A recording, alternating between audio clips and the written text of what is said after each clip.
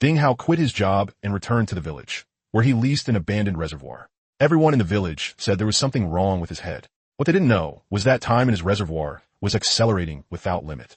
One day equaled 100 years. When the first angler came, his number 8 PE line was instantly sliced clean through by an invisible fish, and his rod exploded into 3 pieces. Then came the second. The rod tip bent straight into the water, and the man was dragged forward 2 meters. Then the third, the fourth, the fifth. 1 month later, 1,200 fishing rods had been reduced to fragments in Ding Hao's reservoir. The broken rods were stuck into the shore, forming a 50-meter-long rainbow wall, yet the anglers still lined up and charged in. There's something addictive about this reservoir. Once you come, you're hooked. I caught a 300-pound black carp there. When I took a photo, the fish was longer than me. Tigo, once you go, you won't come back. Not in spirit. The fishing circle exploded. The fish in that reservoir were no longer fish. Ding Hao looked at the numbers on the system panel and fell into deep thought. Time acceleration, 100,000 times. Largest catch, unknown. Mutated species, detecting. That dawn, more than a dozen headlamps shone on the water at the same time. When that shadow beneath the water glided past, everyone forgot how to breathe. That wasn't a fish. That was something raised by 100,000 times accelerated time. Something that should not exist. The story begins. Bro, getting bites? Ding Hao heard a voice from behind him. When he turned around, he saw an angler standing behind him, fully geared up. His eyes kept glancing into Ding Hao's keep net too. The moment Ding Hao saw him, he perked right up. Yeah, getting bites, getting bites. There are tons of fish here.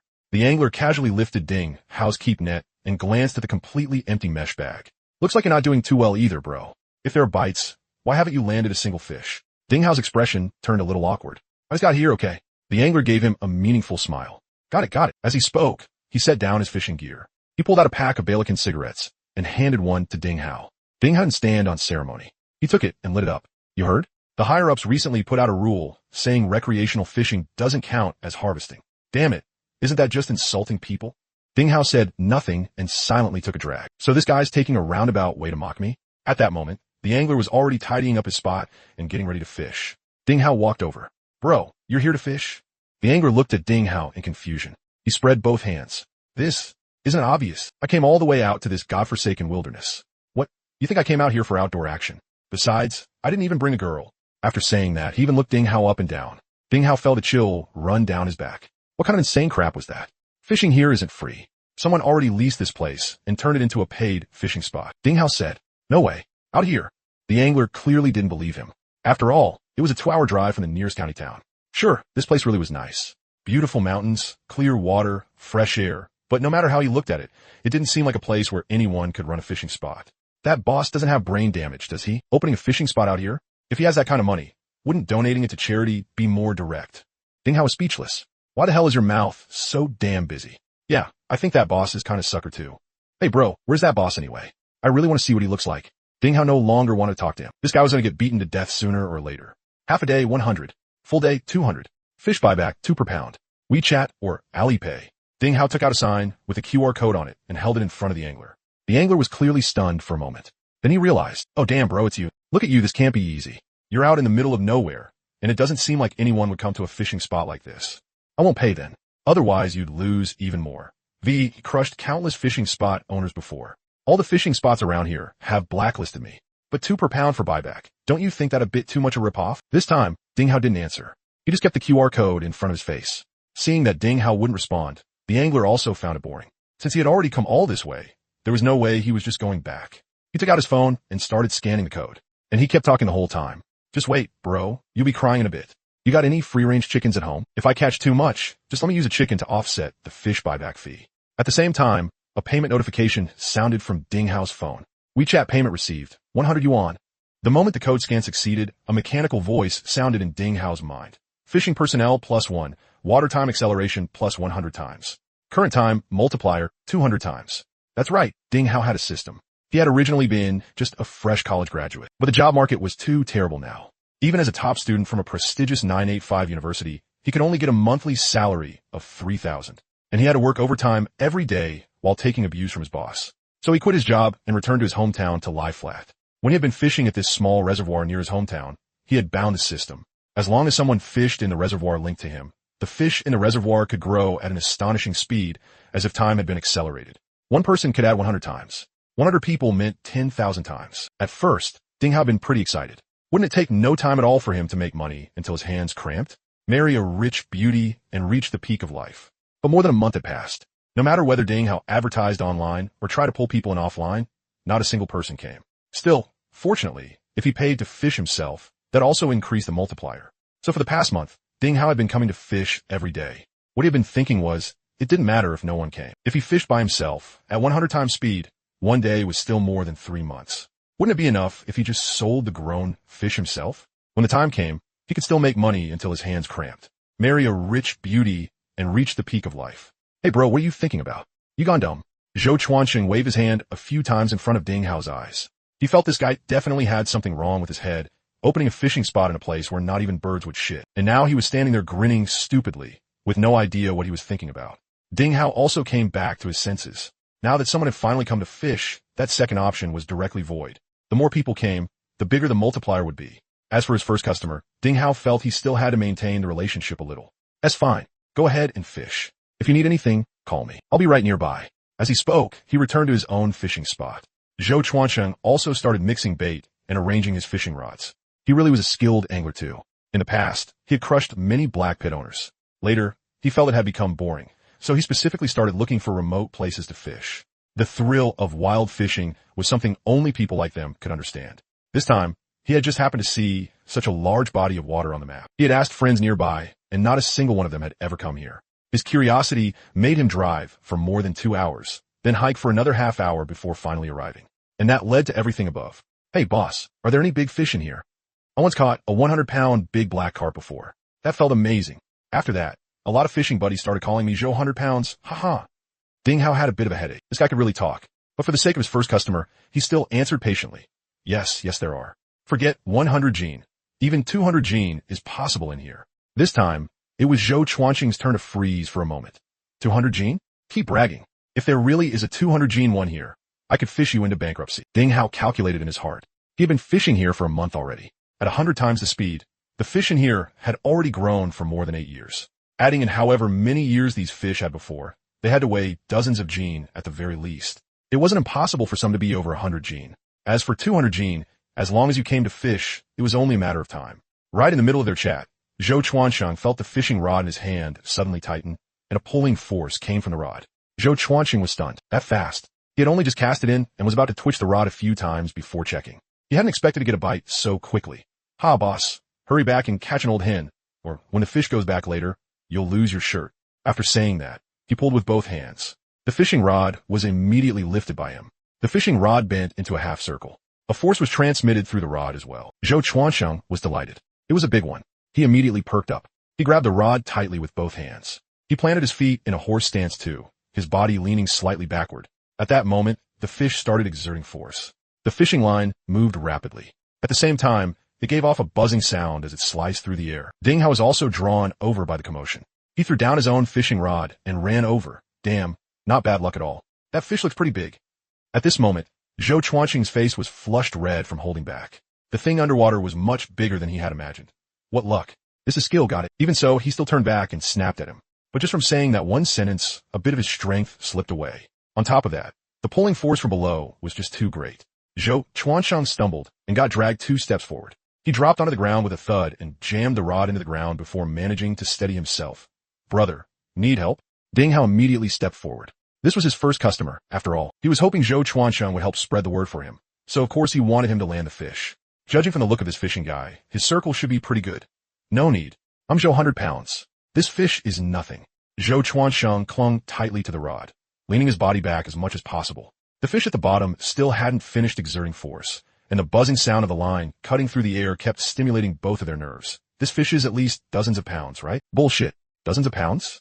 Based on my experience, this fish is at least over 100 pounds. Ding Hao didn't respond. He looked at Zhou Chuanqing's fishing rod. He recognized that rod, a handing threaded steel. The Wuling Hongwang of the fishing rod world. But this rod could really tangle with a giant fish over 100 pounds for this long? Ding Hao started doubting Zhou Chuanqing's nickname, Zhou 100 pounds. This guy wasn't just bragging, was he? But the next second, a splash exploded on the surface. The tail of a black carp flipped up, made a turn above the surface, then plunged fiercely back into the water. Zhou Chuansheng reacted to the force and yanked hard as well, only to hear a series of cracking sounds. Then came a loud ripping noise. The rod exploded apart and snapped cleanly at the second section. The front half of the rod was quickly dragged into the reservoir and disappeared in the blink of an eye. Meanwhile, Zhou Chuanqing toppled backward directly. The back of his head hit a rock, making him bare his teeth in pain. He didn't care about the pain and jumped right up. Damn it, my fish. A 100-pound fish. He looked like his parents had died. He was just sure of crying. Damn, boss, your place really does have big catches? Ding Hao went over, patted him on the shoulder, and smiled. Of course. But brother, looks like my old hen can keep laying eggs after all. Hey boss, don't rush. Zhou Chuanqing said. Ding Hao thought he was about to do something. Instead, he pulled out his phone and took several pictures in a row of his exploded fishing rod. Then he opened WeChat and posted a moments. Image, rod exploded. A 200-pound giant black carp wrecked my threaded steel. Tomorrow I'm bringing an 8-meter giant fish rod plus number 10 PE line for round 2. If I don't fish until the boss cries, then I, Zhou 100 pounds, will take the fish's surname. Ding Hao's face darkened when he saw that. This guy really was a talent. Ding Hao returned to his own fishing spot. Meanwhile, Zhou Chuanqing took out his backup rod and started getting ready again. But with this backup rod, there was even less hope of catching a big fish. Zhou Chuanqing sat there for a while, then took out his phone and checked it. There were already several comments. Mad gibberish. Zhou Air Force. Where'd you go get skunked today again? So-called. 200 pounds? Last time you said you caught a 100-pound fish, and it wasn't even half that, damn it. AAA Building Materials Boss Wong. Brother, this place looks really familiar. Feels like the place where my ex-girlfriend and I had our last date. She said, choose fishing or choose me. And I chose fishing. Can you tell me the location? I want to go back and see that brave version of myself from back then. Little lie. Wong Bing, wasn't your ex-girlfriend me? You lied to me again. AAA Building Materials Boss Wong. Wife, take the fish's surname? Then go sleep with the fish yourself. I won't stop you. Zhou Chuanqing found these comments pretty amusing. Just then, his phone suddenly rang. He frowned. After sighing, he still picked up the call. A woman's furious roar came through. Surname Fish, didn't you say your friend had acute appendicitis? Didn't you say he only had one friend, and that was you? Didn't you say you were going to take care of him? Where are you right now? At the hospital. You're still lying. I can hear the wind loud and clear on your end. Get your ass back here now, or don't come back at all. Zhou Chuanqing sighed again and started packing up his things. Brother, not fishing anymore? Seeing him packing, Ding Hao asked in confusion. Zhou Chuanqing turned his head and said, I got something urgent today. I'll be back tomorrow. After saying that, he left without even looking back. From the time he got here to when he left, the total time was less than 20 minutes. Ding Hao shook his head. He looked at the system panel. Although Zhou Chuanqing had left, the accelerated time was still continuing. Name, Ding Hao. Gender, male. Age, 24. Bound location, Dingjiuan Reservoir. Current number of anglers, 2. Current reservoir, time, multiplier, 200 times. Fish species in the reservoir. Crucian carp, bream, white striped fish, cantai fish, black carp, grass carp, bighead carp. Mutated species, none. The system panel was very simple and easy to understand. But that final line, mutated species, had made Ding Hao a little scared more than once. If the flow of time got too fast, then biological evolution would be perfectly reasonable too. He just didn't know what fish would turn into after mutating. Fish spirits? No, that wasn't right. After the founding of the nation, living things weren't allowed to become spirits. Not thinking too much about it, Ding Hao also started packing up his things. Today was another skunk day. It took half an hour to walk from here back to Ding Hao's village. Cars only went as far as the village. From there, you had to walk up. Actually, there was a road leading up here. It had been built after the rural revitalization policy was implemented. But whenever it rained heavily in the mountains, the road surface got washed into an uneven mess. Then, after a heavy rain last year, a landslide directly blocked the road. By the time he was nearing the village entrance, he could already gradually see villagers working in the fields. Well now, how's he? Back from fishing again? The one speaking was a middle-aged woman, and there were several other people working together in the field. Yeah, secondhand, heading back to eat. Ding Hao wasn't very good at socializing. After greeting her, he headed straight home. But before he got very far, he vaguely heard discussion from behind him. You tell me, how does a famous university student like Hauzi end up so unmotivated? So what if he's a university student? I heard after graduation, they only make $3,000 a month. The kids from the village who go work in factories make at least $6,000 or $7,000. And when it's busy, even over $10,000. He's just burning through the bit of money his family has. That's all. Ding Hao had already walked too far away to hear the rest clearly. He didn't want to keep listening anyway. In the months since he came back, he had heard quite a lot of gossip. All of it was about how he was wasting his life, living off his parents, unable to endure hardship, hopeless, and so on. But he didn't take it to heart. If they want to talk, then let them talk. That was just how it was in the countryside. The older generation didn't have many forms of entertainment, so they loved gossip. Their village was built halfway up the mountain, with houses scattered across the slopes. And his home was at the very top, though fortunately, in the countryside these days, roads had basically reached people's doorsteps. Getting around was very convenient too. He really had to admit, when the country was strong, life was better. Very soon, Ding Hao arrived home. The house felt cold and empty. He went straight to boil water and get ready to cook noodles. Living alone at home, life was just that casual. When there were more people, they would make a few dishes and a soup or two. When it was just one person, as long as there was something to eat, that was enough.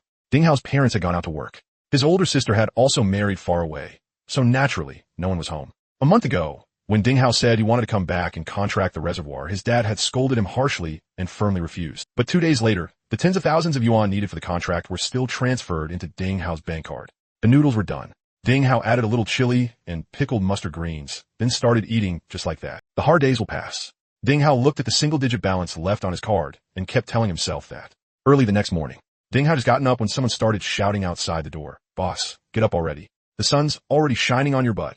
That voice sounded a little familiar to Ding Hao. He opened the door and saw that it was none other than Zhou Chuansheng, the guy who had been fishing yesterday. And with him was a young man who looked to be in his 20s. A young man in his 40s. Ding Hao immediately perked up. These were all multipliers. But before he could say anything, Zhou Chuansheng spoke up right away. "Boss, hurry up, let's go fishing." The young man beside him also said, "I heard there's a monster in your reservoir that weighs over 200 gene. We came to see if it's real." Ding Hao broke out in a sweat. That fish yesterday would have been at most 100 gene. Where did 200 come from? He glanced at Zhou Chuansheng, but he didn't expose him. "Have you guys eaten breakfast yet? Want me to cook you each a bowl of noodles?" After eating that bowl of noodles yesterday, Ding Hao had gotten hungry again in the middle of the night. Maybe it was because there wasn't much oil in it, so he got hungry especially fast. His stomach was already protesting now. "Breakfast's easy. I bought some buns and soy milk. We could just make do with that first." "Yeah, boss, let's go already," the other two said. From the looks of it, they were all eager to go fishing. Meanwhile, Zhou Chuansheng was looking around the house for something. After circling around once, he looked at Ding Hao. "Boss, you don't have any old hens here?" Ding Hao was speechless. Why was this guy always thinking about other people's old hens? "Don't worry. As long as you can beat me, there'll definitely be one." "Now that's more like it. Let's go. What are we still dawdling for?" Just like that, Ding Hao was directly dragged along toward the reservoir. As they passed by below, his second aunt happened to be pouring out water with a pot in hand. She looked at the group walking by and said with a smile, "Oh, so you found Housie. I thought Housie had guests at home. What are you all heading off to do?" Ding Hao also smiled and said, "Second aunt, they're going up to the reservoir to fish." Second aunt held the pot and said, "Fishing? Like you coming back empty every day?" Ding Hao and Zhou Chuansheng and the others all went speechless. Just listen to what she was saying. "Auntie, they're all fishing experts. They're not like me." Ding Hao naturally had to save a little face for his customers. "Oh, is that so? But I saw that young fellow yesterday go back empty-handed too." As she said that, second aunt pointed to Zhou Chuansheng. With a dark face, Zhou Chuansheng left directly. The other two snickered and left as well. When they reached the row below, they saw a Land Rover parked there. Ding Hao's eyes lit up. "Damn, rich people." That young man took out 4 buns and a cup of soy milk from the car and handed them to Ding Hao. Ding Hao had been thinking about politely refusing a little, but that young man had no martial ethics at all and directly stuffed them into his hands, not giving him any chance. Ding Hao really was hungry too, so he just started eating. The 4 of them walked toward the reservoir through the morning fog. As they walked and chatted, Ding Hao also learned about them. The one in his 20s was named Wang Buiyuan. The one in his 40s was Wang Bing, apparently a building materials boss. Wang Buiyuan was his nephew and worked under him. Though calling it work, judging from the situation, it was more like experiencing life. "Boss, isn't there a road going up to the reservoir? Can we drive up there?" Wang Bing said. Ding Hao didn't speak, but Zhou Chuansheng beside him gave the answer. "I drove up to take a look yesterday. One section collapsed, and the road isn't very easy to drive on either." Wang Bing panted a few times. "This is way too far. Are we still not there yet? Boss, why don't you fix that road?" Ding Hao actually had been thinking about that too. If there were more people in the future, then it really would be more suitable to repair the road all the way up. It was just that he had no money right now, so he could only brush it off with a couple of vague replies. "It'll be fixed. It'll be fixed." Very soon, the group arrived at the reservoir. Actually, calling this place a reservoir was less accurate than calling it a naturally formed lake. Behind the reservoir was an extremely tall mountain range. All the water here flowed down from up there. "Brother Wang, this won't do. You need more exercise." Zhou Chuansheng looked at Wang Bing, who was bent over and panting beside him, and said, "I am exercising. I exercise every night." Wang Bing said, "No wonder you're this weak. Don't get dragged into the water by a fish later." Zhou Chuansheng teased, "You just love bragging all day. There may not even be any big fish in here." "Boss, are there actually big fish in here or not?" Wang Bing said as he looked at Ding Hao. Ding Hao smiled and said, "There definitely are. Rest assured, bosses." Then the 3 of them paid the fishing fee. When 600 yuan was credited, the system notification sounded in Ding Hao's mind again. Current time multiplier, 400 times. Ding Hao felt a little excited. 400 times meant 1 day was equal to more than 1 year and 3 months. Once the reservoir became popular in the future and more people came, Wouldn't that mean taking off? And under the water, those fish seemed to be growing rapidly. The big fish might not show it clearly, but those small fish seemed as if their bodies were renewing every moment. I was right here yesterday. As soon as I started fishing, that fish bit the hook. If it hadn't launched a sneak attack out of nowhere, how could my rod possibly have snapped? Look, the hole where I stuck my rod yesterday is still right here. Zhou Chuancheng started rambling on again. Wang Bing smiled and said, all right, old Zhou, today I'll avenge you. Tisich, who wants you to avenge me? Zhou Chuancheng immediately shot back. After saying that, he directly sat down in the same spot he had been in yesterday. Wang Bing and the other man also found spots and started getting ready. Because of what happened yesterday, Zhou Chuancheng really had come prepared today. An 8-meter giant fish rod plus number 10 PE line. He truly meant what he said. Wang Bing and the others had pretty much the same setup. Although they didn't really believe Zhou Chuancheng's words. What if it was true? If it really was true, and it was because of their own negligence, wouldn't they regret it for the rest of their lives? Zhou Chuancheng started quickly pumping his rod. However, he only heard several splashing sound from nearby. He turned and saw Wang Bing and Wang Buyuan throwing lump after lump of bait into the water. The corner of Zhou Chuancheng's mouth twitched slightly. Brother Wang, are you chumming the water or feeding the fish? If you do it like this, how are you supposed to fish? Wang Bing looked over blankly. If you don't chum when fishing, you won't catch much. Brother, don't tell me you don't understand something this basic. Yeah, Uncle Zhou, that's what the online masters teach. Wang Bowen also chimed in. Zhou Chuancheng looked at the two of them, a little speechless. Ground bait is to lure fish in, not to feed them. If you throw in that much, the fish will get full just eating the bait. You should throw in a little at a time and replenish often. Keep it steady and gradual. But Wang Bing's next sentence nearly shattered his composure. No wonder you keep getting skunked. You can't even bear to use this little bit of chum. Zhou Chuancheng really wanted to leave this fishing spot and get farther away from them. But he had hooked a big fish here yesterday, so he really couldn't bear to leave. After thinking it over, he decided to forget it. He kept pumping his own bait nest. What he didn't expect, though, was this. Just a few minutes later, Wang Bing suddenly cried out, "Oh, it's on, hee." Zhou Chuancheng turned to look and saw the float get pulled straight underwater. Wang Bing lifted his hand. The fishing rod bent downward a little. Zhou Chuancheng shook his head. A small fish. He wasn't interested. Sure enough, 2 minutes later, Wang Bing pulled up a big crucian carp weighing almost 2 pounds. Hey boss, there's really something here. This crucian's almost 2 pounds, right? Wang Bing grinned from ear to ear. Obviously, catching this fish made him extremely happy. Ding Hao immediately said, there's plenty more good stuff here. It'll give you even more surprises. However, Ding Hao started feeling puzzled. He had been fishing here for a whole month. He basically came up empty almost every day. Yesterday, Zhou Chuancheng had just arrived and immediately hooked a big fish, even though the rod had snapped. And today, this Wang Bing had also gone to fish so quickly. Could his skills really be that bad? Or was it that, as the owner of this reservoir, he just couldn't catch fish here at all? Just then, Wang Bowen also shouted, I'm on the board. I'm on the board. Wow, this feels amazing. It's been a long time since I've felt this good. For the next stretch of time, the two of them seemed like they were possessed by master anglers. Before long, they would hook another fish. In just a little over 2 hours, they had already caught more than 10 fish. That made Wang Bing so happy he was blooming with joy. Meanwhile, Zhou Chuancheng sank into deep self-doubt. Had I been wrong all along? Is this really how you're supposed to bait a fishing spot? Just as he was questioning his whole life, his phone suddenly rang. He pulled it out, took a look, and frowned again. It rang several times, but he still answered it. The moment the call connected, a familiar voice came from the other end. Zhou, where are you? Zhou Chuancheng turned away and covered the phone with his hand at the same time, lowering his voice as he said, Wife, I'm at work. What's up? At work? You left so early this morning for work. Well, the company's busy. A client was coming to look at the design plan today, and I remembered there were a few mistakes, so I came early. I'm at your company right now. The front desk says you never came in at all today. From the tone of his wife's voice, it was obvious she was already getting cold. Zhou Chuancheng's head buzzed. This woman had actually gone to his company. He quickly looked around. In a flash of inspiration, he immediately said, That's right. I finished the plan this morning, then went to meet the client. Brother Wang, the one who works in building materials. You've met him before. After saying that, Zhou Chuancheng immediately ran over to Wang Bing.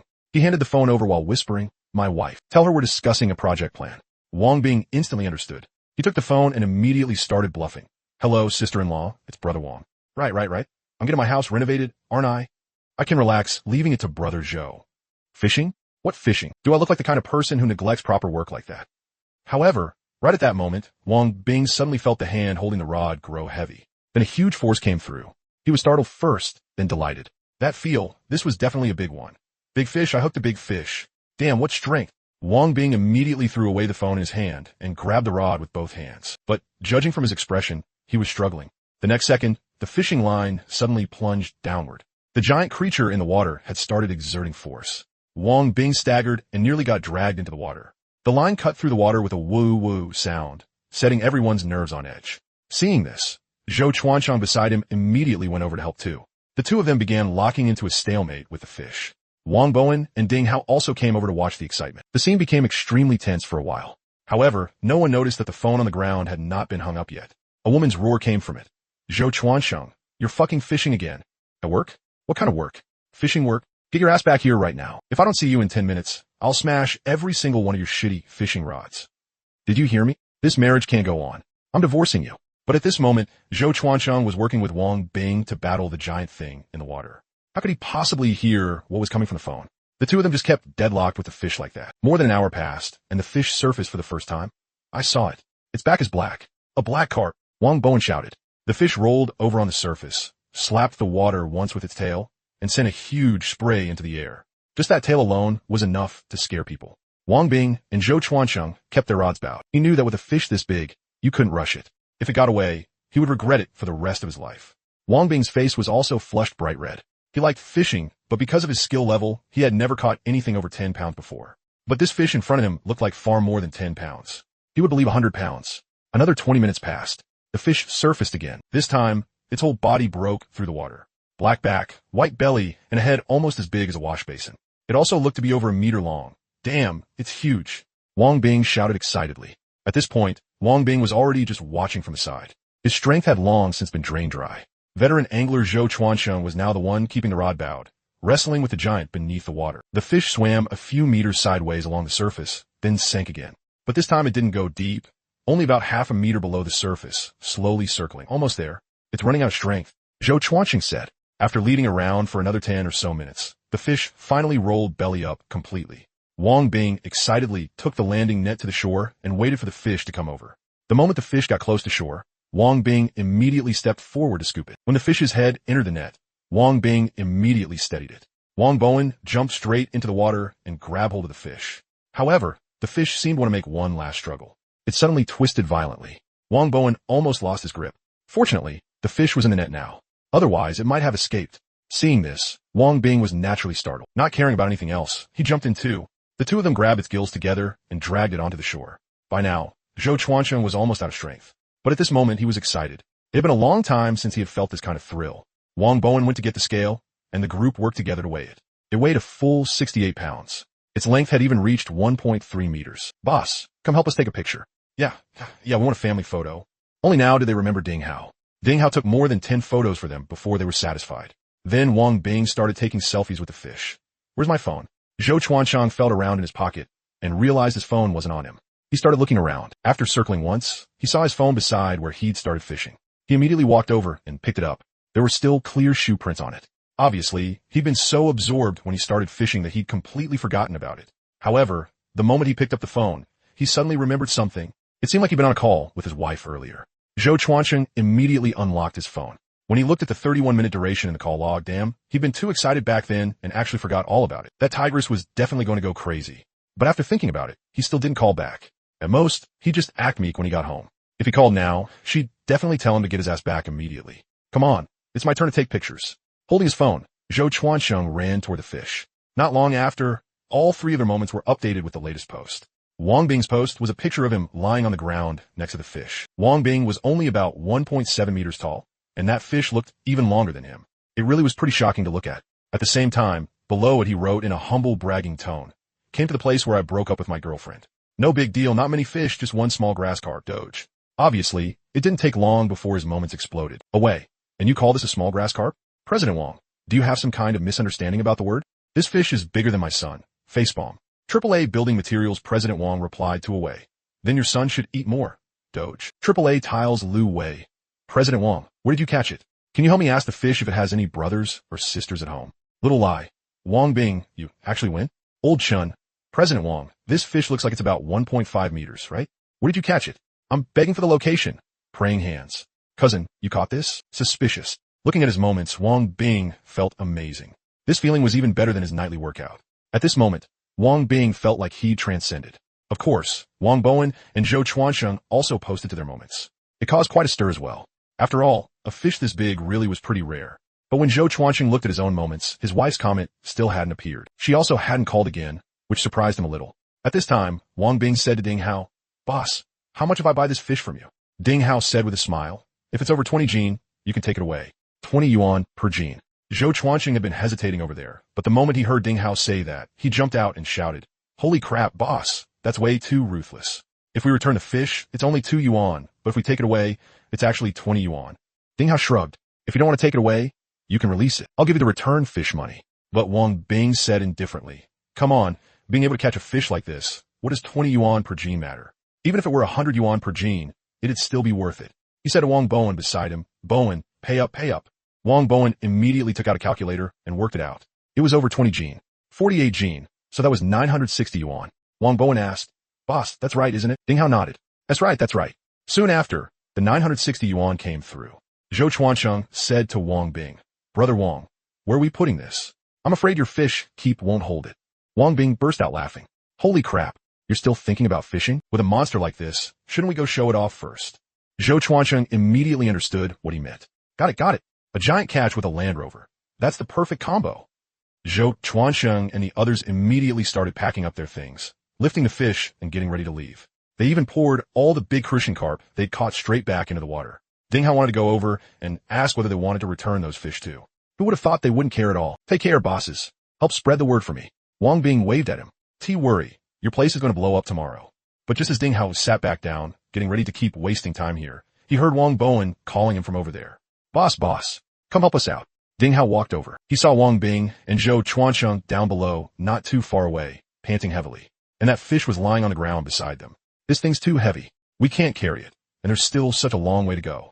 Help us carry it down. I'll give you 200 yuan. Ding Hao was a little annoyed too. He was a top student from a 985 university. He usually stayed cooped up at home. So how could he have that kind of strength? But this was the countryside. There were plenty of strong people around. So he took out his phone. Wait a moment. Then he dialed his second uncle's number. His second aunt answered the phone. Hello, Howsy, what is it? Second aunt. Where's second uncle? Your second uncle went to the market today. He forgot to take his phone. Ding Hao let out a no. Then it's nothing. Then he hung up. After thinking for a moment, he dialed another number. Xianggong, are you home? A middle-aged man's voice came through the phone. Ding Hao said with a smile, he got a fish here at the reservoir that needs to be carried down. The boss is offering 200 yuan. See if you can find someone to help carry it down together. The middle-aged man instantly perked up when he heard that. Why find someone else? I've got plenty of strength. Where are you? I'll come right away. Ding Hao told him the location, then hung up. The person Ding Hao called Xianggong was actually about the same age as his second uncle. But since they were from the same village, differences in seniority were hard to avoid. His name was Ding Jixiang. Less than 20 minutes later, a middle-aged man came walking up from below. His skin was dark, and his hands were covered in calluses. One look, and you could tell he was someone who worked the fields often. Xianggong, over here. When Ding Jixiang got closer and saw the big fish on the ground, he was shocked too. Oh wow. Howsy, the reservoir actually has a fish this big? How'd you get up here? Ding Hao immediately bragged a little. These bosses here caught it. Impressive, right? Ding Jixiang clicked his tongue twice. Impressive. This fish has to be 50 or 60 gene, right? Wang Bing was feeling pretty pleased on the side, but the moment he heard 50 or 60 gene, he immediately objected. More than that. This fish is 68 gene. Ding Jixiang looked at the fish on the ground and was even more amazed. My fellow villager, you can carry this down by yourself? After resting for a while, Wang Bing was no longer panting as much. Ding Jixiang laughed out loud. We don't have much else, just strength. Forget 68 gene. Even 168 gene would be no problem. After saying that, he took out a nylon sack and stuffed the fish into it. Then he slung it onto himself and started walking down. His steps were incredibly steady. Walking this mountain path was as easy for him as walking on flat ground. Ding Hao and the others followed behind, but they actually couldn't keep up with his pace. When they got to the village, this fish naturally drew a crowd. When they heard it had been caught in the reservoir, they all clicked their tongues in amazement. Wow, that reservoir actually has fish this big. Well, who knows how many years that reservoir hasn't dried up? Xiao Hao, you really got a huge bargain leasing that reservoir. Yeah, if they're all this big, you could sell them for quite a lot, right? By this time, under the direction of Wang Bing and the other two, Ding Jixiang had already hung the fish off the back of the Land Rover. The fish hung straight down from the top of the Land Rover. It was practically touching the ground. How about it, bosses? Is this okay? Ding Jixiang jumped down from the vehicle. Wang Bing nodded in satisfaction. He said to Wang Bowen beside him, pay him. We're getting ready to head out. Wang Bowen pulled out 2 100 yuan bills and handed them to Ding Jixiang. Ding Jixiang was grinning from ear to ear. After all he had done was carry a bit of stuff down. It hadn't even taken half an hour, and he had actually made 200 yuan. Wang Bing and the others got into the vehicle. Just as they were about to leave, Wang Bing suddenly stuck his head out and said to Ding Hao, Boss, you should fix that road up there.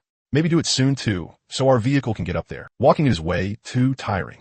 Ding Hao immediately promised, I'll definitely get it fixed as soon as possible. After they left, the villagers all started discussing it. Wow, they're really rich. Brother Jixiang just carried that fish down, and they gave him 200 yuan. Doesn't that mean Haozi is going to make it big after contracting the reservoir? Didn't you hear that boss tell Haozi to get the road opened up?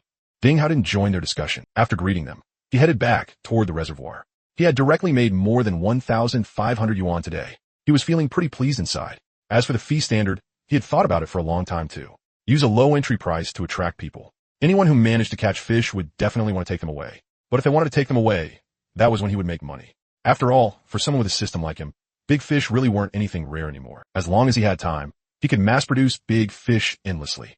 Especially once more people came to fish in the future.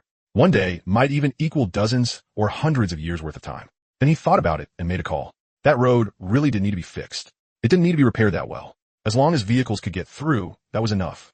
With an excavator, it could be done in half a day. Meanwhile, on National Highway 319, a vehicle drove out from a small road. There wasn't that much traffic on the highway right now, but it immediately drew everyone's attention.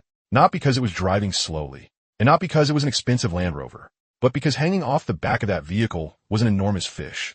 The fish's tail was practically about to drag on the ground. Passing drivers kept glancing over, and some people in other cars even took out their phones to take pictures. Even the dogs by the roadside gave that fish a few extra looks. The three of them were having a blast on the highway, with deafening DJ dance music blasting inside the car. Suddenly, a Wuling Hongguang van behind them started honking like crazy and flashing its high beams nonstop. Wang Bing glanced in the rearview mirror and saw that there was even a person in the van's front passenger seat leaning half his body out the window, waving frantically for them to pull over. Wang Bing slammed on the brakes, and the vehicle stopped by the roadside. The three inside exchanged looks, and the atmosphere instantly turned a little off. This is bad. Brother Wang, with us hanging such a huge fish outside the car, does this count as a traffic violation? This can't be plainclothes traffic police, right? Even Wang Bing wasn't sure. That can't be it, right? It's not blocking the license plate. Zhou Chuanxiang was already calculating in his heart how many points they'd lose and how much the fine would be. With a screech, the van stopped behind the Land Rover, and the door slid open. Two middle-aged men jumped out. The two of them jogged all the way over. Not only did they not pull out any tickets, their eyes were actually shining as they stared at the big black carp hanging off the back of the Land Rover. Brother! The young man in front looked full of excitement. Where did you catch this fish? We've been following you from behind for almost 3 kilometers. So they weren't checking the car at all. They were freaking anglers. The tension in Zhou Chuanxing's body instantly vanished, and his back immediately straightened. He pushed open the car door and got out, then casually leaned against the rear of the Land Rover, one hand resting lazily on the tail of that big black carp. Oh, this? Caught it. Zhou Chuanxing's tone was calm, as if he were talking about some trivial little thing. It's not even that big. Just a little over 60 gene. That posture, that expression, he looked exactly like a big boss who had just closed a project worth several hundred million. The two men in windbreakers sucked in a sharp breath and hurriedly pulled out Huazi cigarettes from their pockets, respectfully offering him one. Bro, have a smoke. And this isn't big. I've never seen such a huge wild black carp in my life. Bro, where'd it come from? Please send us the location. At that moment, Wang Bing lowered the car window too and stuck his head out to add another blow. My buddy here's got high standards.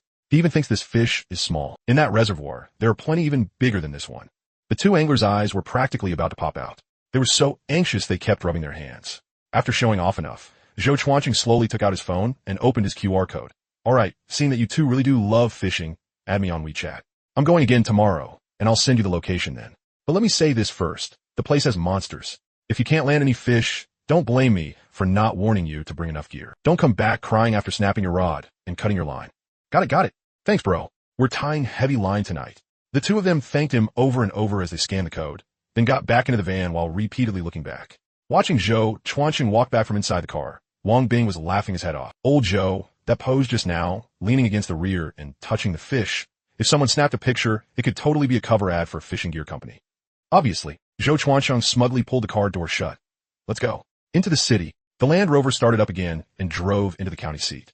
Next, this Land Rover with a giant 1.3-meter black carp hanging off, it began its full city parade. At a traffic light intersection, the driver in a Honda sedan beside them was waiting for the red light and casually turned his head. He was so startled that he quickly rolled down the window, stretched his neck way out, and stared at that fish in disbelief. On the sidewalk, a little kid suddenly shouted, Look, that fish is even longer than me. A lot of passersby pointed and whispered. Some even took out their phones and started taking pictures and recording videos. The more these three drove around, the more addicted they became. Their vanity had never been so thoroughly satisfied. They drove from the east side of the city to the west side, then looped back from the new district to the old city, plowing through several main roads in the county seat over and over again several times. Partway through, Wang Bing rubbed his stomach.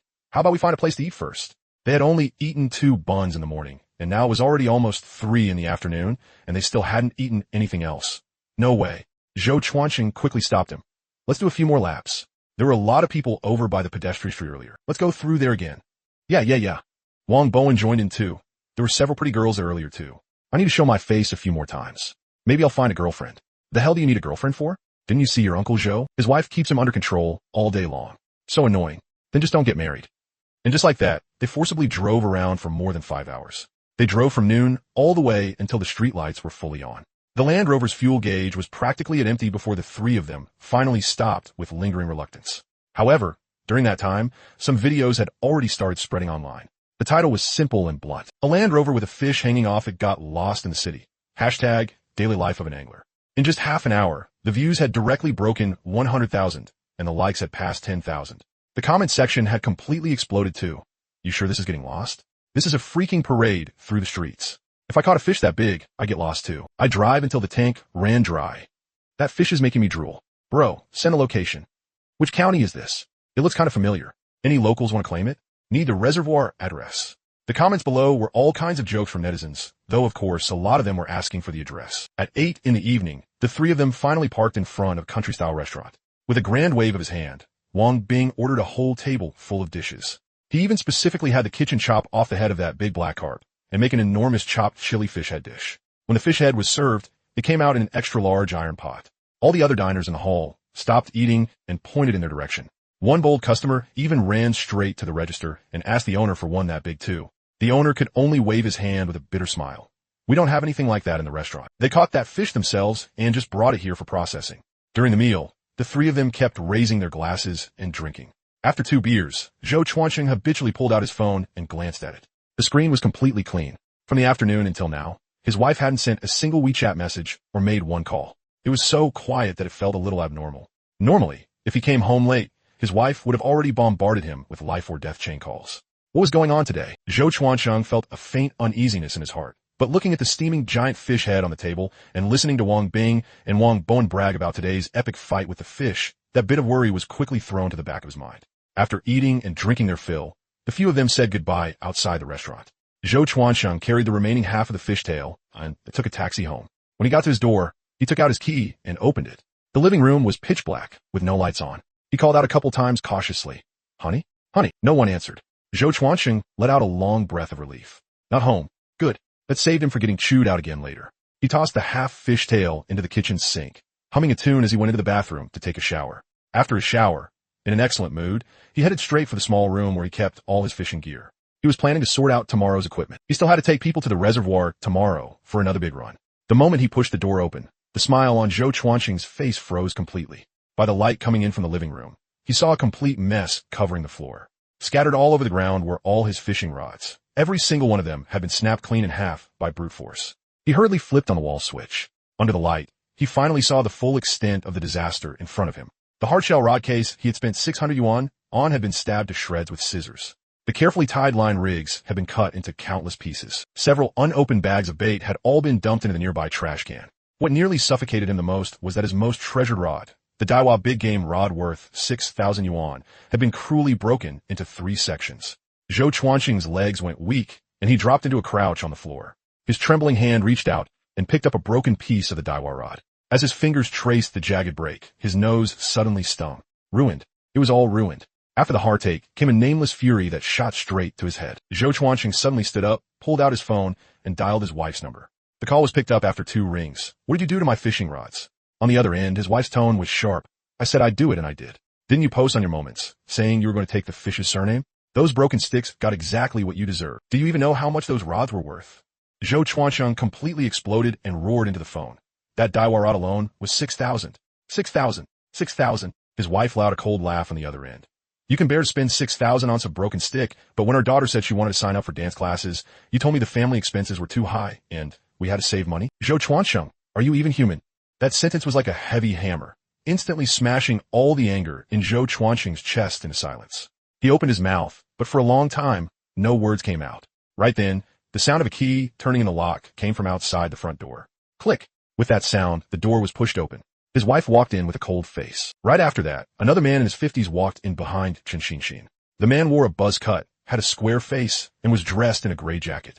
His brows were slightly furrowed, and he carried an imposing presence without even looking angry. The moment Zhou Chuanqing saw who it was, his heart skipped. It was his father-in-law, Chen Guoqiang. Chen Xinshin hung up the phone that was still on the call, tossed her bag onto the sofa, and stared at Zhou Chuanqing. My dad heard about how you've been skipping work every day to go fishing, so he came over personally. When Chen Guoqiang came in, he didn't immediately look at Zhou Chuanqing. His gaze swept casually toward the kitchen and just happened to land on the huge black carp tail in the sink. His father-in-law's eyes stayed on that half fish tail for a full 2 seconds. Then he quickly pulled back his gaze and put on the face of a stern elder again. No one noticed that subtle change in Chen Guoqiang's expression. The air in the living room felt a little stifling. Zhou Chuanqing was boiling with anger, but he had always been a little afraid of this father-in-law who used to be a construction foreman. Now that the man had personally come to his door, no matter how upset Zhou Chuanqing was, he didn't dare blow up on the spot. Chen Xinshin crossed her arms over her chest and began settling accounts one by one. Zhou Chuanqing, let's make everything clear today. Every day, you tell me you're going to the company for work, but in reality, you run off to the reservoir to fish. If you lied to me once or twice, maybe I could let it go. But you lie to me every single time. Last week, you said you had to stay at the company at night to work overtime revising blueprints, but someone saw you night fishing at a pay pond. The week before that, you said you were having dinner with a client, but you were actually out by some countryside river. And last month, you said you were on a 3-day business trip out of town. You were actually out there fishing for 3 straight days, weren't you? Zhou Chuanqing kept his head down as she spoke, only staring at the broken rod in his hands. He wanted to argue, but every single thing his wife said was true. What place exactly does this family hold in your heart? The more his wife spoke, the more worked up she got, and her eyes had already reddened. Just as she was about to keep going, Chen Guoqiang, who hadn't said a word until now, suddenly raised a hand. That's enough. Don't rush. One thing at a time. Chen Guoqiang cut off his daughter. He turned his head and looked at the dejected Zhou Chuanqing sitting on the sofa. Chuanqing, start from the beginning and tell me everything about today's fishing trip, carefully, from start to finish. Zhou Chuanqing froze for a moment, but he still started explaining everything honestly. Dad, it's like this. Yesterday, I found a reservoir. As he talked, he gradually got more and more into it. When that fish rolled up the first time, its whole back was black. Black carp. The moment I saw its size, man, it was definitely over 50 gene. I'm telling you, with my experience, that's enough. His wife directly cut him off. I'm asking you why you skipped work to go fishing today, and you're telling me how big the fish was? Zhou Chuanqing shut his mouth. His wife stood in the middle of the living room and started laying into him again. Zhou Chuanqing, I'll ask you one last time. Are you choosing to fish or this family? If you still want to go fishing, fine. Tomorrow we're going to the Civil Affairs Bureau. The living room fell silent. After a long time, he finally spoke in a very low voice. But you still shouldn't have smashed my rods. His wife didn't reply. The air froze there. Just then, Chen Guoqiang, who hadn't spoken much, stood up. That's enough. Stop arguing, both of you. Chen Guoqiang looked at his daughter. I understand the situation now. You go back to your room first. I'll talk to him alone. Some things are easier to say man to man. His wife glanced at her dad, then at Zhou Chuanqing on the sofa. In the end, she picked up her bag, turned around, and went into the bedroom. The living room became completely quiet. Zhou Chuanqing sat on the sofa, mentally prepared to get scolded. His father-in-law normally didn't interfere much, but the moment he stepped in personally, it meant things had already become serious to a certain degree. However, what happened next completely exceeded his expectations. The instant the bedroom door closed, Chen Guoqiang's whole demeanor changed. He quickly walked to the kitchen doorway, lowered his voice, and said to Zhou Chuanqing, "This black carp? How many gene? Where'd you catch it?" Zhou Chuanqing was completely dumbfounded. He stared at his father-in-law with his mouth open. For a moment, he thought there was something wrong with his ears. What are you spacing out for? I'm talking to you. Chen Guoqiang urged him on, lowering his voice even more, and even glanced back toward the bedroom. This one's at least 60 pounds, right? Wild or farm-raised? See 68 pounds. Zhou Chuanqing's mind was completely muddled. What the hell was going on right now? Pure wild. Thick scales, firm meat. This fish has lived at least 10 years. Zhou Chuanqing followed him over, his voice also very low. Dad, you fish too. Chen Guoqiang raised his head and glanced at him. I mean, you fishing so openly like that. I've been fishing for so many years, and I've never been caught. Zhou Chuanqing nearly lost his footing. What level of hidden big shot was this? All right, I'll handle your wife for you. Tomorrow, take me to the place where you caught the fish. But Zhou Chuanqing said, but she snapped all my rods. I'll buy you new rods. Whatever model you want, make a list and send it to me. New rods? Father-in-law paying? This thing could actually develop like this? Zhou Chuanqing held out his hand. The two of them started rehearsing their lines. 5 minutes later, Zhou Chuanqing's wife walked out. I already had a long talk with him. He realized his mistake. Then she turned to look at Zhou Chuansheng and stressed her tone. "Tu." Zhou Chuansheng immediately nodded, pecking like a chicken eating rice. "Dad is right. I used to be too much of a mess. I'm sorry to this family. Sorry to you. Sorry to our daughter." Zhou Chuansheng acted with complete sincerity. Really, his wife was a little doubtful. He gave in that fast. Absolutely true. Zhou Chuansheng swore up and down. "LL, never forget what Dad said, just now for the rest of my life." He really would never forget it. After all, words like whatever model you want make a list with a kind nobody could forget. Chen Guiqiang added another line. "Tomorrow I'll educate him properly some more. Don't worry, I'll keep an eye on him." She looked at her father's serious face and believed it a little. After all, her own dad probably wouldn't lie to her, right? "You two chat. I'm going to sleep first." She turned and went into the bedroom, pulling the door shut behind her. Only the two men were left in the living room again. Zhou Chuansheng and Chen Guiqiang looked at each other. The two of them let out a sigh of relief at the same time. At 5:30 in the morning, the sky was just starting to brighten. The alarm on the phone by Zhou Chuansheng's bedside rang. He quickly reached out and turned it off. Just as he was about to quietly get up, Chen Xinxin's voice came from beside him. "Why are you getting up so early? Where are you going?" Zhou Chuansheng's heart tightened. Last night, he had been so busy rehearsing lines with his father-in-law that he forgot to make up a reason for going out today. Just as he was racking his brains for an excuse, the phone in his hand suddenly vibrated. 3 words were displayed on the screen. "Father-in-law." Zhou Chuansheng quickly answered the call and even deliberately turned on speakerphone. His father-in-law's stern voice came from the other end. "Chuansheng, are you up yet? Come out with me today. I'll let you properly experience life and learn what responsibility means. Stop thinking about having fun all day." "Okay, Dad. I'll get ready and head out right away." Zhou Chuansheng answered in a serious tone. The call ended. The wife lying beside him instantly did a complete 180 in attitude. She even helped Zhou Chuansheng pack his clothes and stuffed in 2 bottles of mineral water. "Listen to Dad carefully." Zhou Chuansheng carried the bag to the door, then turned back to glance at his wife. Seeing the gratified look all over her face, his emotions were mixed. The feeling of openly deceiving his wife and going out fishing was just too damn good. At 6 in the morning, at the intersection of the national highway and a village road. By the time Zhou Chuansheng drove there, 3 cars were already parked by the roadside. Wang Bing's Land Rover was parked in front. Behind it was the Wuling Hongguang belonging to the 2 fishing guys from yesterday, and in the back was an unfamiliar black sedan.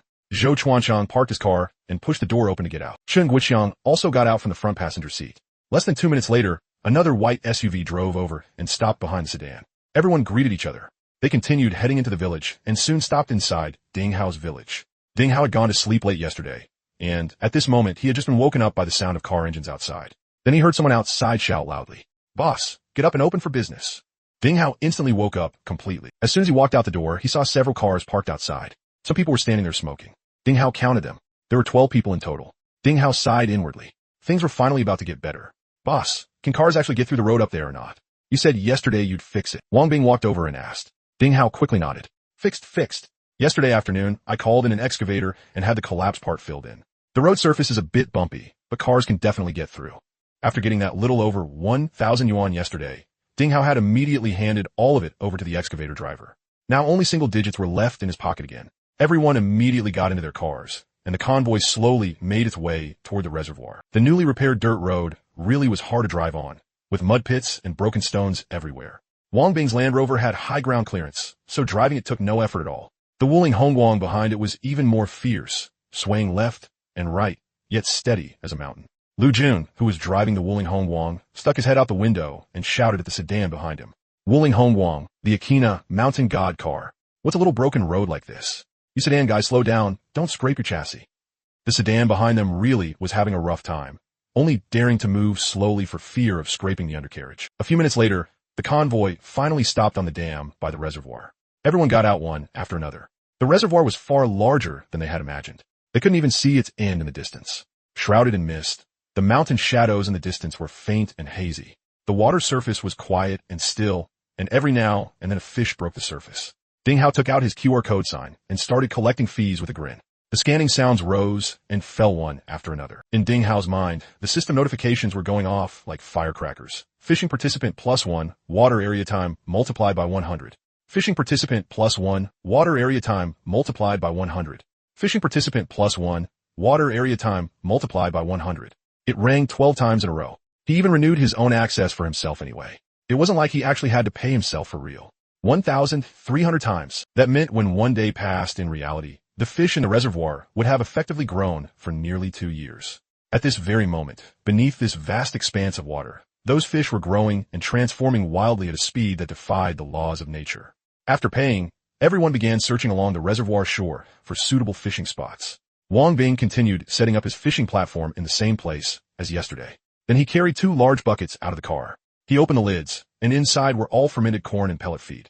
Because of yesterday's success, he believed his method was absolutely correct, so he had come fully prepared today. Wang Bing picked up a big water scoop, filled it full of bait, and swung his arm. Splash! A huge clump of bait smashed into the water, kicking up a splash half a meter high. Splash! Splash! Splash! He threw more than a dozen scoops in a row, and a large patch of white foam floated up on the water surface. Lu Jun, who had blocked the road yesterday, and his companion stood not far away, staring dumbfounded.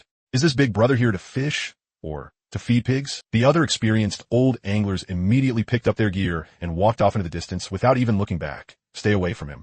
If he keeps this up, all the fish in this whole area will be stuffed. Who's still going to eat the bait on the hook then? This guy doesn't know how to fish at all. He's just wasting stuff. Grumbling under their breath, everyone scattered and found quiet spots for themselves. Only Zhou Chuansheng didn't move at all. He set down his tackle box and sat less than 5 meters away from Wang Bing. Wang Bing turned and glanced at him. Old Zhou, they all think I'm throwing in too much chum. Why aren't you leaving? While assembling his fishing rod, Zhou Chuansheng put on a mysterious expression. They don't understand, but would I not understand? Cheng Guoqiang had chosen a very remote spot at a curved inlet on the far western side of the reservoir. The aquatic weeds that were thick and a big tree overhead cast a patch of shade. Ding Hao walked a little closer and carefully watched Cheng Guoqiang's movements. The old man wasn't crazily chumming like Wang Bing. He only pinched a few bait balls about the size of ping-pong balls and accurately threw them into the same spot. His method of mixing bait was extremely skillful, and his control over the water-to-bait ratio was just right. His motion of pinching the bait and putting it on the hook was done in one smooth flow, without a single unnecessary step. Ding Hao nodded to himself. This old man was definitely an expert, far steadier than someone like Zhou Chuansheng with his loud and flashy style. The sun gradually rose higher, and the mist over the water completely dispersed. All 12 people had their rods in the water, and the edge of the reservoir grew quiet. Only the faint sound of fishing line slicing through the water could be heard now and then, along with a few distant bird calls. 9 in the morning. The quiet atmosphere was broken. Oh, got one. Wang Bing shouted and forcefully lifted his fishing rod. Before long, he pulled up a big Christian carp weighing over a pound. Wang Bing grinned from ear to ear. See that? Under a heavy chum bed, there are always brave fish. The anglers who had run far away heard the commotion and all turned to look over, their expressions wonderful to behold. After throwing in that much feed, he could still catch fish? This was just unreasonable. But not long after, voices started rising one after another around the reservoir. I got one too, a carp, and it's not small either. What's going on with this white fish? It's over a pound, isn't it? At that moment, one of the fishermen pulled up a white fish. It actually weighed over a pound. You had to know that the average lifespan of a white fish was usually only 3 to 5 years. In theory, at most it should only weigh around 3 or 4 tails. Had this fish turned into a spirit or something? The fisherman next to him also came over to take a look. Bro, are you seeing it wrong? Isn't this a small top-mouth coulter? Hell, I've been fishing for so many years. You think I can't recognize a fish? Then tell me, where would you ever find a white fish over a pound? Ding Hao also walked over. He took a close look. It really was a white fish. He was startled inside. This was way too abnormal. But he immediately reacted. With the system's enhancement, these fish should be able to exceed their own life limits. In other words, if they weren't killed by outside forces, they could keep growing forever. That was the only explanation. But of course he couldn't say that, so he went along with what the other man had said. This is obviously a top-mouth coulter. Bro, your eyes must be playing tricks on you. Seeing that the boss had come over, the man also said, exactly. Why make such a fuss over catching a top-mouth coulter? With that, he left. The 2 people beside him also shook their heads and went back to their fishing spots. After that, almost everyone started landing fish. Although they were all small fish under 10 pounds, the non-stop rhythm of hooking fish made everyone excited. Just then, voices came from behind. Ding Hao turned his head and saw a second ant leading 2 women from the village, climbing up along the newly cleared road. Oh, howsy, so many people today? Second ant walked over and swept her eyes around the reservoir. Lowering her voice, she said, howsy, how much do these people pay you a day? Ding Hao held up 2 fingers, 200 per person. Second ant did the math in her head and suddenly widened her eyes. 200? Then 12 people means 2,400 yuan a day. Her voice suddenly shot up. The 2 women beside her heard it too and immediately crowded over. My good lord, 2,400? Your second uncle works himself to the bone in the fields every day and still can't make that much in a month. Second ant kept sighing in amazement. Another woman looked at Ding Hao, her tone full of envy. People in the village used to say Housie went to college and then came back to lease a reservoir because he wasn't doing proper work. But now it looks like Housie really has made something of himself. He found a way to get rich. Second Ant's expression at the side was obviously a little unnatural. Ding Hao smiled but didn't respond. He knew this was only the beginning. As noon approached, the temperature gradually rose. Everyone's initial excitement slowly faded, and the frequency of casting dropped as well. A few people simply put down their rods and went under the shade of the trees to smoke and drink water. Right then, a loud shout rang out. "A big one is here!" Everyone instantly turned to look. The one shouting was Lu Jun. At that moment, his legs were spread apart as he clung tightly to the fishing rod in his hands. That 7.2-meter-long rod had already been bent into an exaggerated huge arc, and the tip was almost plunging into the water. Lu Jun's face was red all over, and the force from beneath the water was dragging his whole body toward the shore. The fishing line was stretched completely taut, crazily slicing through the water and making a sharp, ear-piercing buzzing sound. "Hurry! Come help!" Lu Jun's companion threw down his own rod and scrambled over. The people around them couldn't stay seated either. They all put down what they were doing and crowded around in a rush. Zhou Chuansheng ran the fastest. He rushed to Lu Jun's side and reached out to grab the rod. "Bro, let me help you. I've got experience." Lu Jun suddenly twisted his body and shouted loudly, "Don't touch my rod. I'll do it myself." He had prepared the whole night for this exact moment. How could he possibly give someone else the chance to fight a big fish? Standing in the back, Wang Bing shouted out advice at the top of his voice. "Steady, steady. Don't yank hard. When it powers up, take a couple steps with it and let it run." Another angler shouted anxiously, "Where's the landing net? Who brought a big landing net? Hurry and get it ready. Don't wait until the fish comes up and have nothing to scoop it with." The scene turned into complete chaos. The fish underwater was incredibly strong. Instead of diving into deep water, it began swimming sideways along the shore. Lu Jun could only hold his rod and move back and forth along the bank with great difficulty, following the fish's rhythm. After fighting it for nearly 40 minutes, Lu Jun was almost completely exhausted, and both legs were trembling. At last, the surface exploded with a huge splash. A massive grass carp rolled out of the water, exposing its white belly. It's rolled white. It's rolled white. Lu Jun's companion was holding a giant landing net with a diameter of 80 centimeters. He stepped straight into the shallows, seized the right moment, and scooped the fish's head into the net in one go. The two of them worked together to drag the net ashore, then collapsed onto the ground, panting heavily from exhaustion. The crowd instantly surrounded them. This grass carp was over 1 meter long, and its scales were as big as thumbnail covers. Ding Hao immediately brought over the electronic scale, hooked the net onto it, and lifted it. 56 pounds. Lu Jun was so excited that both his hands were shaking. He pulled out his phone, crouched beside the grass carp, and had his companion take more than a dozen photos in a row. Worth it. Fucking worth it. Driving 2 hours to this godforsaken place was so damn worth it. Lu Jun looked at the photo, his smile dazzlingly bright. Zhou Chuansheng stood beside him, looking at that grass carp, and said a little sourly, "It's only 56, Gene. What's there to get so excited about? It's nowhere near the black carp that got away from me the day before yesterday." Wang Bing patted Zhou Chuansheng on the shoulder. "All right, old Zhou, don't be jealous. We'll keep it at this afternoon and try to land an even bigger one." After all that commotion, it was already 12:30 at noon. Everyone's stomachs were growling with hunger.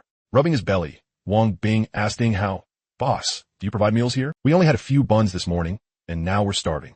Ding Hao asked around and found that most people thought bringing food was too much trouble, so they hadn't brought anything. He immediately took out his phone and called his second aunt. "Second aunt, do you have any food at home? There are 12 people here who need to eat. Can you help cook something? I'll pay you by head count."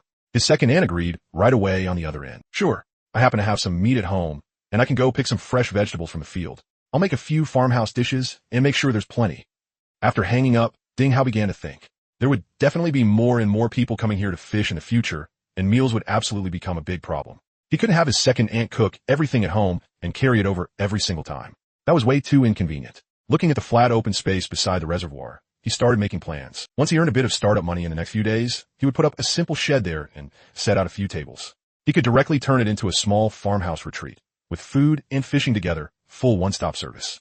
He remembered that many fishing spots included lunch. A little after 1 in the afternoon, second aunt came up the mountain carrying 2 big bamboo baskets on a shoulder pole. The group of grown men didn't care about manners at all. They just found a few flat rocks by the reservoir to use as tables and started eating with bowls in hand.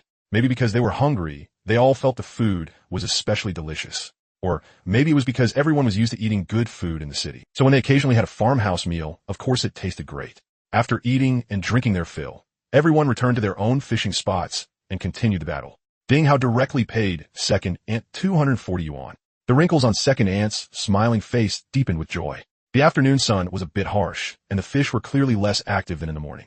Everyone was getting a little sleepy, and even their casting movements had become sluggish. Time reached 3:40 in the afternoon. Chun Guiqiang, who had been sitting silently in the westernmost cove, suddenly made a move. His body, which had been leaning against the back of the chair, suddenly pitched forward. His right hand tightly gripped the handle of the fishing rod, and his wrist lifted slightly upward. "It's on!" That shout instantly drew everyone's attention. They saw the heavy-duty long rod in Chun Guiqiang's hand, 8.1 meters long, get yanked into a half circle in an instant. The moment the fishing line went taut, it let out a deep humming sound, something that only happened under extreme strain. Chun Guiqiang did not stand up. He remained seated steadily in the chair. His center of gravity was pressed very low, both hands gripping the rod, one in front and one behind. The fish underwater began to exert force, charging crazily toward the center of the reservoir. Chun Guiqiang did not panic at all. Instead of clutching the rod and resisting head-on, he slightly extended both hands forward in the direction of the fish's charge, releasing some of the pressure. When the fish's burst weakened a little, he immediately tightened his arms and pulled the rod back, wearing down the fish's strength bit by bit. The whole process of playing the fish was smooth and flowing, perfectly controlled, without a single unnecessary movement. It was practically like doing Tai Chi. Zhou Chuansheng had already come to his side. He was watching in a daze. His father-in-law actually had this kind of skill. Wang Bing leaned close to Zhou Chuansheng's ear and asked in a low voice, "Old Zhou, what exactly is your father-in-law's background?" "This technique, he's definitely trained." Zhou Chuansheng gave a bitter smile and shook his head. "How the hell would I know?" "Damn it, that's your father-in-law." Ding Hao was also standing not far away, staring at the water without blinking. Chun Guiqiang and the giant thing underwater stayed locked in a stalemate for more than an entire hour.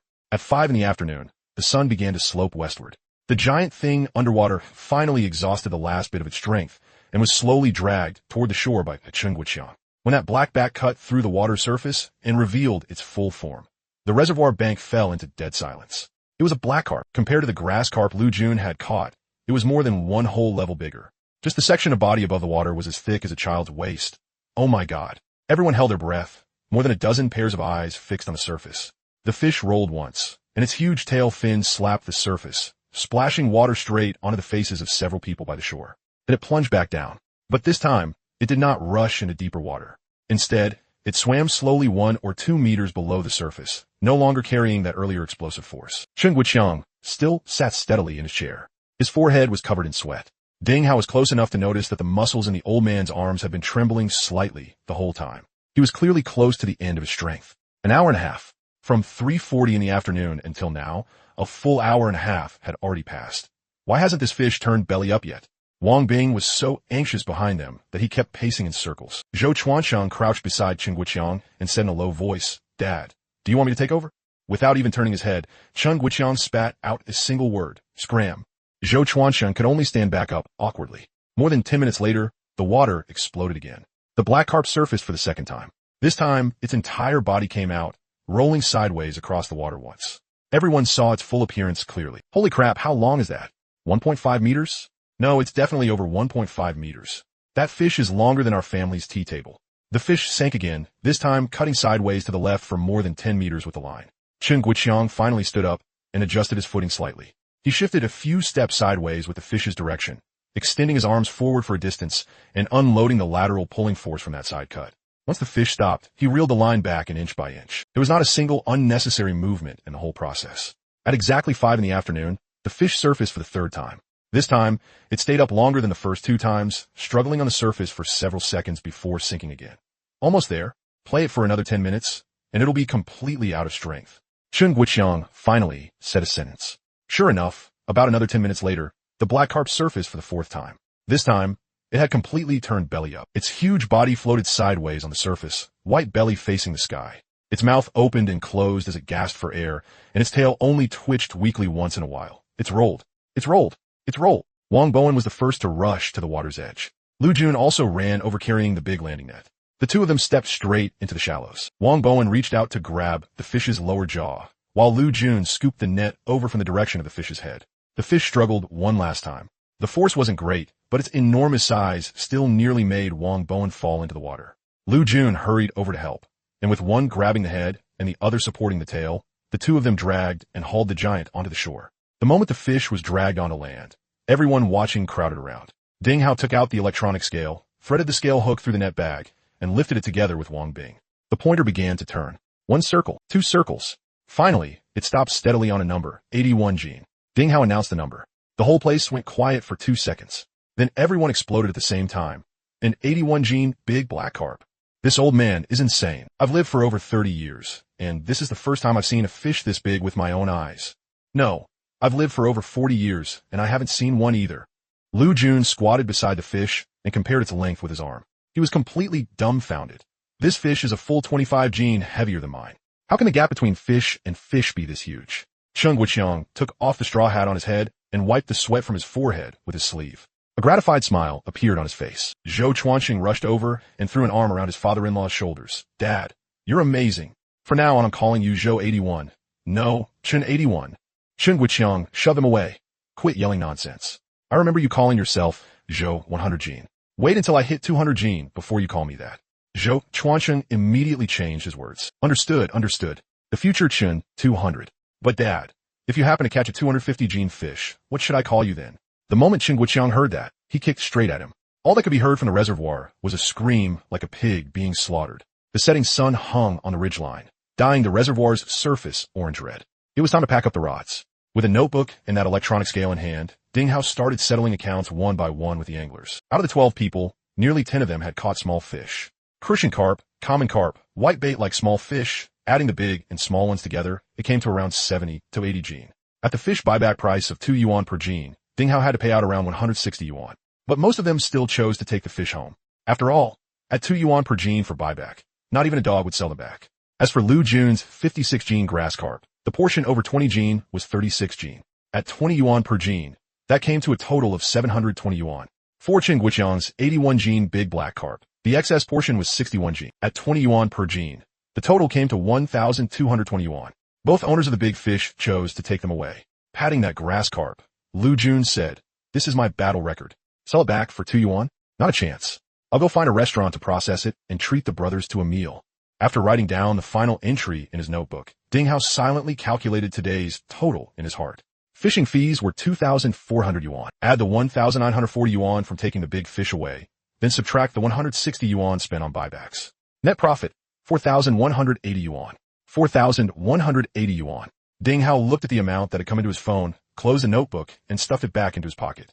3 days ago, he only had single digits left in his account. 3 days ago, he was home alone eating plain boiled noodles, too reluctant to even add a fried egg. In 3 days, he was making 4,000 a day. Even though repairing the road had cost over 1,000 yesterday, he had earned it all back in just 1 day, with money left over. His heart was blooming with joy. His dream of reaching the peak of life and marrying a rich and beautiful woman was another step closer. After packing everything up, everyone started heading down the mountain. Zhou Chuansheng moved up to his father-in-law and lowered his voice slyly. "Dad, should we hang this fish on the car and take a lap around the county town? We were glorious yesterday. People all over the streets were taking pictures." Shen Guoqiang glared at him. "You want to die? Did you forget what you were doing when your wife called? What if someone films it and posts it online and your wife sees it? Keep a low profile. Hide your achievements and fame, got it?" Zhou Chuansheng wilted on the spot. But when Wang Bing, standing nearby, heard that Chen Guoqiang didn't want to hang the fish on the car, his eyes instantly lit up. "Old sir, you're not hanging it up? Then sell this fish to me. I'll add another 500. The old man didn't say much and agreed on the spot. After the payment, several of them worked together to lift the fish to the back of that Land Rover. Then they securely hung it up again. With yesterday's experience, they did it quickly and steadily. It was just that today's fish was obviously a bit bigger than yesterday's, and its tail was even dragging on the ground. Wang Bing walked over, patted the fish's body, and nodded in satisfaction. "Hurry up. It's getting dark soon. We'll even be able to see it at night." After saying that, he jumped straight into the car and started the engine. An hour and a half later, Wang Bing's Land Rover appeared on the streets of the county town once again. This time, before he even reached the main road, passersby had already recognized the vehicle. "It's here again. It's here again. That Land Rover with the fish hanging on it from yesterday is back. What the hell, this never ends, huh?" Catch up to him and ask where exactly he caught it. "Damn, this is modern times, not ancient times. You think you're the emperor, patrolling the streets every day? Catch up and ask where he caught it. Tomorrow I'm doing a patrol too." Inside the car, Wang Bing rolled down the window, rested one arm on the door, and blasted intense DJ dance music from the speakers. He drove from East Town to West Town, then circled back from the new district to the Old Town. It was just that several cars kept following behind him the whole time, though he didn't pay it much attention at first. But when they got to a place with fewer cars, he was directly stopped.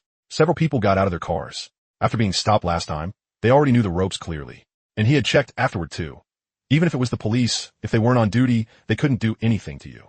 Sure enough, when the group came over, they offered cigarettes and kept calling him bro over and over. Wang Bing felt unbelievably good inside.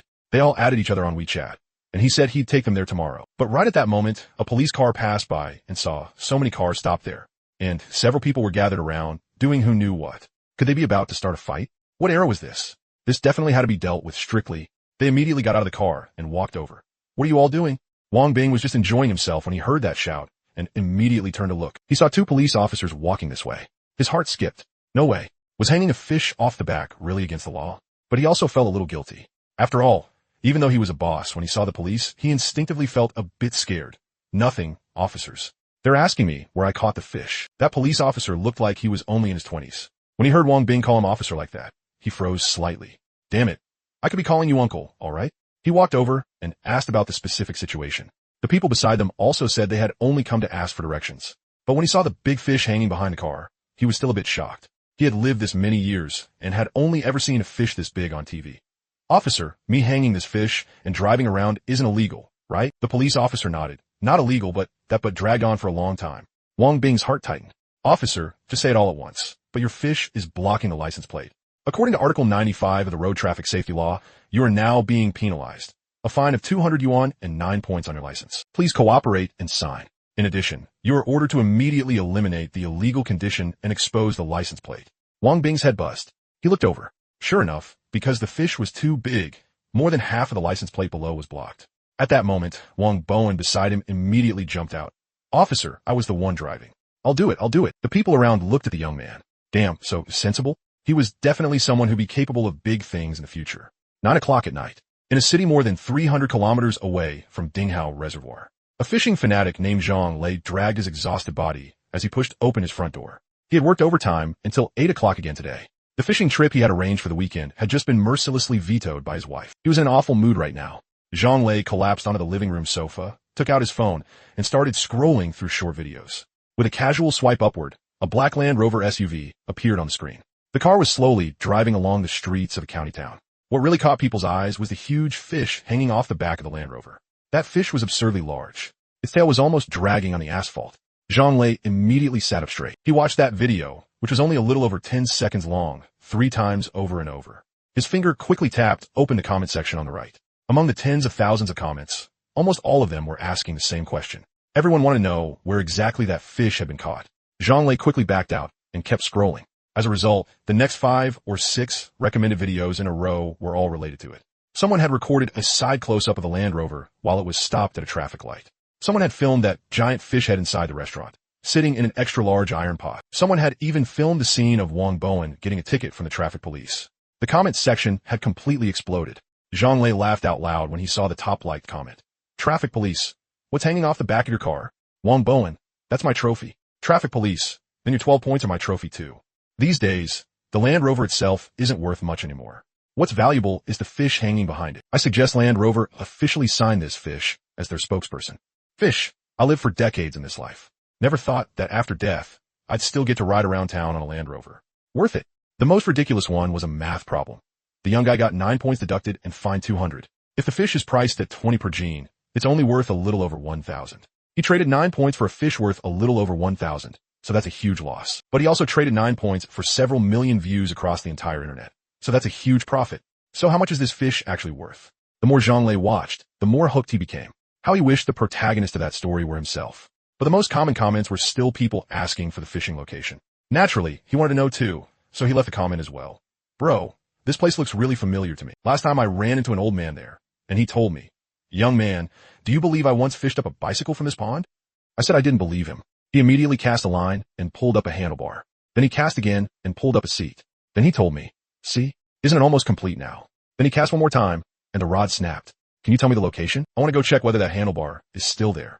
I just happen to be missing a bicycle. At this moment, Ding Hao was sitting at the dining table in his house with a bowl of pickled mustard noodle soup in his hands. He casually opened a short video app and swiped a couple times. Then he froze on the spot.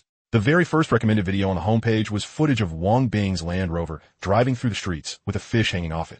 The view count in the bottom right had already broken past 1 million, and the likes had reached tens of thousands too. The number of comments was even more outrageous. Ding Hao put down the chopsticks in his hand. He quickly tapped into the comment section for a look. He was amused by the netizens too. But when he saw so many people asking for the location, he instantly perked up. This was basically free advertising falling from the sky. He immediately registered a brand new account. The name was simple and direct, Dingjiawan Reservoir. Ding Hao started replying one by one under the popular comments. I know this place well. The fish there are absurdly huge. The address is XXX Dingjiawan Reservoir. He just copied and pasted it over and over, busy to the point of delight. But after posting so many comments, his inbox exploded too. A lot of private messages came flooding in. Before long, it had actually hit 99 plus as well. There was all kinds of stuff inside. Is it real? Don't lie to me. Fuck your mom. Dumbass. Now you're directing traffic all the way here. Damn. Your username is the name of the reservoir. Are you the owner?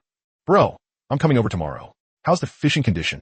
Ding Hao kept holding his phone and replying until after 1 in the morning. That bowl of pickled mustard noodles had long since clumped into a solid mass. He hadn't even had time to take a single bite. It wasn't until he felt the urge to pee that he noticed it was already 1 o'clock. He quickly went to the bathroom to take care of it. Then he came back and shoveled the noodles down in a few bites. After washing up, Ding Hao lay on the bed and started planning things out. The video had completely gone viral online. There would definitely be more and more people coming to the reservoir tomorrow. But the reservoir had only just gotten started, and there was still nothing there. There wasn't even a sunshade shed by the reservoir. As for meals, he couldn't keep troubling second and every day. Most importantly, all of that needed money, and right now, all he had on hand was the 4,000 plus yuan he had earned today. Looks like he needed to plan things out properly tomorrow. Early the next morning, Ding Hao was woken up by knocking at the door. He picked up his phone and looked. It was only 6:30. Do these fishing fanatics never sleep? Boss, the sun's already shining on your butt. That was obviously Zhou Chuanqing's voice. Ding Hao sat up in bed, his head still groggy. He hadn't gone to sleep until 2 in the morning, so it hadn't even been 5 hours yet. He put on his slippers, walked to the door, and pulled it open. The scene outside woke him right up. More than 10 cars were crowded along the roadside in front of his house, and there had to be at least 20 people there. Ding Hao instantly came alive. He didn't even bother washing up and directly got into Wang Bing's Land Rover, leading those people toward the reservoir. The convoy stretched out into a long line. After arriving at the reservoir, he didn't waste any time and directly took out the payment QR code. Bosses, time to pay. 100 for half a day, 200 for the whole day. Just scan the code. The beeping of scans rose one after another. In Ding Hao's mind, the system notifications sounded like firecrackers going off. Fishing participant +1, water area time multiplied by 100. Fishing participant +1, water area time multiplied by 100. Fishing participant +1. He counted. Including himself, there were 27 people in total. A 2,700-fold time acceleration. Ding Hao quickly calculated it in his head. 2,700 times meant 1 day was equivalent to 4 years. How many gene could a fish grow in 4 years? He didn't know, but that promise of a 200 gene fish probably wouldn't take long. At this moment, the fishing fanatics started looking everywhere for fishing spots. The regular customers, on the other hand, were much calmer. Wang Bing directly drove to yesterday's spot, opened a trunk, and took out 2 buckets of bait. When Zhou Chuanqing passed by him, he glanced at the 2 buckets, and his expression became hard to describe. Brother Wang, you brought this much again today? Wang Bing patted the bucket lids. The fact I've already proven it. Heavy baiting brings giant catches. Look, whose baited spot was that 68 gene black carp caught from? Zhou Chuanqing felt that this went against common sense, but he had no idea why. He held it in for a long time before saying, that's just because the fish had bad luck and happened to swim into your area and step on the hook. Wang Bing had already started scooping up bait with a dipper and flinging it into the water. Splash, splash, splash, scoop after scoop, and a large patch of white foam floated up on the surface. Several newcomers nearby stared in stunned silence. A young fishing fanatic moved closer to Ding Hao and quietly asked, Boss, did you hire that guy to feed the fish? Ding Hao almost laughed. He's baiting a spot. Didn't you see? Damn, boss, you're really blessed. Get a few more customers like that, and you won't even need to feed the fish. As he spoke, he kept far away from them and found an empty spot. Xing Wuqiang still chose that bin-back area from yesterday. Looks like he wanted to recreate yesterday's glory. Ding Hao stood on the dam, watching more than 20 people spread out around the reservoir, each picking a spot and starting to set up their fishing platforms, adjust their floats, and mix bait. Only a short half hour passed. Got a bite. It's on, it's on. One of the anglers started shouting. Then came the second shout, then the third. 5 or 6 people started landing fish one after another. Everyone they caught was a big crucian carp or a whitebait, and none of them were small. One of the newcomers caught a bitterling. He lifted it up, stared at it twice, and his face was full of disbelief. This is a bitterling? No way this thing weighs about 1 gene, right? An angler next to him glanced over. Brother, you got it wrong. That's a bream. The angler was half convinced and half doubtful, but he didn't think too much about it. After all, this was a bit unreasonable. Ding Hao was watching these anglers fish.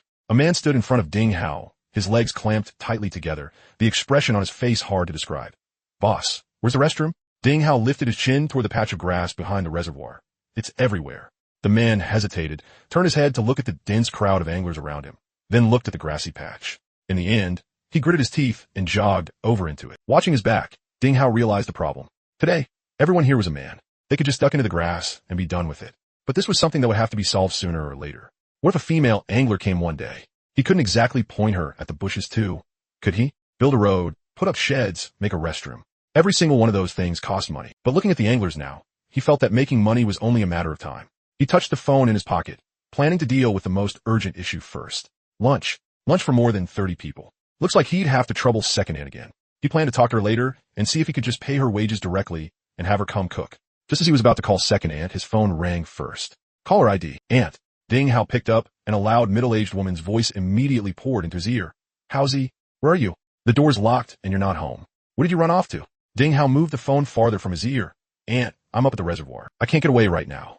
Reservoir? What reservoir? What are you doing there by yourself? I'm running a fishing ground, Aunt. If you need something, wait there. I'm coming over. The call was hung up immediately. Ding Hao looked at the black screen, and the corner of his mouth twitched.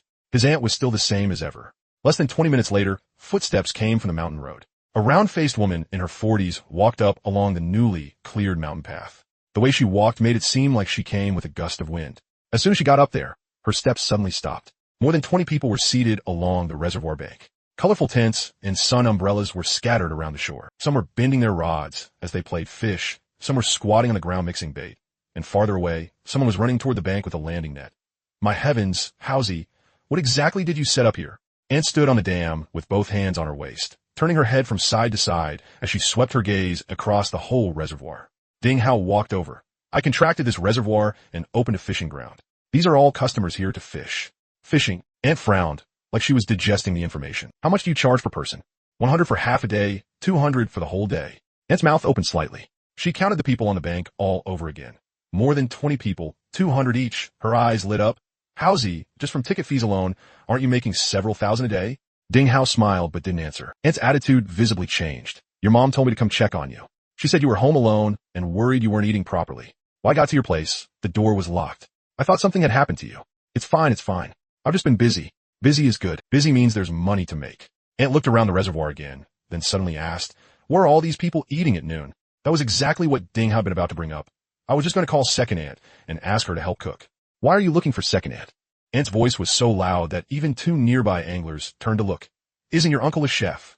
He worked the stoves at a big hotel in the city for more than 10 years. Now the hotel went under, and he's sitting around at home with nothing to do. Every day, all he does is watch TV or play cards. Why didn't you ask him? Ding Hao froze for a moment. Right? How had he forgotten about Uncle? His uncle really had worked as a chef in a hotel in the county town before. But the market was bad now, and that hotel had shut down. His uncle had already been unemployed at home for almost half a year. He immediately took out his phone and called. The line was picked up quickly. Howsy. Compared to Aunt's booming voice, Uncle's voice was practically a whisper. Uncle, are you free right now? I opened a fishing ground over by the reservoir, and more than 30 people came today. Lunch is a problem. Can you come over and help make a meal? On the way past town, buy some vegetables and seasonings too. Sure, I'll come right away. Uncle had just finished speaking when Aunt immediately leaned her face close to Ding Hao's phone and shouted into the receiver. Buy more meat. These people all look like they can eat. Just put the money down for now. Howsy will reimburse you later. The other end went silent for a second. Got it. Then he hung up. Ding Hao glanced at Aunt. Her place in the family was crystal clear. At this moment, Wang Bing, who was fishing, suddenly remembered something and turned to look at Zhou Chuancheng. Old Zhou, how'd you get out today? Your wife didn't stop you. Zhou Chuancheng was bent over adjusting his float. Hearing that, his hands paused. He straightened up, gave a sly grin, and lowered his voice. My father-in-law went back yesterday and told my wife that he thought my attitude was proper and my performance was good. So today he was taking me to meet a few old friends and help me expand my network and career. Wang Bing's mouth dropped into an O shape. Your father-in-law is seriously something. He gave a thumbs up. In other people's families, the father-in-law comes to the door demanding answers. In your family, your father-in-law comes to the door as an undercover agent. Zhou Chuancheng waved his hand proudly. What's that called? That's called father-in-law and son-in-law united as one. Together, they can cut through metal. Wang Bing suddenly said, if both of you get caught, can your father-in-law really handle it? Zhou Chuancheng instantly went speechless. Don't jinx it. Not long after 9 a.m, the sound of car engines came from the dirt road again. Ding Hao walked to the top of the dam and looked down. 2 cars were driving up along the dirt road. One was a white sedan, the other a gray SUV. After the cars stopped, 5 people got out. All of them were carrying fishing gear bags. and they also had tackle boxes in their hands. Leading them was a young man in his early 20s, wearing a quick-dry shirt from a fishing brand, with a pair of polarized glasses clipped to his cap. He jogged up the dam, looked around, and as soon as he saw Ding Hao, he immediately walked over. "Excuse me, is this Dingjiuan Reservoir?" Ding Hao nodded. "We saw that video online last night and drove 3 hours to get here."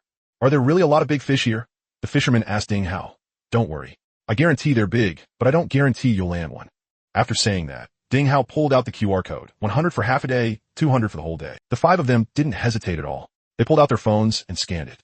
The system notification sounded in his mind again. Ding Hao glanced at the panel. Current number of anglers, 32. Current time, multiplier, 3,200 times. The 5 fishermen spread out to look for fishing spots. But luckily, the reservoir was huge, so there was no need to worry about space at all. Close to noon, an electric 3-wheeler puttered up the dirt road. The cargo bed was piled full of all kinds of ingredients, along with pots, bowls, ladles, and basins. Driving was a thin, dark-skinned, middle-aged man. He wasn't tall, and the skin on his hand was rough. No matter how you looked at him, he seemed like a farmer. "How do you look anything like a chef?" "Uncle, you're here." Ding Hao went up to greet him. His uncle nodded. "Come, help unload some stuff." He turned and walked over to the 3-wheeler, then started moving things down one by one. Ding Hao also went over to help. His uncle picked a patch of flat ground by the reservoir, shaded by a big tree, and began setting up a stove. Ding Hao slowly carried all the things over there. The 3 of them got busy just like that. While his uncle was fiddling with the stove, Ding Hao spoke up. "Uncle, why not just come work here cooking for me? I'll pay you a salary, 6,000 a month." Before his uncle could speak, his aunt's loud voice had already rung out beside Ding Hao. 6,000? Sure. He's just sitting around at home anyway. Better to come here and do something proper. His uncle glanced at his aunt, then looked at Ding Hao. "Sure, I don't have anything going on anyway. But 6,000 is a bit much. You don't even have many." Before he could finish, his aunt spoke up again. 6,000 is 6,000. It's your nephew's good intentions. "Right, Hao?" Ding Hao nodded. "Right, 6,000. His uncle didn't say anything else and went back to arranging those things. Ding Hao secretly shook his head. When he got married in the future, he definitely wouldn't dare marry someone like his aunt. She was basically the roar of the Hudong lioness, and way too domineering. His uncle stayed there sorting things out. Ding Hao and his aunt went to wash the vegetables. The water source was in a bend in the mountain inside the reservoir area. It was still some distance from here. Ding Hao and his aunt each carried a basin and walked inward along the small path by the reservoir. The spring water was very cold. Ding Hao squatted by the stream, soaked the greens in the basin, and started washing them one stalk at a time. His aunt was washing meat beside him, while her mouth kept moving non-stop. "Howsy, this place of yours really is pretty good. It's just that the conditions are too poor.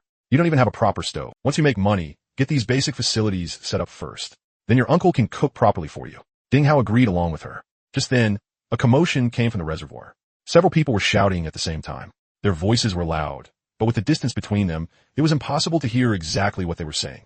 Curious, his aunt straightened up and looked toward the reservoir. "Howsy, what's going on over there?" Ding Hao put down the basin of vegetables and stood up. One of the fishermen had lifted his rod. A lot of people nearby were gathered around watching. He probably hooked a big fish. The one who caused the commotion was called Li Haoren. He was in his early 20s, a fisherman from the nearby county town. Last night, he had been lying in bed scrolling through short videos, and that giant black carp hanging behind the Land Rover kept appearing on his recommendation page. He watched it no fewer than 20 times, and the more he watched, the less he could sleep. At 1 a.m, he sent a private message to the account called Dingjiuan Reservoir. He hadn't really expected much. Accounts like that were usually either trying to draw traffic or just didn't reply at all. But the owner actually replied. He even sent a message with the address. Even so, Li Haoren wondered if it was a scam. But he still couldn't resist the temptation of that monster fish. So at 3 a.m, he set out and drove for nearly 3 hours. When he reached the village entrance, he happened to run into that convoy. So he joined them. When he first started fishing, there wasn't any movement at all. Meanwhile, the people beside him were catching fish one after another. Li Haoren started to suspect that maybe his fishing spot was bad. He hadn't slept all night, and now that the sun was beating down on him, drowsiness began to wash over him. Just as he was about to fall asleep, the fishing rod in his hand suddenly sank hard. That sudden force almost made him lose his grip on the rod. He snapped awake. "It's on!" Li Haoren shouted and gripped the handle of the rod tightly with both hands. The rod bent into an exaggerated arc, the tip nearly stabbing into the water's surface. The buzzing sound of the line, cutting through the water, drilled into his ears. The 2 people beside him who hadn't gotten a bite immediately threw down their own rods and ran over. "It's a big one. Definitely a big one. Steady, bro. Don't panic." Li Haoren's heart started pounding violently. The biggest fish he had ever caught in his life was an 8-gene carp. But the one on his line now was on a completely different level from that carp. From the feel of it, it had to be at least over 50 gene. The fish charged to the left. Li Haoren instinctively yanked the rod to the right. He used all his strength and pulled with everything he had. Someone nearby got anxious. "Don't force it. Go with it." Let the line out, let the line out. Why is your drag locked down so tight? Another fisherman shouted anxiously from the side. More people were drawn over by the commotion and started gathering around. Lee Howard had never dealt with such a big fish before, and now all these experts were barking instructions beside him. He was completely flustered. He didn't even know what he was doing anymore. The fish changed direction again, this time cutting across to the right. Lee Howard's feet couldn't keep up with the fish's speed. His footing slipped, his body pitched forward, and instinctively he clutched the rod tight. At that exact moment, the fish suddenly charged toward the center of the reservoir. Snap! The line broke. Lee Howard dropped to the ground on his butt. The area around him went quiet for 2 seconds. Then someone let out a sigh. What a pity. Wang Bing shouted from the distance. You okay, bro? There are plenty of fish. As long as the rod didn't break, it's fine. Lu Jun walked over and patted him on the shoulder. Look on the bright side, bro. I think probably that fish was only 30 or 40 gene. Not really some huge catch. Another person beside him added a finishing blow. Yeah, if it were a real monster, you wouldn't have even been able to lift the rod at all. So the one that got away doesn't count as big. Lee Howard sat on the ground and looked up at them. Thanks, but can you stop comforting me? The more you comfort me, the worse I feel. After the escaped fish incident, quiet returned to the reservoir. Everyone went back to their own fishing spots and continued casting their lines and waiting. Inside the reservoir bend, Ding Hao squatted by the stream, washing the greens in a basin. Ding Hao looked at the amount of vegetables in the 3 large basins and quietly did the math in his head. There were 27 grown men here today. If they stir-fried that little bit of meat, it would probably be gone after 2 chopstick grabs per person. Annie, I'm afraid this food won't be enough. I'll go get 2 fish and add another dish. Without even lifting her head, his aunt waved her hand. Go. Hurry up. Your uncle already has the stove going over there. Don't hold things up. Ding Hao quickly walked over to Wang Bing's fishing spot. Wang Bing's haul this morning had been excellent. His keep net was soaking in the water, crackling and splashing inside. Obviously full of good catches. Brother Wang, can we talk? Can I borrow 2 fish from you to add a dish for lunch? Ding Hao walked over and casually handed him a cigarette. Wang Bing waved generously. He did not even bother taking the cigarette, both hands busy kneading a lump of bait. Just scoop some out. Why be polite with your own brothers? There are a few big crucian carp in there, and a bream too, all freshly caught. Take them all if you want. Ding Hao did not stand on ceremony. He bent down and lifted the keep net. Good lord, it was seriously heavy. He picked out 2 crucian carp that were almost 2 gene each, then grabbed a fat bream and casually put the keep net back in the water. Just as he was about to turn and leave, a strange yell suddenly came from less than 5 meters away. Holy shit. Got one. Ding Hao turned to look. Zhou Chuanqing next to him had already stood up. His fishing rod had been pulled into a half circle. The fishing line was slamming wildly against the surface of the water. It made a sharp buzzing sound as it cut through the water. The commotion immediately drew several people nearby. Chun Guoqiang had originally been sitting at the westernmost inlet. Hearing the noise over here, he slowly set down the rod in his hand and strolled over. Hold steady. Don't yank hard. You think this is tug of war. The moment Chun Guoqiang saw Zhou Chuanqing using too much force, he immediately called out a reminder. Dad, the pole is too strong. I feel like it's about to dive into deep water. If it dives, then let it dive. Ease your arm forward a bit. Loosen the drag by half a turn. Let it run a little, then pull it back. Move with it. Don't stand there like a post. Of course, Zhou Chuanqing knew that. After all, he was an experienced hand too. If it had been anyone else nagging nonstop, he would have snapped back long ago. But this man was his father-in-law, so what could he do? Ding Hao stood to the side holding the fish, watching with great interest. This fish had quite a bit of pulling power. It was probably another big one, though he did not know whether it could break the record. Just as Ding Hao was thinking about it, a shout with incredible penetrating power suddenly came from the distance. Howsy, where's the fish? Did you go into the water and start feeling around for them, or what? What's taking so long? His aunt's booming voice echoed over the reservoir, startling even 2 wild ducks off the surface of the water. Ding Hao shrank his neck and hurriedly ran back with the fish. Coming. When he got back to the temporary stove area, his uncle was holding a large iron ladle and stir-frying the base ingredients in the wok. His uncle had worked as head chef at the biggest hotel in the county town for 10 years. Never mind 20 or 30 people. Even if it were a wedding banquet of 50 or 60 tables, he could still arrange everything clearly by himself with 2 kitchen helpers. The only reason he seemed a little rushed today was because there was nothing out here in the wilderness. Even a proper chopping board had been temporarily pieced together from wooden planks. As for his aunt, she worked at a supermarket in town. She had only come over today because she happened to be on adjusted leave. He figured he would need to find another person later to help his uncle in the kitchen. There was no way he could keep running around like this every day. His uncle took the fish from Ding Hao, casually knocked them against a nearby rock, scraped off the scales, removed the gills, slit open the belly, and cleaned them out in one smooth flow. In less than 2 minutes, all 3 fish had been cleaned spotless. Howsy, cut up that pork. His uncle gave the order without even lifting his head. Ding Hao immediately took over. He usually cooked at home himself. His knife skills were not that great, but cutting meat was still okay. Hot oil went into the wok, then scallions, ginger, and garlic were stir-fried until fragrant. The sliced pork went in with a loud sizzle. Then came a spoonful of debanjiang and chili peppers. The aroma of this farmhouse stir-fried pork began drifting away with the wind. The fragrance carried directly to the edge of the reservoir. Wang Bing was staring at the float on the water when his nose suddenly twitched hard twice. Old Zhou, do you smell that? What the hell is that smell? It's too good. Wang Bing turned to look at Zhou Chuansheng, who was still locked in a struggle with the fish. At this moment, Zhou Chuansheng had no mood at all to talk to him. Seeing that Zhou Chuansheng ignored him, Wang Bing turned back to search for the source of the aroma. He immediately saw that they were already stir-frying dishes over there. Since he had nothing to do right now anyway, he set down his rod and walked over to watch. Wang Bing was a building materials boss, and naturally he liked eating all kinds of good food. After watching for a while, he kept praising the cooking skills. At 12:30 noon, his uncle placed the last braised bream into a large iron basin, and Ding Hao shouted to the group of fishermen, "Food's ready." Aside from Zhou Chuansheng and Cheng Guoqiang standing behind him, the other 20-plus people all gathered around. One by one, they all started eating. His uncle's cooking was naturally excellent. And on top of that, these people had barely eaten anything all morning. So they ate with even more gusto. This place really is amazing. With fishing this good and food this delicious, I don't even want to leave. You could just live here. From now on, this place will be your home. No joke, this really tastes better than some big restaurants. Suddenly his aunt loudly said from the side, "Of course. Just look whose man he is." He used to be the head chef at a big hotel. Cooking a few home-style dishes like this is as easy as picking them up by hand. She looked like a child showing off her toy. Everyone burst into loud laughter. They devoured everything like a whirlwind. Not even a bit of sauce was left in the 3 big basins. It had all been mixed into the rice. After lunch, everyone scattered and went back to their fishing spots to continue the fight. Ding Hao helped his uncle clean up all the pots, bowls, ladles, and basins. Next, it was time to start looking for a future kitchen location. The main thing was that the place had to be spacious, and it also had to be together with the future resting area. And while those fishing guys had been eating earlier, they had told Ding Hao to get some water and cigarettes to sell. Those were necessities. Earlier, those 2 fishing guys had run out of cigarettes. The way they looked everywhere for smokes after eating was honestly kind of pitiful. Adding it up like that, 1 kitchen, 1 small shop, and 2 resting spaces. At the very least, he would need 4 rooms.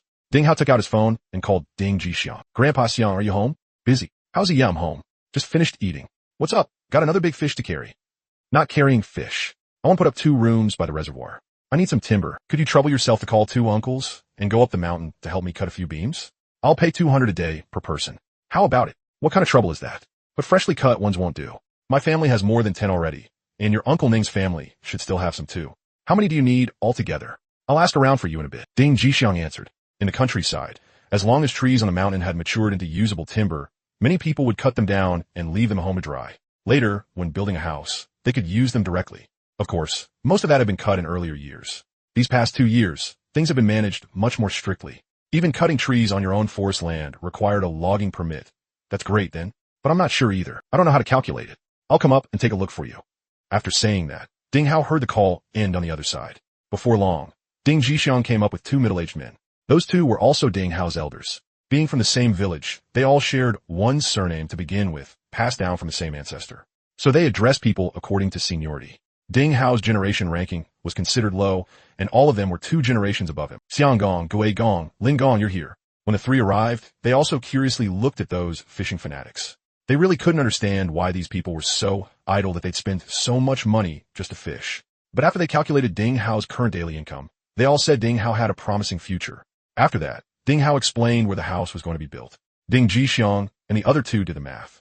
According to Ding Hao's requirements, they would need at least more than 60 beams. But fortunately, if the few households below pooled theirs together, it would be enough. Ding Hao had also already contacted the excavator from last time that came to dig the road, and it would come tomorrow to level the foundation. After arranging all of this, it was already 2 in the afternoon. Suddenly, a burst of commotion came from the reservoir bank. It flipped, its bellies up. Ding Hao turned his head to look. The giant fish, Zhou Chuansheng, had been fighting from 11 in the morning until now had finally run out of strength. A massive splash exploded across the water's surface, and an absurdly huge black carp rolled out of the water. Its white belly was exposed. The fishing fanatics around them, who had been getting sleepy from the heat, immediately perked up and all put down what they were doing to run over. Don't rush it. Walk it around a couple more times. Wait until it's completely spent before netting it. Cheng Guoqiang kept directing them, and he seemed to enjoy it endlessly. At this point, Zhou Chuansheng didn't even have the strength to speak anymore. Not long after, the fish was finally dragged to the shore. Wang Bing, Wang Bowen, and Ding Hao hurried over to help. Wang Bowen picked up the giant landing net with a diameter of 80 centimeters, kicked off his shoes, and stepped directly into the shallows. 1, 2, 3, lift. Working together, they dragged and hauled the water beast onto the bank. The huge grass carp lay on the grass, its mouth opening and closing, its tail fin weakly slapping against the ground. That size didn't look much smaller than the one Chen Guoqiang caught yesterday. Ding Hao quickly brought over the electronic scale. Wang Bing and Lu Jun used the net to hold the fish while Ding Hao hooked on the scale. Lift. The three of them strained and raised the fish off the ground. The numbers jumped rapidly, then slowly stopped after 2 seconds. Ding Hao glanced at it and loudly called out the number, 72 Gene. It didn't break the record. Everyone was a little disappointed because right now everyone here wanted to break that record. They all wanted to see just how big the fish in this reservoir could get. But when Zhou Chuanqing heard that number, not only was he not the slightest bit depressed, he threw back his head and laughed twice. See that? See that? I, Zhou Chuanqing, really am Zhou Hunter Gene in name and truth. Standing to the side, Wang Bing looked at him like he was an idiot. Old Zhou, are you fucking delirious from the heat? Or was your math taught by your PE teacher? This is only 72 Gene. You're still 28 Gene short 100. The people around them also nodded along. Zhou Chuanqing didn't blush or skip a beat. He glared back righteously and shouted his rebuttal. What the hell do you know? Can't 72 Gene be rounded off? Round the 7 up, and that's 100 Gene. The moment he said that, the whole place went quiet for a second. Right after that, ha ha ha ha. Holy shit, what the hell kind of rounding is that? A fisherman's mouth really is the toughest thing in the world. Learned it. Next time I catch a 5 Gene fish, I'll round it up to 10. Thunderous laughter erupted all around the reservoir. Before the laughter had even died down, Zhou Chuanqing was already smugly pulling out his phone. He opened Moments and started jabbing at the screen with his fingers at top speed. He picked 3 pictures. A full-body shot of the fish on the grass, a photo of him posing with the fish, and a close-up of the electronic scale showing 72 Gene. He had already thought up the caption and typed it out word by word. Zhou Hunter Gene, worthy of a name. Come challenge me if you don't accept it. Just as he was about to hit send, a hand suddenly reached over from the side and blocked his screen. Zhou Chuanqing looked up. Chen Guoqiang stood in front of him with an expression that clearly said, "Are you tired of living? Do you want to die? Or do you want to live? Dad, I'm just posting on Moments." And what happened the last time you posted on Moments? Every rod snapped, and you almost got divorced. Zhou Chuanqing instantly broke out in a cold sweat. He had almost made a huge mistake. When Wang Bing saw this from the side, he almost laughed himself sick. Old Zhou, this really doesn't seem like you. Sigh, I still miss the old you. Zhou Chuanqing stuffed his phone back into his pocket and sighed. You wouldn't understand. Starting at 2:30 in the afternoon, the reservoir exploded. First, one of the fishing fanatics on the east side hooked a big grass carp. That fish dragged him running all along the bank like it was walking a dog. After more than 40 minutes of chaos, they dragged it up and weighed it, 41 Gene. The crowd had just dispersed back to their own fishing spots when someone on the west side started shouting again. A 54 Gene black carp. Is my fishing spots feng shui bad or something? Why do all the big fish refuse to come to my side? At 3:15 in the afternoon, another roar rang out. Big head carp, 58 Gene. Then less than half an hour later, another big head carp came up from a different spot, 62 Gene. 4 big fish, all within 2 hours. Even though not one of them broke Chen Guoqiang's record of 81 Gene, it was already enough to drive these fishing fanatics crazy. This reservoir was basically heaven for giant fish. Any random fish here was a monster catch. Breaking 100 Gene was only a matter of time. Ding Hao stood on the dam watching these people. One fishing fanatic had already secretly swapped his 8-meter rod for a 10-meter one. Another had replaced his entire rig with number 6 heavy line. Everyone was thinking the same thing. Who will be the first to break 100 Gene? At 5:30 in the evening, the sun began to sink behind the mountain ridge. Ding Hao took his notebook and electronic scale and started settling accounts one by one. Today there were 27 people, all-day tickets, with ticket income totaling 5,400 yuan. The 41 Gene grass carp was taken away, with 21 Gene over the 20 Gene limit, for 420 yuan. The 54 Gene black carp was taken away, 34 Gene over, for 680 yuan. The 58 Gene big head carp was taken away, 38 Gene over, for 760 yuan. The 62 Gene big head carp was taken away, 42 Gene over, for 840 yuan. Zhou Chuanqing's 72 Gene black carp was 52 Gene over, for 1,040 yuan. The takeaway fees for the 5 big fish added up to 3,740 yuan. Some of the scattered small fish were released, but most were taken home. Ticket income of 5,400 plus big fish income of 3,740, minus a little over 100 yuan for returned fish. Today's total income, 9,000 yuan. Ding Hao looked at the payment records on his phone and took a deep breath. 9,000. 3 days ago, he was still eating plain boiled noodles. Now he was making 9,000 in one day. Of course, other costs still had to be deducted, but his costs were extremely low, almost negligible. The fishing fanatics were already packing up. Zhou Chuanxiang suddenly sidled up to Wang Bing and grinned. Brother Wang, want to buy this fish for me and go take another spin around the city tonight? Third time's the charm. Wang Bing hesitated. Yesterday's lesson of Wang Bowen getting docked 9 points was still vivid in his mind. Even though those 9 points were taken by Bowen for him, the moment they got stopped by the police, his heart had nearly jumped out of his throat. Forget it. About what happened yesterday. Before he could finish speaking, a few of the fishing fanatics who had caught big fish gathered around. Brother Wang, yesterday your plate was covered up at the time. Today we just won't cover it. Think about it. Let's form a convoy. 5 cars, 5 big fish, lined up in a row, that scene. Another young man wearing polarized sunglasses started analyzing it. Yeah, yesterday you only got fined because the fish hanging off the rear blocked the plate. Today we'll hang the fish on the side, leave the plate fully visible, and it won't even break any rules. What can they do to us then? Right. Hang them on the side. If 5 cars roll into town together, that kind of spectacle will definitely make the trending searches. Looking at the circle of eager faces around him, Wang Bing felt a rush in his blood surge up again. He slapped his thigh. Let's do it. I'm buying. Zhou Chuanxing's 72-pound black carp was sold on the spot. The 5 fish were hung from the sides of 5 different cars. Wang Bing walked around his Land Rover once and made sure the plate wasn't blocked at all. Perfect. This time no one can find anything wrong with it. Let's go. It's not dark yet. Perfect time to cruise around. The 5 cars drove out one after another, heading along the dirt road toward the national highway. The cars gradually left. At that moment, 5 anglers from out of town came over to Ding Hao. Boss, we drove more than 5 hours to get here. Can we set up tents and camp by the reservoir? Ding Hao thought for a moment. You can, but there are a few conditions. First, your tents have to be at least 10 meters back from the water. It gets slippery by the shore at night, so safety comes first. Second, clean up your own trash. Don't leave me a mess when you go. The 5 of them nodded repeatedly. Don't worry, boss. We're all experienced campers. We've got complete gear, and we'll look out for each other. All right, then be careful. After giving his instructions, Ding Hao headed down the mountain with his uncle and aunt. His uncle rode the 3-wheeler in front, his aunt sat in the cargo bed, and Ding Hao followed behind. By the time they reached the village, the sky had already darkened. When they passed the drying ground at the village entrance, a few villagers cooling off there saw them coming, and one of them called out first, "How's you're back? Were there a lot of people at the reservoir today?" Ding Hao smiled and replied, "Not bad." After a few more steps, an old man stuck his head out from the house. "How's he's got promise, huh? Better than your dad. If your dad had had your brains back then, your family would have been different long ago." Ding Hao got held there by him, and for a moment didn't know what to say. Just a few days ago, the same old man had been saying behind his back that he wasn't doing anything proper. "You flatter me, uncle. It's still too early for that."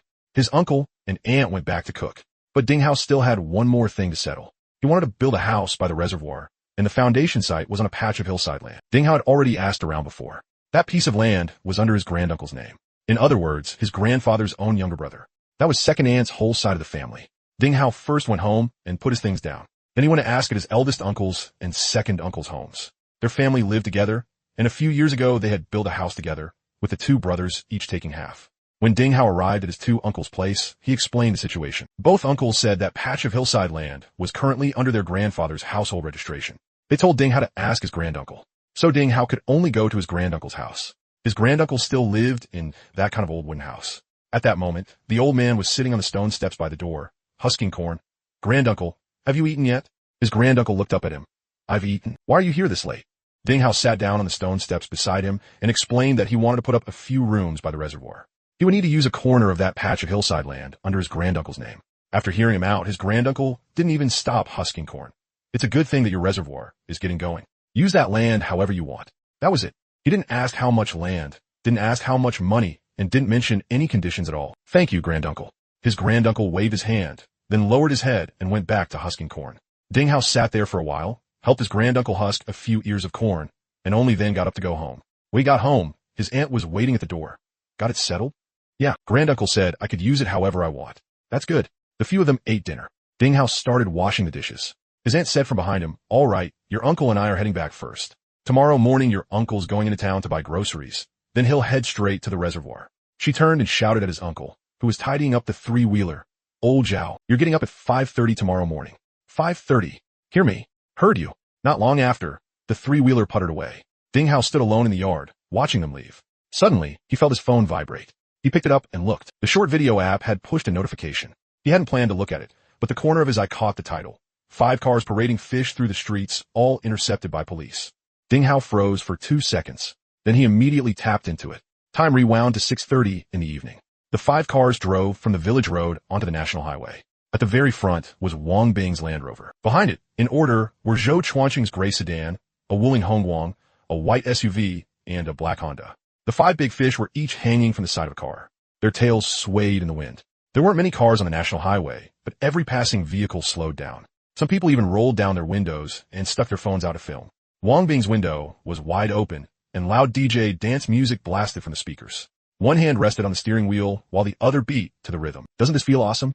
Wang Bowen, sitting in the front passenger seat, had already started recording video. Uncle Wang, drive a little slower. I'm getting a low-angle shot for you. When the 5 cars entered the county town, Wang Bing deliberately called out over the walkie-talkie. Everyone listen up. Drop speed to 20. Line up properly. Keep your distance.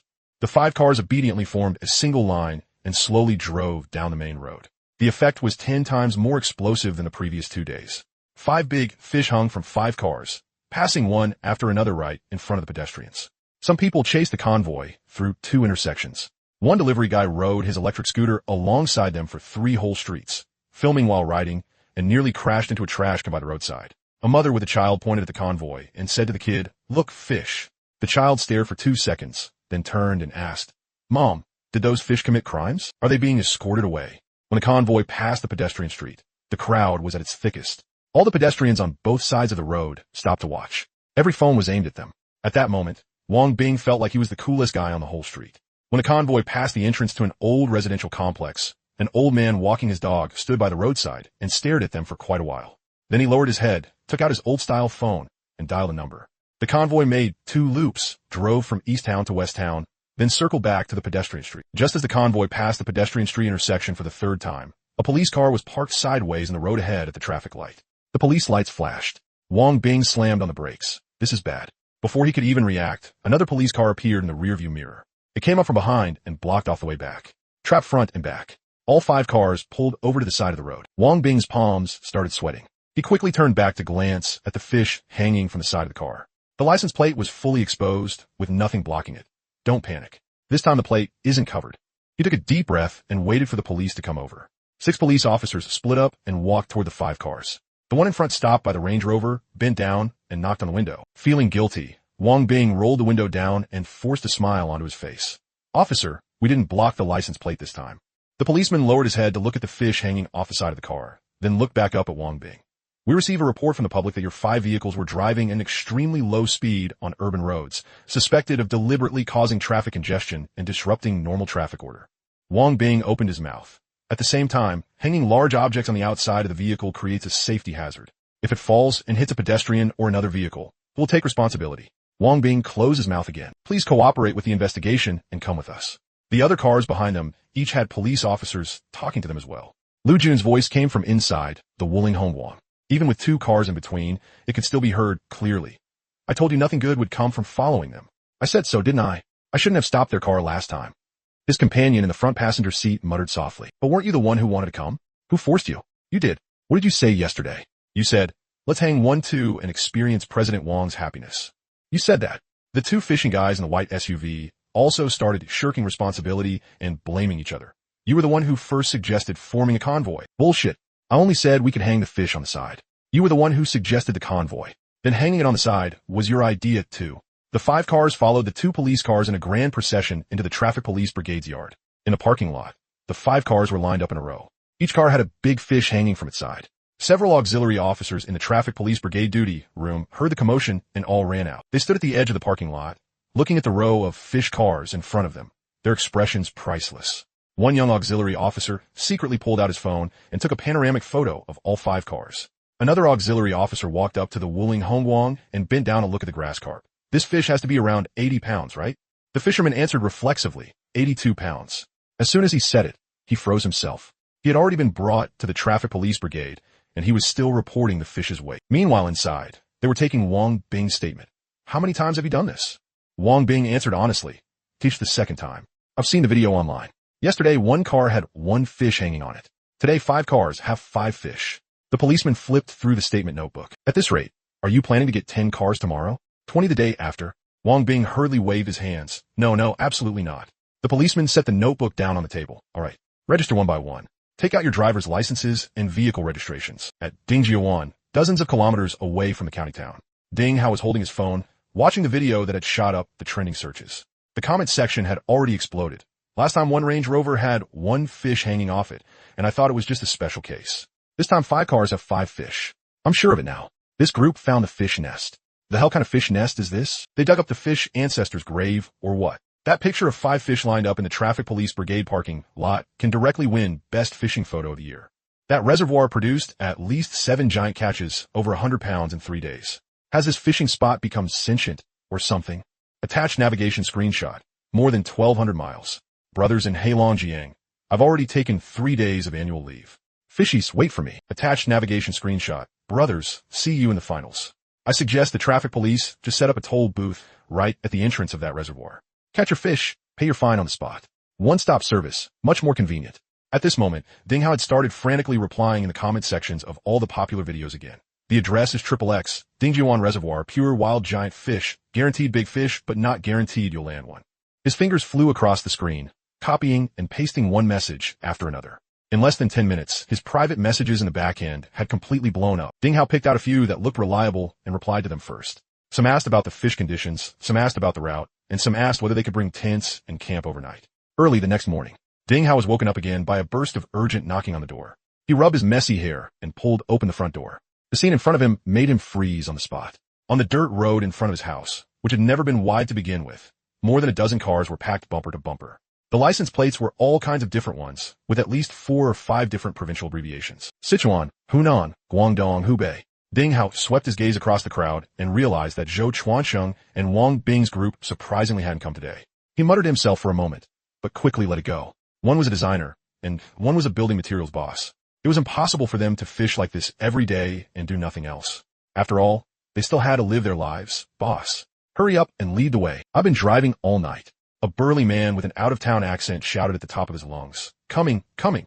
Ding Hao splashed some cold water on his face, then led the mighty convoy toward the reservoir. When they reached the dam, Ding Hao pulled out the sign with the QR code. 100 for half a day, 200 for the whole day. Just scan the code. The payment notification sound started going off like crazy. Ding Hao brought up the system panel in his mind, looking at the numbers on it. Even his breathing became heavy. Current number of anglers, 53. Current time multiplier, 5,300 times. 5,300 times. Ding Hao quickly did the math in his head. If one day passed in reality, it would be equal to 14.5 years passing in the reservoir. At such a terrifying flow of time, the fish under the water were undergoing insane transformations every single second. There were a few special figures in today's crowd. 3 female anglers. In fishing circles, female fishing addicts were a rare species, practically rarer than the giant 100-pound monsters in the reservoir. Among them, one girl with a ponytail was especially eye-catching. She was wearing a light, sun-protective outfit, a professional fishing hat, and the tackle box and rods in her hand were obviously high-end gear worth several thousand. A few male anglers nearby were mixing bait while sneaking glances over at her from time to time.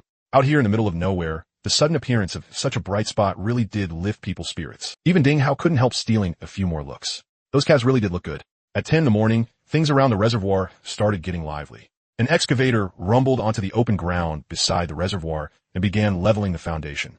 Ding Jixiang brought 2 elders from the village and carried thick beams of timber over to stack on the cleared ground. Ding Hao was patrolling along the shore while coordinating the construction positions, so busy he was practically running himself ragged. Before long, his uncle also arrived on that old electric 3-wheeler. The cargo bed was packed full of all kinds of vegetables and dozens of pounds of pork. There were more than 50 people eating today. Ding Hao quickly ran over to help unload. Howsy, there are way too many people today. I'm afraid I can't keep up with all the chopping and cooking by myself. His uncle spoke while moving the big iron wok. Ding Hao nodded. Cooking for more than 50 people, just washing and chopping the vegetables alone, could wear someone out completely. He started planning to call his second aunt later, have her come over and help his uncle out. Pay her 100 yuan for the day, and she'd surely be willing. Just as he was thinking, an extremely sharp voice suddenly came from the side of the reservoir. Stop digging. Hurry up and stop. It was so loud that even the digging noise couldn't cover it. The excavator driver slammed on the brakes, and the engine noise instantly dropped. The driver leaned half his body out of the cab and looked at the woman walking over with a puzzled face. Ding Hao turned to look. Second aunt was aggressively stomping down the muddy path toward the open ground. When she reached the front of the excavator tracks, she directly spread both arms and blocked the way. Ding Hao quickly put down the vegetable basin in his hand and hurried over. Second aunt, what's going on? Ding Hao asked, try his best to keep his tone down. Second aunt planted her hands on her waist. You're building something here. Did I agree to that? Ding Hao was stunned for a moment. He had personally gone to Tangong's house yesterday evening. Tangong had clearly agreed in person that he could use that piece of land however he wanted. Both first uncle and second uncle had confirmed it too. That land was obviously under Tongong's name. So how had it turned into needing second aunt's approval after just one night? Ding Hao took a deep breath and patiently explained. Second aunt, this land is under Grandpa's name. I already went and asked him yesterday, and he personally agreed to let me use it. Second aunt let out a cold laugh, and her voice rose even higher. Grandpa agreeing is Grandpa's business. He can't represent me. Besides, he doesn't get to make decisions in this family anymore. As soon as those words came out, several of the fishermen nearby stopped what they were doing and watched the commotion from afar. Ding Jixiang and the other two workers also put down the lumber in their hands and quickly walked over. Second aunt, what are you doing? Ding Jixiang frowned as he tried to persuade her. Haozi is setting up this fishing spot. Once more people come in the future, it'll be a good thing for our village too. Why are you here, making trouble? Second aunt was like a firecracker that had just been lit. She exploded instantly. What good thing? If it's such a good thing, why don't I get a share? She pointed at the dense rows of sun umbrellas along the reservoir bank, spit flying everywhere. Look at this. There are so many people coming to his reservoir every day. He charges 200 per person. He can make several thousand a day. He's raking in money hand over fist, so what benefit do we neighbors get from it? And now he wants to take the land on the mountain for free too. How can there be such a cheap deal in this world? Ding Hao stood where he was and listened quietly. He finally understood. Second aunt had come to stop the excavator today, not because of any ownership issue over this land. She was jealous. The fishing spot had taken off.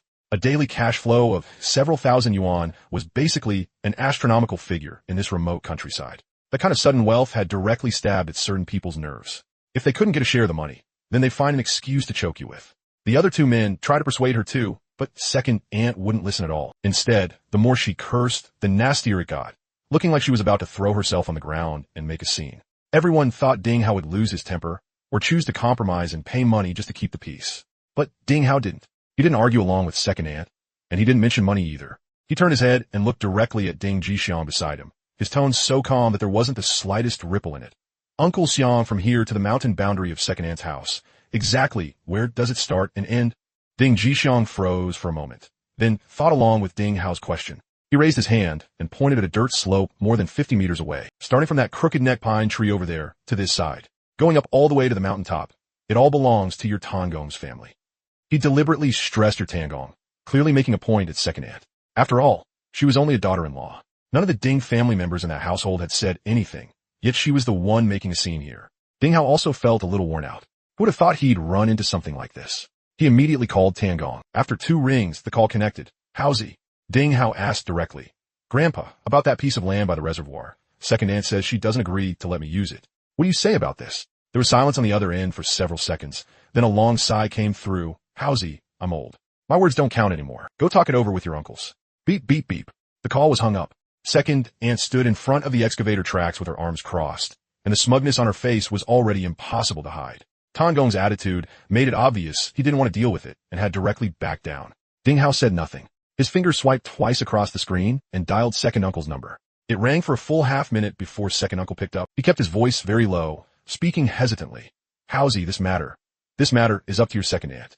It's not really easy for me to butt in. Right after that, Ding Hao called first uncle again. First uncle's attitude was even more straightforward. You should just talk to her directly. I'm not getting involved in this kind of thing. There was a lot of helplessness in his tone too.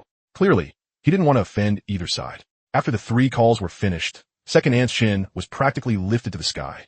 Ding Hao put away his phone and turned off the screen. He didn't even look back at second aunt, nor did he argue with her by even half a word. He turned and looked at Ding Jixiang standing nearby, then pointed at the overgrown slope across the reservoir. Uncle Xiang, whose land is that over there? Second aunt froze. She had 10,000 lines prepared in her stomach for haggling, just waiting for Ding Hao to open his mouth and beg her, or bring up money. But Ding Hao had directly stopped playing with her. Ding Jixiang followed the direction of Ding Hao's finger and looked over. He immediately laughed. That just so happens to be my family's wasteland. Use it however you want. Ding Hao replied at once. Uncle Xiang, it's a pretty big area. I'll just pay you and buy it outright. Ding Hao was thinking that he really had made too many assumptions about Tongong's side. If he had just talked about a transaction from the start, maybe none of what came after would have happened.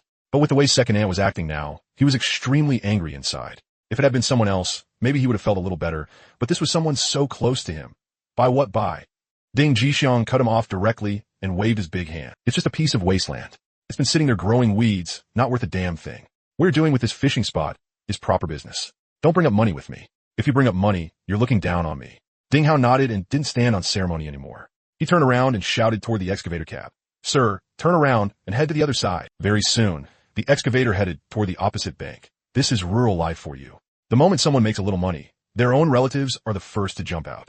Exactly. They just can't stand seeing others do well. This boss really has a good temper. If it were me, I'd have cursed right back long ago. Why waste words with her? The voices weren't loud, but they were enough for Second Aunt to hear. She had originally wanted to pressure Ding Hao and get a share of the profits. But now, instead, he had just changed locations. Standing here, not only had she failed to achieve her goal, she had also become a huge joke in front of dozens of people. Second Aunt's face turned pale and red by turns. She really couldn't keep standing there. She twisted around and walked downward, disappearing around the bend in the dirt road in the blink of an eye. Ding Jixiang walked over and patted Ding Hao on the shoulder. Don't take it to heart. That's just how she is. Your Tangong understands everything in his heart. He's just old and doesn't want trouble, so he lets her make a fuss. Ding Hao nodded. I know. Every family has its own hard truths. Uncle Xiang, I'll remember this favor. Ding Jixiang waved his hand. Enough of that. Get back to work, get back to work. Ding Hao suddenly remembered the important matter. Today, more than 50 people were eating here. He had originally planned to pay Second Aunt to come help out, but with things like this now, that was definitely not happening. Xianggong, is your wife free today? I've got too many people eating lunch here, and my uncle can't handle alone. 100 yuan for the day. Ask her to come help wash and cut vegetables. As soon as Ding Jixiang heard that, he agreed at once. What could she even be busy with at home all day? She just feeds 2 pigs and then has nothing to do. I'll call her right away and have her come up. The excavator rumbled on the wasteland across from them and began leveling the ground. Ding Jixiang started arranging those logs. Ding Hao went back to inspect the reservoir bank. By now, the fishing guys were completely in the zone, and from time to time, a few startled shouts rang out. It's on again. Big one. It's definitely a big one. Right after that came a crisp snap of a line breaking. A wave of jeering immediately erupted all around. Oh! Clearly, compared to seeing someone else land a fish, everyone preferred seeing a rod explode. Ding Hao walked a lap along the shore and noticed one very exaggerated detail. The fish being caught today were a full size bigger than yesterday's. Yesterday, those big Christian carp were generally around 1.5 to 2 gene, but today if you casually pulled one up, it started at 2.5 gene. A 5,300-fold time acceleration had an effect that was practically immediate. One day passing in reality was equal to 14.5 years inside the reservoir. If the speed had no upper limit, then how big could the fish in this reservoir grow in the future? Even Ding Hao didn't dare imagine it. Just as he was thinking about this, a woman's scream suddenly came from the distance. Ding Hao looked toward the sound. It was the female angler with the ponytail. The fishing rod in her hands was already bent into an absurdly exaggerated arc. The fishing line was stretched perfectly straight, crazily slicing across the water surface and making a sharp woo-woo sound. The moment a few male anglers beside her saw this, they immediately put down their own rods and were about to rush over to help. Before they could even get close, the ponytail girl threw out a sentence without even turning her head. No need. I'll do it myself. Several grown men came to a hard stop and could only stand there watching. The short-haired female companion beside her was crouching behind her, holding a bottle of mineral water in her hand, ready to pass it over at any moment, with not the slightest trace of panic on her face. Ding Hao walked a little closer and secretly nodded. This girl really did have some real skill. Her rhythm in reeling and releasing, and her timing in shedding force, were all handled very accurately. Even though her arms were trembling slightly, she gripped the rod handle tightly and didn't back down at all. But the strength of the fish underwater had clearly exceeded her expectations. Every time the fish burst forward, it dragged her several steps ahead, and the soles of her shoes left long marks on the ground. She fought it for nearly 40 minutes straight. Then the water surface suddenly exploded into a huge splash. A black back sliced across the surface. That size was a whole full circle bigger than the 81-gene black carp Qingguoqiang had caught yesterday. The anglers watching from shore instantly exploded with excitement. Holy crap. That's at least 100 gene. A 100-gene monster. It's going to break the record. Everyone's attention was completely drawn to that patch of churning water. The fish rolled once, then immediately sank again and began a second round of explosive struggle.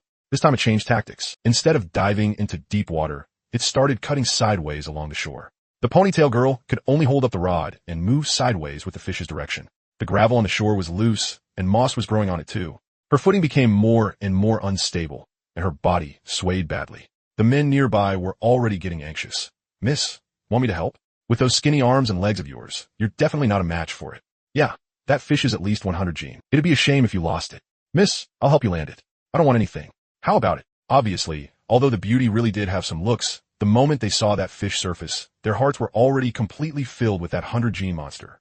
How badly they wished they were the one holding the fishing rod right now. But the beauty remained unmoved. Another more than 10 minutes passed. Then the giant thing underwater suddenly made an incredibly violent downward dive. The force came without any warning, transmitting straight along the fishing line into the rod. The girl was violently yanked forward all at once. Ah! Along with a scream, she and the fishing rod flew straight into the water. Water splashed everywhere. A few anglers beside her instinctively jumped up and were about to rush down to save her. But the short-haired female companion reacted the fastest. She kicked off her shoes and stepped into the shallow water, grabbing the ponytail girl's arm in one pull. Another nearby angler also rushed over to lend a hand, and together the two of them pulled her out of the water. The water actually wasn't deep, only up to the waist, so there was no real danger. But her whole body was soaked through, and that thin, sun-protective jacket was tightly plastered to her body. The first thing she did after getting ashore wasn't checking whether she was hurt. She whipped her head around and stared fixedly at the water surface. The line had long since snapped, and the surface had returned to calm. That 100-gene monster had vanished without a trace. Furious, she kicked the broken rod on the ground and muttered a curse. The anglers nearby had originally wanted to ask if she was okay, but after being glared at by her man-eating expression, they all tactfully scattered. Ding Hao stood on the opposite side and saw the whole scene clearly across most of the reservoir. He watched the short-haired female companion support that dripping wet figure as they hurried toward the white SUV parked on the dam. With her clothes stuck to her body, they outlined a very attractive figure.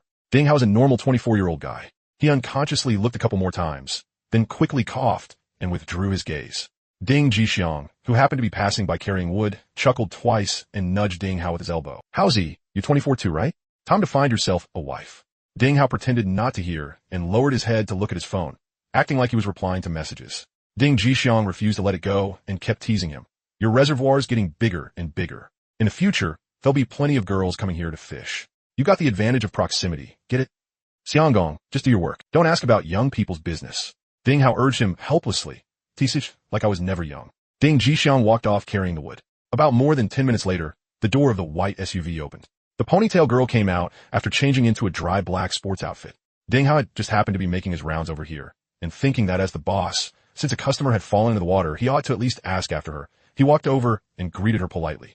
"You okay? It's pretty slippery by the water. Be more careful about safety in the future." The girl turned her head and glanced at him. Only then did Ding Hao get a clear look at her face.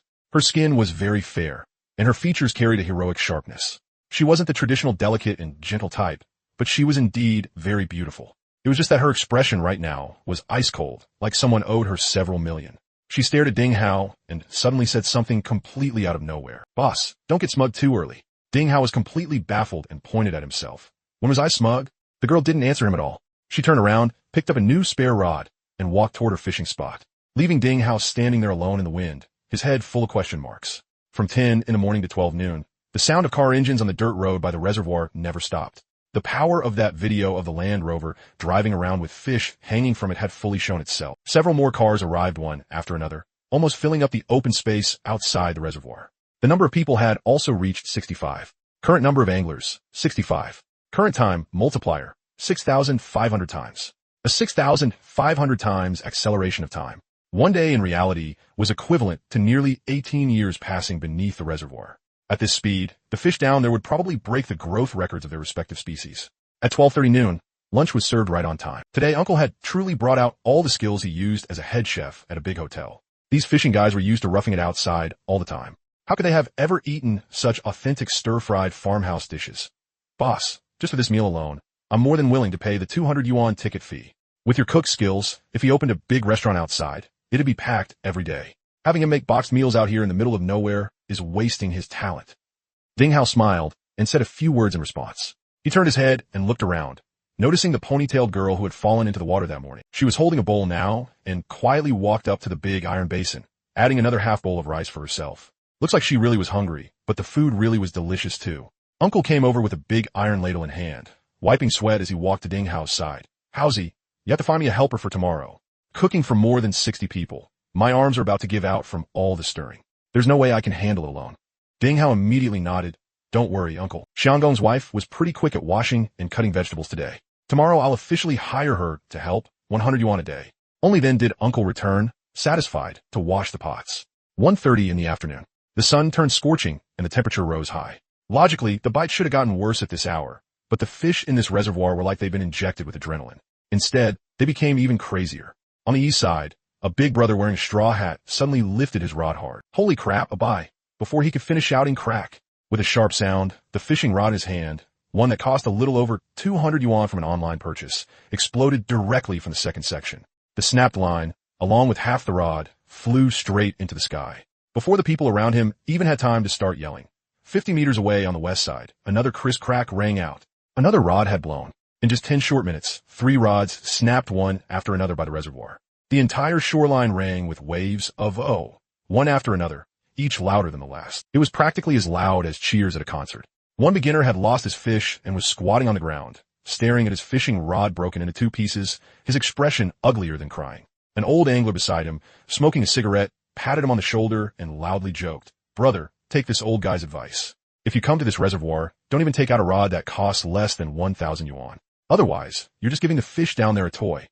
Everyone burst into laughter. From 2 in the afternoon to 5, the reservoir fully entered big catch time. First, a 56-gene grass carp was dragged ashore. Right after that, a 78-gene black carp was fought for a full hour and a half before it finally rolled belly up. Not long after, another 76-gene bighead carp was landed. Every time a giant fish came out of the water, a huge crowd would gather along the shore. Some took pictures, some recorded videos, some called out the weight. It was as lively as a market fair.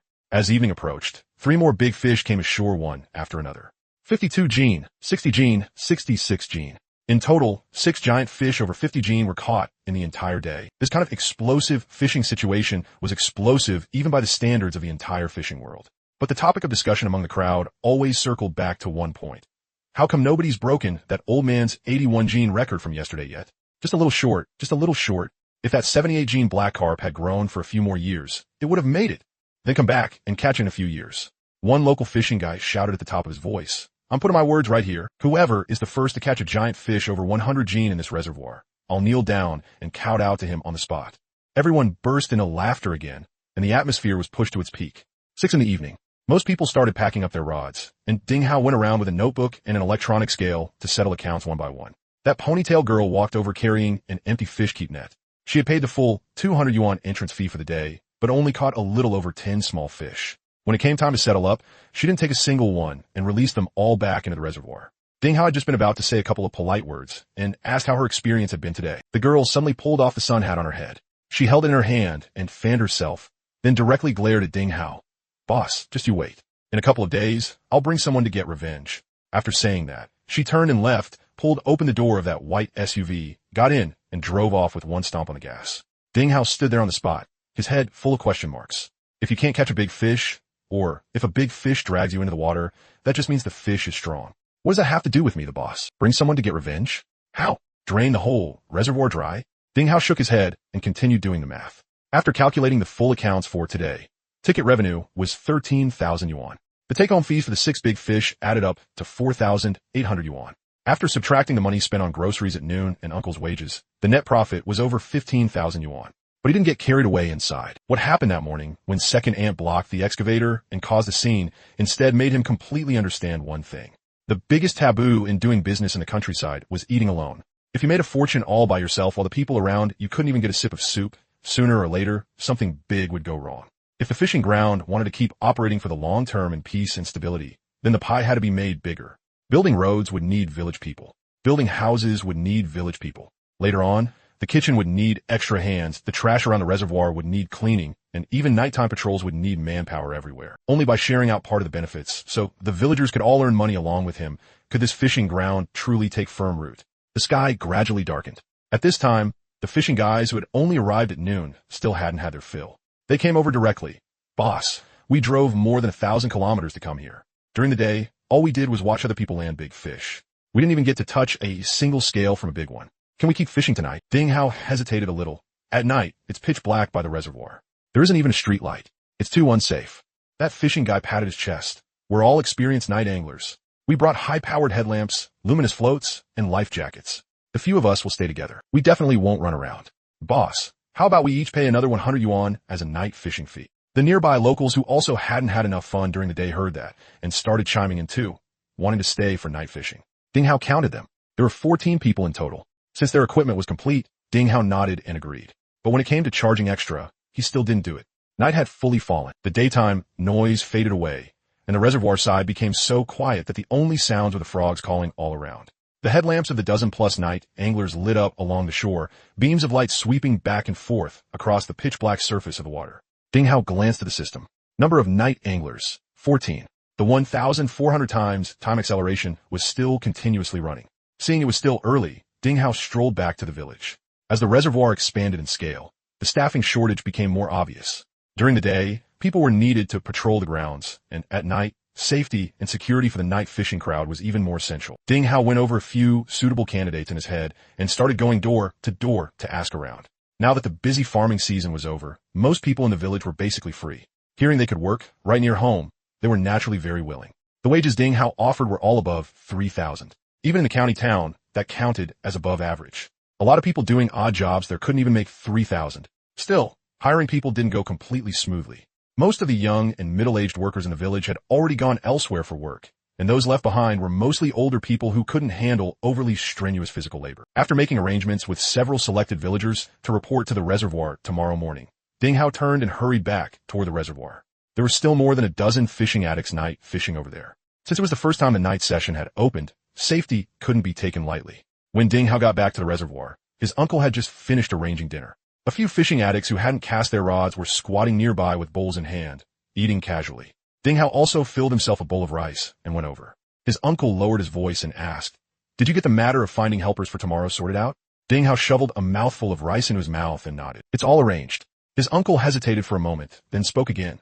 "Your aunt just called. She said she wants to take over your little shop and run it." Ding Hao thought it over carefully. His aunt had worked at a supermarket in the county town for years, so she was very familiar with the whole process of ordering and stocking goods. Supermarket wages in the county town were low. If she came to run the little shop at the reservoir, as long as there was enough foot traffic, it would definitely be better than working for someone else. What's more, he himself didn't have the energy to deal with all those trivial restocking hassles. Ding Hao readily agreed. A smile appeared on his uncle's face. "All right then. I'll have your aunt come over tomorrow, and you two can talk it through in detail." But Ding Hao felt a little puzzled inside. With his aunt's bold and energetic personality, why was she acting shy this time and making his uncle pass on the message instead?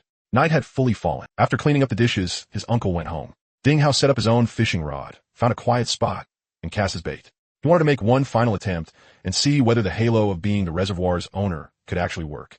He endured until a little past 11 at night. The fishing addicts beside him kept hooking fish one after another, but his float didn't move in the slightest. Ding Hao shook his head helplessly and was just about to pack up and leave. Suddenly, a pig-slaughtering-like howl rang out from nearby. "I hooked a monster!" One of the fishing addicts shot to his feet. The rod instantly bent into a full arc. The thing underwater exploded with a force beyond imagination. The fisherman, together with the rod, was dragged straight toward the water. Ding Hao reacted fast. In one step, he rushed over and wrapped his arms tightly around the man's waist. Only with the two of them working together did the downward slide barely stop. But the power from the giant creature underwater kept increasing. All the nearby fishing addicts were alarmed. One of those closest threw down his rod and ran over, hugging Ding Hao from behind. The three of them were strung together like a gourd vine, and only then did they barely manage to hold their ground. More than a dozen high-powered flashlights instantly converged on the water surface. The fishing addicts exploded into chatter. "With that kind of movement, it's definitely over 100 pounds. Hold steady. Don't let the line snap." Just as the standoff continued, a sudden splash burst from the surface. Water exploded outward. That fish actually leaped straight out of the water. Under more than a dozen blinding beams of light, everyone clearly saw the monster's true form. It was a horrifyingly huge bighead carp. When that giant mouth opened and closed, it was big enough to swallow an adult's head. It rolled through the air, its massive eyeballs reflecting a strange light. Then its enormous body smashed heavily back into the water. A savage pulling force traveled up through the line. Crack! A crisp sound rang out. The fishing rod snapped cleanly in the middle. Having lost their balance, the three men fell flat onto their backs on the bank. The whole place went dead silent. Everyone stared blankly at the ripples on the water as they slowly dispersed. After a long while, someone finally swallowed hard and broke the silence. "Did you guys see that clearly? That fish had to be at least over 200 pounds, right? I believe 300. That size was terrifying. Did this reservoir raise a fish spirit or something?" Rubbing his aching back from the fall, Ding Hao also felt his heart churning violently.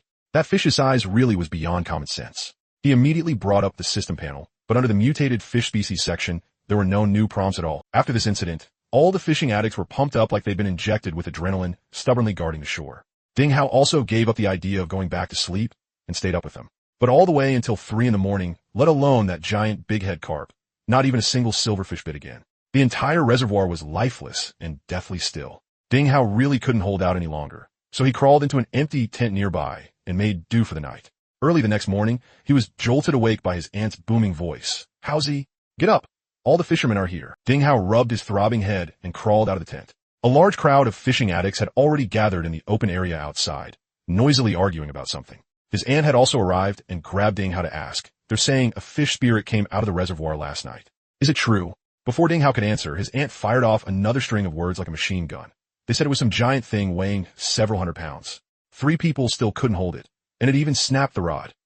Ding Hao gave a bitter smile. The mouths on these fishing addicts really could brag a cow into the sky. 200 pounds at most, and after one night of retelling, it had directly doubled. But that exaggerated rumor had become the best possible advertisement.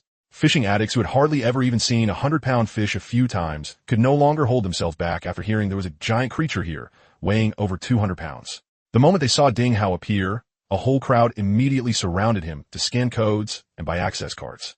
As Ding Hao yawned, he listened to the constant payment notification sounds coming from his phone. Early in the morning, more than 30 people had already gathered by the reservoir. On the dirt road in the distance, cars were still kicking up dust as they hurried this way. Taking advantage of a free moment, his aunt pulled Ding Hao aside to talk about the little shop. Ding Hao waved his hand and directly waived all the upfront fees. But his aunt refused. How can that be? It wasn't easy for you to get this place going. I'll pay you 1,000 yuan in rent every month. That settles it. Ding Hao didn't refuse again. 1,000 yuan was pocket change to him now. That little shop had been set up in the first place just to make things convenient for the fishing addicts. It actually couldn't make much money. At least that was what he thought. Today, Wang Bing had also brought Wang Bon along. Originally, the two of them had been coming to fish all this time and had even neglected their business. They had planned to work seriously for a few days before coming back to fish. But this morning, when Wang Bowen was using the bathroom, he noticed their fishing group chat discussing something. He watched while using the bathroom. Then phrases like several 100-pound giant catch, the fish became a spirit, and so on appeared before his eyes. How could he possibly sit still after that? He immediately called Wang Bing. Wang Bing directly pushed off the business deal he had planned to discuss today and dragged Wang Bowen over here. Even Ding Hao had to admire them. For the sake of fishing, these two actually wouldn't even give up making money. All right, where's Brother Zhou? Why didn't he come? Wang Bing said with a smile. His father-in-law went back. So how would he dare come now? He's got a tigress at home. He's honestly working at the company right now. Ding Hao also sighed. Fishing really can be harmful sometimes. After Wang Bing finished speaking, he took out his own 2 full buckets of bait from the back of the vehicle again. This had already become a scenic sight at the reservoir. A lot of fishing guys already knew this boss who liked to feed the fish. Of course, most of them stayed far away from him. Today, they had to get the foundation for the convenience store done and also build up the walls along the way.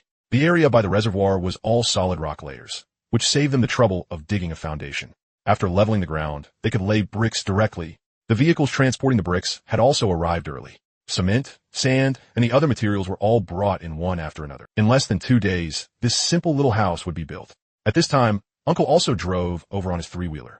This time, aside from those vegetables, there was actually some water and some simple snacks too. The most eye-catching things were still those few cartons of cigarettes. What surprised Ding Hao even more was that the few fishing guys who had stayed up all night yesterday quickly ran over to buy cigarettes. After fighting through the whole night yesterday, they had long since smoked all their cigarettes. Now, they were sleepy, and their craving for nicotine had kicked in again. Andy's cigarettes were simply emergency relief, and she wasn't selling them at a high price either, just 1 yuan more than a market price. Watching her casually chat away with those fishing guys, Ding Hao felt that Annie might really be suited for business. The villagers they had agreed on yesterday had already arrived at the reservoir. The 2 Annies were helping Uncle prepare ingredients. Ding Jixiang was over there coordinating with the workers on how to build a house. Below by the reservoir, the fishing guys were quietly fishing. Everything was rapidly developing in a good direction. By almost 10 o'clock, the number of people who had come to fish today had already broken past 80. A speed of more than 8,000 times made even Ding Hao feel a little afraid. But he knew this was only the beginning. Once his reservoir became well known, he would use some methods to draw in even more traffic. For example, he could hold some kind of competition. By then, with hundreds or even thousands of people fishing together, what kind of terrifying level would the reservoir's time multiplier reach? Just thinking about it already made him a little excited. Just as he was fantasizing about the future, a sharp voice pulled him back.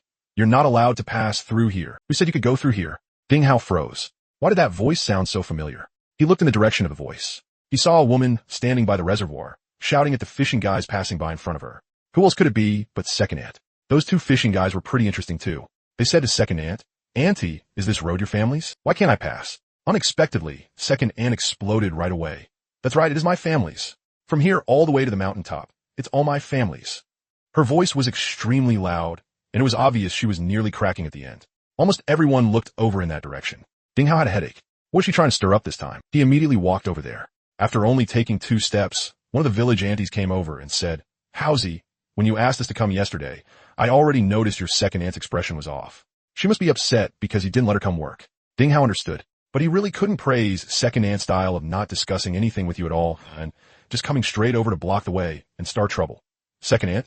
What's going on? Ding Hao walked over, but it was as if second aunt hadn't seen him. She shouted at the fishing guy who was about to walk past along the shore. I said you're not allowed to pass through here.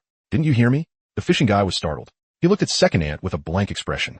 Maybe he had never met someone like this in his whole life. Can't afford to mess with you. Can't afford to mess with you. After saying that, he directly walked off to the other side. Second aunt, don't be like this. Our two families don't have any grudge. If you want something, just say it directly. Ding Hao said, while forcibly holding back his anger. Only then did second aunt look at Ding Hao and say, Haozi, I'm not making things hard for you. Your aunt is also a reasonable person. How about this? You give me the operating rights to that convenience store, and this matter will be over. When Ding Hao heard this, he was so angry he laughed. Not to mention that he had already agreed to give it to Annie. Even if he hadn't, blocking the road here and demanding benefits from others. How was that any different from robbery? Ding Hao was just about to say something when he heard a loud voice from behind him. What did you say? You want the operating rights to the convenience store? At some point, Annie had already walked over, still clutching a handful of green onions she hadn't finished washing. Second aunt turned her head and saw Annie. Her expression changed, but she immediately straightened her back again. I said I want the operating rights to the convenience store. What about it? This reservoir is on our village's land, so why should the convenience store be run by an outsider with a different surname? Outsider with a different surname? I'm an outsider with a different surname? Is your surname Ding? Second aunt stiffened her neck. My surname isn't Ding, but I'm a daughter-in-law of the Ding family. I married here 30 years ago. What about you? You're an outsider with a different surname who ran to Ding family village to steal business. Aren't you ashamed? Andy didn't pause for even a moment before speaking. I'm an outsider with a different surname? Haozi is my own nephew. He personally agreed to give it to me. Who do you think you are? You blocked the excavator, blocked the road, and now you're here to snatch the convenience store too? What help have you ever given Haozi? I didn't help. Second aunt raised her voice. When Haozi's dad built the house back then, how much help did my man give? Oh, an outsider like you know. Help. Andy sneered. What help? He drank 2 cups of alcohol and lay there all afternoon. In the end, it was still my man who helped carry the roof beam up. You call that help? You're farting. Second aunt panicked. You're the one farting. Andy's voice was even louder. Do you have any shame? Haozi put this fishing ground together, and you didn't contribute even a bit of effort. Now that you see it making money, you come to snatch it? How can there be such a cheap deal in this world? Second aunt was trembling all over with anger. Clearly, whether in volume or argument, she had already lost. Haozi, you're just gonna let your aunt bully me like this? I'm your real second aunt from your father's side. How did I treat you when you were little? During those years when your mom was working out of town, who brought you food? Don't you know that in your heart? Ding Hao's temples throbbed hard. He took a deep breath and suppressed his anger as he said, Second aunt, I remember that you treated me well. But as for the convenience store, I've already promised it to Annie, so it can't be changed. If you're willing, there's still plenty of work to do around the reservoir. Managing order, watching the grounds. 3,200 a month. If you're not willing, 3,200? Second aunt cut him off, her voice a little shrill. Are you dismissing a beggar? Do you think I don't know how much that convenience store can make in a day? I want the convenience store, and that's that. You won't give it to me, right? Fine. She stepped into the middle of the road and spread both arms wide. Then none of you should even think about passing through this road. Auntie sneered. Who do you think you can stop? Try it and see. The two women flared up again, each louder than the other. Enough. Ding Hao roared. The two of them froze at the same time and looked at him. Second aunt thought he had backed down again and shouted from behind. Haozi, think it over carefully. Come find me when you've thought it through. Ding Hao ignored everyone. He walked over to the pile of broken rod fragments on the dam, crouched down, and started picking them up. These were the fishing rods the fishing guys had snapped over the past few days. Although there weren't that many, there were still 20 or 30 of them. Holding those fishing rods in his arms, he walked to the boundary and started sticking them into the ground. Ding Hao squatted on the ground and stuck the last broken rod into the mud. He stood up, patted the dirt off his hands, then stepped back 2 paces to look. More than 30 broken rods were lined up in a row, each about 1 meter apart. They were uneven in height. Some were only half left, while some still had fishing line attached that hadn't been cut off in time, swaying in the wind. From a distance, they looked like a row of silent sentries. The surroundings quieted down. Second aunt stood more than 10 meters away, her expression shifting from smugness to confusion. She looked at that row of broken rods and couldn't figure out what Ding Hao was doing. At that moment, an angler who was putting away his rod walked over, carrying a fishing rod broken from the 3rd section. Boss, mine broke too. Help me stick it up there, will you? Ding Hao took it, walked to the very end of the wall of broken rods, found an empty gap, and planted it firmly. The angler clapped his hands and left. Right after that, 2 more people came over carrying broken rods. Boss, add mine too. This one broke last night. Keeping it is useless anyway. Ding Hao took them one by one and planted them one by one. Second Ant's expression finally completely fell apart. He finally understood what Ding Hao meant. He moved his lips as if he wanted to say something. But in the end, he still didn't say it, only leaving behind one last sentence. Just you wait. Then he turned and left the place directly. The afternoon bite continued to explode. As Ding Hao patrolled the shore, he started noticing a phenomenon. The Christian carp being caught were almost all between 2.5 gene and 3 gene. No matter what bait they changed to, no matter what fishing method they used, 3 gene was the ceiling. Not a single one exceeded it. The same went for the white-striped fish. The biggest topped out at around 1 gene and 2 liang, and there was nothing beyond that. Ding Hao compared it with the common knowledge he knew. The weight limit of wild Christian carp was about 1.5 gene. 3 gene was exactly double. The limit for white-striped fish was about 5 or 6 liang. 1 gene and 2 liang was also double. A guess gradually formed in his mind. Under the system's acceleration, small fish could probably grow to at most around twice their physiological limit. That was their ceiling. But what about big fish? What was the physiological limit of black carp in gene? How big could bighead fish grow? And that giant thing that had leaped out of the water at night and escaped, just how heavy was it? For now, no one could answer these questions. Ding Hao looked at the calm surface of the water, calculating in his heart. At that moment, an angler nearby caught his attention. That man had both hands forming some incomprehensible hand signs. He kept muttering something under his breath. Someone next to him asked what he was doing. The man said seriously, "Inviting fish. I'm inviting fish. Inviting fish. I saw it in videos the past 2 days. They said before fishing, you have to bow to the water first, then recite a spell asking the fish to come ashore. It's super effective." Several nearby anglers immediately crowded over to watch the fun. The man stood up, cleared his throat, and bowed 3 times toward the water. He muttered a string of words that no one could hear clearly. After finishing, he sat back down at his fishing spot full of confidence, his eyes locked on the float. And honestly, in less than 2 minutes, the float moved. First it tapped lightly twice, then suddenly sank hard. "That's here." The man jumped up in excitement and yanked the rod hard. In just a couple of moves, he dragged the thing onto the shore. A turtle, about the size of a palm. Its 4 legs were tucked into its shell, completely motionless. The whole place went quiet for a second. Then laughter came crashing over like a landslide. "Bro, you weren't sincere enough. The fish didn't come, but its mount arrived first. Were you inviting fish or inviting turtles?" "That turtle is obviously the advance unit. The fish are behind it. Recite it 2 more times and put more power into it."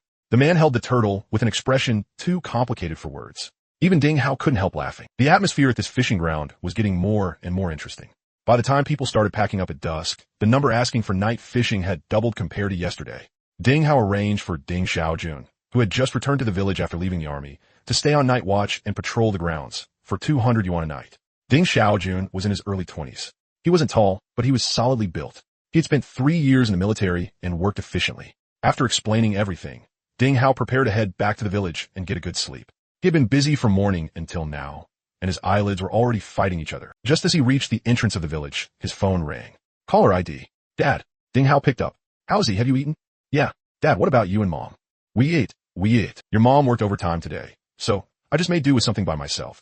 The father and son chatted on and off, saying a few words about the weather and asking a few questions about health. This kind of homey conversation was actually rare for this father and son. Ding Hao felt warm inside, but at the same time, he vaguely felt something was off. His dad normally didn't take the initiative to call. Sure enough, the topic shifted and it came. "How's he? Your second aunt called your mom. She cried a lot, said you made her lose face in front of dozens of people at the reservoir, and even used broken rods to block your family's road." Ding Hao took a deep breath. "Dad, that's not what happened." T-Rush. "Let me finish." Dad's voice wasn't loud, but his tone was heavy. "What she did was wrong. Your mom told me too, but you're the younger generation. What's wrong with yielding a little? At worst, let her run the convenience store. Your aunt can do something else. You all live in the same village. Even if you don't see each other when you lower your head, you'll see each other when you raise it. Harmony in the family brings prosperity in everything." Ding Hao stood under the old locust tree at the village entrance. The evening breeze blew over, carrying the smell of green grass from the fields. He stayed silent for several seconds. "Dad, when she stopped the excavator the first time, I already gave in. I directly changed locations and used Xianggong's land. I know, but she pushed her luck." Ding Hao cut off his father. "Today she blocked the middle of the road and wouldn't let the fishing customers pass. She made a scene in front of more than 80 people. She wanted the operating rights to the convenience store. I didn't give them to her, so she blocked the road. Dad, if I give them the first time, there'll be a second time. Today she wants the convenience store. Tomorrow she'll want a share of the reservoir profits. The day after tomorrow, she'll want me to hand over the whole fishing ground." The other end of the phone went silent. Ding Hao continued. "She took care of me when I was little. I remember that, and I've always kept it in mind. But those things can't be mixed together." The other end stayed quiet for quite a while again. Then Dad threw out one sentence. So your wings have hardened now, and you don't listen to me anymore. Is that it? Ding Hao didn't talk back. He knew his dad wasn't really scolding him. He had just been choked up and didn't know how to continue. His father had spent most of his life working away from home and was used to a muddle-through way of handling things. Whenever something happened, his first reaction was always not to stir up trouble. All right, I'm hanging up. Their conversation obviously couldn't continue. Ding Hao understood what his dad meant, but some things couldn't be given in on. Night quickly enveloped the entire reservoir. Ding Xiaojun held a flashlight and patrolled along the shore once. He felt these anglers could endure even more than his comrades back in the army. It was already 1 a.m, yet not a single person looked like they had any intention of packing up their rods. Brother Xiaojun, help me grab the landing net. An angler on the east side was shouting. Ding Xiaojun grabbed the landing net and ran over. That man was wrestling with a fish. His rod was bent like a bow, and the sound of the line cutting through the water was especially clear in the night. After another 10 or so minutes of struggle, the fish rolled belly up. Ding Xiaojun stepped into the shallows, scooped up the fish's head with a landing net, and dragged it onto the shore. A grass carp. When it was put on the scale, it weighed 48 jin. The angler was so happy, he kept rubbing his hands together. Before long, someone on the west side hooked another big fish. A black carp weighing 55 jin. It took more than half an hour of fighting before it was finally brought ashore. Ding Xiaojun started weighing them one by one. The whole night passed, but no one could break the curse of 100 jin. At 6 a.m, the eastern horizon began to turn white. Layer after layer of mist rose from the water, making the whole reservoir look as if it were wrapped in cotton. Ding Hao arrived at the reservoir early today. He had gone to sleep early yesterday, so he had gotten up early today too, and he was especially energetic. Ding Hao looked at the wall of broken rods. There were obviously a few more now. Looks like things had been pretty lively last night too. At this time, anglers also started arriving one after another. Damn, this place is way too far. If this turns out to be fake, won't we be taking a huge loss? A young angler got out of the car and immediately started complaining to the friend beside him. But his friend looked toward where Ding Hao was standing. I think there are definitely big fish here and a lot of them. As he spoke, he pointed at that row of broken rods. The two of them walked over in surprise. Then they took out their phones and snapped a photo of the row of broken rods. Boss, were all of these snapped by the fish in the reservoir? Yes. The man shook his head, sent out the photo, and added a caption. Ding Hao didn't see what he wrote, but judging by the expression on his face, it was probably nothing serious. Starting from 7 a.m, the cars on the dirt road never stopped coming. While collecting fees through QR scans, Ding Hao counted heads as mine. At 7:30, there were 42 people. By 8:30, there were already 61. At 9, 78 people. At 9:30, 89 people. A few minutes before 10, the notification sound for the 97th person scanning the code rang out. Holding the QR code sign and standing on the dam, Ding Hao looked at the dense crowd of people and tents around the reservoir, his heart filled with emotion. If this had been 1 week ago, he wouldn't even have dared to imagine it. His uncle had brought 2 more large pots today, and the cargo bed of the 3-wheeler was packed full. The 2 aunties helping in the kitchen were already washing vegetables by the creek, the sounds of chopping and running water mixing together. His aunt's little convenience store had officially opened too. She found a wooden board and used red paint to crookedly write out a price list. Bottled water, 3 yuan. Instant noodles, 5 yuan. All brands of cigarettes, market price plus 1 yuan. The handwriting wasn't much to look at, but the prices were clear at a glance. One man who had stayed up all night fishing came over with red eyes to buy cigarettes. While handing over a pack, Ding Hao's aunt also slipped him a pack of tissues. Brother, you worked hard staying up all night. Wipe your face and wake yourself up a little. The man froze for a second, then took the tissues and smiled. Boss lady, you really know how to do business. Your attitude is 10 times better than those convenience stores in the city. Ding Hao's aunt burst out laughing, loud enough that 3 anglers nearby turned their heads at the same time. Of course, come back often, brother. Watching from the side, Ding Hao felt that when it came to doing business, his aunt was absolutely serious about it, and she was born for this. That big voice of hers would be a flaw behind a supermarket counter, but at a little shop by the reservoir, it had become a signature feature instead. A little after 10, another convoy arrived at the reservoir. Standing on the dam, Ding Hao watched as the small convoy slowly drove into the open parking area. The car doors opened. A girl with a ponytail got out from the driver's seat of a white SUV. Ding Hao recognized her at a glance. It was the girl who had fallen into the water that day. Today, she had changed into camouflage-style fishing clothes, the sleeves rolled up to the middle of her forearms, her ponytail tied high. She scanned the crowd by the reservoir, locked her gaze onto Ding Hao standing on the dam, and walked straight toward him. The ponytailed girl stopped in front of Ding Hao and raised her chin slightly. Boss, I told you I'd come back for revenge. Ding Hao looked at the group getting out of the cars behind her, 5 or 6 people in total, each carrying professional fishing gear bags. You only brought these few people to fish. The ponytailed girl gave a cold snort and turned to point at a man setting up a tripod beside a pickup truck. See that? Li Dagon, a fishing streamer with 500,000 followers across the internet. He's caught more 100 monsters than you've ever seen. Now that he's here today, the fish in your reservoir can just wait to be played out. Ding Hao looked in the direction she was pointing. He looked about 27 or 28, with a buzz cut and dark skin. The muscle lines on his arms were obvious. One look, and you could tell he spent a lot of time outdoors in the wind and sun. Ding Hao nodded. Welcome, welcome. Scan the code to pay. The ponytailed girl's expression froze for a moment. That's your reaction? Ding Hao asked back. Then what reaction do you want? Want me to put on a show of being scared? The ponytailed girl glared at him, then turned and went to help Li Jinhua move the equipment. Beside the pickup, Li Jinhua was adjusting his gear. His real name was Li Jinhua. He had been doing fishing self-media for 3 years and had 520,000 followers across the internet. His style wasn't the fake stage kind. He genuinely went to all kinds of wild ponds and reservoirs to challenge giant fish. 3 days ago, he came across a video of 5 cars driving through the streets with fish hanging off them, only to all be stopped by traffic police. The views had already broken 10 million. On the same day, he received a private message invitation from a fan named Su Qing. After confirming the address, he drove through the night for 6 hours to get here. After setting up the tripod, Li Jinhua started filming material. Ding Hao was too far away to hear clearly what he was saying. He only heard him rambling at the camera for quite a while. After filming the material, he put away the camera, walked up to Ding Hao, and started chatting. The cameraman beside him even pointed the camera at Ding Hao. Boss, how much is it to fish here for one day? Ding Hao felt a little unnatural, but he still answered, 200 a day, 100 for half a day. Li Jinhua paused. He hadn't expected it to be this cheap, but he quickly reacted, Boss, I'm really amazing at fishing. How about I don't pay? And if I catch anything, I won't charge you either. Ding Hao glanced at him. Are you dreaming? If you don't pay, what happens to my multiplier? No, that doesn't make sense. Li Jinhua said, Boss, I'm doing this for your own good. I'm afraid you'll lose money. Not at all. I'll buy back fish here for 2 yuan per gene. If you've got the ability, then make me lose money. Li Jinhua felt the effect was about good enough, so he didn't say anything more. Then don't regret it.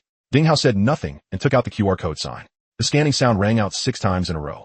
But at that very moment, a prompt suddenly sounded in Ding Hao's mind. Ding, the number of anglers has exceeded 100. System upgrade. Function unlocked. Fish fry stocking system. Obtained upgrade gift pack ×1. Ding Hao froze in place. Holy crap. This system can actually level up? From the looks of it, as long as the number of people fishing reached a certain amount, it could upgrade. He opened the system panel. 3 brand new icons had clearly appeared on the panel. Ding Hao opened the lucky spin. The wheel was divided into 12 sections, and each section had a question mark on it. There was no way to see what the actual prizes were. A line of small text was marked at the bottom.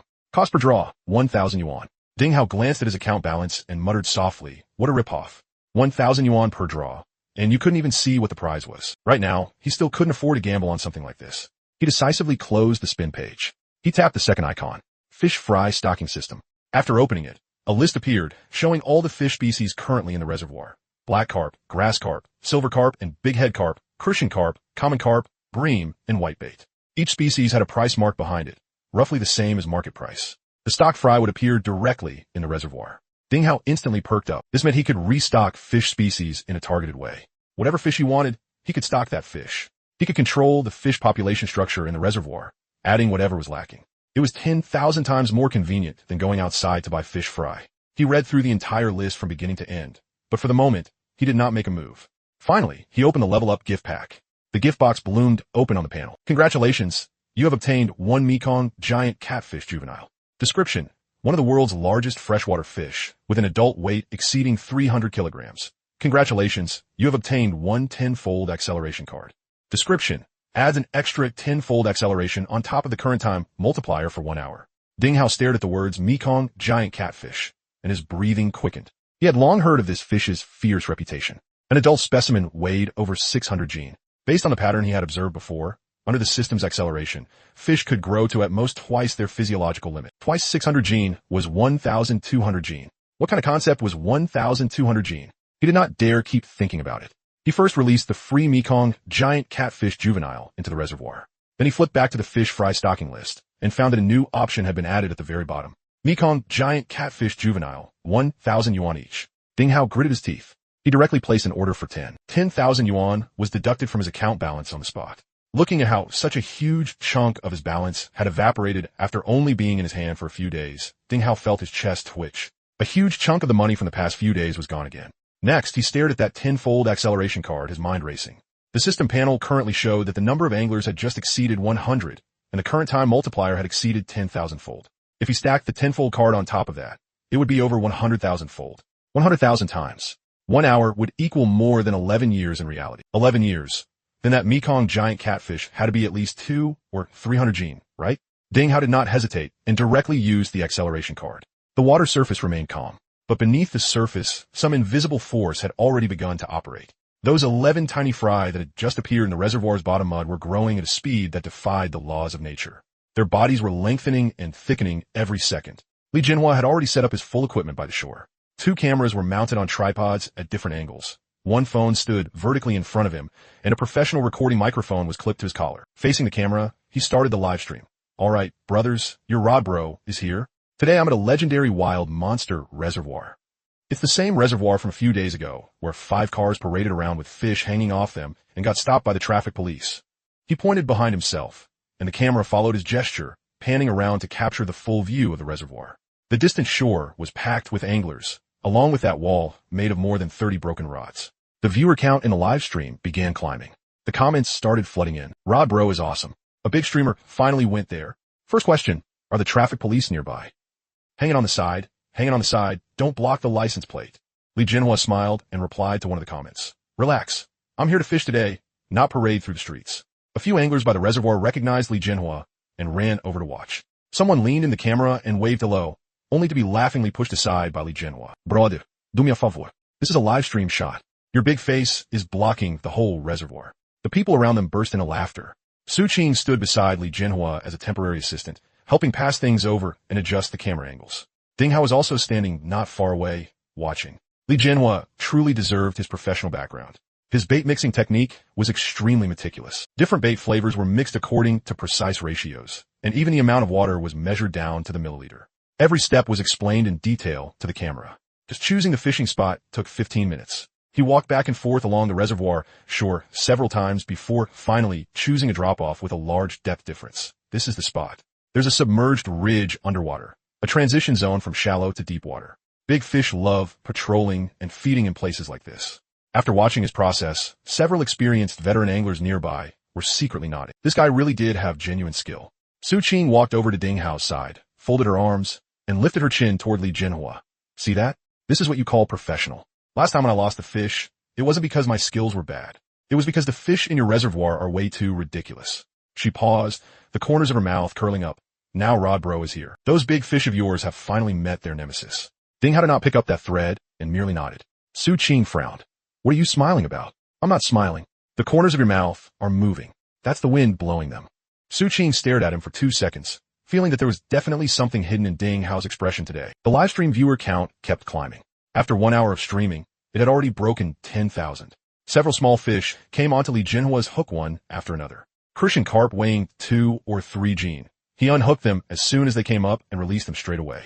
He lifted that plump big Crucian carp and showed it to the camera. Fish this small? I don't want them. Today I'm only after fish over 100 gene. The comments exploded again. Rod Bro has standards. Small fish aren't worthy of entering your keep net. This Crucian carp probably has never been despised like this in its whole life. Li Jinhua continued boasting. Brothers, I'm saying it right here today. If I don't catch a 100 gene monster, I'm not leaving this reservoir. The comment speed clearly picked up another notch. Here it comes, here it comes. The flag has been planted. Rod Bro better keep his word. High energy moment ahead. Get the popcorn ready. Another 10-odd minutes passed. Li Jinhua was explaining bait ratio techniques to the camera. Halfway through his sentence, the fishing rod in his hand suddenly sank downward. Li Jinhua reacted extremely fast. He leaned backward, planted his feet, and gripped the rod handle tightly with both hands. It's on. A big one. The comment section instantly went insane. A big one. Look at how far that rod is bending. The moment Su Qing saw Li Jinhua hook a fish, she got so excited that she jumped. She turned to look at Ding Hao, her eyes full of triumph. See that? Hooked a big fish in just 1 hour. The fish in your reservoir are nothing but waiting to be slaw. Before she could finish, the force underwater exploded in the 3rd second after the hookup. The fishing rod was violently dragged downward. Li Jinhua felt the entire rod body trembling, and the bending arc had already exceeded its endurance limit. To be fair, the quality of his rod was indeed solid. Even like this, it still did not break. But Li Jinhua himself was directly dragged, sliding toward the reservoir. He instinctively wanted to let go, but his hands no longer had time to make the motion. Splash! Together with the rod, he was yanked straight into the water. A professional fishing streamer with 520,000 followers was dragged into the reservoir by a fish right in front of the livestream camera. From hookup to falling into the water, the whole process took less than 5 seconds. The reservoir shore went completely silent for a full 3 seconds. Su Qing's mouth hung open, and it took a long time before she closed it. The livestream comments went blank for 2 brief seconds. Then it surged out like floodwaters after a dam had been opened. Where'd he go? I'm dying, ha ha ha. Is this fishing or swimming? He was just saying he wouldn't leave unless it was under 100 pounds, and now he's gone straight onto the fish's turf. Dedicated. Replay. I want the slow motion version. The number of viewers in the live stream shot from 10,000 to 20,000 in 30 seconds. The anglers on the shore finally snapped out of their daze. Is he okay? Hurry and pull him out. A few people who were closer hurried to the water's edge and reached into the shallows. Lee Jinhua stood up out of the water, soaked from head to toe. Luckily, the water there wasn't deep, only up to his waist. He had choked on a couple mouthfuls of water, and strands of aquatic weed hung from his hair. He looked an absolute mess. Two anglers beside him each grabbed one of his arms and hauled him out of the water. He was fine, but the rod was gone. The fish had dragged it away. The surrounding anglers loved seeing the chaos. That's it? A big streamer with 500,000 followers. Bro, are you here to fish or to take a bath? How's the water temperature? Nice and cool. Ding Hao glanced at the drenched Li Jinhua, then at Su Qing. Looks like the person you called over isn't that capable either. Su Qing's face flushed bright red. After climbing out of the water, Li Jinhua didn't speak right away. He first bent over and caught his breath for a few minutes. Then he walked in front of the camera that was still filming and said one sentence to the lens, dripping wet. My brothers, I've been doing fishing live streams for 3 years. I've gone to dozens of reservoirs across the country, and the biggest fish I've ever caught was a 120-pound black carp. He paused and took a breath. But I can responsibly tell you this. That fish just now was at least several hundred pounds. The bullet comments and comments section instantly turned into an ocean of mockery. Several hundred pounds? Did water get into your brain at this reservoir? Got dragged into the water by a fish, and you're still talking tough. An angler's mouth really is the toughest thing in the world. Rod bro, didn't you say you wouldn't leave unless it was under 100 pounds?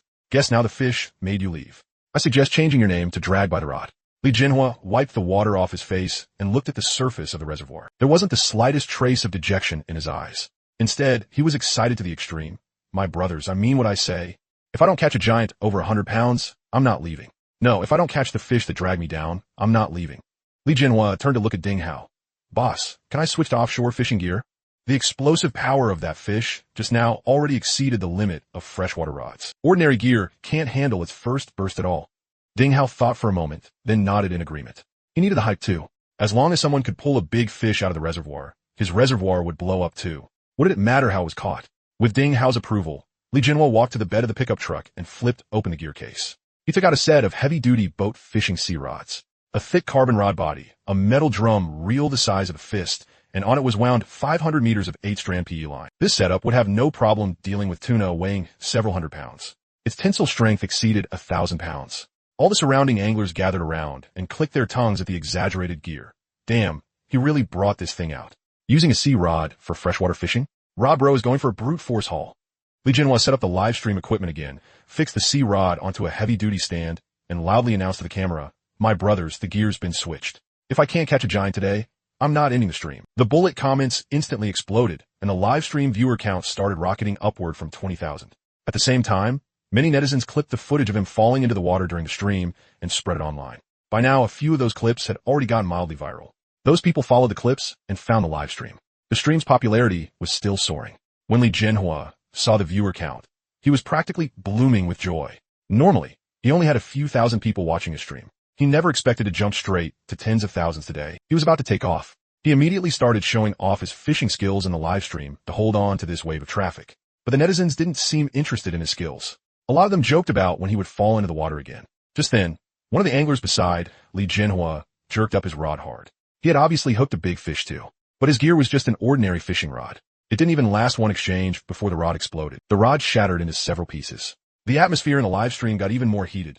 Damn, there really are big fish. Look at that guy's stunned face. Of course, snapped rods were no longer isolated incidents at the reservoir. Over the next 2 hours, more than a dozen rods exploded. Ding Hao also noticed a serious problem. Time acceleration was making the fish in the reservoir grow too fast, and the size gap had become severe. If this kept going, ordinary anglers coming here wouldn't be able to catch anything at all. All they'd get were broken rods. If that happened, who would still be willing to pay for tickets in the future? He had to replenish the lower-tier fish population. Ding Hao pulled up the system's fish fry stocking panel, looked at the prices on it, gritted his teeth, and started placing orders. 1,000 grass carp fry, 1,000 black carp fry, 500 carp, 2,000 crucian carp. The total cost came to nearly 20,000 yuan. Watching his account balance drop straight from 5 digits to just over 4 digits, Ding Hao felt a tightness in his chest. The money he'd earned these past few days hadn't even had time to sit warm in his hands before he threw it all back in again. At 2 o'clock in the afternoon, the number of people in Lee Jinhwa's live stream broke past the 50,000 mark. The entire screen was filled with bullet comments, all saying the same thing. Hurry up and hook a fish. Lee Jinhwa was also doing his best to keep the stream steady. After all, fishing really wasn't suited for live streaming. He didn't have that many entertaining moments. After all, there was too much waiting time. Time passed second by second. The popularity of his live stream also slowly started to drop, but it still stayed between 20,000 and 30,000 viewers. At 10 past 4 in the afternoon, the float on the live stream screen suddenly plunged hard. Lee Jinhwa instantly sat up straight. More than 50,000 online viewers held their breath at the same time. Lee Jinhwa planted his feet firmly on the ground, gripped the rod handle with both hands, and violently lifted the rod upward with force. It's on. He roared and began a direct confrontation with the giant beneath the water. The PE line went taut like steel wire, letting out a whining sound as it sliced through the water. After the fish was hooked, the live stream viewer count also began rising quickly again. The bullet comments in the stream started flying by at high speed. Streamer, perform the falling into the water act again. Don't make me beg you. I've never fished before. I just like watching this. What's going on? Wow, it looks huge. Come on, come on. The anglers nearby all turned their eyes over at the same time. A lot of people came for an entire day without a single bite. Even if they got one, it was only a 2 or 3 pound Christian carp. This fish the blogger had on seemed like it might have a chance of beating the reservoir's 100-pound record. A lot of people ran over to the side to watch the show. Wang Bing also came over beside Ding Hao to watch. Boss, do you think this one is over 100 pounds? Ding Hao thought about it and said, logically speaking, it should be. 20 minutes passed. The fish underwater still refused to come up. It swam sideways along the bottom. Lee Jinhwa was drenched in sweat, and the muscles in his arms were starting to ache from being tense for so long. But he kept gritting it out. The live stream was full of people cheering him on. 45 minutes. At last, a huge splash burst open on the water surface. That fish broke the surface for the first time. Its black back emerged. Its size was so huge that everyone present sucked in a sharp breath. So big. So big. It's at least over 100. All the anglers at the scene cried out in shock at the same time. After the fish rolled over, it seemed to be stimulated by the light and suddenly dove down again. This time, it charged straight toward the deep water area in the center of the reservoir. The drag on the metal reel let out a buzzing whir as the fishing line peeled out at a speed visible to the naked eye. Veins bulged on Lee Jinhwa's forehead as he gritted his teeth hard. The line had already gone out nearly 100 meters. If it kept going, the spool would be emptied. The sprint finally stopped at 130 meters. The fish's stamina had begun to drop sharply. Lee Jinhwa seized the chance and started reeling the line back in, one turn at a time. The entire place was so quiet that the only sound left was the clicking of the metal reel turning. 550. The fish surfaced for the second time.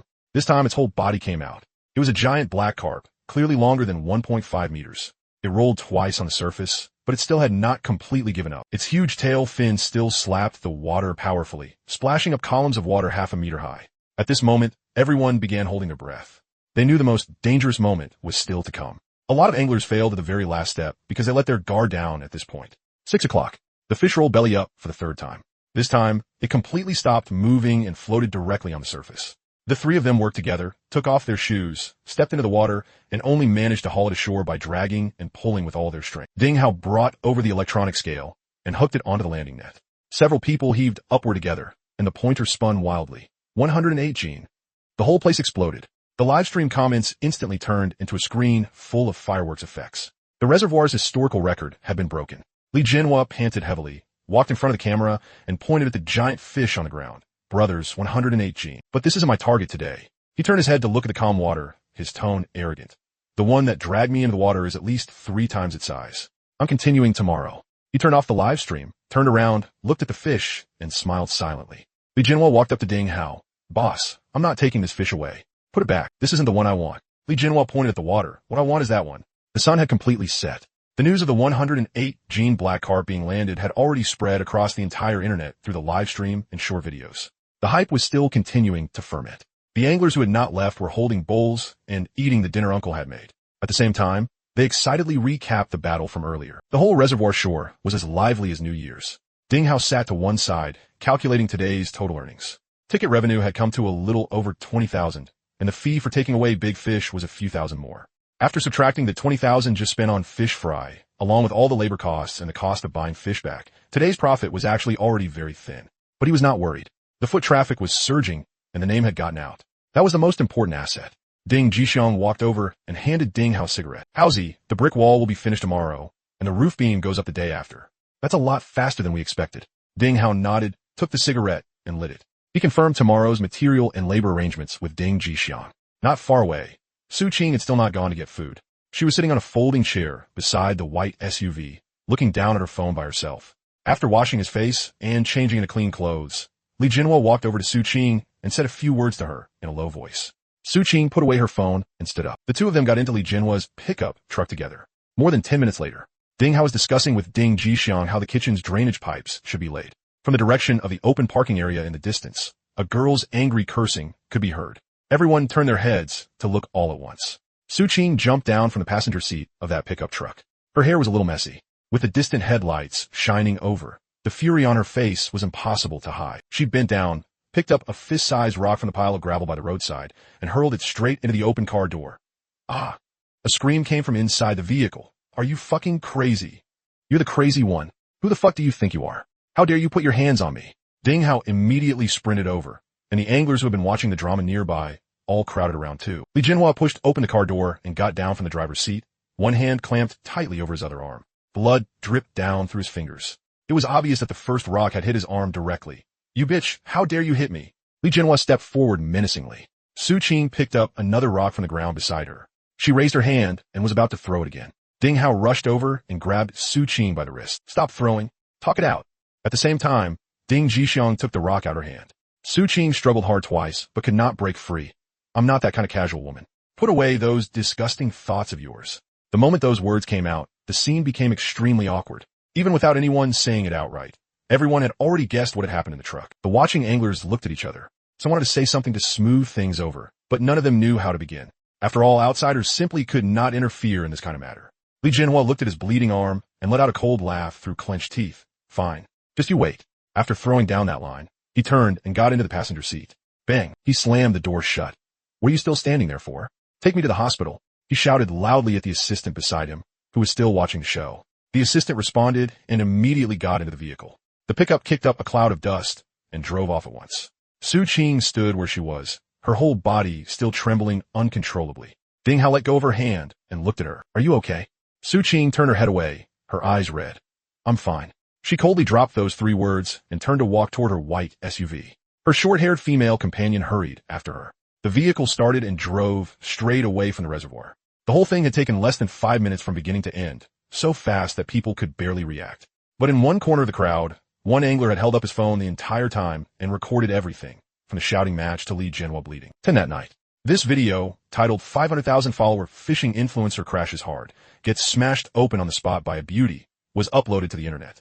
Because Li Jinhua was right at the peak of his traffic, falling into the water in the morning and catching a record-breaking 108 gene black carp in the afternoon had already made his popularity terrifyingly high. As soon as this car-smashing video was posted, the algorithm instantly pushed it onto the trending list of a certain platform. Although its ranking was low, the comment section completely exploded and the polarization was severe. One side went all in attacking Li Jinhua. No wonder so many people call him Rod Bro. So he doesn't only use a rod when fishing. Looks like he finally kicked an iron plate this time. The other side aimed their fire at Su Qing. Who is this woman? She's this pretty, gets into a man's car in the middle of the night, and still acts like some pure and fierce chase girl.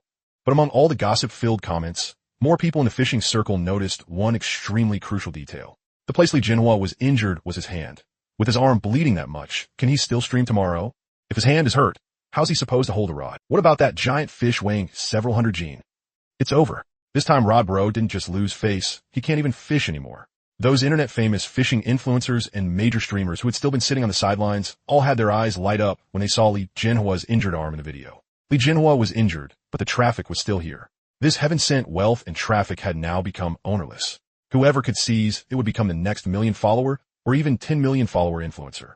Early the next morning, Ding Hao arrived at the reservoir bright and early. He had no choice but to come. Business was booming right now, and there was no one else here who could hold things together.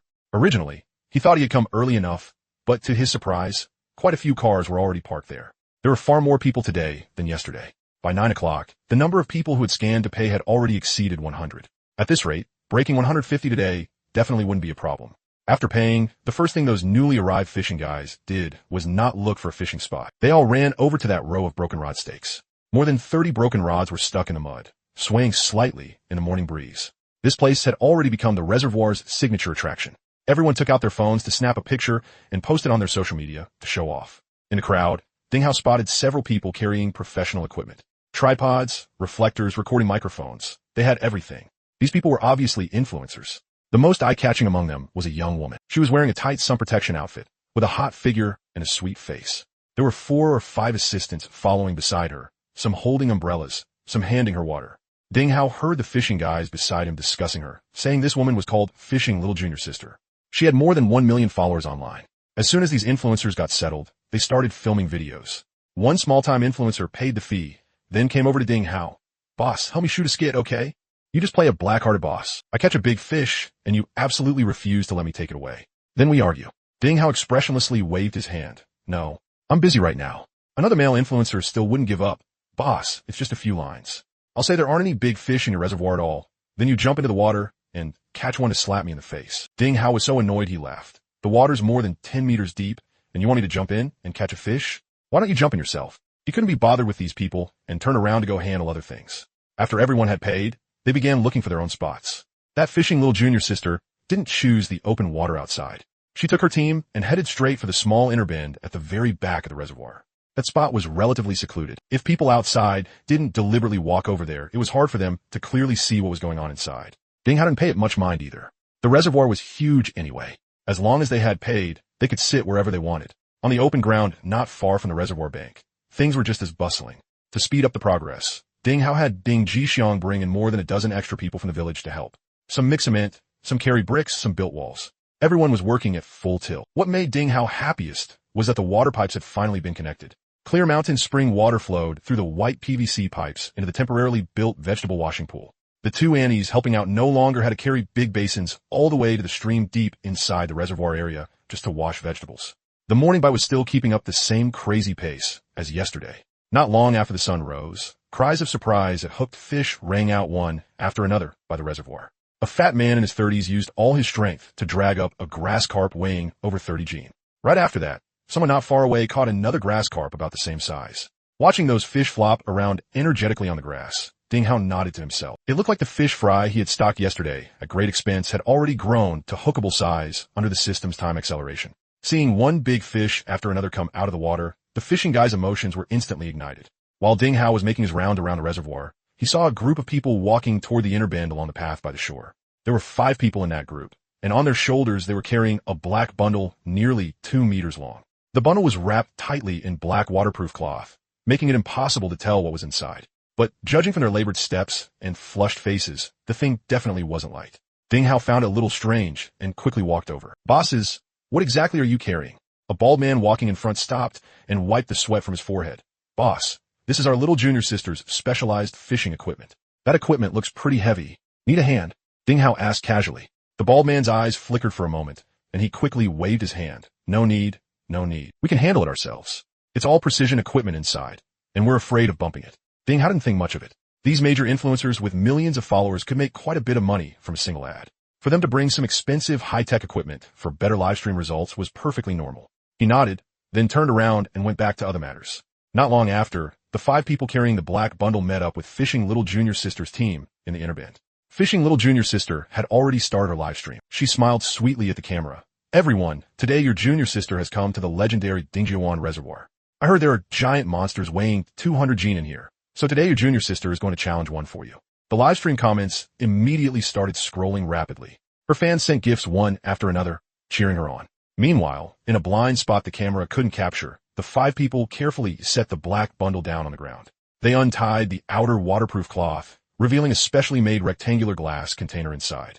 The container was filled with water, and a huge black carp over 1.5 meters long was lying quietly at the bottom. That fish's size was extremely exaggerated, clearly over 100 gene by visual estimate. It seemed to have been injected with some kind of drug and looked a bit sluggish. A gaunt man quickly took off his outerwear and changed into a black wetsuit. He strapped an oxygen tank to his back, put on his diving goggles, and bit down on the breathing valve. The bald man pulled down the fishing line from Fishing Little Junior Sister's rod and handed that oversized fish hook to the diver. The diver took the hook and, using the weeds by the shore as cover, silently slipped into the water. Only a few tiny bubbles appeared on the surface, and they quickly disappeared. The bald man and the others worked together to carry the container, holding the fish to the water's edge. Using the dense aquatic grass by the shore as cover, they slowly released that giant black carp weighing over 100 gene into the water.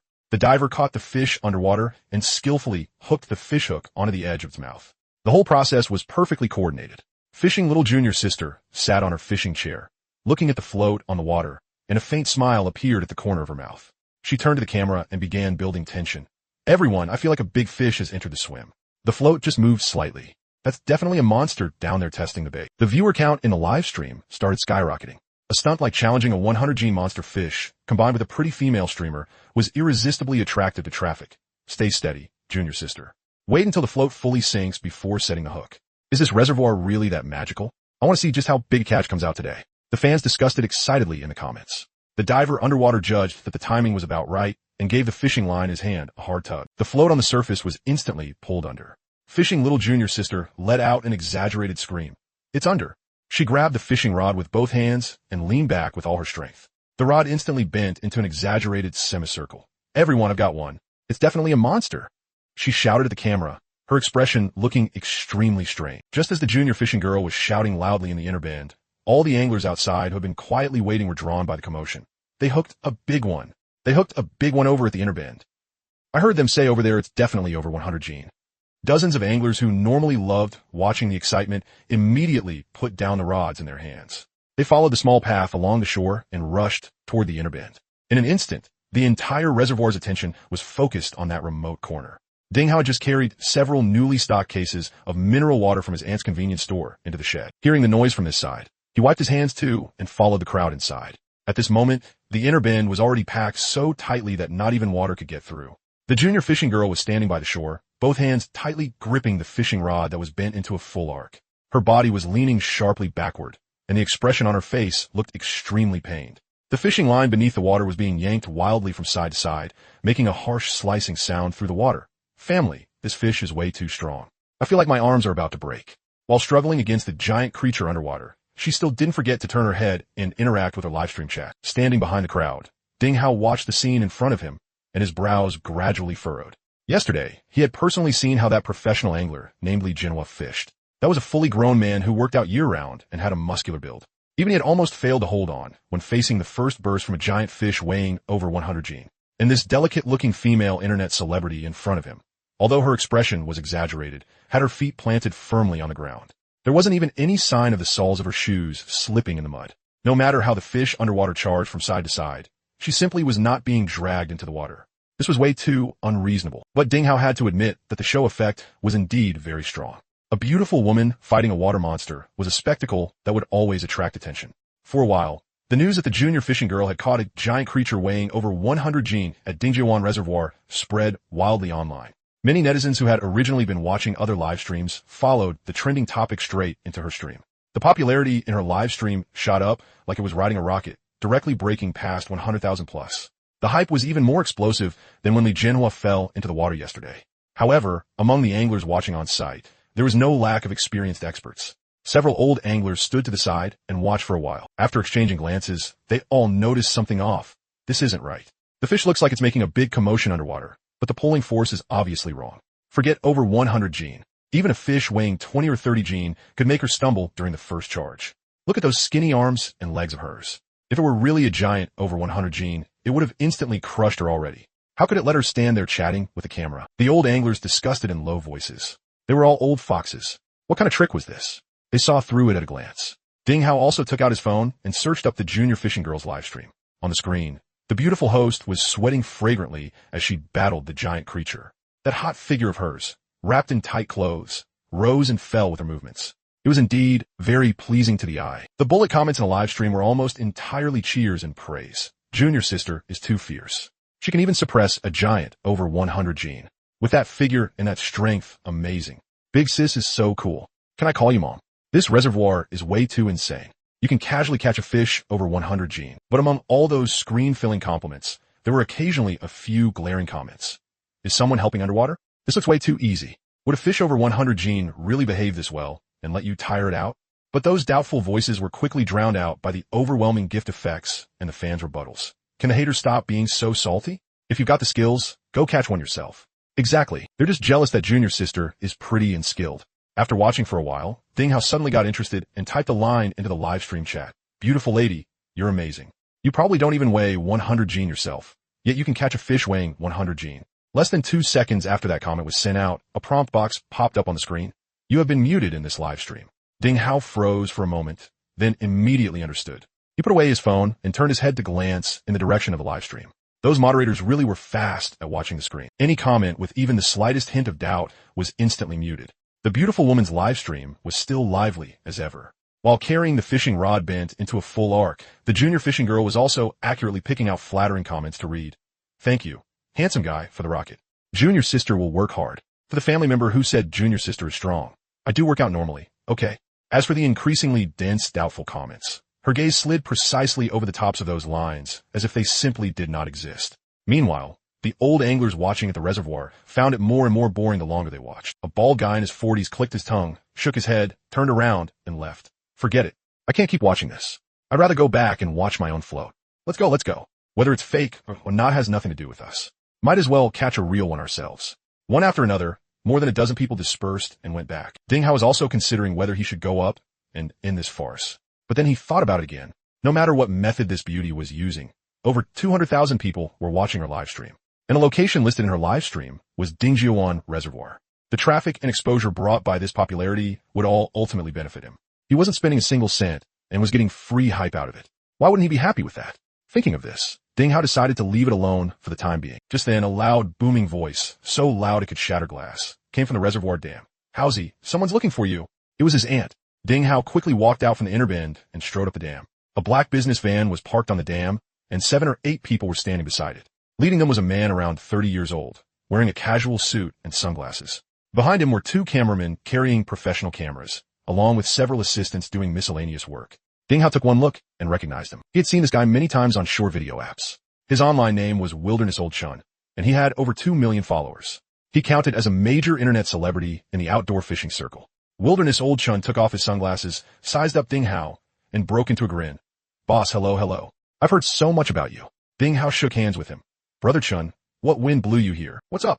Wilderness Old Chun rubbed his hands together and took a sheet of paper from his assistant. It was filled with dense writing. Boss, here's the thing. We want to film an opening skit. Can you cooperate with us?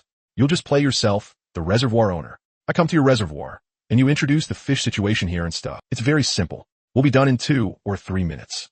Ding Hao wanted to refuse. The words had already reached his mouth, but he swallowed them back down. A major internet celebrity with over 2 million followers, and not nearly as ridiculous as those scripted weirdos from before. He nodded, all right. Tell me how to do it. Wilderness Old Chun immediately perked up and directed the cameraman to set up the shot. Come on, boss. Just stand in front of that wall of broken rods, and I'll walk over from there and ask you. You just answer normally. Don't be nervous. Ding Hao walked over and stood in front of the wall of broken rods. The cameraman raised his hand. 3, 2, 1, rolling. Old Chun of the Wilderness came jogging over with a huge fishing gear bag on his back, pretending he had just arrived at the reservoir. Boss, I heard your reservoir has a giant catch weighing 200 gene. Ding Hao looked at the camera, and he actually wasn't nervous at all. He leaned against the wall of broken rods beside him and crossed his arms over his chest. I don't know if there's one weighing 200 gene, but no one's managed a real one in so far anyway. He casually pulled out a broken rod from beside him and waved it in front of the camera, but quite a few people want to challenge it. Not a single one has succeeded. All of these are proof. Old Chun of the Wilderness's assistant kept giving a big thumbs up from the side. This boss was way too good at acting. He was making up the lines on the spot, and the effect was even better than a written script. They got it done after filming 2 takes. After Old Chun of the Wilderness wrapped up filming, he pulled Ding Hao aside and lowered his voice to ask a question. Boss, what's going on in there? Why did so many people run over that way? Ding Hao jerked his chin toward the inner bend. Junior sister hooked a fish. They're saying it's a giant catch weighing 100 gene. When Old Chun of the Wilderness heard that, he smiled. The meaning in that smile was extremely complicated. He shook his head. There's definitely someone in the water. Ding Hao didn't respond. Old Chun of the Wilderness put his sunglasses back on and let out a sigh. But we're in the same circle, so it wouldn't be good for me to offend her. He patted Ding Hao on the shoulder, and his tone suddenly turned a bit more serious. Boss, you better not offend her either. She's got backing. Ding Hao frowned. She's got backing? What do you mean? Old Chun of the Wilderness didn't answer directly. He only let out a meaningful little chuckle. Ding Hao grew even more confused. But Old Chun of the Wilderness clearly had no intention of saying more. He was already calling his assistant over to move the equipment and find a fishing spot. Time passed second by second. Close to noon, a thunderous burst of cheering suddenly came from the inner bend. It's rolled white. It really is a 100 gene giant catch. Right after that, several anglers just passing by from outside also ran in. They took one look at the water surface and immediately shouted, holy crap, there really is a fish on the line.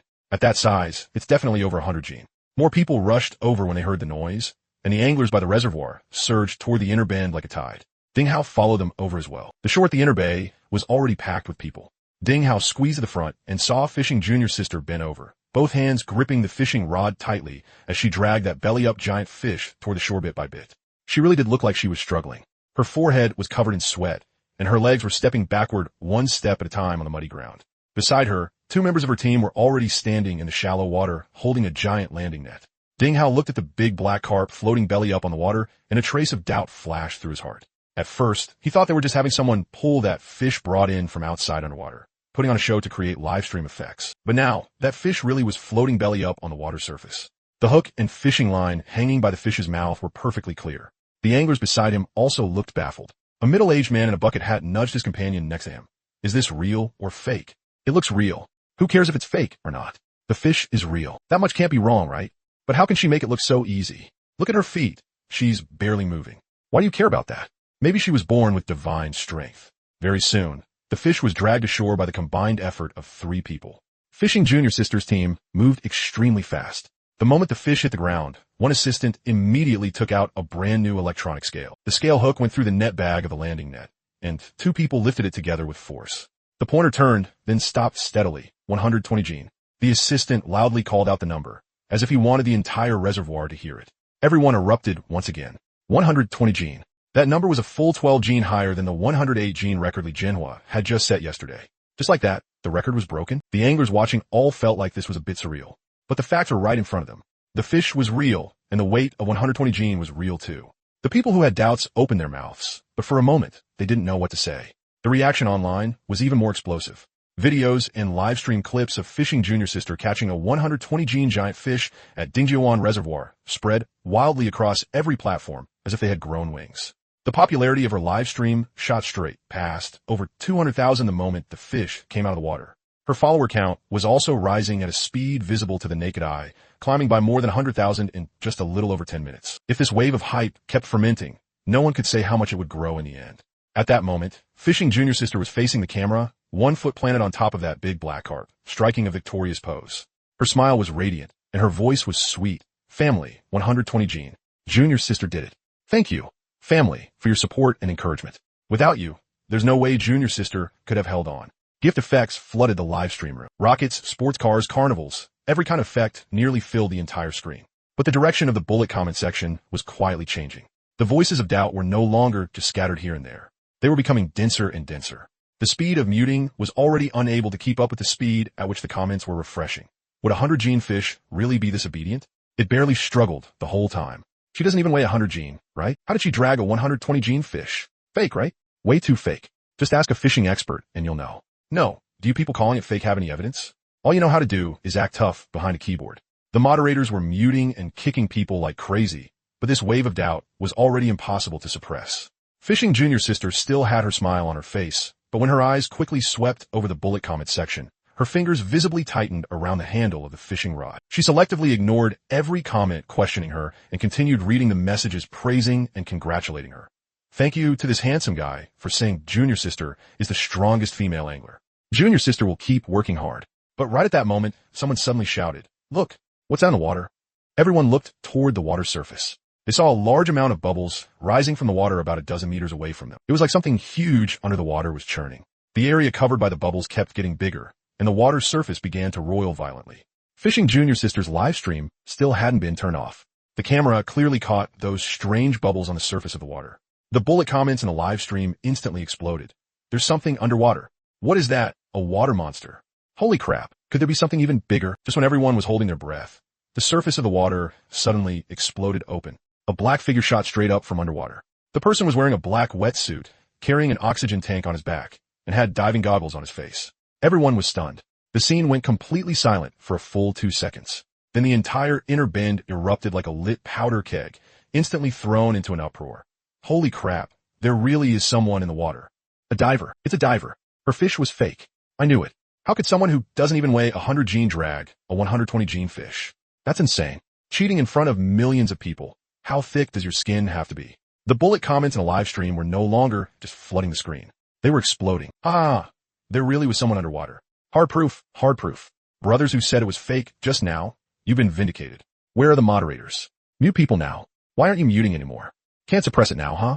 Hundreds of thousands of people are watching. Junior sister, your diver betrayed you. Ha ha. But the diver who emerged from the water didn't care about any of that right now. His face was full of terror. He yanked the oxygen valve out of his mouth, then shouted desperately, "Help! Help! There's a monster underwater." The diver yanked the oxygen regulator out of his mouth and shouted for help. He paddled frantically toward the shore with both hands and feet. His swimming posture was completely deformed.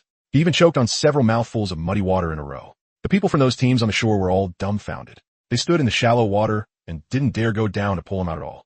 Only when the diver floundered to a spot where the water was just past his knees did the bald man finally put on an act and stretch out his hand.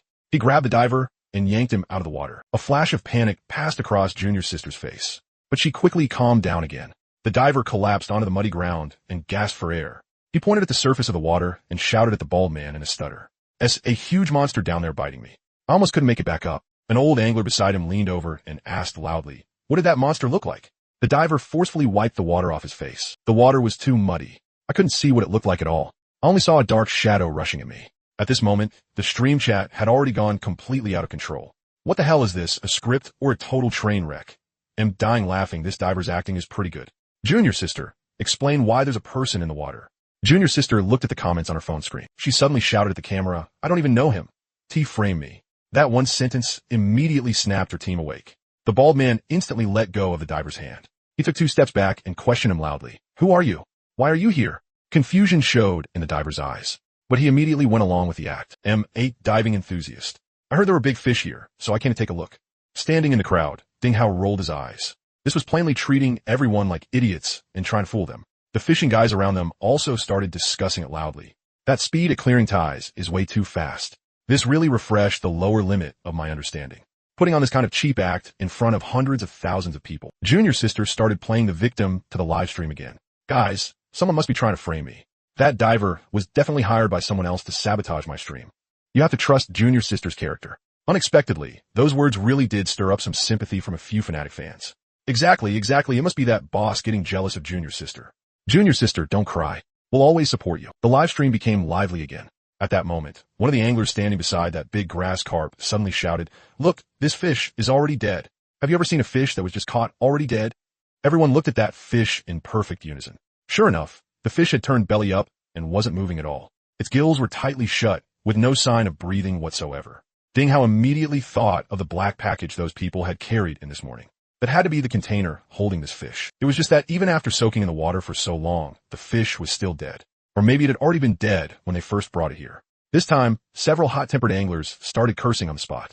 Using a dead fish as a prop, and you still have the nerve to live stream? Get the hell out of Dingjiuan Reservoir already. Stop embarrassing yourself here. Junior sister's expression finally cracked. She gave the bald man a look. The bald man immediately pushed through the crowd and walked over to Ding Hao. Lowering his voice, he quickly tried to negotiate. "Boss, help us out here. Say to the camera that this diver was arranged by you to inspect the underwater terrain.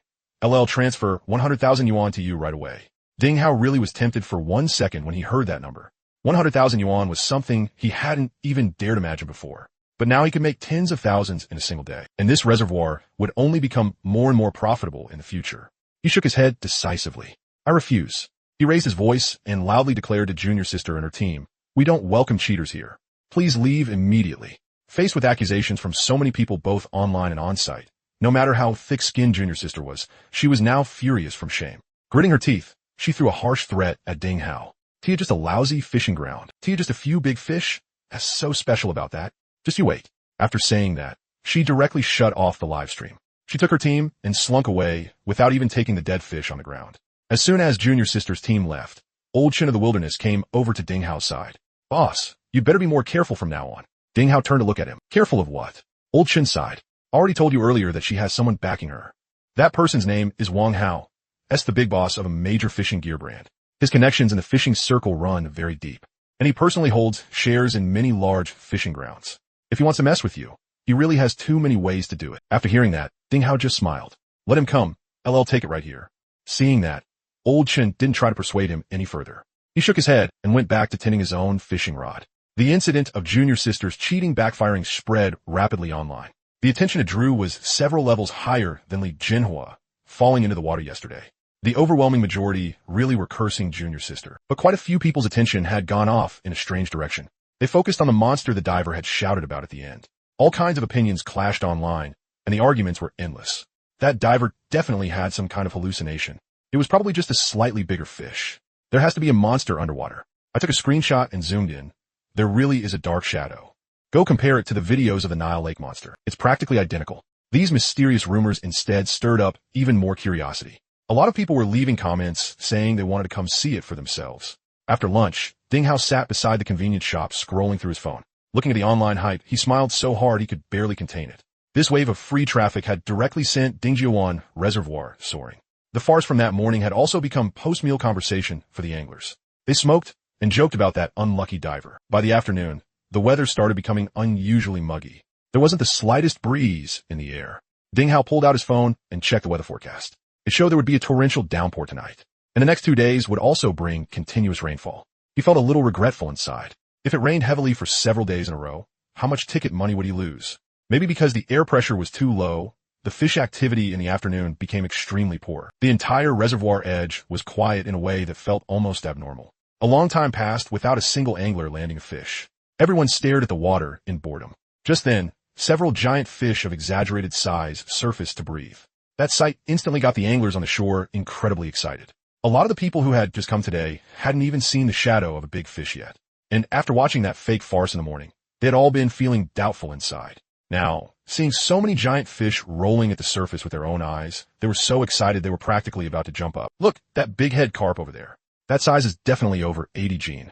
A lot of people pulled out their phones and started taking photos and videos. Suddenly, someone pointed toward the center of the reservoir and shouted, "Holy shit, quick, look over there."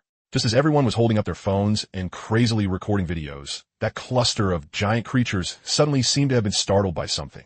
They scattered in all directions, their huge tail fins slapping the water and throwing up splashes half a meter high. Then, everyone saw a massive shadow slowly sweep past beneath the water.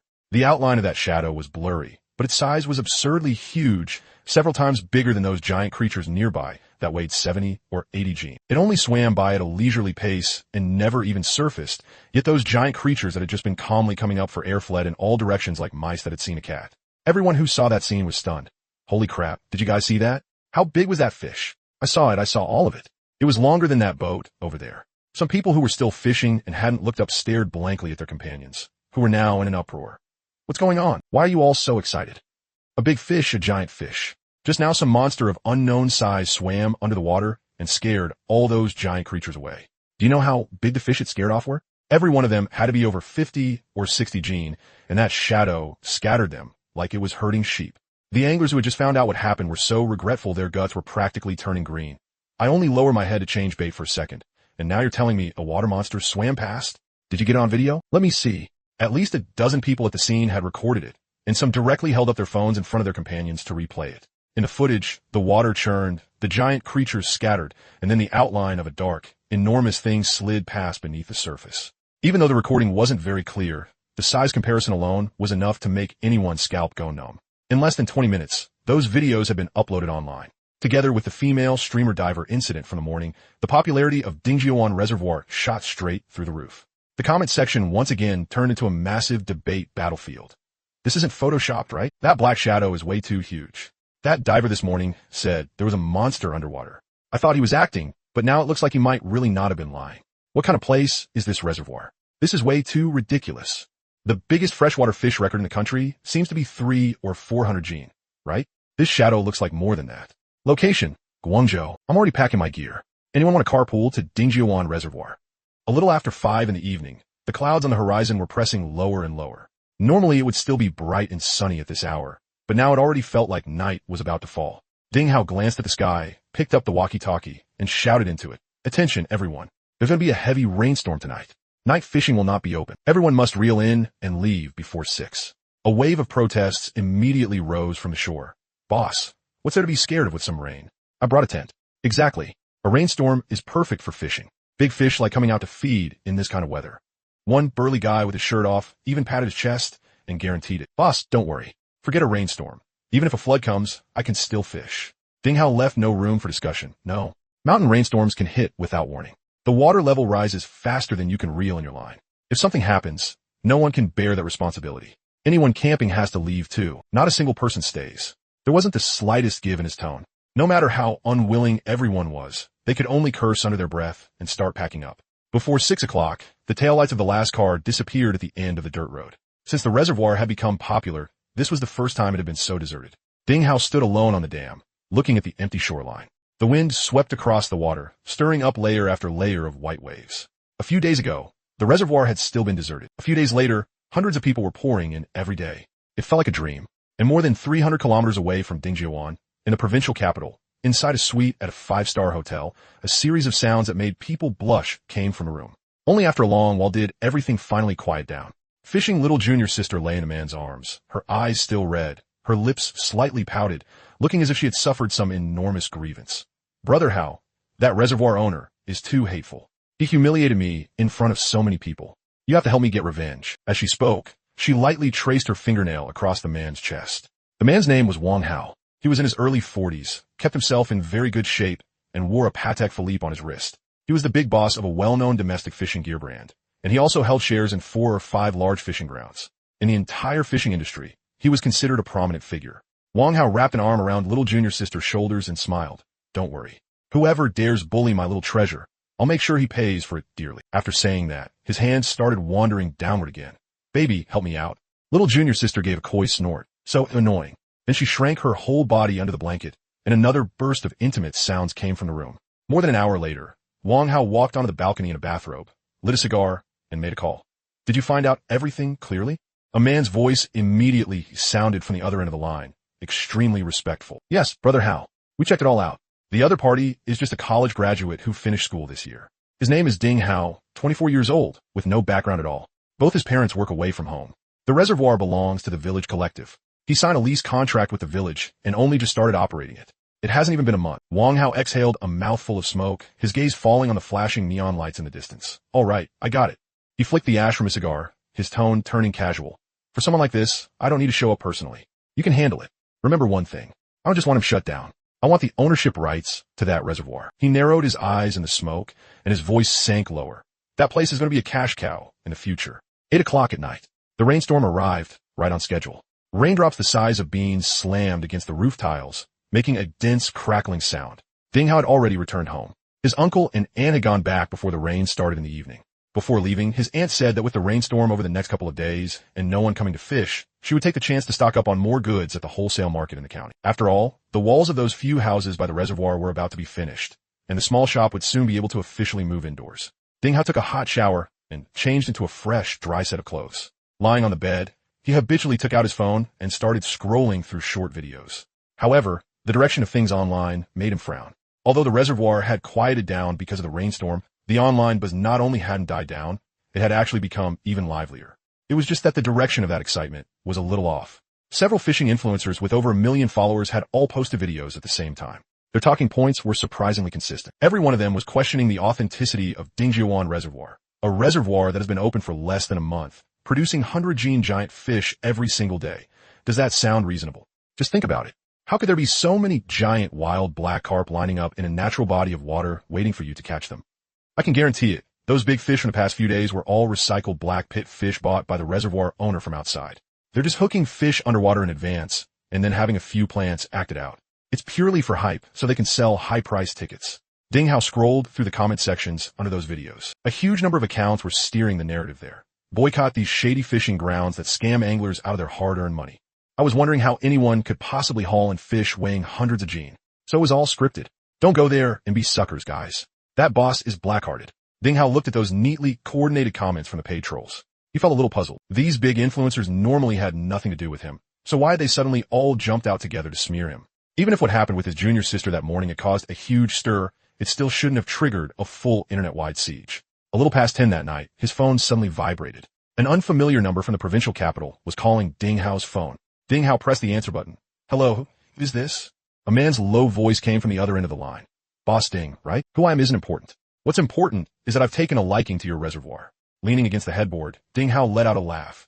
If you like it, then come take a look. As long as you pay the entrance fee, fish all you want. The man gave a light chuckle over the phone. Boss Ding sure knows how to joke. What I mean is, I want to take over all the operating rights to your reservoir. Name a price. As long as it's not too outrageous, I'll transfer the money right away. Without even thinking, Ding Hao refused directly. Sorry, My reservoir is neither for sale nor for transfer. The voice on the other end turned cold. Young man, don't be so stubborn. Your reservoir may be popular right now, but it's still just a makeshift setup. No capital, no backing. You can't handle a plate this big. If you don't hand over the reservoir, don't expect to have an easy time from now on. The bad reviews and online backlash are only the first step. There are plenty more methods waiting for you after this. Hearing this, Ding Hao understood everything. So those haters and big influencers that had suddenly popped up online were all this man's doing. Combined with Lao Chun from the wilderness warning him during the day, the one behind this had to be the owner of that fishing gear brand. Ding Hao just hadn't expected them to move this fast. Holding his phone, Ding Hao walked to the window and looked out at the pitch-black rainy night. Do you think I was raised on fear? If you've got the guts, then use every trick you have. If I, Ding Hao, so much as frown once, I'll hand this reservoir over to you for free. After saying that, he hung up directly and casually added the number to his blacklist. He tossed the phone onto the bedside table. Since he had dared to set this whole thing up, he wasn't afraid of people coming to cause trouble. The rain outside grew even heavier. With the sound of rain in his ears, Ding Hao closed his eyes and quickly fell asleep. He had been working nonstop every day for more than half a month now. He really was too tired. This sleep was especially deep and sweet. Early the next morning, Ding Hao pushed open the door. The rain outside had eased a little, turning into a steady medium rain. He put on a pair of long rain boots, grabbed a big black umbrella, and walked along the dirt road toward the reservoir. When he reached halfway up the mountain, just as he had expected, the dirt road that had only been dug out a few days ago had collapsed again. A huge chunk of red mud had slid down from the slope and completely blocked the road. Ding Hao took out his phone and called the excavator operator from before. Masterly, my road collapsed again. Come up and clear it for me. Master Lee's troubled voice came from the other end. Boss, it's pouring rain. The mountain road is too slippery. It's not safe to drive the excavator up there. Ding Hao knew he thought the pay was too low and didn't want to work in the rain. Masterly, today counts as double wages for you. Just drive slowly and help me push the road clear. The moment Master Lee heard double wages, he agreed immediately. All right, then wait for me. I'll start the machine and head up right now. Ding Hao hung up the phone, stepped over the muddy pit, and continued toward the reservoir. When he arrived at the dam, he summoned the system panel and took a look. Number of anglers, 0. The time acceleration multiplier had also dropped to 0 along with it. Under the tapping of the raindrops, layer after layer of fine ripples spread across the water surface. He let out a sigh. Looks like there would be no business today. Good timing to give himself a day off. Just as he was about to turn around and head back to the village, the corner of his eye caught sight of a group of people walking up the dirt road below the mountain. Holding up his umbrella, Ding Hao looked closely. More than a dozen people in colorful raincoats, carrying bags of fishing gear large and small on their backs, were trudging through the mud with difficulty. When they reached the dam, each of them was breathing heavily. The leading man wiped the rain off his face and complained to Ding Hao. Boss, what's going on with your road? Cars can't get up here at all. We parked our cars down by that collapsed section and carried all our gear up by hand. I'm exhausted. Ding Hao looked at the group, his face full of shock. You came to fish in weather like this? The man put his tackle box on the ground. So what if it's raining? On rainy days, the dissolved oxygen in the water is high. That's when big fish are more likely to come close to shore. Come on, boss, hurry up and bring out the payment code. We're ready to start fishing. Ding Hao waved his hand awkwardly. It's raining today. The shore is all mud and too slippery, and I don't even have a rain shelter here. It's not safe. We're closed today. You should all go back. The fishing fanatics refused the moment they heard that. Boss, that's not right. We drove hundreds of kilometers to get here, and now you're telling us to go back. We brought fishing umbrellas. If it's a little slippery, we'll just watch ourselves. Just as Ding Hao was about to refuse again, another burst of noisy footsteps and voices came from below on the dirt road. Another large group climbed up through the rain. With one glance through the crowd, Ding Hao spotted several familiar faces. Wang Bing was wearing a waterproof outdoor jacket and carrying his 2 signature big buckets filled with bait. Following behind him were Zhou Chuansheng, whom he hadn't seen in a long time, and Zhou Chuansheng's father-in-law, Chen Guoqiang. When Wang Bing reached the dam, he set the buckets heavily on the ground. Boss, finally found you. Hurry up and open a spot for me. Today I'm definitely going to feed the fish at the bottom of your reservoir till they're full. Looking at this bunch of fanatical anglers, Ding Hao gave a bitter smile. Brother Wang, this weather really isn't suitable for fishing today. Even the road has collapsed. Zhou Chuansheng squeezed over from behind. Today he was wearing an extremely professional one-piece waterproof suit. Boss, stop trying to turn us down. We've got several more convoys behind us. All the cars are parked in the village, and the people are still walking up. If you don't agree to open today, this bunch might flip your dam over. Believe it or not. Chen Guoqiang also chimed in from the side. Howsy, everyone came for the big fish. What does a little rain matter? Looking at the dozens of eager eyes in front of him, Ding Hao knew there was no stopping them today. When these fishing fanatics went crazy, they simply didn't care about bad weather. Fine. Since you insist on fishing, then fish. But let me say the ugly part first. It's raining hard today, so there definitely won't be lunch provided at noon. If you get hungry, You'll have to figure it out yourselves. Once the fishing fanatics heard they could fish, who still cared about lunch? No problem. Missing one meal won't kill us. Exactly. If there are fish to catch, who still wants to eat? Hurry up and let us scan it. I can't wait anymore. Ding Hao helplessly took out the QR code sign. The notification chimes for incoming payments kept ringing one after another in the rain. By a little after 9 in the morning, Ding Hao looked at the numbers on the system panel and found them unbelievable himself. The number of anglers had actually broken past 100. Because the dirt road had collapsed and cars couldn't drive up, many vehicles that had come from out of town could only find empty spots in the village to park. As a result, the village threshing ground and both sides of the village road were packed with cars bearing all kinds of license plates. Ding Jixiang led a few village helpers through the muddy water and up to the reservoir. They had originally come up to check whether the newly built brick wall had been damaged by the rain. But the moment they stepped onto the dam and saw the line of fishing umbrellas stretched along the shore, they all froze. Ding Jixiang pulled Ding Hao aside and sighed in amazement. Howsy, are these people out of their minds? It's raining this hard. Wouldn't it be way more comfortable to stay home? Why come here just to get soaked? Ding Hao shook his head. Xianggong, you just don't understand the obsession of fishing guys. As long as there are fish in the water, they'd still hold out even if hail started falling. Ding Jixiang clicked his tongue twice and took the others off to inspect the construction site. Not long after, Ding Hao's phone rang. It was his aunt calling. Howsy, I heard from the villagers that more than 100 people went to your reservoir to fish today. Ding Hao held an umbrella and patrolled along the shore. Yeah, Annie, I didn't expect this many people to come even on a rainy day. His aunt was clearly excited on the other end. Then are you providing lunch at noon or not? No. In weather like this, there isn't even a place to start a fire. I already told them there won't be lunch today. His aunt immediately made the call. Wait there, I'm coming over right now. In weather this cold, they've got to be starving by the water. I'll bring some bread, sausages, instant noodles, and hot water up there. We're definitely going to sell out today. After hearing that, Ding Hao was filled with admiration for his aunt's business sense. This was what a real business person was like. As long as there was demand, there was a chance to make money no matter the weather. And at this moment, another matter was unfolding down in the mountain village. A black SUV with provincial capital plates quietly stopped in front of Second Aunt's house. The doors opened, and 2 men in black raincoats stepped out. They were carrying several boxes of exquisitely packaged high-end gifts and 2 cartons of Huazi cigarettes. The 2 glanced around, then quickly walked into Second Aunt's courtyard. More than half an hour later, Second Uncle walked out of the house. He stood under the eaves with a cigarette between his fingers, his expression looking extremely ugly. Second Aunt hurried out right after him and grabbed his sleeve. If you dare say no, I won't let you off. The boss already promised that as long as we get this done, he'll give us 50,000 yuan in one lump sum. 50,000. Could you save up that much even after working outside for a whole year? Second Uncle shook off her hand, his brows nodding into a deep frown. That's Howsy's reservoir. We're all family. If you want me to go sabotage it, how am I supposed to hold my head up in the village after that? Second Aunt put her hands on her hips, her voice turning sharp. Family? When has Ding Hao ever treated us like family? He wouldn't give me the convenience store, and he wouldn't even let me do some odd jobs. He's making all that money. Did he give us even a cent of it?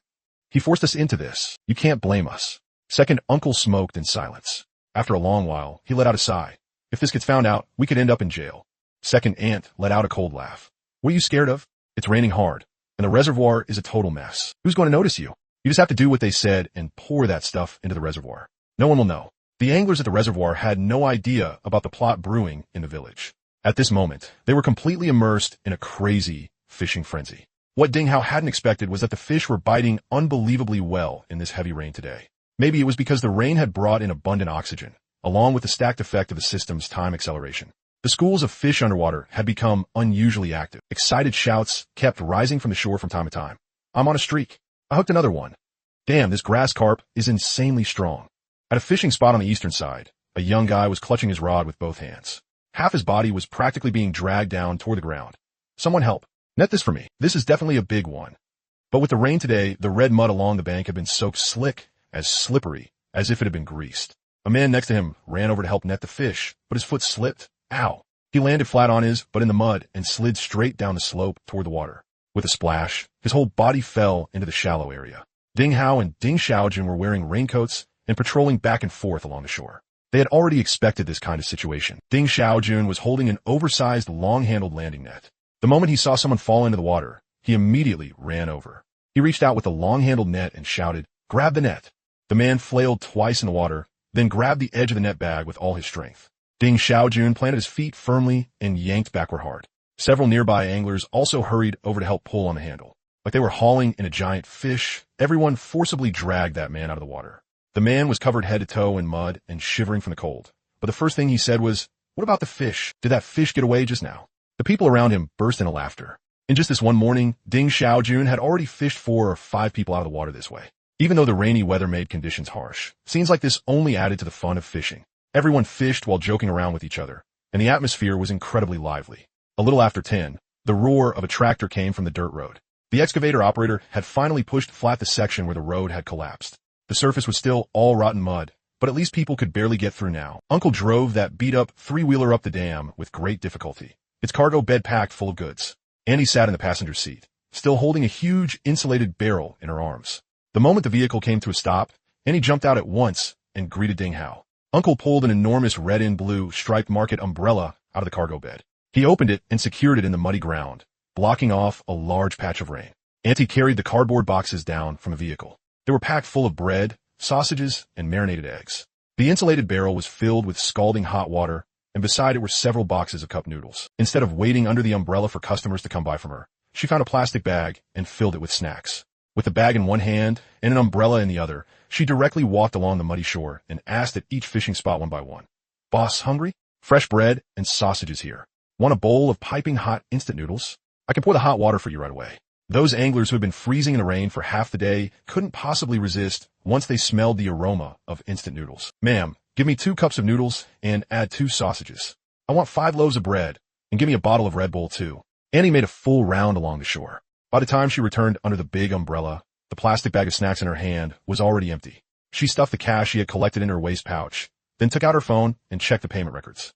Ding Hao stood to the side, looking at the smile on his aunt's face. "Auntie, how's business?" Annie lowered her voice and leaned close to Ding Hao's ear. Just that one round made more than 1,000 yuan. Ding Hao was stunned. He watched his uncle haul several more loads back and forth on the motorized tricycle. Only then did he realize that this kind of inconspicuous small business could actually make this much money in this specific environment. But he didn't feel even the slightest bit jealous or upset.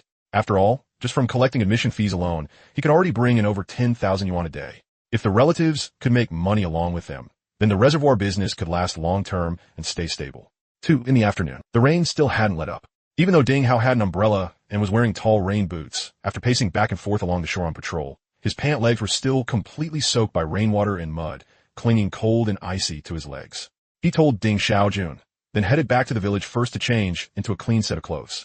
By the time he changed and returned to the reservoir dam, he sharply sensed that something was off. A crowd had gathered around one spot by the reservoir. Ding Hao quickened his pace and walked over. As he got closer, he heard a woman's voice echoing through the rain. "I knew something was wrong lately. Dad, you've been coming way too often. You used to not come to my house even once a year, and now you come every day. So you've been helping him fool me this whole time." Ding Hao stepped closer and looked. The woman was wearing a red raincoat. A few strands of hair had been soaked by the rain and were stuck to her cheeks, and her face was full of fury. The 2 people standing across from her looked extremely restrained and awkward. They were Zhou Chuansheng and his father-in-law, Chen Guoqiang. Zhou Chuansheng was still holding a fishing rod, and on the hook hung a freshly caught crucian carp weighing over 4 jin. The fish was still flopping in midair. Zhou Chuansheng didn't know whether to stand or sit. Holding that fish, he didn't know whether to put it down or reel it in. The whole scene made him look as ridiculous as an elementary school kid being punished by a teacher for making a mistake. He opened his mouth, wanting to explain something. Chen Guoqiang tugged him from the side, then said one sentence to his daughter in an extremely forceful tone. "Can you not tell your mother?" Several anglers nearby, all pricking up their ears to listen to the gossip, almost couldn't hold back their laughter. This father-in-law really was saying the most cowardly thing in the toughest tone. The moment the woman heard that, her anger flared even higher. "I'm not even done talking about you yet, you old bastard. I told you to help me keep an eye on him, and this is how you help? You 2 teamed up and played me for a fool, didn't you?" The father and son-in-law got scolded so thoroughly neither of them dared talk back. Standing nearby and listening to the low murmurs from the other anglers, Ding Hao finally figured out the whole story. It turned out Zhou Chuansheng had a rare day off today. Early in the morning, his father-in-law Chen Guoqiang had gone to his house and said he wanted to take his son-in-law out for a look around and broaden his horizons. Zhou Chuansheng's wife hadn't thought much of it at first, so she agreed. But while she was seeing the 2 of them off in the window as they went downstairs, her sharp eyes noticed that Zhou Chuansheng's arms looked suspiciously full, and there was vaguely the tip of a fishing rod sticking out. She had felt something was off right then. Later, while she was idly scrolling videos online, she just happened to come across videos about how Dingjiuan Reservoir had exploded in popularity lately. This woman's intuition was frighteningly accurate. The more she thought about it, the more suspicious she became. So she directly drove over following the navigation. After arriving at the reservoir, she walked around with an umbrella and searched for a while, and just happened to run right into Zhou Chuancheng violently jerking up his rod while shouting excitedly, "Fish on! Fish on! Damn, this Christian carp is fat." And her own father, who had claimed he was taking his son-in-law out to see the world, was standing beside him with an expression that practically said, "This kid can be taught." Caught on the spot, with both culprit and evidence present. The more Zhou Chuanqing's wife talked, the angrier she got. She stepped forward and directly reached for the fishing rod in Zhou Chuanqing's hand. "I'll let you fish. I'm snapping this damn rod today. Let's see what you use to fish from now on." Zhou Chuanqing instinctively shrank back and protected the rod. His father-in-law had just bought this rod. It had cost nearly 10,000 yuan, and he treasured it like crazy. "Don't touch my rod."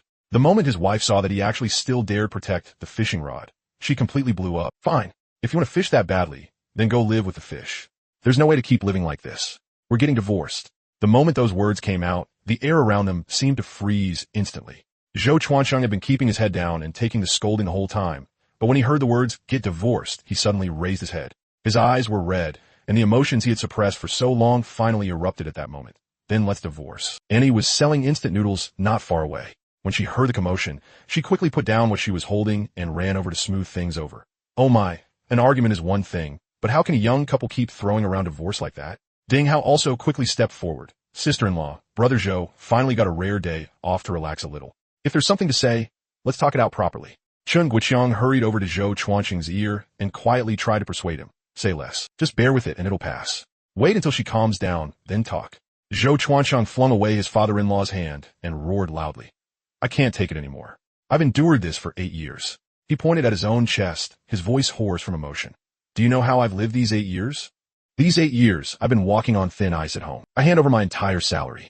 I go straight home on time after work every day. Even going out to have one drink with friends means getting interrogated for half the day. My only hobby is fishing. Only when I sit by the water and watch the float do I feel like I'm a living, breathing person. That's when I'm happiest. And now she wants to take away even this last bit of happiness. What's the point of this marriage anymore? Divorce it is. Who's afraid of who?" Zhou Chuanqing's wife stared fixedly at him. Rain streamed down her cheeks, and it was impossible to tell whether it was rain or tears. She bit her lip, her voice trembling. "You say I'm taking away your happiness. Have these 8 years been easy for me? You don't handle anything at home. When a child gets sick, I'm the one taking them to the hospital. I'm the one worrying about all the social obligations between both families. After work, all you do is hold your phone and watch fishing videos, or think about how to sneak out and go fishing. You think I'm happy?" She raised her hand and wiped the water off her face hard, her eyes so red it was frightening.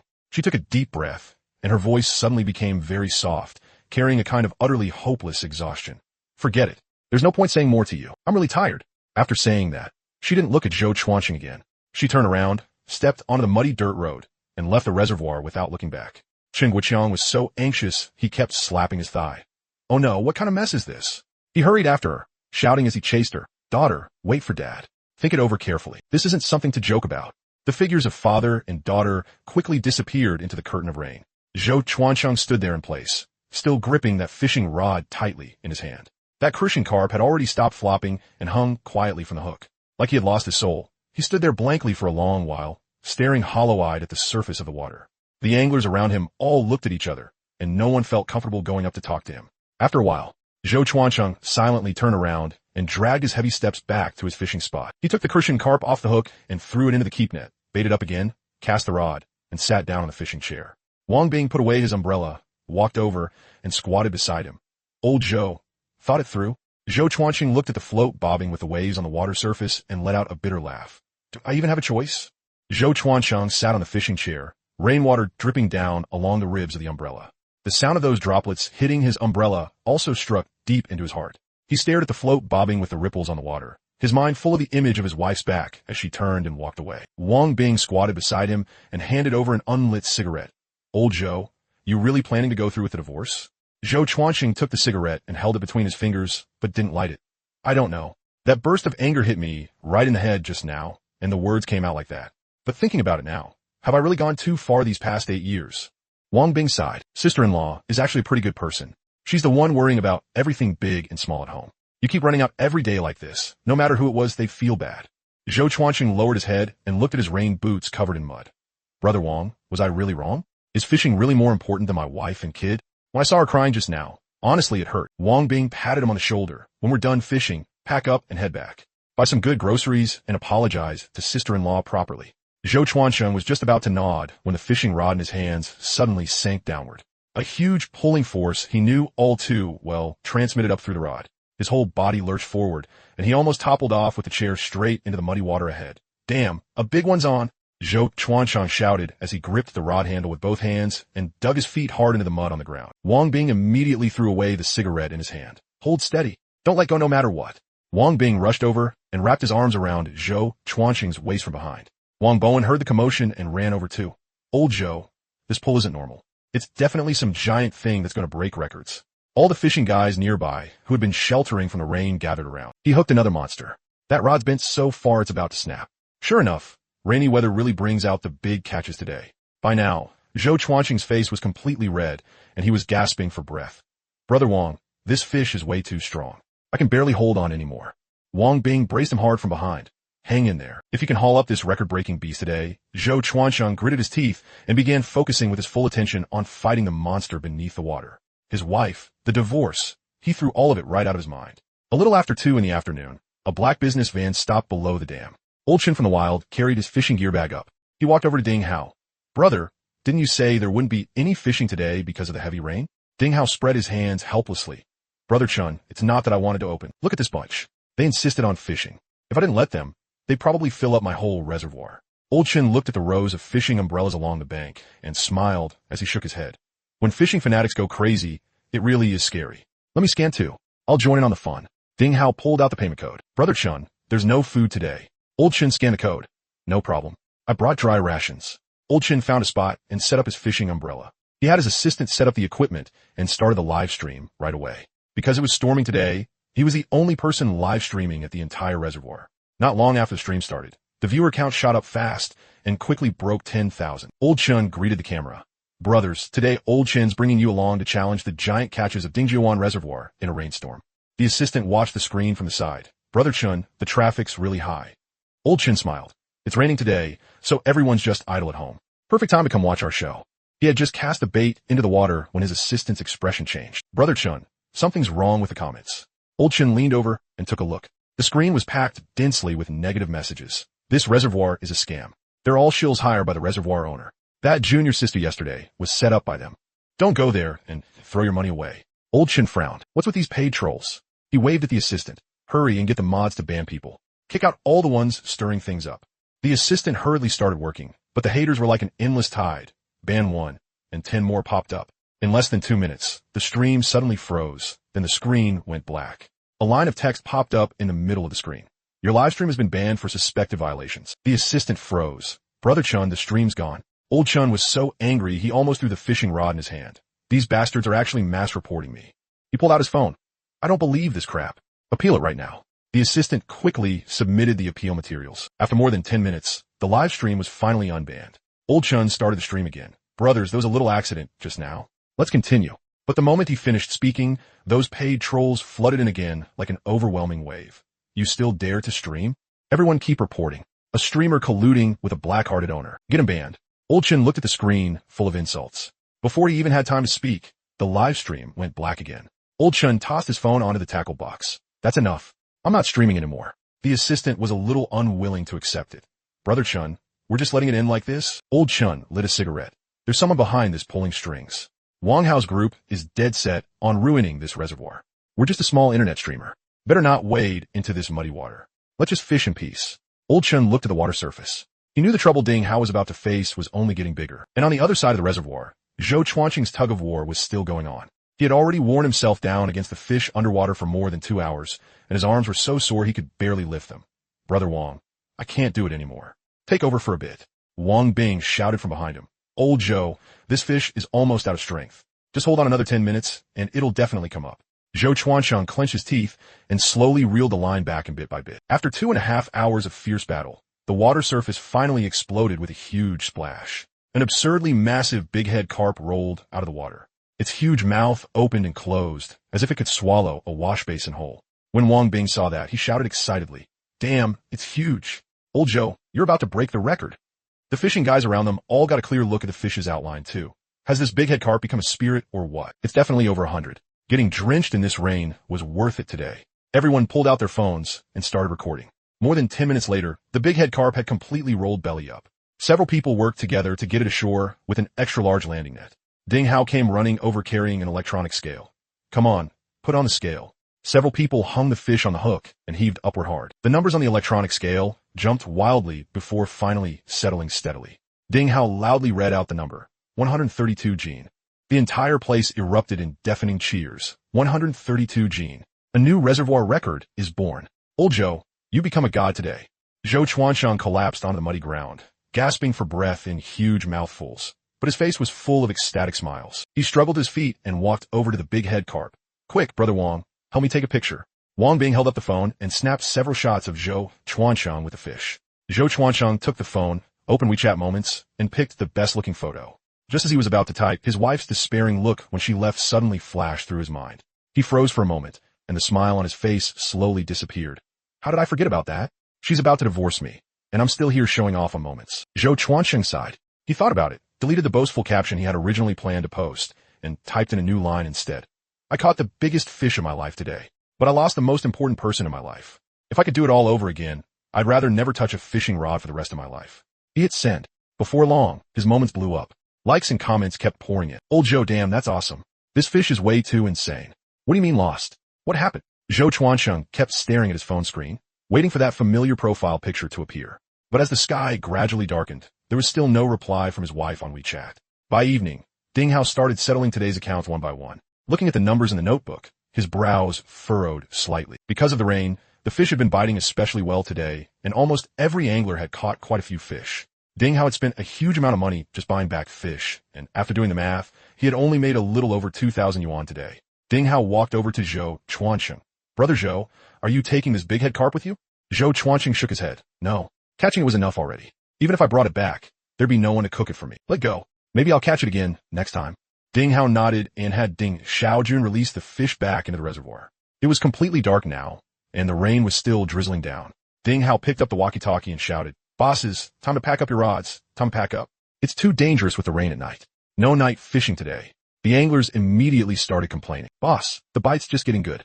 Let's fish a little longer. Ding Hao's attitude was firm. No. Safety first.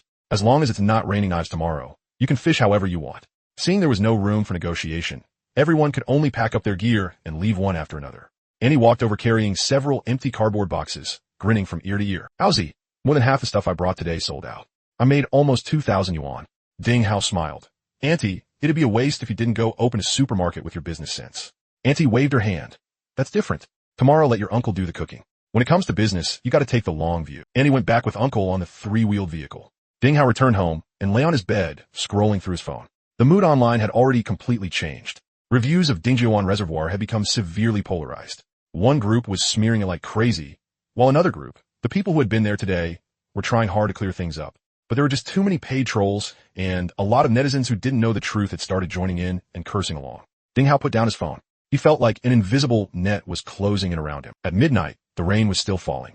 The reservoir side was pitch black, and two figures stumbled their way onto the dam. By the weak beam of a flashlight, it was clear they were second uncle and second aunt. Second uncle was carrying a black plastic bag in his hand. He stopped walking. Do we really have to do this? This isn't right. Second aunt snatched the plastic bag away. What's so wrong about it? When has Ding Hao ever done anything good for us? You're always thinking about him, but has he ever thought about you? Second uncle sighed. If this gets found out, how are we supposed to face him? Second aunt let out a cold laugh. If you won't do it, I will. They're offering 50,000 yuan. She walked to the reservoir's edge, took out several glass bottles from the plastic bag, twisted off the caps, and poured the liquid inside directly into the water. She poured in several bottles in total. The white liquid spread rapidly through the water, then quickly blended into the black mass of it. Second aunt clapped her hands. Let's go. It's done. The two hurried away from the reservoir under cover of night. Meanwhile, in Ding Hao's mind as he slept deeply in bed, the system notifications suddenly started ringing out frantically. Ding. Unknown substance detected spreading. Please be alert, host. The alert sounded 3 times in a row, but Ding Hao was sleeping too deeply and didn't hear it all. After coming into contact with the white liquid, the fish beneath the reservoir started showing strange reactions. Their movements became sluggish, and a bizarre sheen faintly appeared over the scales on their bodies. On the system panel, the mutation probability under the mutated species section silently changed to 1%. Early the next morning, the rain finally eased up a lot, turning into a silky drizzle. Holding an umbrella, Ding Hao walked up onto the dam and discovered there were even more people here today than yesterday, and a lot of their gear looked extremely professional. Old Chin of the wilderness had arrived early. He walked over to Ding Hao and lowered his voice. Little brother, I got word that someone's coming to mess with you today. Be careful. Ding Hao looked toward the road entrance. Brother Chun, I know those people online are cursing me, but what I don't understand is what other methods they can still use against me. Old Chin sighed. That Wang Hao guy has no bottom line when he does things. You'll see soon enough. As he was speaking, a whole convoy drove up in grand fashion. The doors opened, and more than a dozen people carrying live streaming equipment got out. The man leading them had long hair. He walked straight up to Ding Hao, his face full of a warm smile. Boss, can we fish here today?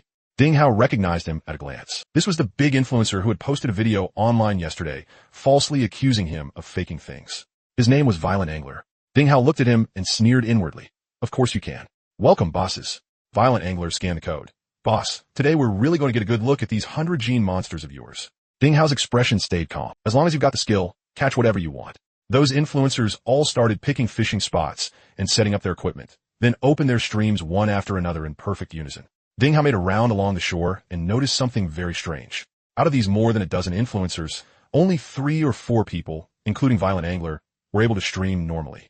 As for the other freelance influencer anglers, the moment they started their streams, a massive wave of paid trolls would immediately flood in, and the screen would fill with reports and insults. In less than 5 minutes, those streams would get banned by the platform. Ding Hao walked over to a small influencer who was cursing angrily.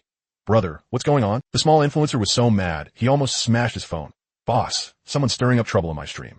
The moment I go live, thousands of people rush and curse at me, and they directly mass reported my account till it got banned. Ding Hao looked at Violent Angler in the distance, who was chatting and laughing merrily, and he understood everything.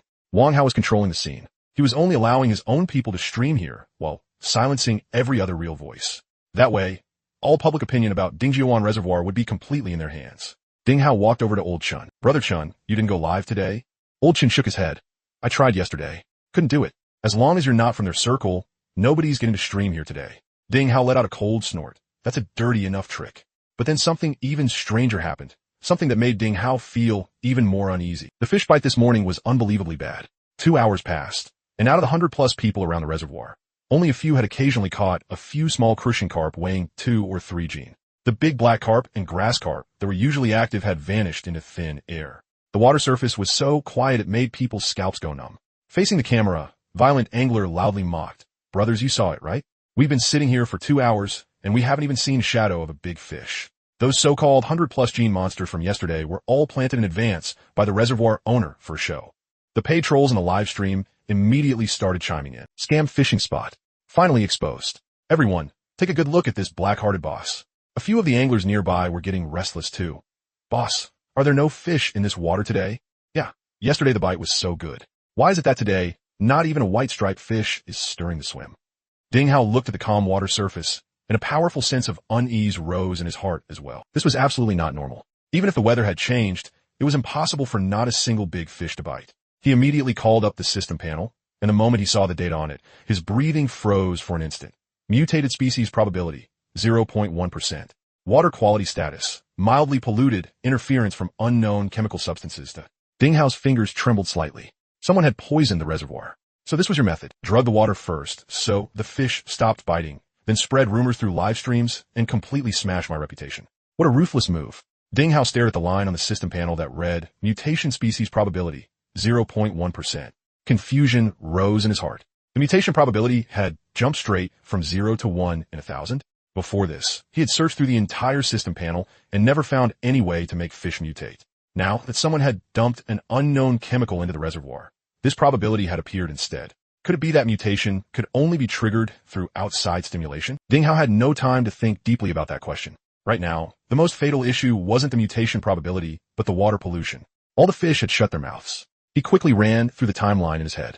Yesterday at 6 in the evening, the place had been cleared out and everyone had left. Then it poured all night, and no one had stayed by the reservoir. In other words, from last night to this morning, there had been a window of nearly 12 hours. Who did it? Wang Hao. This answer barely needed any deduction. The threat from that phone call last night. The online smearing and live stream suppression happening today at the same time, and now the reservoir had been drugged too. This was obviously a coordinated combo attack. But Ding Hao had no evidence. There were no surveillance cameras by the reservoir, and in stormy weather, there was even less chance of any witnesses. Even if he called the police, it would be useless. Forget who did it for now. The most urgent thing was how to turn the situation around. At this moment, those streamers had already completely let loose. Family, I'm at the scene at Dingjiuan Reservoir right now. Take a look. How long has it been already? More than 100 people are sitting here, and not a single decent fish has come up. He deliberately turned the camera toward a few dispirited anglers nearby. Ask these brothers here. They spent 200 yuan on the ticket, fished all morning. What did they catch? One of the anglers had a camera shoved in his face and looked a little uncomfortable. Yeah, the fish really haven't been biting. The streamer immediately picked up the line, talking as fast as a machine gun. Hear that? This is the so-called giant fish reservoir.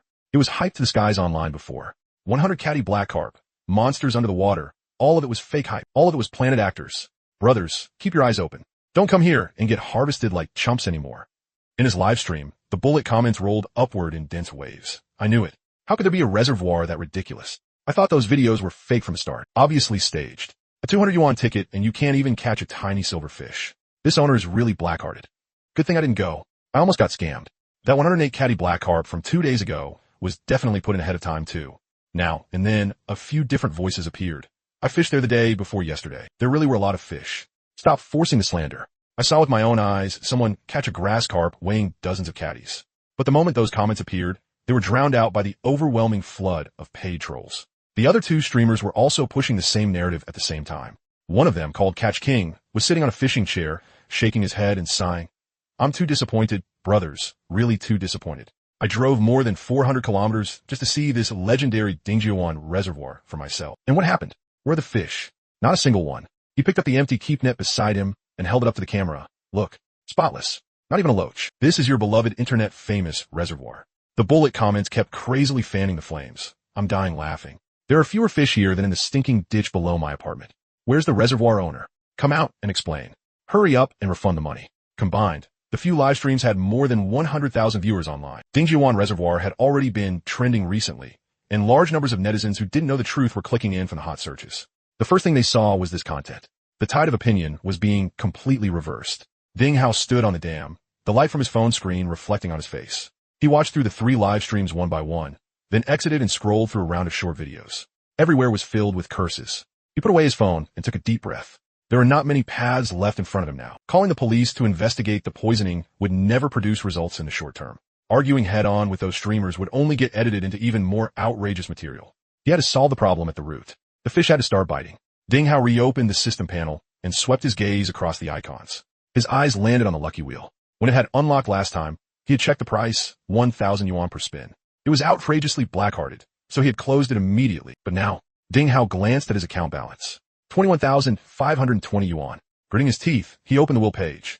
Ding Hao cursed, but still pressed the draw button. His account balance instantly became 20,520. The wheel spun rapidly, and the 12 question marks blurred into a mass of light and shadow.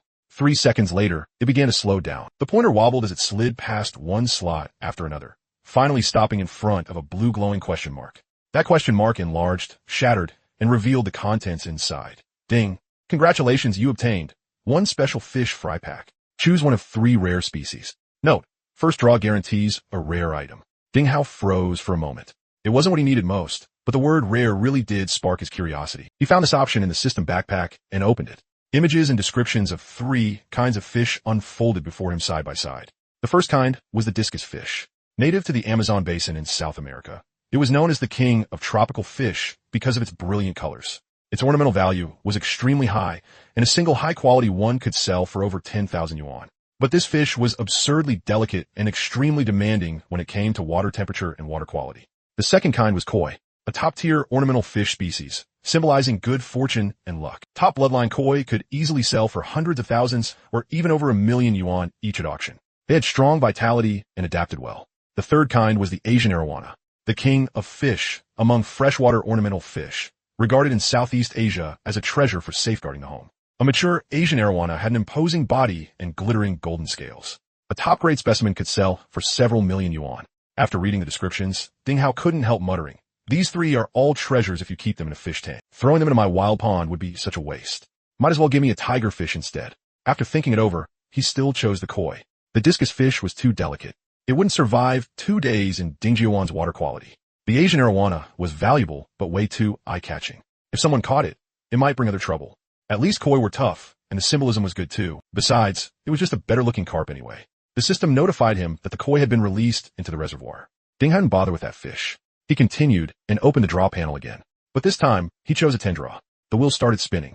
The 10 question marks shattered one after another, and the items popped out one by one. The first, ordinary bait. The second, ordinary bait. The third, ordinary bait. The fourth, ordinary bait. Ding Hao's face grew darker and darker. The fifth, ordinary bait. The sixth, ordinary bait. The seventh, ordinary bait. The eighth, ordinary bait. Eight identical packs of ordinary bait. Ding Hao almost smashed the system panel. He opened the description for ordinary bait. Ordinary bait, a common commercial bait formula found on the market with no special effects. A pack of ordinary bait that cost 1,000 yuan. On Taobao, he could buy a whole box for 20 yuan. Are you robbing me? Ding Hao didn't even feel like cursing anymore. Numbly, he looked at the 9th and 10th ones. A time acceleration card, 5 times speed. It was the same as the one given during the last upgrade, except the multiplier had shrunk from 10 times to 5 times. Barely useful, at least. Then he opened the 10th card. A burst of golden light flashed.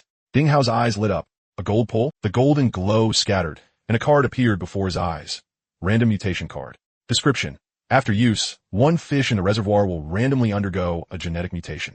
The mutation direction cannot be controlled. Mutation. Ding Hao was somewhat interested, but only one fish would mutate. And it was a random fish. And the mutation direction was random too. That was way too random. What if it mutated a silverfish into something tastier? What use would that be? Ding Hao looked at his balance. 10,520 yuan. This was the last of his savings. Gritting his teeth, Ding Hao tapped again. Another 10 pull. This time, he couldn't even be bothered to watch the process. Ding Hao just waited for the result directly. Sure enough, the first 9 were all ordinary bait. Ding Hao was completely speechless now. This scammy lottery system was even more of a scam than at certain companies. Helplessly, he opened the last card. A patch of blue light appeared, then faded, and a long card emerged. Water quality oxygenation card. Description.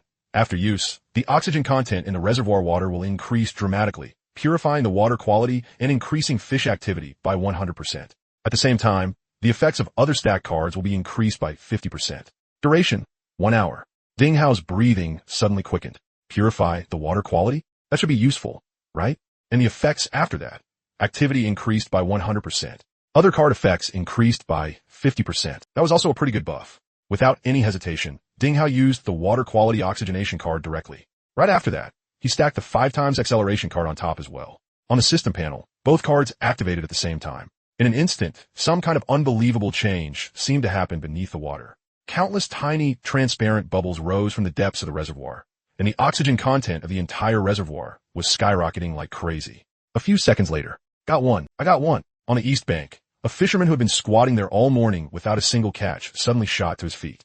I got one too. Holy crap, fish on. It moved. My float moved.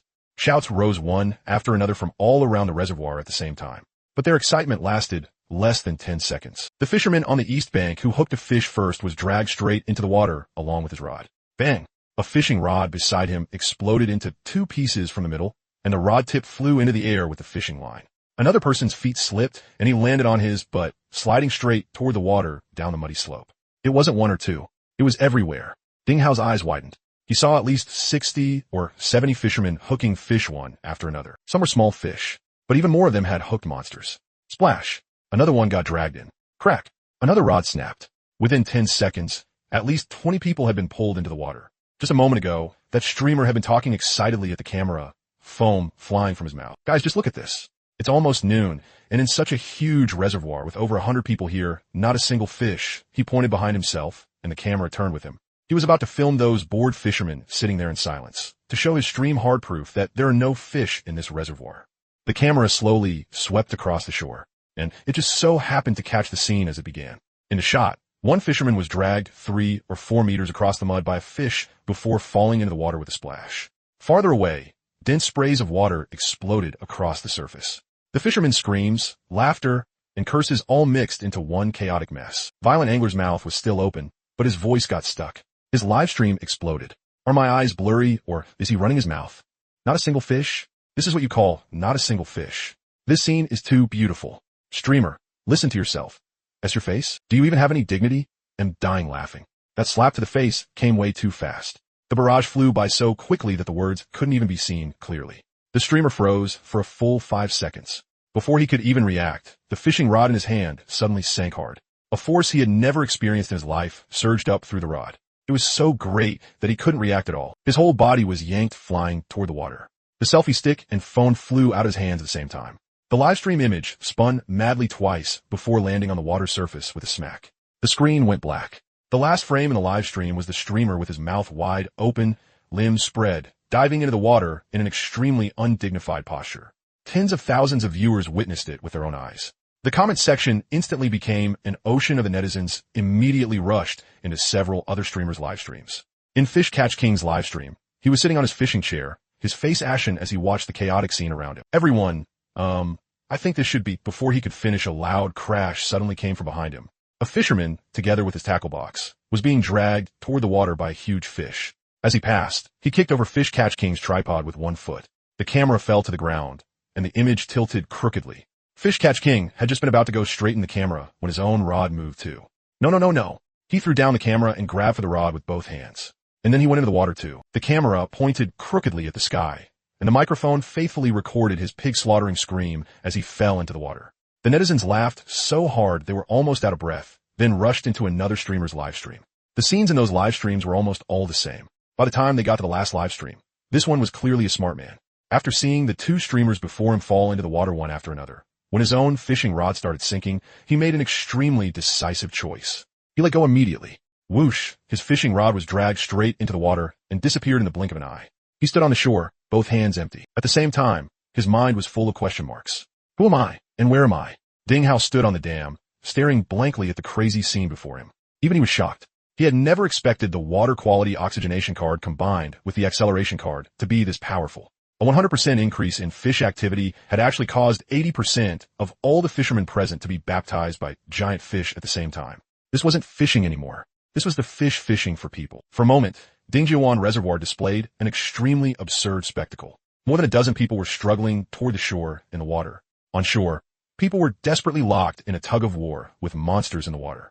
Some others held half-broken rods in their hands, staring blankly at the surface, completely losing the ability to think. As for the rest who hadn't hooked any fish, they had long since thrown down their rods and pulled out their phones, filming this magnificent scene like mad. At this moment, an off-town SUV with a non-local license plate just happened to drive onto the dam. The doors opened, and several fishermen jumped out. Standing on the dam and looking at the chaotic mess below, they couldn't help sucking in a sharp breath. Holy crap. People online said this reservoir had lots of big fish. I thought they were exaggerating. How the hell is this just a lot? This is straight up ridiculously many. The leading guy couldn't suppress the excitement in his heart at all. He immediately found Ding Hao and scanned the code. Then, without even bothering to open an umbrella, he carried his gear and eagerly rushed down the muddy slope. In the next hour, the entire reservoir welcomed the ultimate carnival for fishing fanatics, and at the same time, their most painful nightmare. As long as they tossed a baited hook into the water, within less than 2 minutes, the float would definitely go under and a fish would be on the line. But what exactly was biting underwater was entirely up to luck. A local fishing guy named Li Chong had insanely good luck today. Not long after he dropped his line, he pulled up 3 small crucian carp in a row, each weighing 3 G. Amid the cries all around of snapped rods and people falling into the water, his steady catch was practically a breath of fresh air. Full of confidence, he cast his 4th rod. The float had only just steadied on the surface when it cleanly and decisively vanished underwater. Li Chong flicked his wrist and sharply lifted the rod. There was no movement at all underwater. It felt like the hook had snagged the bottom. Li Chong frowned and yanked upward hard twice. At that moment, an incomparably enormous black shadow appeared beneath the water. That shadow covered a larger area than a small car and was slowly rising toward the surface.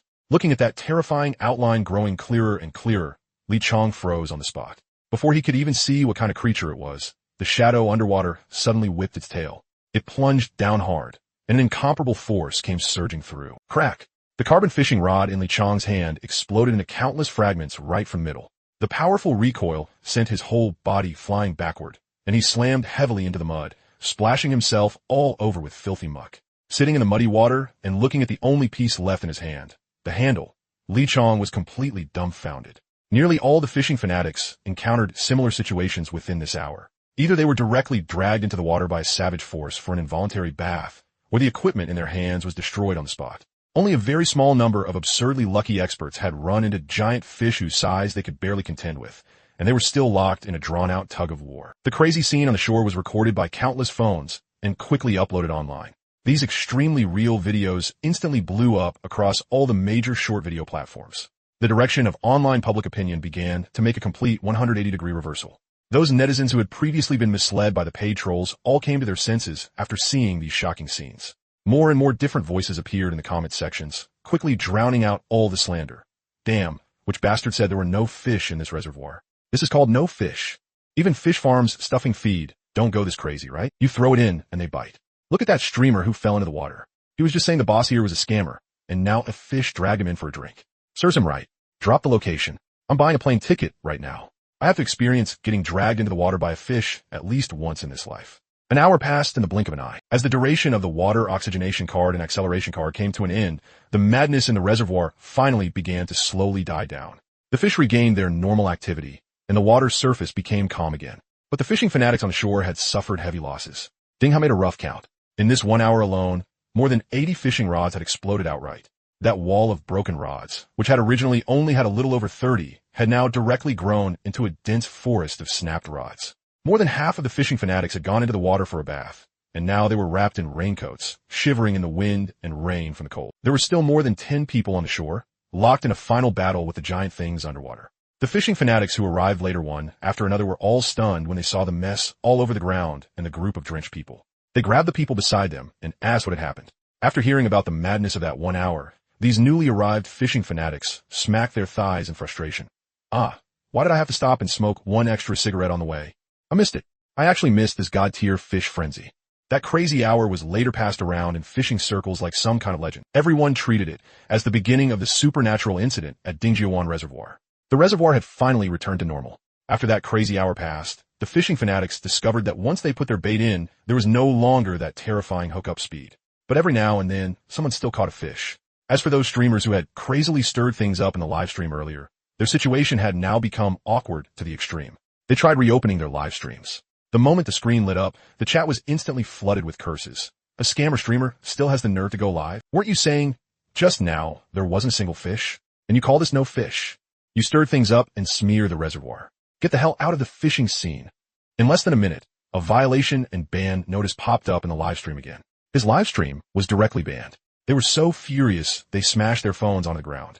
The fishing fanatics nearby looked at them with even more contempt. The several streamers exchanged glances. No one said a word as they dejectedly started packing up the equipment on the ground.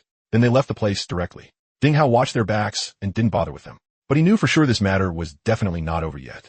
In a village at the foot of the mountain, Second Aunt sat on the threshold of her main room, holding her phone as she dialed a number. The phone rang several times before it was answered. Second Aunt spoke impatiently. Boss, you can give me the rest of the money now, right? We agreed you'd pay me today. There was a 2-second silence on the other end, followed by an ear-splitting roar. You still want money? How dare you lie to me? You never poured that stuff in at all. The shouting made Second Aunt move the phone a little farther from her ear. She thought the other party was trying to welsh on the payment, and her temper instantly flared up. She raised her voice and started cursing. Cut the bullshit. You don't want to pay, is that it? I'm telling you, I have a recording. You can't short me a single cent of the money you promised. The man on the other end was so angry he laughed. Sure, go give the recording to the police. Let's see whether the police arrest me first or arrest you first when they get there. Second Aunt froze. Her brain couldn't quite process it. But the other party kept insisting on the phone that she hadn't put the drug in. Because not only had the fish in the reservoir not stopped biting today, they had gone into an explosive feeding frenzy instead. But that was impossible. Last night at midnight, she had clearly poured those bottles of white liquid into the reservoir with her own hands. She had even thrown the bottles by the waterside. Stop trying to fool me. I know perfectly well whether I poured it in or not. Second Aunt shouted into the phone. The other party directly hung up. Second Aunt was so angry she stomped her feet. She turned and went into the house to grab an umbrella, then headed straight toward the reservoir. She was going to find the evidence and shut that bastard who refused to pay up. At this moment, Dinghao was standing by the reservoir. He looked at the fishing fanatics on the shore who were still wrestling with the giant things. During that crazy hour just now, dozens of people at the scene had hooked big fish. But after such a long tug of war, most people's line setups couldn't hold and had already snapped. Just now, for more had been cut off. Now, there were still 12 giant fish left in the water, stubbornly battling the people on shore. Every one of these 12 people had a circle of fishing fanatics gathered behind them to watch the excitement. After all, that wave of fish activity just now had been too terrifying, and many people were still worked up over it. They simply couldn't calm down enough to keep fishing, so they all ran over to watch instead. The most crowded place was Old Chun of the Wild's fishing spot. Old Chun had now restarted his live stream. After those hater streamers ran off, all the online traffic poured into his live stream. The number of viewers directly broke past 100,000. Old Chun was clutching that heavy-duty sea rod tightly with both hands, struggling hard against the fish in the water. Watching from the side, even Dinghao couldn't help but admire the old guy's stamina. But Old Chin wasn't the only one cashing in on this wave of traffic. In the crowd, there was a short-haired girl weaving back and forth between the fishing spots with a phone gimbal in hand. Her online name was Xiao Nyo Fishing. The girl was smart. There was no way she could reel in such massive monsters herself. So she specifically filmed these anglers who were currently fighting giant fish. The number of viewers in her live stream had also reached over 100,000. Usually, when Xiao Nyo Fishing went live, she only had dozens or maybe a little over 100 viewers. On good days, a few hundred was already the absolute limit. Now, looking at the screen filled with crazily scrolling comments and non-stop gifs, she was so excited her face turned red, and even her voice was trembling when she spoke. While Ding Hao was watching the show, his aunt came down from above, cracking sunflower seeds. She moved close to Ding Hao and lowered her voice. "How's it your second aunt came by just now?" Ding Hao turned his head. His aunt pointed toward the woods to the east. She was sneaking around over there for quite a while, peeking around by the water the whole time. Then I saw her go into the woods and come back out carrying something in a black plastic bag. Ding Hao frowned. Ever since that incident, his second aunt had been avoiding him whenever she saw him. Yet today, she had actually run all the way to the reservoir in the rain. "Auntie, take me to the place she was looking at just now." His aunt tossed away the sunflower seed shells in her hand and led Ding Hao eastward. The two of them searched along the water's edge, but after looking for quite a while, they found nothing unusual. Ding Hao was just about to turn and leave. From a corner of his eye, he caught sight of a white object floating near the bank, not far away. The thing had been blown by the wind and gotten stuck between two clumps of aquatic grass. Ding Hao ran over to a nearby angler and borrowed a long pole, then fished the white object out. It was a plastic bottle cap. Ding Hao held it in his hand and examined it carefully. There were no logos or words on it all. It was completely clean. He brought it to his nose and sniffed it. A faint chemical smell came from it. In an instant, he connected everything that had happened today in his mind. The reservoir had been poisoned. His second aunt had come sneaking around looking for something. Ding Hao clenched the bottle cap tightly. There was a very good chance his second aunt had done this. But why would she do something like this? Just because of the earlier conflict? Would she really go that far? But a bottle cap alone proved nothing. He had no direct evidence. Ding Hao slipped the cap into his pocket. He would remember this debt for now. But this was definitely not over. His second aunt returned home, carrying the black plastic bag full of empty glass bottles. She dumped the bottles onto the table and dialed that number again. The moment the call connected, she started cursing. "You damned bastard, I poured in all the medicine you gave me. I picked all the bottles back up too, and they're sitting on my table right now. If you don't give me my money, I'm taking these bottles to Ding Hao right now and telling him you were the ones behind all of it." The man on the other end was so angry he laughed. He really had never seen anyone this stupid. But after calming down, he thought it over. There was definitely something strange about the Dingjiuan reservoir. It was one thing for the fish to be this huge, but even poisoning the water had done nothing. That drug had been specially made by them. It wouldn't kill the fish, but it would make them lose the desire to eat. Everything about this situation reeked of something weird. Their boss, Wang Hao, had already made it clear. This reservoir had to be taken. If they wanted to stir up trouble in this village, they really did need a greedy helper who knew the terrain well. The man suppressed his anger and said, "Enough. Shut up. I'll transfer the money to you right away. But remember this. After taking the money, you still have work to do." As soon as his second aunt heard that the money was coming, all the anger on her face instantly vanished without a trace, and she happily agreed again and again. Very soon, the text message confirming the transfer came through on her phone. Her face wrinkled with smiles. Time quickly reached noon. Although it was still raining, the rain had become much lighter. Because it was raining today, there wasn't much shelter from the rain at the reservoir. So all the lunch was prepared at Ding Hao's house. His uncle had already called to say lunch was ready and told him to come down to eat. Standing on the dam, Ding Hao shouted at the top of his lungs, "Boss, it's time to eat. If you want lunch, come to my house in the village. The food's all ready." He shouted 3 times in a row. Out of the more than 100 people on the shore, not a single one even turned around. Everyone was staring at the dozen or so anglers still fighting fish. After all, this was more than a dozen giant fish about to come ashore. Looking at this group of fishing addicts who had completely lost themselves, Ding Hao got a headache. He ran back to the shack by the convenience store and grabbed the small loudspeaker his aunt usually used for selling things. He pressed the record button and cleared his throat. "Attention, all anglers. You can't catch all the fish in the world, but your life is your own.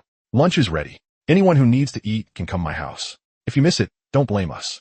If you starve to death by the reservoir, this fishing ground takes no responsibility." After recording it, he hit the loop playback button. Carrying the loudspeaker, Ding Hao strolled along the muddy shoreline, passing by each fishing spot one by one. Some of the anglers listening to the recording really couldn't hold it in and burst out laughing. "This boss is way too savage. Come on, let's go. Catching those fish this morning already drained all my energy. I'm starving." Most of the anglers finally pulled their eyes away and headed down the mountain in 2s and 3s, but a small number of them still refused to budge no matter what. They would rather stay hungry than miss seeing these giant fish come out of the water with their own eyes. 1 in the afternoon. The clouds in the sky slowly began to break apart, and the torrential rain that had lasted a full day and night finally stopped.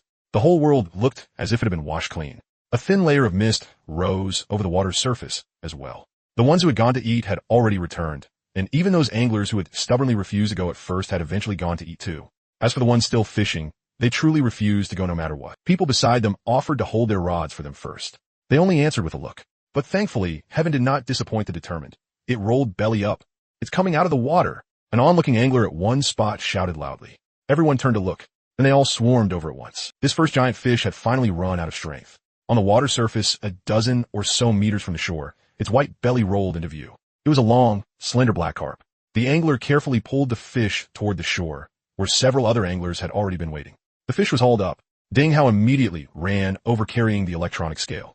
That female streamer, called Xiaonyo Fishing, ran even faster than Ding Hao. Holding her phone gimbal, she charged straight to the very front. The moment the fish hit the ground, Xiaonyo Fishing shoved the camera right up against the fish. The live stream comments instantly exploded.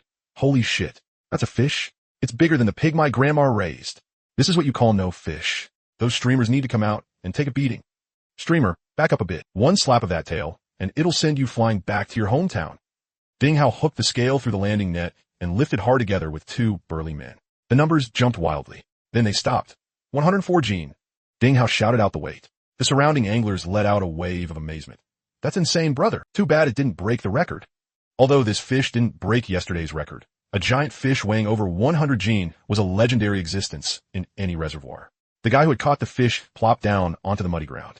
He was covered in sweat and mud from head to toe and didn't even have the strength to stand up anymore. But the smile on his face was like a child's. "Quick, help me take a picture. I'm posting in the fishing group chat and making those bastards die of envy." He struggled as he crawled over, hugged the big black carp's head, and grinned from ear to ear. In Xiaonyo Fishing's live stream, gift effects started flooding the screen. This was only the beginning. After that, fish started coming in one after another. The second one brought ashore was also a black carp, weighing 115 Gene. Right after that, the third fish was a 123 Gene grass carp. The fourth was a 138 Gene bighead carp. The record was refreshed again and again within just one short hour. Every time a fish came up, it triggered another burst of wild cheering from the whole crowd. The anglers ran back and forth. Someone had just finished watching one fish get weighed when people on the other side were already shouting for the landing net. Everyone was busy beyond belief, but not a single person felt tired. Everyone was completely immersed in this extreme excitement. Xiaonyo Fishing had completely gone crazy. She ran all over the place with her phone held up. Her voice was sweet, and she was especially good at picking up the viewers' jokes, so she drove the atmosphere in the live stream to a boiling point. "Guys, look at this grass carp. If you use this thing to make boiled fish, it could feed an entire platoon until they burst. Thanks to Big Bro for the rocket. Big Bro says he wants to see me touch the fish, but I don't dare. It just flicked his tail a second ago and almost sent me off." The anglers who hadn't been able to come in person were practically about to lick water off their screens. What kind of god-tier fishing conditions were these? "Streamer, stop filming only the fish. Film that Big Bro too. I want to see the smile on his face right now. I haven't had one in a long time. A 138 Gene big head carp?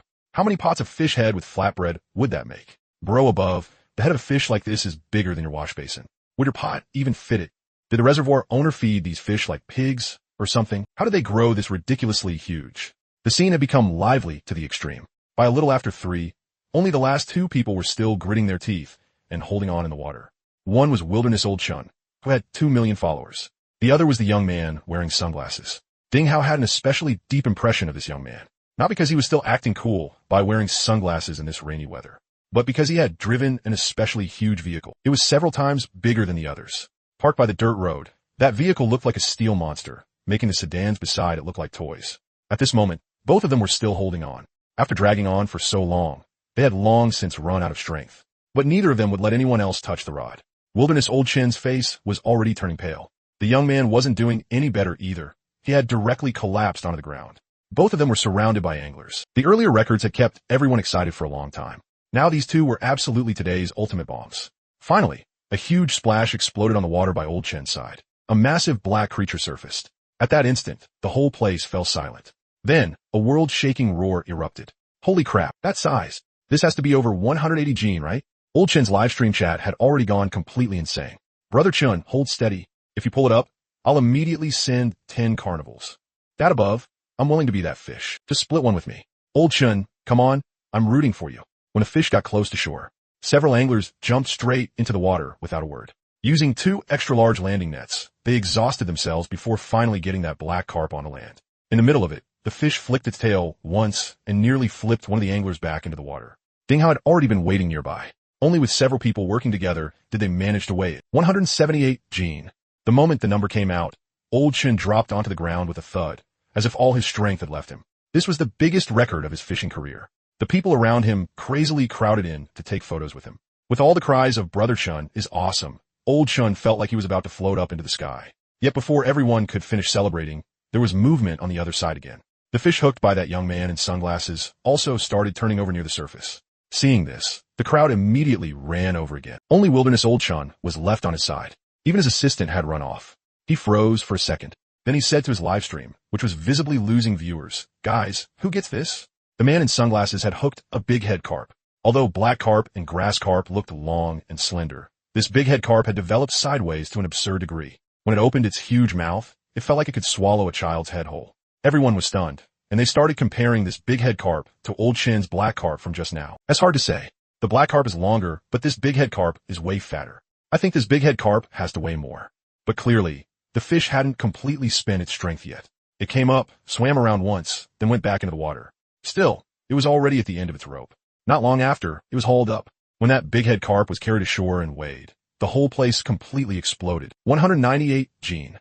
Just 2 Gene short of 200. The entire reservoir fell into deathly silence, followed by overwhelming cheers like crashing mountains and seas. The young man looked at the praise from the people around him. Then he said weakly, calm down, calm down. Basic stuff. No need to call it 6. But the way he looked now, it was obvious he had used up every last bit of strength. The surrounding anglers all rolled their eyes in perfect unison and shot him looks of contempt. Your legs are shaking like your girlfriend drained you 8 times, and you're still pretending this is basic stuff? Contempt was contempt, but they still truly admired this young man.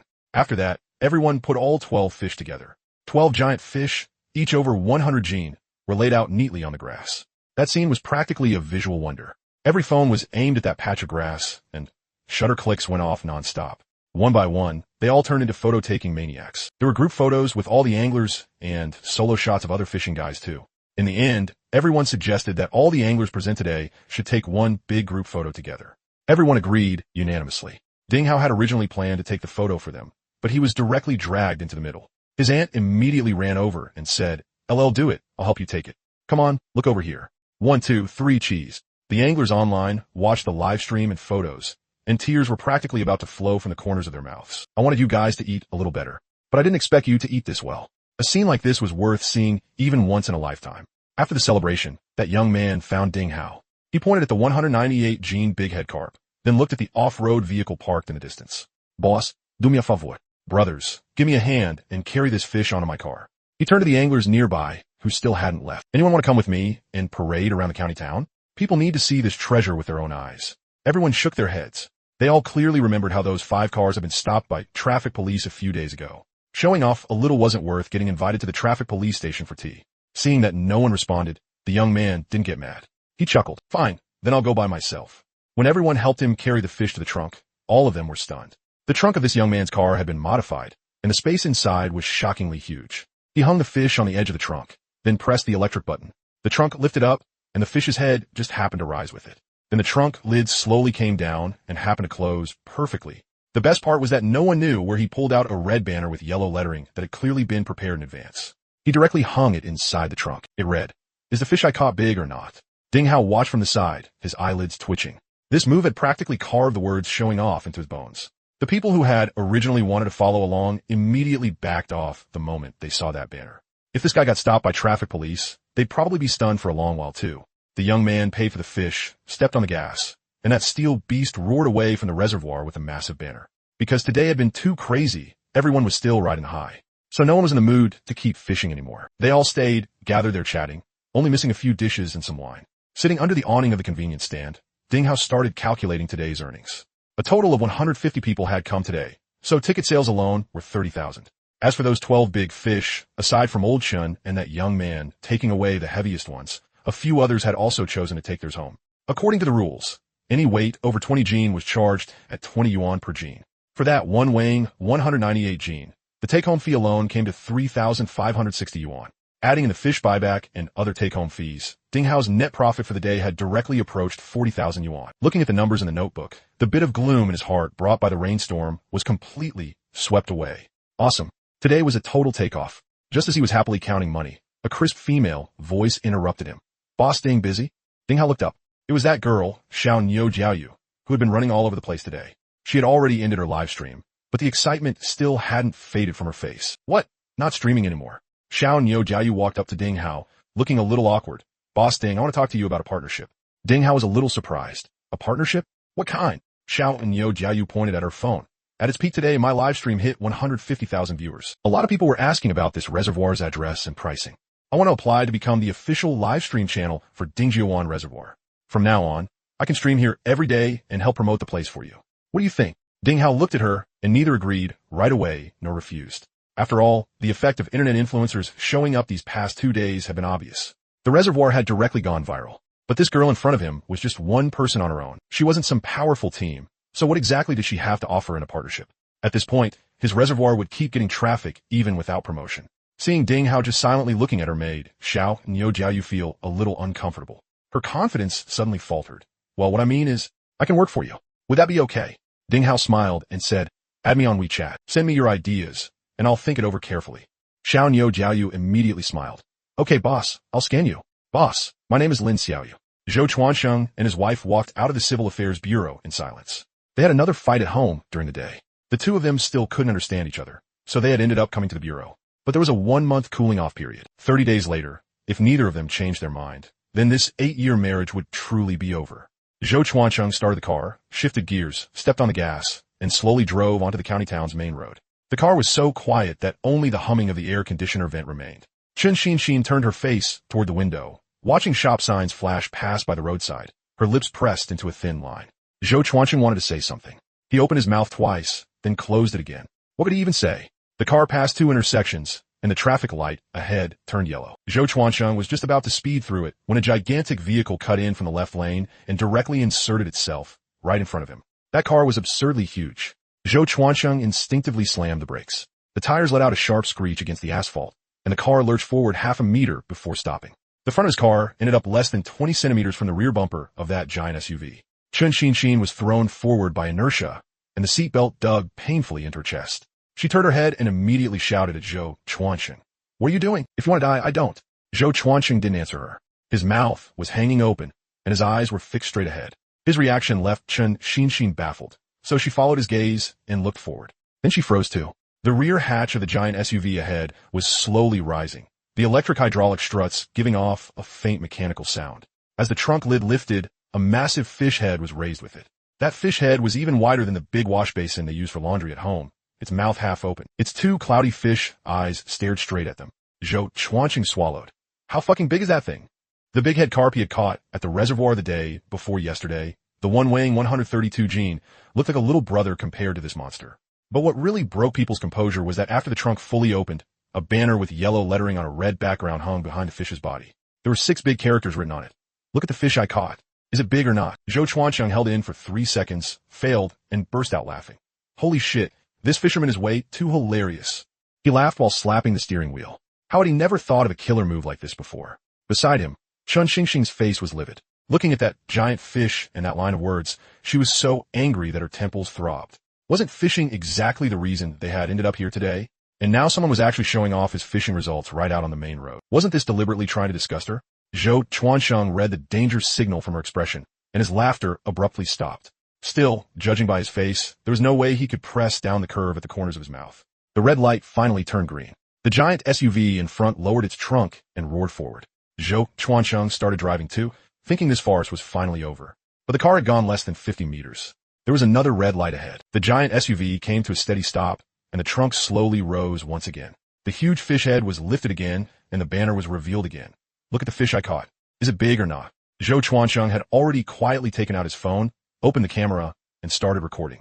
Chen Xinxin's breathing grew heavy and rushed. Her gaze swept back and forth between the fish and that line of words twice. Her nails dug into her palm. Another 40 seconds passed. The light turned green, the trunk lowered, and the car moved forward. Zhou Chuansheng thought this had to be the end of it now, right? But less than 80 meters ahead was another traffic light intersection. That trunk rose for the 3rd time. The fish head lifted for the third time.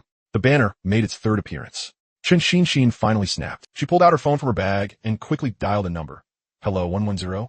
There's someone driving a really huge off-road vehicle with a nearly 200-gene dead fish hanging out of the trunk, parading around on the road. Yes, you heard that right. A fish.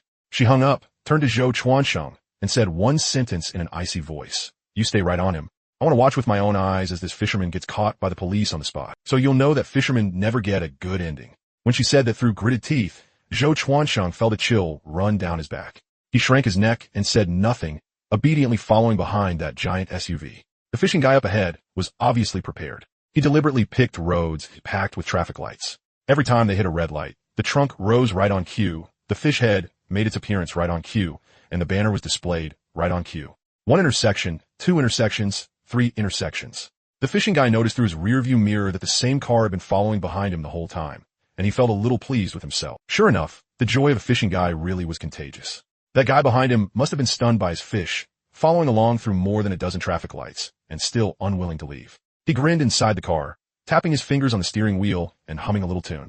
However, when he pressed the trunk switch once again at the 17th red light, a sharp police siren suddenly rang out from the right. A traffic police motorcycle shot straight out from the side lane and stopped precisely beside his car door. The traffic officer took off his helmet and bent down to look at the trunk that was rising, the enormous fish head, and the banner fluttering in the wind. He froze for a full 5 seconds. Comrade, turn off the engine and step out of the car. Take out your driver's license and registration. Seeing this scene from the car behind, Chen Xinxin finally showed her first smile of the day. That smile carried the sheer relief of successful revenge. Zhou Chuanxing looked at the fishing guy who had been stopped by the traffic police up ahead, then looked at his wife beside him, who had finally calmed down. He felt an indescribably complicated emotion. Let's go. Let's head home. Chen Xinxin put away her phone, her tone much calmer now. Zhou Chuanchang changed lanes and drove around from the side. As he passed that giant SUV that had been pulled over, he could not help glancing over one more time. The young man wearing sunglasses was standing by the car, explaining something to the traffic officer with an innocent look on his face. When Zhou Chuancheng got home, he found that Chen Xinxing had already gone into the bedroom and shut the door. He stood in the living room for a while, then walked into the kitchen, tied on an apron, and started cooking. At 8 that evening, Chen Xinxing trimmed the video she had recorded today and uploaded it to Douyin. The title read, "What I hate most in this life is fishing guys. Fishing guys deserve to die." In the final second of the video was the perfect freeze frame of the giant SUV's trunk, just rising and the traffic police motorcycle charging out from the side. After posting the video, she tossed her phone onto the bedside table, turned over, pulled the blanket over herself, and went to sleep. She had only wanted to complain a little, to vent the anger in her heart. She thought the video would get at most a few dozen likes, since nobody usually watched anything she posted anyway. What she did not know was that giant fish and that young man were precisely the absolute stars of the Dingjiuan Reservoir livestream that afternoon. Chen Xinxing's video started taking off at 2 in the morning. First, a few fishing circle bloggers recognized the fish in the comments. Holy crap, isn't this the 198-pound big head carp that got pulled out of Dingjiuan Reservoir this afternoon? That guy in sunglasses is the one from a live stream who said basic stuff, don't six. This idiot really went on parade with it and actually got caught by traffic police. I'm dying laughing. The heat in the comments spread like a firecracker with a lit fuse, rapidly expanding from the fishing circle into a much larger range. By 6 in the morning, the video's views had already broken 5 million. The top like comment in the section read, "Fishing guy, is my fish big or not? Police, when you see me, are you scared or not?" When Chen Xinxing woke up in the morning and opened her phone, she was completely stunned when she saw the view count. She scrolled through the comments, and the more she read, the more complicated her expression became. Because besides the people mocking that fishing guy, more than half the commenters had their attention diverted to Dingjiuan Reservoir instead. This reservoir is way too ridiculous. A 198-pound big head carp? Anyone want to team up and go? I'm free this weekend. Didn't someone say a couple days ago that this reservoir was a scam? That fish sure doesn't look fake. Chen Xinxing tossed her phone onto the blanket and rolled over angrily. She had wanted to show the whole world how hateful fishing guys were, but instead she had ended up giving that fishing guy's reservoir free advertising. After dinner, Ding Hao came to the reservoir again. He had not let the fishing guy's night fish today. Although the rain had stopped, the mountain road was still full of standing water, and the road surface was extremely slippery. On top of that, the fish in the reservoir were getting bigger and bigger. During the day, they could already drag people into the water. If something happened at night, it would be even harder to deal with. The reservoir bank was empty, with only the calls of frogs and insects rising and falling one after another. Ding Hao found a large rock and sat down, took out his phone, and checked the time. 8:30 at night. He opened the system panel. Today he had spent more than 20,000 yuan on draws, and in total he had gotten 16 packs of ordinary bait 1 5 times acceleration card, 1 water oxygenation card, 1 batch of koi fry, and 1 random mutation card. He did not even want to look at those 16 packs of ordinary bait. Just thinking about them made him mad, but he had never been willing to use that random mutation card. He always felt that this thing was pretty rare. Now, there was no one around, so this was the perfect chance to try it out. Ding Hao tapped open the inventory, found the random mutation card, and pressed the use button. A small window popped up on the system panel, with the wheel spinning rapidly inside it. Marked on the wheel were all the fish species in the reservoir. Crucian carp, carp, bream, white striped fish, black carp, grass carp, big head carp. One name after another flashed and jumped across the wheel. A few seconds later, the wheel began to slow down. The pointer swayed twice and stopped on carp. Looking at the result, Ding Hao felt somewhat disappointed. Carp. And, judging from the picture, it was just the most ordinary local carp possible, with nothing special about it all. But before he could sigh, a second wheel popped up below the carp image. What jumped across this was not fish species, but lines of text descriptions. Huge body, sharp teeth, extraordinary intelligence, extreme swimming speed, hard scales. The words flashed so fast it was dazzling. Ding Hao widened his eyes and stared, trying to make out more of the content. A few seconds later, the flashing speed began to slow. One character after another slid past before his eyes. Finally, the wheel stopped. 4 clear characters appeared on the screen, babbling speech. Ding Hao froze for a moment. He quickly opened the detailed description. Mutated carp, trait, babbling speech. Babbling speech. This fish can learn human language and perform simple vocal imitation, but its expressive ability is equivalent to that of an infant just beginning to talk. Ding Hao stared at the line for a long time. A carp that could talk? Even if it could only babble like a baby, that was still absurd enough. He recalled the traits that had flashed across the wheel just now. Huge body, sharp teeth, extraordinary intelligence. Any one of those would have been more useful than this thing. But instead, he got babbling speech. What use could there be in a carp learning to talk like a human? Ding Hao shook his head and put the matter aside for the time being. Right now, there were more important things to deal with. The fish species structure in the reservoir still was not rich enough. The big fish were shocking, sure, but if ordinary fishing guys came and could not even catch a decent fish, then what was the point of just watching other people catch big fish? He had to keep adding more bottom-level fish. Ding Hao opened the fry stocking panel, gritted his teeth, and placed a big order. 1,000 black carp fry. Immediately after that, the system popped up another notification. Ding, it has been detected that fry stocking has triggered a random event. A mutation has occurred. Please check the specific information yourself. Ding Hao's finger stopped in midair. Mutation? He quickly opened his personal panel. Name, Ding Hao. Gender, male. Age, 24. Bound address, Dingjiuan Reservoir. Current number of anglers, 2. Current reservoir, time, multiplier, 200 times. Fish species in reservoir. Crucian carp, carp, bream, white striped fish, kinqiao, black carp, grass carp, big head carp. Mutated species, carp, 1, black carp 1. There was 1 extra mutated black carp. Ding Hao immediately opened the detailed information behind black carp. Mutated black carp, trait, breakthrough limit, ordinary. Breakthrough limit, ordinary breaks through the body weight limit and can grow to 3 times the normal maximum weight of an ordinary black carp, but its growth speed is reduced by half. Ding Hao stared at that line of description, and his mind started racing. The weight limit of an ordinary black carp was roughly 200 gene. 3 times that would be 600 gene. A 600 gene black carp. That number made Ding Hao's scalp go numb. The biggest domestic freshwater fish record seemed to be only 3 or 400 gene, and that was some legend from decades ago that nobody had ever seen with their own eyes. If he really managed to raise a 600 gene black carp in his reservoir, that would be a biological miracle. But with the growth speed reduced by half, even with time acceleration, it would still take quite a while for that fish to grow to 600 gene. Ding Hao stared at the 1% mutation probability on the system panel, and a thought suddenly flashed through his mind. Just now, he had released 1,000 black carp fry and triggered 1 mutated black carp. 1,000 fish, 1 mutation. In other words, if he released 1,000 fry, there would most likely only be 1 mutant. Ding Hao thought it over, then opened the fry release panel again. He selected grass carp, entered 1,000 fish, and confirmed the release. Ding. Fish fry release successful. Then he held his breath and waited for the mutation prompt. 1 second, 2 seconds, 5 seconds. Nothing happened. Ding Hao waited another half minute. The mutated species section on the panel did not move at all. It was still those same 2. 1 carp and 1 black carp. As expected, probability was not 100%. Still unwilling to give up, he opened the release panel again. This time, he chose carp again, 1,000 fish. The moment his finger pressed the confirm button, 2 prompts popped up on the system panel one after another. Ding. Fish fry release successful. Ding. It has been detected that the fish fry release has triggered a random event. Mutation has occurred. Please check the specific information yourself. Ding Hao quickly opened the mutated species section. The number behind carp changed from 1 to 3. 2 new mutated carp. He eagerly opened the detailed information. The first one, mutated carp trait, rapid growth. Rapid growth. This fish's growth speed is increased to twice that of an ordinary carp, while its size limit remains unchanged. Ding Hao nodded. This one was fairly practical. Growing faster meant it could reach a catchable size sooner. Combined with time acceleration, the effect should be considerable. He then opened the second one. Mutated carp, trait, hook biting expert. Hook biting expert. This fish's probability of actively biting the hook is increased to twice that of an ordinary carp, and it has a strong feeding desire toward any type of bait. Ding Hao looked at this trait, and the corners of his mouth twitched twice. You're just a carp. Even if you grow to the limit, you'd only top out at 30 or 40 gene, and you still actively throw yourself at the hook.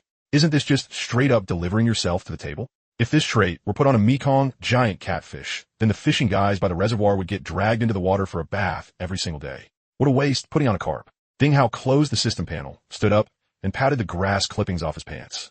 He had gained quite a lot today. Although the lottery had scammed away more than half of it, he had basically figured out the trigger mechanism for mutated species. Release 1,000 fry, and there would most likely be one mutation. If luck was good, there could be 2 or even more. If luck was bad, there might not be a single one. It was all up to luck. He glanced at his phone.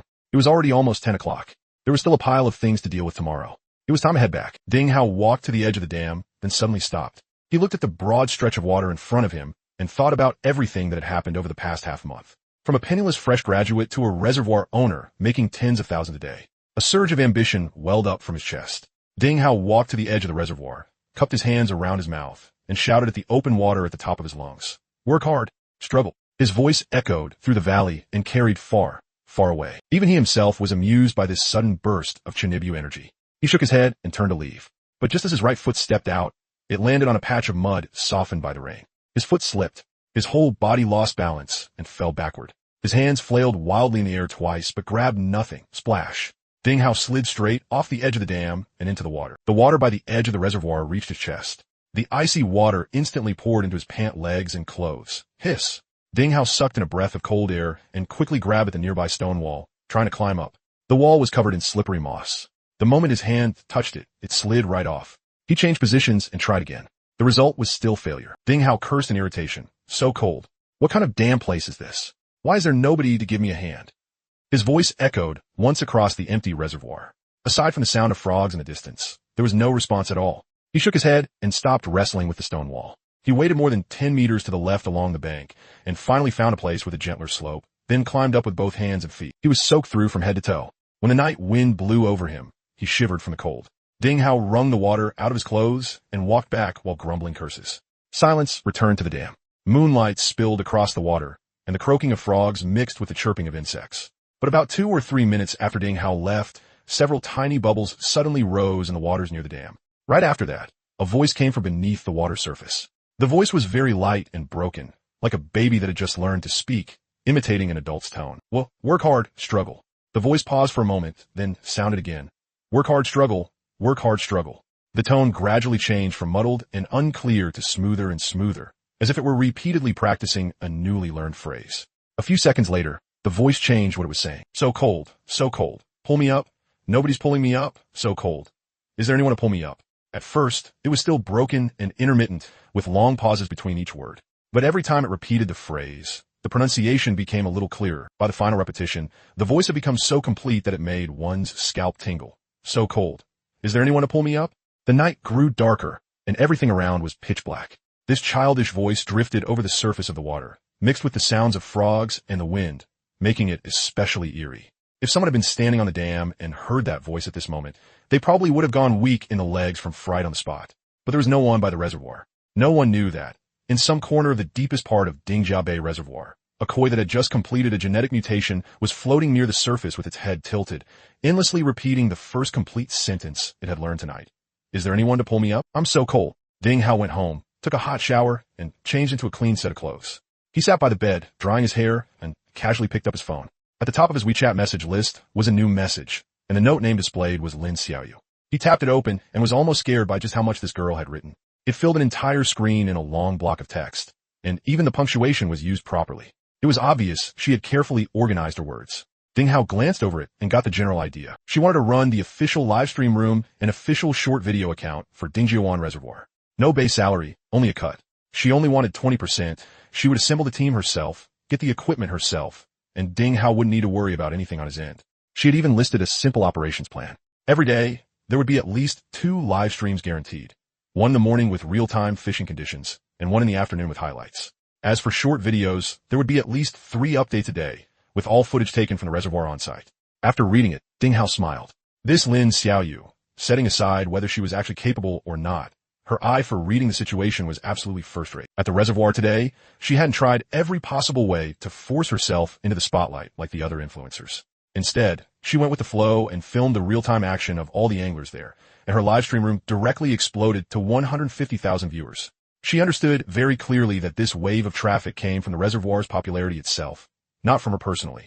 Once the hype passed, more and more influencers would flood in. As a small streamer with only a few thousand followers, she had no way to compete with those big names who had teams and resources.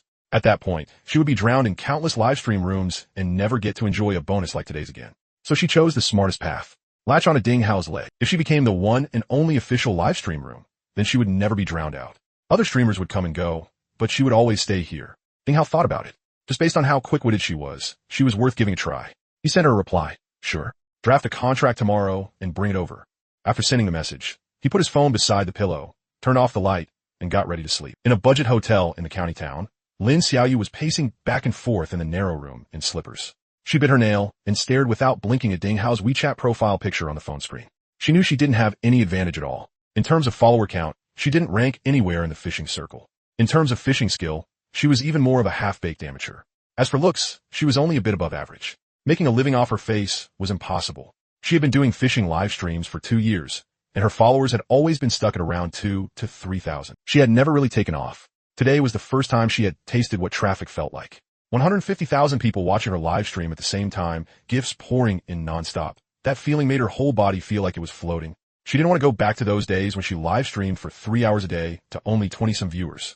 But she also knew very clearly that today's bonus came from the reservoir, from those giant 100-gene monsters, not from her. If she couldn't secure the official livestream room position, then tomorrow she would go right back to being that ignored little streamer. She had no skills, no resources, and she didn't want to take certain paths. This was her only chance. The phone screen dimmed, then lit up again. Lit up, then dimmed again. She refreshed WeChat 3 times, but there was still no movement from Ding Hao's side. The anxiety crawled through her heart like bugs. Just as she lit up the screen for the 4th time, a message popped up. She looked closely. China Unicom. Your account is in arrears by 128 yuan. To avoid affecting your normal communication services, please recharge in time. Lin Xiaoyu was so mad, she wanted to smash the phone against the wall. She took 2 deep breaths and was just about to turn off the screen. WeChat rang again. This time was Ding Hao. Her hand trembling, she tapped open a message. The moment she saw that line, her whole body sprang up from the bedside like a spring. Ah! She cried out excitedly, barefoot, as she bounced several times around the room, then threw herself onto the bed and pressed the phone tightly against her chest. She could feel her heartbeat like it was about to leap out. Only after quite a while did she sit up, pick up the phone, and dial a number. The call connected after 2 rings, and a somewhat groggy female voice came from the other side. Hello? What time is it already? Xiaoyi, I landed a huge job. Come help me quick. Huh? What huge job? I can't explain it clearly to you. Start heading over right now. All right now. Yes, right now. When Ding Hao arrived at the reservoir, Ding Jixiang was already busy there with the workers. Those few rooms that had been built over the past 2 days were being roofed today. Several masons were squatting on the rooftops mixing cement and laying tiles, working full of energy. Grandpa Xiang, you guys got up pretty early. Ding Jixiang stuck half his head out from the ladder. We're early? Look at those cars parked by the road. There were a few whose lights I saw before dawn. Ding Hao turned to look. There were already 20 to 30 cars parked along both sides of the dirt road. The most eye-catching was that gigantic SUV like a steel monster, its doors wide open, with a circle of people gathered around it. Standing in the middle was that young man from yesterday, wearing sunglasses. Today he had switched to a pair of silver-rimmed sunglasses. With both hands in his pockets, he was telling the nearby anglers about his glorious story of being stopped by the traffic police yesterday. When the traffic cop saw that fish, the guy was totally dumbfounded. He circled my car 3 times. And then, an angler beside him pressed for more. And then the traffic cop said, your behavior seriously affects road traffic safety. 200 yuan fine, and 3 points deducted. That's it. Yep, that's it. The sunglasses guy spread his hands. But before that traffic cop left, he asked me one thing. Did you really catch this fish yourself? Where did you catch it? The crowd burst into laughter. Ding hadn't go join the fun. He set up his stall on the dam and put out the payment code. When the anglers saw Ding Hao had arrived, they all came running over in a rush. While people were lining up to scan the code, Wang Bing suddenly leaned close to Ding Hao. Boss, you still don't know, right? Your reservoir is about to completely blow up. Ding Hao glanced at him. Hasn't it already been pretty hot this whole time? Wang Bing grinned, took out his phone, scrolled through his liked videos for a long time, found one, and handed it over. Ding Hao took the phone and looked. The scene was very familiar to him. It was exactly that moment yesterday when the sunglasses guy was stopped by the traffic police. The trunk lifted up, the big fish head made its appearance, and those eye-catching words appeared on the screen. But what made Ding Hao freeze was the uploader's name. CCTV News. He rubbed his eyes and confirmed he hadn't seen wrong. The official CCTV News account had personally posted this video. The like count had already surged past 500,000, and the comment section was packed with tens of thousands of comments. Holding the phone, Ding Hao flipped through the comments. Even CCTV is reporting it. What's the background of this reservoir? That banner is way too outrageous. The traffic police probably had their blood pressure shoot up when they saw it. Where's the address? Is anyone organizing a group trip? I already bought tomorrow's high-speed rail ticket. Coming over from the northeast. Ding Hao handed the phone back to Wang Bing and stood there stunned for quite a while. CCTV. He had never even dreamed that his little reservoir tucked away in this mountain backwater could be reposted and spread by CCTV's official account. Even though it was only a funny short video, CCTV News had sheer scale on its side. The 500,000 likes were still rising, and later it might not even stop at 1 million. This was no longer just fishing circle popularity. This had completely broken out of the niche. But Ding Hao didn't get carried away for long. He knew very well that the vast majority of netizens were just there to watch the excitement. There was still only a small number of people truly willing to come all the way out to this remote mountain gully to fish. But now that the reservoir had made a name for itself, the road ahead would only get wider and wider. Ding Hao put his phone back in his pocket and continued collecting fees. New cars kept driving up one after another. By 9:30, the number of people scanning the code had shot past 190. Almost 200 people. Ding Hao glanced at the system panel. The time acceleration multiplier had updated to 20,000 times. With each additional person, time inside the reservoir sped up by another 100 times. With 200 people present at once, the fish inside were basically growing at the speed of decades. That number made Ding Hao's heart race for a moment. In the brief gaps between collecting fees, he finally learned that the sunglasses-wearing guy who loved showing off was called Jin Chungwen. His name was only one character different from that of some popular male celebrity. It was said he was a rich second generation from around here, though no one could clearly say what his background was. But judging by his car and his extravagant spending, his family was definitely well off. The first batch of anglers who had paid had long since cast their rods. The bite wasn't as terrifying as that crazy hour yesterday, but it was still obviously much better than before. Then one of the anglers got a bite in less than a minute after casting. He reflexively lifted the rod, and a heavy pulling force immediately came through his hands. The rod bent into an arc, though not too dramatically, meaning the fish wasn't especially huge. He kept his composure and played it for a few minutes. Then an ordinary carp rolled out of the water. A carp weighing over 20 Gene was only average. But he was the first one to catch a fish today. That counted as a very good sign. Without thinking much about it, he cast again. What no one knew, however, was this. In Ding Hao's system, the number under the mutation section had directly decreased by 1 fish. Lin Xiaoyu arrived earlier than Ding Hao had expected. A little after 7, she showed up on the dam, with another girl following behind her. The girl had long hair, fair skin, delicate features, and stood there quietly in a plain long dress, giving off a scholarly air. If Lin Xiaoyu was the kind of girl with the looks of a somewhat pretty class beauty, around 5 or 6 points out of 10, then the one she brought was at least above 7, the kind you'd glance back at twice if you saw her on the street. It was just that this girl was clearly a little reserved. Lin Xiaoyu quickly ran up to Ding Hao. "Morning, boss. This is my college classmate and also my best friend, Su Xiaoyi. She does editing and planning, and she's really amazing." Su Xiaoyi gave Ding Hao a slight nod. "Hello, boss Ding." Ding Hao greeted her and pointed at the shed nearby. "You two wait over there for a bit first. I've still got a whole bunch of people whose fees I haven't collected yet."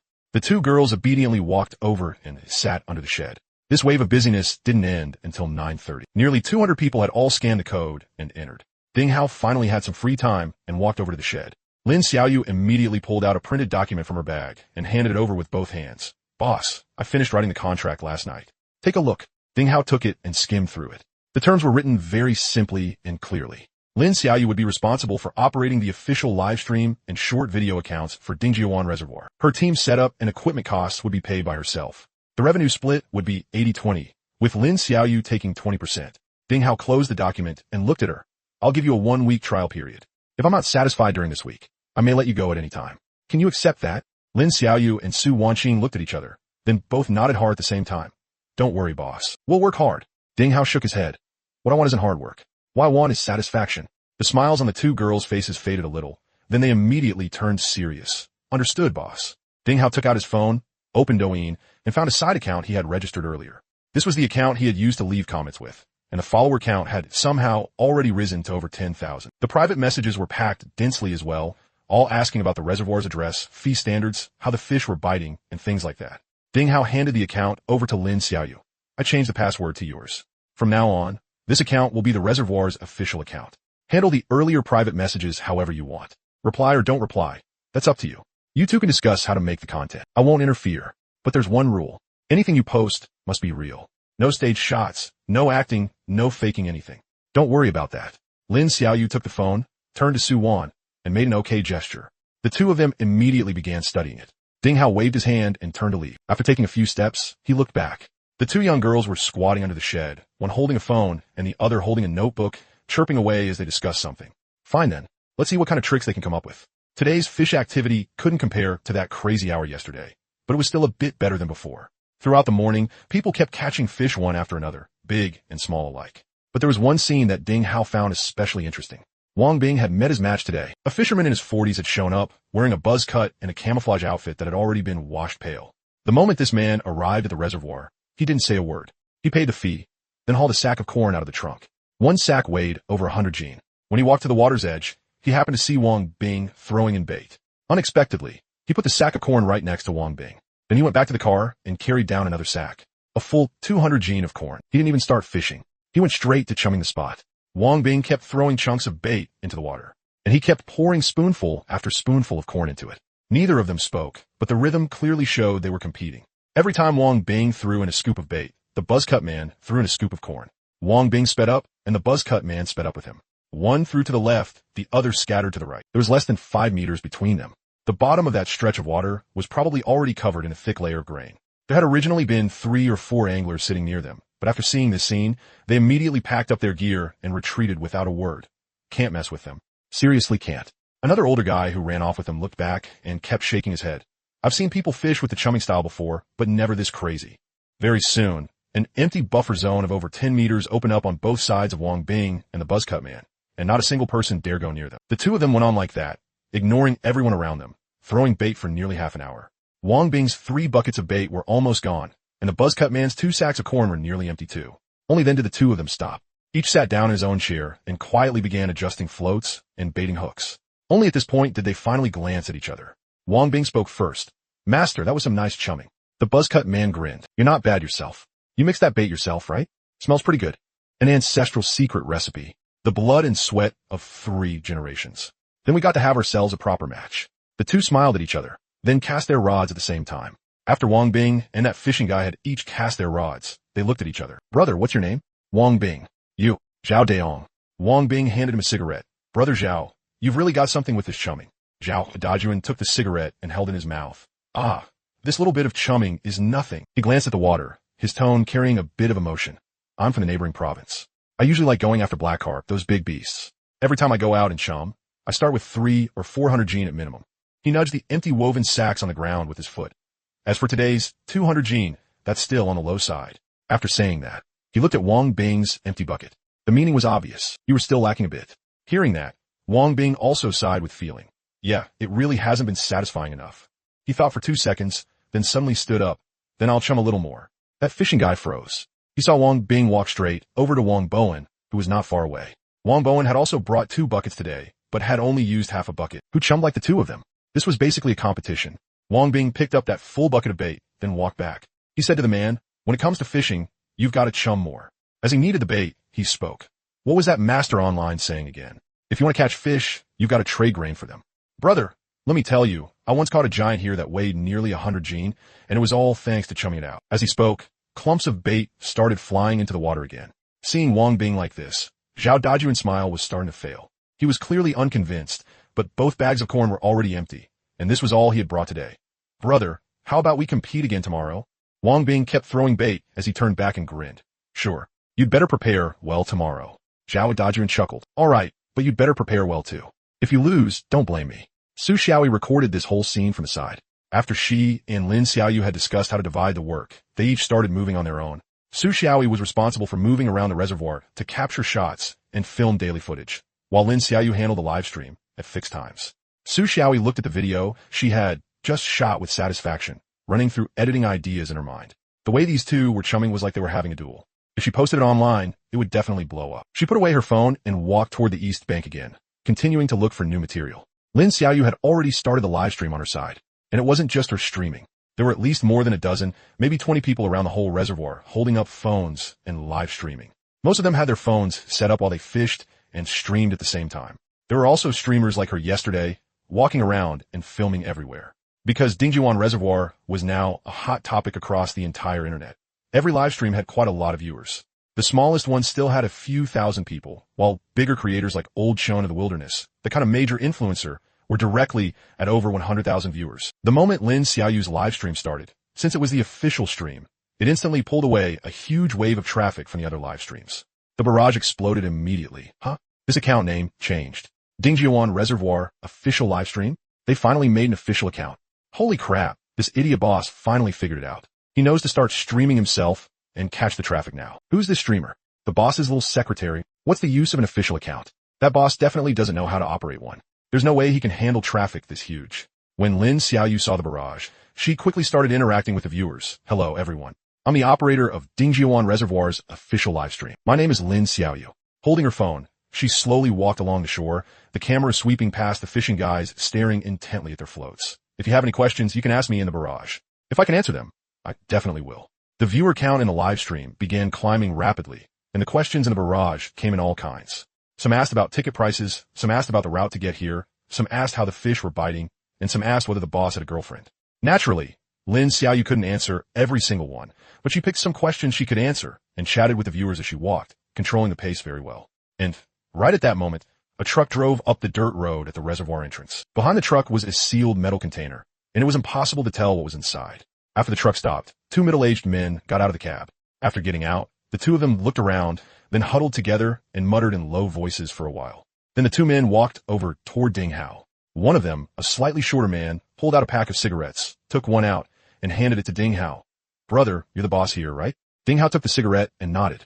I am. What is it? The man rubbed his hands together and said with a smile, Boss, we're from a neighboring city. We run a big restaurant over there, specializing in those kinds of big fish banquets. He gestured in the direction of the reservoir. It's those kinds of huge fish from your place that I saw online, the ones over 100 gene. Our restaurant wants to specifically buy fish like that for our customers to eat. Ding Hao nodded. Yes, there are plenty. Go catch them yourself. The man quickly waved his hands. No, boss. I'm not here to fish. He stepped half a step closer and lowered his voice. What I mean is, those big fish the people here catch on your side, can they sell them to me? Ding Hao glanced at him. How they handle the fish they catch is their own business. You'll have to discuss it with them. It's not up to me. The man asked another question. Don't we need your permission for that? After all, you're the boss here. Ding Hao waved his hand. All I do here is collect ticket fees and weigh fish. They caught the fish, so they can handle them however they want. Just go talk to them. Hearing that, the two men thanked him repeatedly, then turned around and walked toward the edge of the reservoir. They went straight to a fishing guy who was currently fighting with a giant fish and squatted down beside him to wait. Not long after, that fishing guy pulled the fish up. Ding Hao went over to weigh it. This black carp weighed around 80 gene. The two men immediately went up and started talking with the fishing guy, saying they were willing to buy it at double the price. The moment the fishing guy heard there was such a good deal, he agreed right away. After taking a few photos of the fish together with the man, the two of them carried it together into the metal container behind the truck. The news spread incredibly fast. In less than half an hour, almost everyone by the reservoir knew that someone was buying big fish. The rules also spread quickly. As long as the fish you caught weighed over 50 gene, they would buy it, and the price was double what Ding Hao paid for fish returns. If it was over 100 gene, the price was triple. In other words, if you caught a giant over 100 gene, just selling the fish alone could earn you several thousand yuan. All the fishing guys' eyes lit up. Before, if they caught a big fish, they just take a photo and post it on their moments, and that was it. If they returned the fish to the boss, they could only get cost price, and if they took it home themselves, they couldn't even finish eating it. Now someone was offering double or triple the price to buy them. Didn't that mean fishing could make money too? Holy crap, fishing makes more money than going to work. Do the math. Catch 2 fish over 50 gene in one day, and that's way better than working. Alright, stop calculating. Catch one first before you say anything. But what most fishing guys cared about was still that feeling in their hands and the thrill. The fish money was just icing on the cake. Still, there was no denying that with this kind of incentive, the atmosphere around the whole reservoir became even crazier. People have been arriving one after another all day today. From morning all the way until 4 or 5 in the afternoon, cars were still driving over here. The number of daytime anglers had broken through 250. The outer bank of the reservoir was already packed solid with people. Fishing umbrellas and tents formed a long dragon-like line, stretching from the dam all the way to the reed marsh in the east. Of course, the reservoir shoreline was very broad. There were still large open spaces on the inner bank and in the bays farther inside. It was just that most people liked fishing on the outside, where it was livelier. If you really counted it up, these people probably hadn't even occupied 1/10 of the entire reservoir's capacity. By the afternoon, those two men buying fish had already purchased nearly 10 giant fish and hauled them away. Among them, two had broken 100 gene, while the rest ranged from 50 or 60 gene to 80 or 90 gene. There were still plenty of people who got skunked today. After all, a lot of the anglers had come specifically for giant fish. Their line setups were thick enough, their bait was big enough, and all they were waiting for was a full black float sink. But giant fish were never that easy to catch. If your skills weren't up to par, your rod would snap and your line would break on the spot, and you wouldn't even catch a glimpse of the fish. Ding Hao walked over to the edge of the dam and glanced at the wall of broken rods. Today, more than 30 more had been added. That wall now had broken rods stuck into it for dozens of meters, becoming a unique scenic line by the reservoir. Clearly, it had already become the reservoir's photo check-in spot. Those small rooms had also gotten their roofs finished today. Ding Jixiang had worked the whole day with the mason. He climbed down from the ladder and patted the dust off his hands. Howsy, tomorrow we'll paint the walls, then let them dry for a day or two, and they'll be ready to use. Ding Hao nodded. Thanks for the hard work, Xianggong. Ding Jixiang waved his hand. What hard work? It's not like you're not paying. Everyone's happy to do it. Ding Hao looked at the nearly finished little rooms and nodded in satisfaction. Naturally, it wasn't because they had been built especially well. It was because they had been built very fast. This place had blown up too quickly. He had been racing against time this whole time. Now, the reservoir had also started providing dinner, though dinner was no longer free. It was 20 yuan per person. A lot of the anglers doing night fishing and camping naturally needed to eat, and 20 yuan for a meal wasn't expensive. And it was all you can eat. Honestly, even if they charged 30, they probably wouldn't complain. After all, out here in these wild mountains, being able to eat chef-level food was already enough to satisfy them. Ding Hao himself had finally escaped the days of eating plain noodles and clear broth every day, and was now eating proper meals with meat and vegetables along with the anglers. While eating, Old Chin of the Wilderness carried his bowl over and sat down beside Ding Hao. Brother, I need to tell you something. Ding Hao shoveled a mouthful of rice into his mouth. Go ahead, Brother Chun. Old Chin lowered his voice. I heard some news. A new fishing ground has opened in your county town too, and it's also using the giant fish fishing ground label to attract people. He paused slightly, and Wang Hao is the one behind it. Ding Hao's chewing slowed for a beat. He's opening a fishing ground in the county town? Old Chin nodded. It's right by the county town. Transportation is way more convenient than your place. And I heard they invested quite a bit and hired a professional team to handle operations and promotion. Ding Hao thought about it.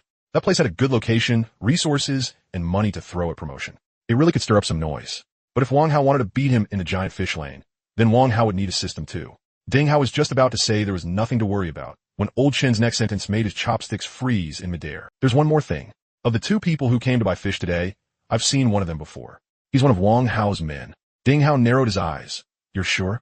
100% sure. I saw him at a fishing expo last year. He was standing right behind Wang Hao. Ding Hao instantly understood. Buying fish to open a restaurant? What restaurant was there? They were obviously here to stock up from him. He had been wondering earlier where Wang Hao's new fishing ground had gotten so many giant fish. So this was it. They wanted to buy them from his place. They were paying double or triple the price to buy big fish, transport them to the fishing ground over by the county town, release them there, and then package it as their own giant fish fishing ground to attract people. Ding Hao let out a laugh. Then he could just come buy them openly. Why use the excuse of opening a restaurant? Old Chin looked at him. You're not planning to stop them? Ding Hao shook his head. Let them buy all they want. I was actually thinking of selling anyway. Old Chin couldn't quite understand this young little boss anymore. At a normal fishing ground, one giant fish over 100 gene would be treated like the treasure that held down the place. But here, once they were caught, he was actually letting people take them away and only charging 20 per gene. You had to know, fish like that would cost a sky-high price elsewhere. But Ding Hao had a different calculation in mind. After all, he was someone with a system, and this place had gotten popular too fast. Who knew how many people were eyeing this piece of meat? Wang Hao might only be making trouble by using that female influencer as an excuse. Anyway, there were plenty of big fish in his reservoir, and there would only be more in the future.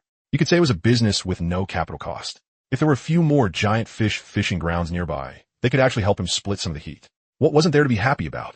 How did that saying go again? The bird that sticks its head out gets shot. A tree that rises above the forest is bound to be broken by the wind. Old Chin didn't say anything more, but he still told Ding Hao that he had rented a room in the village and was preparing to fight here for the long haul. Ding Hao naturally welcomed that. After dinner, the anglers paid their night fishing fees, and Ding Xiaojun came over to take over the watch. Ding Hao gave a few reminders about paying attention to safety, then headed toward the village. He had just reached the entrance of the village when he saw a figure standing under the big camphor tree by the roadside from far away, waving at him. It was village secretary Uncle Chio. Uncle Chio's name was Ding Juanchio, and he looked to be in his 40s as well. Ding Hao quickened his pace and walked over. Uncle Chio, good evening. Have you eaten yet? A long time ago. Uncle Chio pulled a cigarette out of his pocket and handed one to him, then lit one for himself too, Howsy, leaders from the town are coming to inspect your reservoir tomorrow. You need to get ready. Ding Hao froze. Leaders are coming to inspect? What's going on? Uncle Chiu blew out a puff of smoke and slowly began explaining. Your reservoir has gotten famous recently, and even those big fish have reached the ears of the higher-ups. How could they possibly sit still? The idea from above is to come take a look on site. If the conditions are suitable, they can turn it into a support project. Hearing this, Ding Hao finally understood. Uncle Chiu, I don't know how to deal with people like that. Uncle Chiu waved his hand. It's fine. Just speak directly. Say whatever you should say however you should say it. I'll stay beside you. What are you afraid of? He looked at Ding Hao, and his tone turned more serious. Howsy, listen to me. If this inspection goes well, then you'll strike it rich. How so? Things like road repairs, getting you some infrastructure, all of that can be government support. You won't need to pay a single cent yourself. Uncle Chiu counted on his fingers. Look at that road of yours. As soon as it rains a little, landslides happen. Every time, you have to spend money hiring excavators to clear it. If the government pays to pave you a hardened road surface, how much trouble would that save you?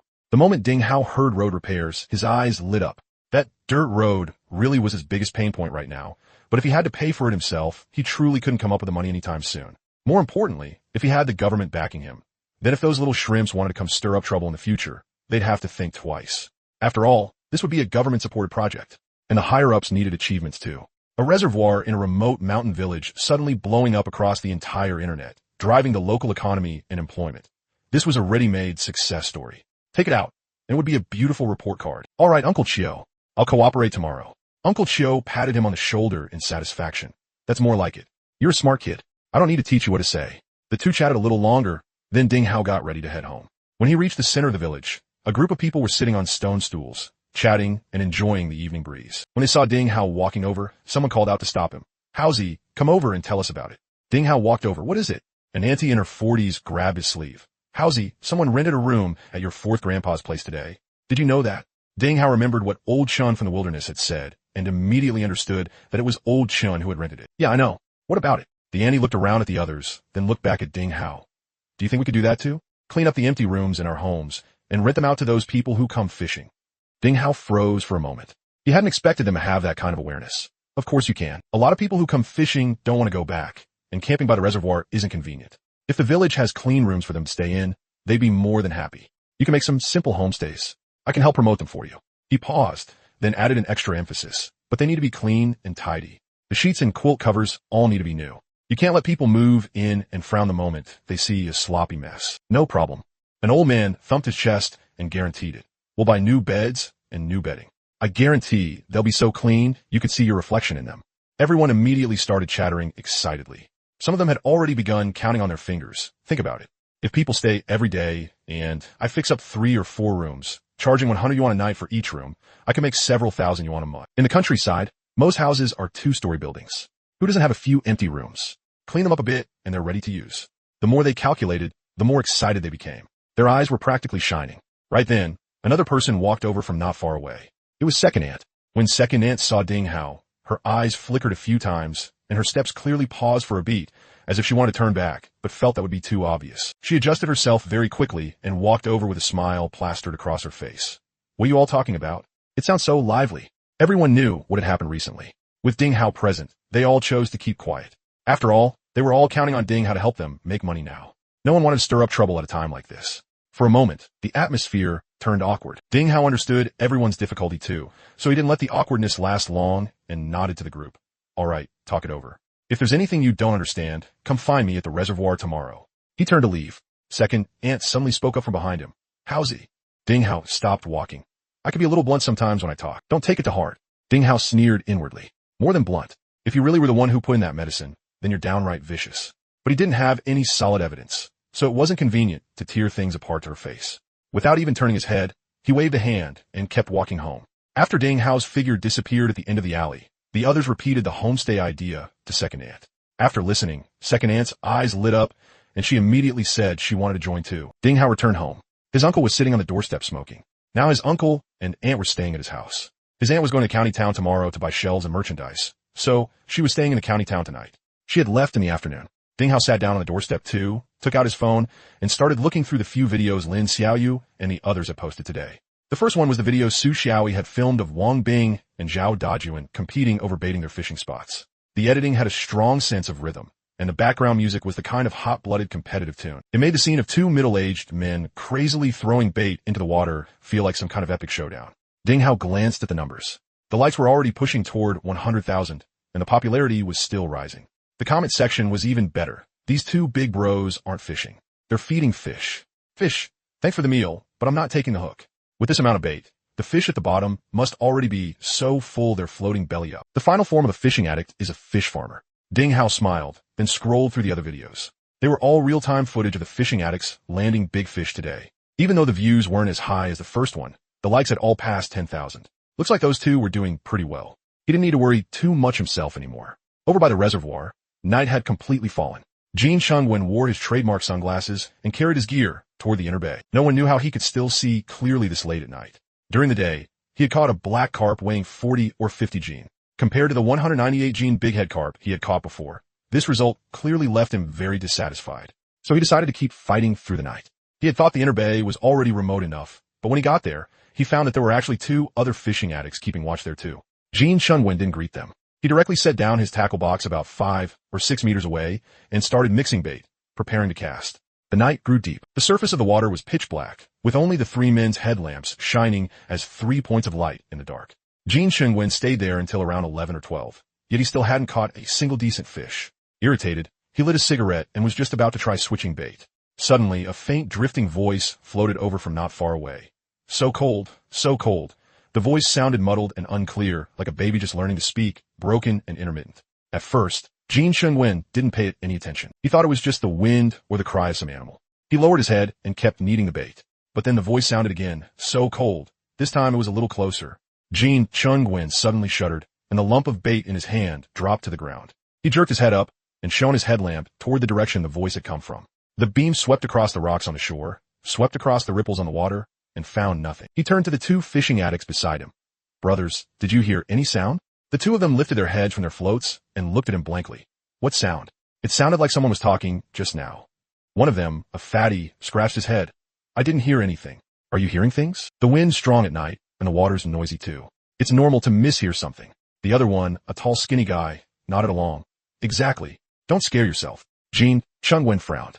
He still felt uneasy, but he couldn't say what was wrong. He crouched back down, picked up the lump of bait, and got ready to keep fishing. But right then, the voice sounded again. Is there anyone who could pull me up? This time, the voice was several times louder than before, and much clearer. All three of them shivered at the same time. The lump of bait dropped from Jin Chungwen's hand again. The two fishing addicts also stood up all at once, their headlamp beams sweeping wildly in every direction. Did you hear that? We heard it. We heard it. Even a fatty's voice was trembling. Then that drifting voice floated over again. So cold. Is there anyone who can pull me up? The voice drifted in and out, somewhat blurry, but they heard every single word clearly. This time, all three of them were completely terrified. The tall skinny guy's face turned deathly pale. Holy crap, could it be a ghost? The fatty hurriedly waved his hands. Bro, don't scare me like that. Jin Chungwen swallowed hard and forced himself to calm down. He shouted loudly into the surroundings. Who is it? Come out. Stop scaring people. His voice echoed once through the valley, then fell silent. Other than the croaking of frogs and the sound of the wind, there was no response at all. The three of them looked at each other, and no one spoke. Barely 2 or 3 seconds had passed when that voice drifted over again. So cold. Is anyone there to pull me up? This time, the voice was closer. The three of them almost simultaneously shone their headlamps in the same direction. That voice seemed to be coming from beneath the surface of the water. The three of them instantly felt their scalps go numb. It was coming from the water, and it wanted them to pull it up. Could this really be? The fatty was the first to break down. He shouted a ghost. He threw down his fishing rod and ran for the outside. Jin Chungwen and the skinny tall guy no longer cared about any of their gear either and turned to chase after him. The three of them shouted as they ran, stumbling and scrambling all the way out of Inner Bay, quickly reaching the crowded area near the dam. There were over 100 people night fishing here. Headlamps and night lights lit up the whole stretch of water so brightly it looked like daytime. Hearing the three of them yelling, everyone swung their lights over at once. Dozens of beams focused on the three of them at the same time, so bright they could barely open their eyes, and they hurriedly raised their hands to shield themselves. What happened? What are you yelling for? What happened? Jin Chungwen bent over and panted for long, while before he finally explained the situation in broken phrases. There's a ghost in there. Something in the water is talking. It keeps shouting that it's cold and wants us to pull it up. Everyone looked at each other. Most people's first reaction was disbelief. You three drunk, or what? Messing around, trying to scare people in the middle of the night? Jin Chungwen got anxious. Who the hell is trying to scare you? If you don't believe me, go in and listen for yourselves. A few bold fishermen looked at each other, suddenly interested. Come on, let's go take a look. I want to see what exactly is making that noise. The fatty and the skinny tall guy refused to go back, and even if it killed them. They shrank behind the crowd and shook their heads nonstop. Jin Shunwen was young after all. After calming down for a while, he felt there was no way ghosts could really exist in this world. So he followed those 5 or 6 brave fishermen and headed back into Inner Bay with them. The 7 of them lined up side by side, all their headlamps switched on. The lights slowly moved inward. When they reached the spot where they had just been fishing, Jin Shunwen's heart sank. All 3 of their fishing rods were gone. The tackle box was still there. The bait bucket was still there. But the 3 rods were gone, every single one. Jin Shunwen's voice trembled a little. Where are my fishing rods? The others beside him were startled by a shout too, and their headlamps immediately swept the surroundings. One of them stammered, "Holy crap, don't tell me there really is a ghost?" That water ghost dragged the rods away. Another forced himself to stay calm. Could it be that a fish happened to bite, and it dragged the rods into the water? Come on, man. 3 rods got dragged away by fish at the same time? You believe that? What era is this? You still believe in ghosts? It has to be someone pulling a prank. Exactly. There's absolutely no way there's a ghost. They were all talking over one another, trying to comfort each other and build up their courage, when that voice came again. So cold. Is anyone there to pull me up? Every voice stopped abruptly. The 7 of them stood frozen in place, looking at each other, not a single one daring to move. This time, Jin Shunwen heard it clearly. That voice really was coming from beneath the water surface, from a spot less than 10 meters away from their feet. That faint, childish tone, like a baby learning to speak, sounded terrifyingly chilling in the silent night. Jin Shunwen completely gave up. Run! He shouted and turned a bolt outward. The other 6 took off after him, running more than 3 times faster than when they had come in. No one dared fall behind, afraid the thing in the water would drag them down. The group stumbled back to the dam. Once they told everyone what had happened, a strange atmosphere immediately spread along the reservoir bank. The lively night fishing scene instantly went quiet. Hearing the commotion, Ding Xiaojun also ran over. After listening to what had happened, his expression changed, and he suddenly said, "I remember now." Everyone looked at him. "When I was little, I heard the old people in the village say that 2 kids drowned while swimming in this reservoir." His voice lowered.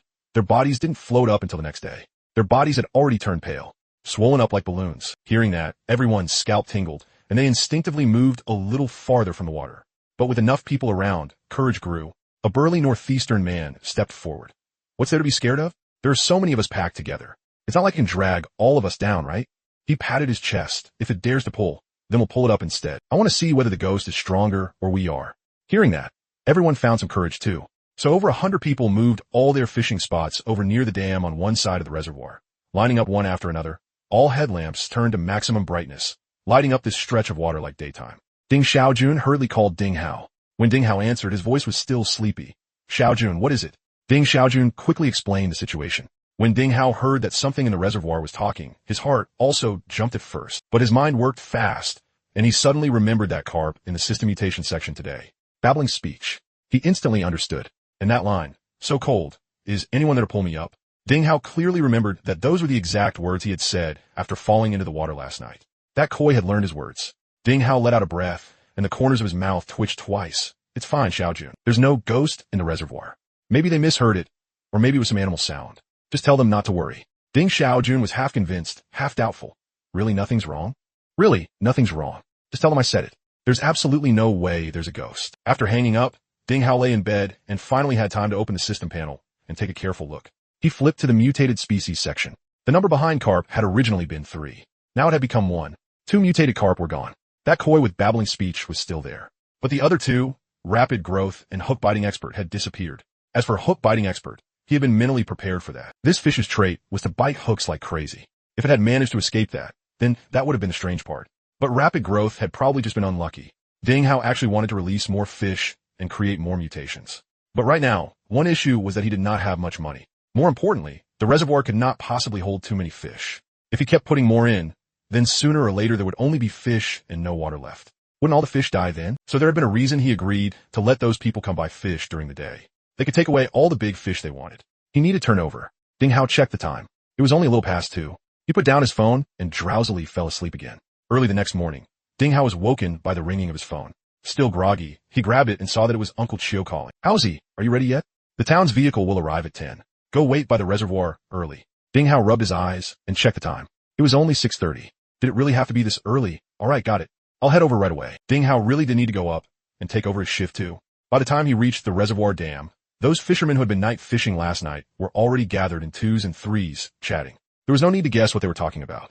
It was all about the haunting in Inner Bay last night. After fermenting for a whole night, the story had already spread and grown more and more bizarre. Some said it was a water ghost looking for a substitute. Some said it was the lingering grievance of drowned children. Some even swore they had vaguely heard something in the middle of the night too. Jin Shengwen and the other two fishermen were vividly describing what had happened to several newcomers. Bro, I'm telling you, that sound was in the water right up ahead. Holy crap, that voice was scary as hell. He lowered his voice, so cold. Is anyone there to pull me up? He imitated that voice perfectly, scaring the people beside him so badly that goosebumps rose all over them. Ding Hao walked over and patted his shoulder. Boss Jean, quit telling ghost stories. If you scare away the customers, who's paying me back for the ticket money? Jin Shengwen turned his head. Boss Ding, this is real. I didn't make it up. A lot of people heard it last night. Ding Hao smiled. Got it. Then all of you must have been hearing things. How could this world possibly have ghosts? But Jin Shengwen wasn't about to listen to Ding Hao. Some nearby anglers came over to ask about yesterday's haunted incident. Jin Shengwen immediately started telling it again, vividly and dramatically. Another circle of newly arrived anglers gathered around, listening with great interest. Ding Hao shook his head and couldn't be bothered explaining anymore. Just then, Lin Xiaoyu and Su Xiaoyi walked up from below the dam. The moment Lin Xiaoyu saw Ding Hao, she greeted him, then started adjusting her phone. When Su Xiaoyi passed by Jin Shengwen's group, she caught a few keywords and immediately stopped. Wait, you're saying something in the water was talking? She set her bag on the ground and pulled out a small notebook and a pen. The moment Jin Shengwen saw a pretty girl had come over and was even asking questions on her own, he instantly perked up. 80% of his sleepiness vanished on the spot. It wasn't something talking. It was a ghost in the water. Could you tell me the details? Of course I can. Come on, sit here. He scooted his tackle box over with one shove and made room for Su Xiaoyi. Then he told the whole thing again from beginning to end. Only this time, the version had clearly been upgraded again. That voice came up right from under our feet, you get me? Right under the surface of the water, no more than 5 meters down. And the way it sounded, exactly like a little kid. Soft and babyish, saying stuff like it was so cold and asking if we could pull it up. Tell me that isn't terrifying. As Su Xiaoyi listened, she took notes at top speed, her eyes shining. She turned to the fatty and the tall, skinny guy beside him. You two heard it too, right? The fatty nodded again, and even his voice sounded a little shaky when he spoke. Absolutely true. All 7 of us heard it. It definitely wasn't a hallucination. There were even more people here today than yesterday, and cars were still driving up one after another. By around 8:30, nearly 200 people had already scanned the code and paid. Some of the anglers who had been night fishing last night really couldn't hold on anymore and had dozed off directly in their cars. Snoring could even be heard coming from a few of the tents. But there were also some hardcore players who had fished all night and were still hanging in there. Looking at those pale gray faces, Ding Hao was honestly afraid one of them might suddenly roll his eyes back and topple into the water. Ding Hao was thinking that he really needed to find someone to handle the cashier work. He had to manage the reservoir and collect money at the same time, and he simply couldn't split himself in two. But in the village, almost everyone was already in their 40s or 50s and up. All the young people had gone out to work elsewhere. For the moment, he really couldn't think of a suitable person. While Ding Hao was busy, a black sedan stopped below the village. The car door opened, and a man around his 30s stepped out, carrying a paper bag in his hand. He looked around, then walked straight towards Second Aunt's house. Second Aunt was standing at the door. When she saw him coming, she turned and went inside. The man followed her in and casually closed the door behind him. Are you sure you threw that medicine in the water? The man's tone wasn't very pleasant. Seeing the look on his face, Second Aunt immediately became wary, thinking he was trying to back out again. You'd better not go back on your word. You already gave me the money. It's all in black and white, and I have the transfer records. The man held back his impatience and repeated himself. I'm not talking to you about the money. I'm only asking you one thing. Are you sure you put that medicine into the water? I'm sure. I'll put all of it in. Why won't you believe me? Second Aunt patted her chest. The man stared at her for a few seconds, as if judging whether she was telling the truth. Then he took out a stack of cash from the paper bag and slapped it directly onto the table. This is 50,000. Cash. Second Aunt's eyes went wide at once, and her hand unconsciously drifted toward the stack of money. In a moment, do exactly what I tell you. Once it's done, the money is yours. At this point, Second Uncle finally couldn't hold back anymore. We can't do something that hurts our conscience a second time. No matter what, Ding Hao is still your nephew. Second Aunt glanced at him, then looked at the 50,000 on the table. Her fingers brushed over the money. Fine, I'll do it. Second Uncle opened his mouth, but in the end, he said nothing. He went straight upstairs, choosing out of sight, out of mind. The man carefully explained to Second Aunt exactly what she needed to do. Second Aunt listened and nodded the whole time. After the man finished, he stood up and walked to the door, then paused again. If this gets done, there'll be even bigger benefits for you later. If you screw it up, think carefully about the consequences yourself. The door opened and closed again, and the man got in his car and left the village. Second, Ant counted the 50,000 3 times before locking it away in the cabinet. Back at the reservoir, Wang Bing had been standing on the dam since early morning, staring toward the road entrance. After Ding Hao finished making a round and came back, he saw that Wang Bing was still standing there and walked over in confusion. Brother Bing, what are you doing? Not fishing today. Without even turning his head, Wang Bing said, I'm waiting for an old friend. Ding Hao followed his gaze and seemed to understand. Then he noticed a vehicle parked beside Wang Bing. He'd switched directly from a Land Rover to a pickup. Ding Hao walked over and took a look, nearly laughing out loud. The bed of the pickup was full of buckets upon buckets of fermented bait. Brother Bing, you're not waiting for that guy from yesterday who was chumming the water, are you? Only then did Wang Bing turn his head, his expression serious. Yes. You didn't even get his contact info? Wang Bing let out another sigh. We met by chance. Coming and going are all matters of fate. Ding Hao shook his head helplessly. These anglers were crazier than the last. For the sake of chumming alone, they could turn it into some kind of Jianghu drama.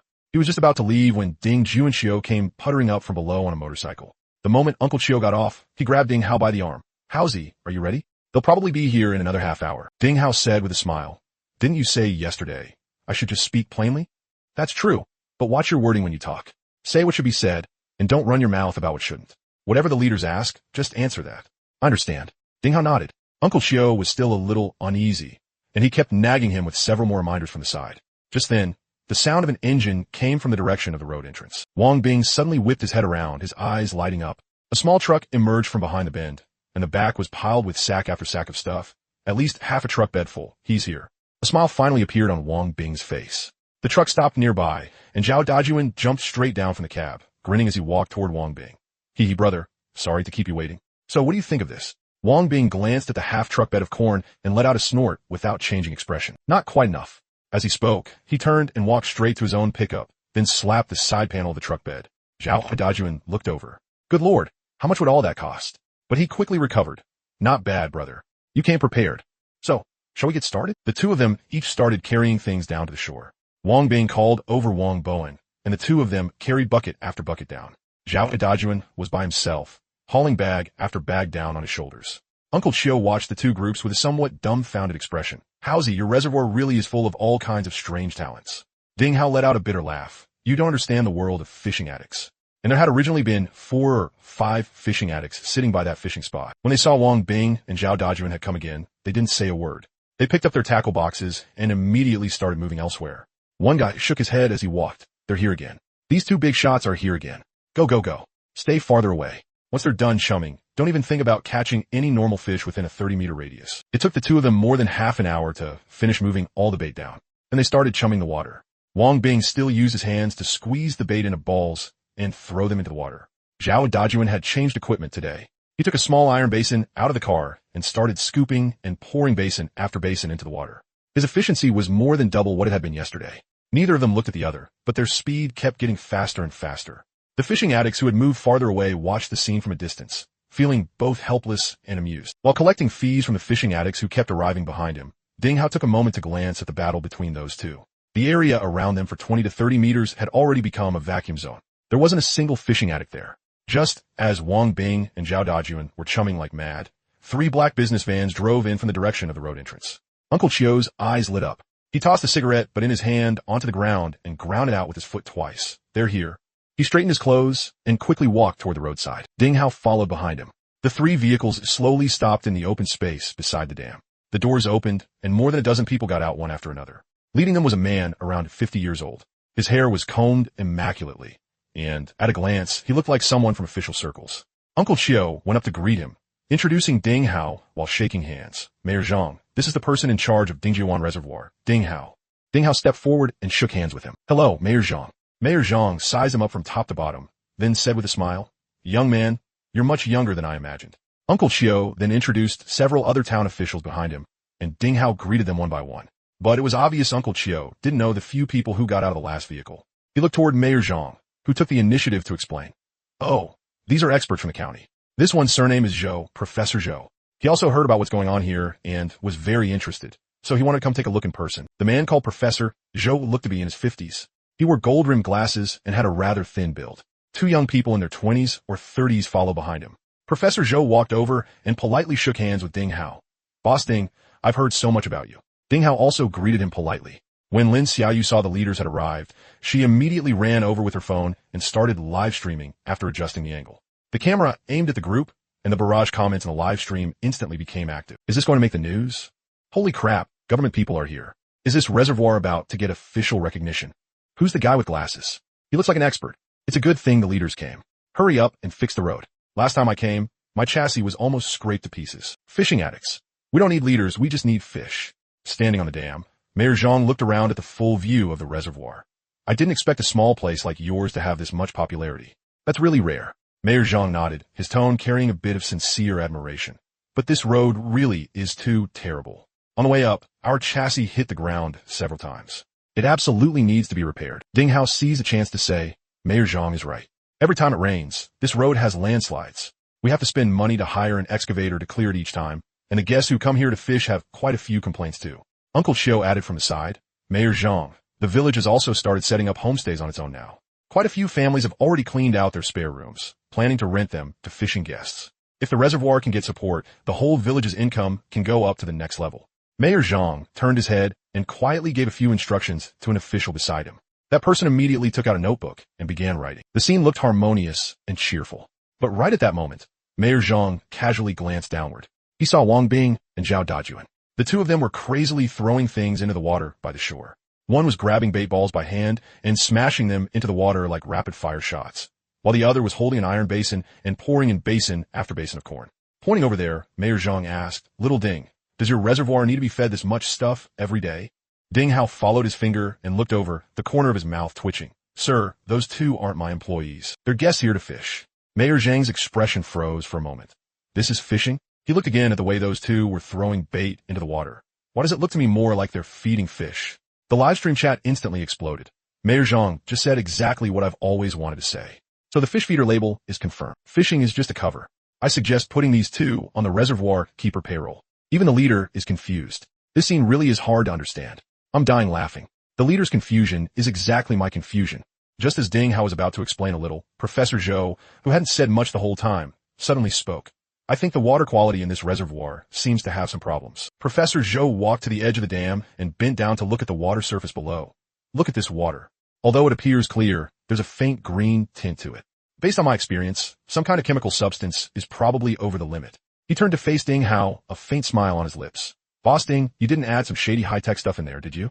The moment those words came out, the atmosphere at the scene instantly changed. The previously friendly and peaceful mood suddenly turned cold. Mayor Zhang's brows slightly furrowed. Ding Hao stared at Professor Zhou for 2 seconds. How could that be? This is all mountain spring water. The reservoir has been here for decades. There aren't any factories or pollution sources within several kilometers around it. It's all natural environment. But the two young people behind Professor Zhou had already jumped out impatiently. Our Professor Zhou is a provincial-level expert in water quality testing. He's absolutely an authority in this field. The other one also chimed in, problems with water quality can be seen with the naked eye. Professor Zhou has been in this line of work for more than 30 years. He's highly experienced. Ding Hao sneered inwardly. That expert and those two young people were clearly putting on a coordinated act. Mayor Zhang looked at Professor Zhou, then at Ding Hao, and for a moment felt a bit troubled. He really had come with the intention of offering support. But if there truly was a problem with the reservoir's water quality, he wouldn't dare approve the project. Ding Hao let out a cold laugh. Expert. I don't know how many people in this world have been harmed by so-called experts. Those words were harsh enough that the expressions of the several cadres nearby all changed. Just as the atmosphere had frozen to the extreme, a voice came from behind. Oh my, you finally made it. Everyone turned their heads. A woman around 40 years old walked up from the small path below the dam. We people in the village usually don't even dare say anything, but you have to stand up for us. The moment Ding Hao saw who it was, his eyes narrowed. It was Second Aunt. Uncle Chio's face darkened on the spot. He stepped forward and glared at her as he lowered his voice. Second Aunt, what are you doing here? Second Aunt's gaze flickered, and she shrank to the side a little, but she quickly straightened her back again. Uncle Chio, you can't help a tyrant do evil. You're supposed to fight for benefits for us. Are you really going to ignore what Ding Hao did? A vein on Uncle Chio's forehead twitched. Just as he was about to speak, Mayor Zhang raised a hand. Xiao Chio, let her explain what happened. Ding Junqiu clenched his teeth. He wanted nothing more than to rush over and shut Second Aunt's mouth. But in front of the leaders, he could only endure it. Seeing that a leader had spoken, Second Aunt straightened her back, walked to the front of the crowd, and said, Leaders, let me tell you. I used to see Ding Hao often pouring some kind of liquid into this water. It was milky white, and I don't know what it was. As she spoke, she pulled several glass bottles out of the plastic bag she had brought with her. I collected the bottles for what he poured. Look, this is it. Ding Hao looked at those bottles and thought of the bottle cap he had picked up that day. Now he was basically certain. The one who had dumped drugs into the reservoir was second aunt. But what he had not expected was that she would actually turn around and bite first, pinning what she herself had done onto his head. And she was doing it right in front of the town leaders. The viciousness of that method was chilling. The live stream chat had already exploded. Holy crap, what's going on? Someone reported him? Could there really be something wrong with this reservoir? Don't rush to conclusions. Let's watch first. What if someone's stirring trouble? That woman doesn't look like a good person to me. Wasn't she the one making trouble earlier? No matter who said it, check it first. If he's innocent, he's innocent. Professor Zhou took 2 steps forward at the right time and accepted one of the bottles from second aunt. He unscrewed the cap and brought it to his nose for a sniff. Then he frowned, his face solemn. This is an unknown chemical substance. He paused, as if weighing his words. But judging by the smell, at least one component in it belongs to the highly toxic category. It would absolutely be harmful to human health. But this substance has a strong stimulating effect on fish, allowing them to grow rapidly and increase in size. He just opened his mouth and started making things up, saying it as if it were true. Second aunt immediately chimed in with fuel on the fire. Oh, I knew it. How could these fish grow that big? He definitely added something. And we still have to use the water here to irrigate the farmland. Tell me, if people eat something affected by this stuff, what are we supposed to do? When she said this, her voice even carried a sobbing tone. She acted with complete commitment. Mayor Zhang's expression grew uglier and uglier. The town cadres nearby also began whispering among themselves. Watching her performance, Ding Hao no longer felt any affection at all for this second aunt. Second aunt, do you know that what you're saying carries legal responsibility? Second aunt lifted her chin righteously. What? You did it, and now you won't even let people talk about it. Ding Hao did not argue with her. Instead, he turned to the leaders present. My second aunt has been causing trouble at the reservoir recently. I won't go into the reason in detail, but everyone here knows it. Her word alone cannot serve as evidence. If you leaders don't believe me, you can ask the other people in the village. Ding Jixiang had also been at the reservoir today, watching over the house construction project.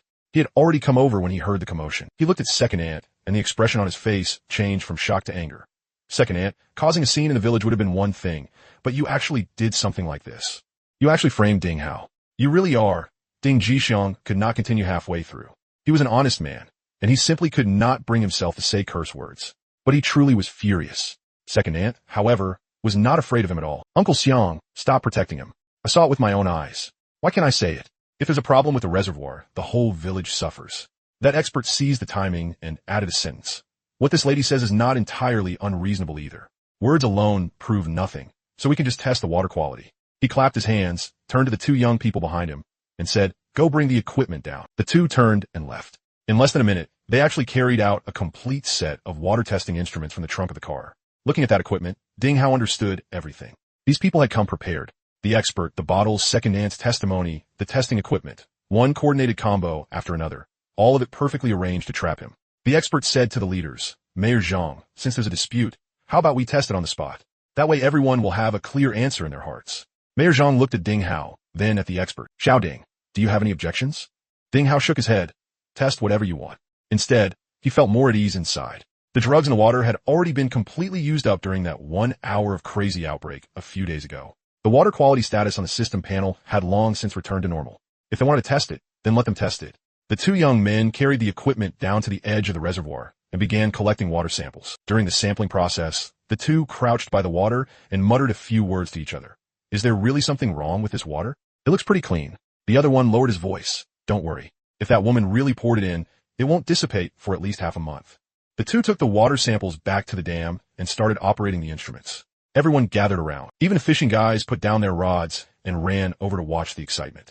The number of viewers in Lin Xiaoyu's live stream room directly broke through 80,000. The result of the first test came out. The young man stared at the values on the instrument, and his expression changed. He looked at it again and again. The expert glanced at the data, and his expression froze for an instant. The water quality was completely normal. Not only was it normal, it was ridiculously clean. Every indicator was excellent, and even the most sensitive heavy metal test showed 0. The leaders walked over.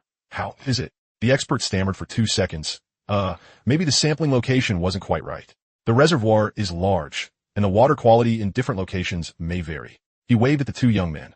Go take another sample over there. The 2 ran to another location to collect another sample, then came back and tested it again. The machine buzzed for 2 minutes, and the result came out.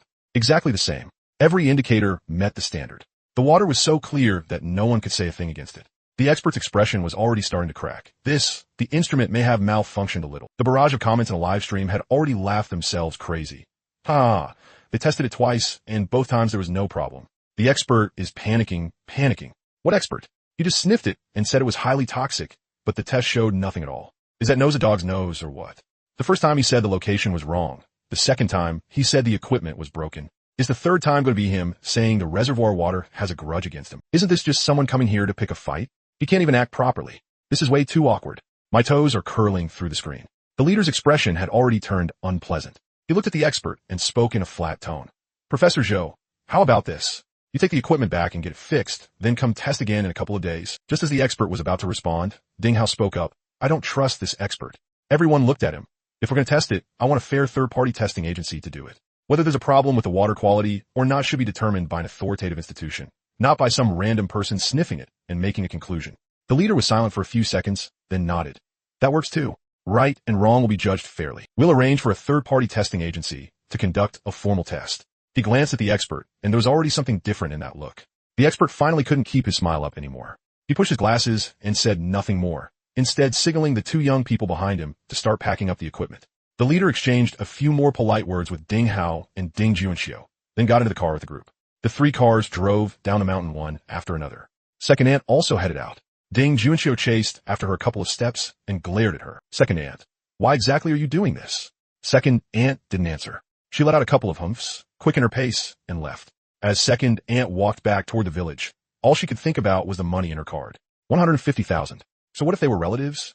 Ding Hao was making a fortune, but what could she get out of it? She had never even seen a red envelope from him during holidays and festivals. The more she thought about it, the more she felt she had done nothing wrong. At that moment, her phone suddenly rang. She pulled it out and saw it was that man's number.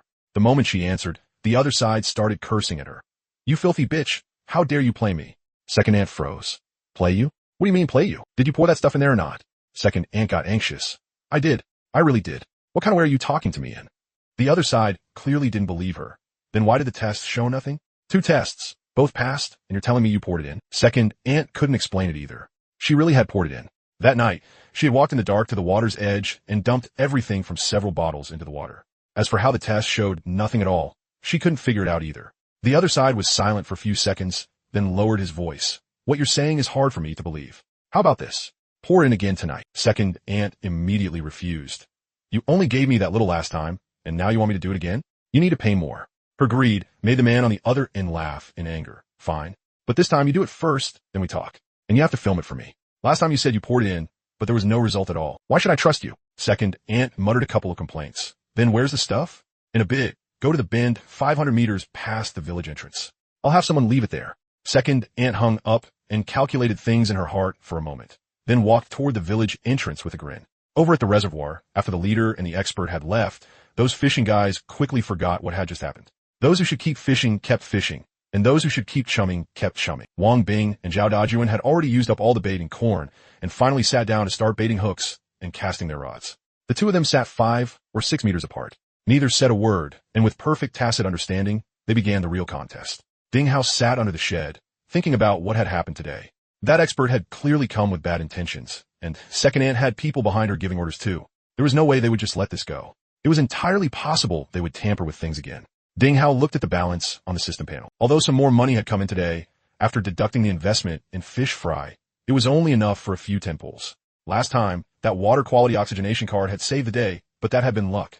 He couldn't place everything on the system.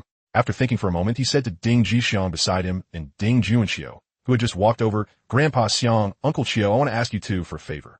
Just after the leader's car left, those 2 fish buyers came again. They drove that truck straight to the roadside, then walked directly to the bank and started waiting to buy fish. Yesterday, they had still come over politely to hand Ding Hao a cigarette and greet him. Today, they acted as if he didn't exist. Ding Hao had no intention of bothering with them either. They were not the most urgent problem right now. Since they were being this ruthless, then he had to do something to make things hard for them too. Around noon, Auntie came back from the county town. She unloaded several large cardboard boxes from the 3-wheeler, all filled with shelves and various small goods. Howsy, I bought all the shelves. By tomorrow, we can get that little shop set up. She got halfway through her sentence and noticed that Ding Hao's expression was off. What's wrong? Ding Hao briefly told her what had happened today. Auntie's face instantly changed. What? That bitch actually used bottles to frame you. She slammed the cardboard box in her hands onto the ground. No, I have to go down there and argue this out with her.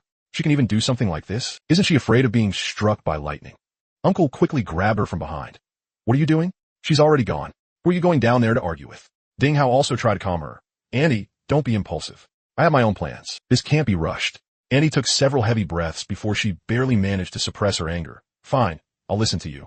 But if you don't teach her a lesson, your Annie won't be able to stomach it. Looking at Auntie puffing with anger like this, a sudden warmth rose in Ding Hao's heart. In the past, he had felt that Annie meddled too much and was too fierce, making her a little hard to deal with. But now, no matter what her temper was like, her heart was good. The daytime passed quickly. There were even more people today, and the fish conditions were a bit better than the previous 2 days. 5 or 6 big fish weighing over 100 jin were pulled up, and there were dozens more weighing several dozen jin. Of course, that also had something to do with the base number. Nearly 300 people were fishing at the same time. By evening, Jin Chungwen became active again. He had slept for an entire day, and his spirits had finally recovered. He pulled together the few people who had encountered the water ghost with him last night and started whispering with them. I'm telling you, tonight we're going in there again. The fat man quickly waved his hands. No, I'm not going. Jin Chungwen shoved him. What are you scared of? There were 7 of us yesterday. Today we'll get 20 people. I want to see what that ghost thing really is. With that instigation, quite a few people actually got interested. More than a dozen people formed a little alliance, preparing to keep watch in the inner bay that night, swearing to uncover the true identity of that water ghost. The other fishing guys who didn't dare go and also started egging them on. We'll support you from outside in spirit. If you really catch the water ghost, remember to take a picture and send it to the group chat. Lin Xiaoyu and Su Xiaoyi also said they wanted to go along. Although Su Xiaoyi was a little scared, she still wanted to go with them. Lin Xiaoyu grabbed her arm. What if there really is a ghost? Then we run. Even if I can't outrun the ghost, I can still outrun you. By the time the sky was getting dark, Ding Hao and his group had already quietly left the dam. Ding Jixiang and Ding Junxiu were nowhere to be seen either. Only Ding Xiaojun was left on guard by the dam. He sat beside the newly repaired house, playing on his phone. Night had fully fallen. The anglers on the outer bank of the reservoir turned on all kinds of lighting equipment. Headlamps, night fishing lights, and tent lights lit up that whole area as bright as day. Over at the inner bay, Jin Shangwen had already taken his position with more than a dozen people. They occupied a whole row of fishing spots, with less than 2 meters between each person. The dense lights linked together in a line, illuminating the entire inner bay. Jin Shangwen sat in the center spot, a cigarette in his mouth and one leg crossed over the other. He had slept well during the day, so he was full of energy now. At first, everyone was pretty tense and didn't talk much. But by around 11 or 12 at night, nothing had happened. The fat guy yawned. Do you think it'll still come out tonight? The person next to him was starting to lose heart too. No idea. It probably will. Lin Xiaoyu muttered from the back. What if what you said was fake? We've already been waiting for who knows how many hours. Su Xiaoyi was so sleepy her eyes were narrowing. Yeah, I'm so sleepy. Jin Shangwen immediately raised his voice. It showed up a little after 12 yesterday. Soon. Just wait a little longer. Meanwhile, on the other side of the reservoir, rustling sounds were coming from the bushes on the hillside. A figure was sliding down from halfway up the mountain. It was Second Ant. She had originally planned to come in from the front of the reservoir, but there were just too many anglers there. It was all brightly lit, and she was afraid of being recognized. She wandered around the road junction for quite a while without finding a good entrance. In the end, she gritted her teeth and decided to circle in through the woods behind the mountain. For the sake of those tens of thousands of yuan, she was really going all out. Luckily, there was a bit of moonlight tonight. Otherwise, on a mountain path like this, she could fall and half-kill herself. She didn't dare turn on a flashlight either, afraid it would attract attention. She walked in the woods for nearly 20 minutes before finally making her way out. Second Ant squatted by the water and took out a glass bottle and her phone from her clothes. She turned on her phone camera, but her phone was an old model from several years ago. At night, the camera turned everything into a blur, and aside from the small circle of light from the flashlight, nothing could be seen clearly. That made her terribly anxious. If she poured in and the video didn't record clearly, what if the other party refused to admit it? She had already suffered because of that once before. After hesitating for a moment, she still turned on the flashlight. A beam of yellow light lit up in the darkness. Second Ant unscrewed the bottle cap, looked left and right, pressed the record button, and prepared to pour the contents of the bottle in. Just as she tilted the bottle, a voice drifted over from the surface of the water, not far away. The voice was vague and muffled, like a small child talking in its sleep. I'm so cold. Second Ant's hand jerked violently. All the hair on her back stood up at once. Who's there? She swept the flashlight to both sides. That broken flashlight wasn't bright to begin with. The old-fashioned incandescent bulb gave off a dim yellow light, and beyond 3 or 4 meters, everything became a blur. There was nothing around her. Second Ant gritted her teeth. Hurry up, pour it in, then leave. This damn place was way too eerie. She had just raised the bottle again. That voice sounded out once more. I'm so cold. Can someone pull me up? This time it was closer. Second Ant shone the flashlight across the water. She saw ripples spreading out in circles on the water less than 5 or 6 meters away. Under the water, a dark shadow was swaying back and forth. Its outline was blurry, and under the dim yellow flashlight beam, it looked just like a person swimming sunken beneath the water. The bottle in Second Aunt's hand dropped to the ground with a smack. Ah, a ghost! A ghost! She screamed and turned to run. But that thing actually rose partway out of the water. If Second Aunt had turned back and taken a careful look at that moment, she definitely would have recognized that it was just a fish. An ordinary carp. But she was already scared out of her wits. How could she possibly still have the mind to tell what it was? All she felt was that something was chasing her from behind, because that voice kept following her. And even more terrifying, the words coming from that voice had changed. There's a ghost. Run. I'm so cold. Can someone pull me up? Don't chase me. Don't chase me. Work hard. Strive on. Second Aunt slipped and fell every few steps as she ran, scraping her knees and palms on the rocks and muddy ground. But she could no longer feel any of it. She kept muttering under her breath. Don't chase me. Don't chase me. I'll never dare again. I'll never dare again. Don't chase me. At this moment, on the opposite shore of Liwan, Jin Chungwen and his group were waiting around in boredom. Suddenly, someone pointed across the water. Look, there's a light over there. Everyone turned their heads. There was a figure on the opposite bank running like mad, the flashlight beam jerking up and down. At the same time, a woman's screams and sobbing carried over the surface of the water. Don't chase me. I'll never dare again. Jin Chungwen shot to his feet from the tackle box. Holy crap, it's over there. Jin Chungwen waved his big hand. Go, go, go. Hurry over and help. More than a dozen people all sprang up at once and rushed out with flashlights in hand. By the time the group ran near the outer dam, the people fishing around the perimeter had also noticed the commotion across the water. What's going on? Ran into a ghost again. Jin Chungwen pointed across the shore. Someone over there ran into it. Everyone looked over and saw a figure clutching a flashlight, running toward the dam in a panic while shouting at the top of her lungs. Ghost! Ghost! Don't chase me! I'll never dare again. Don't chase me.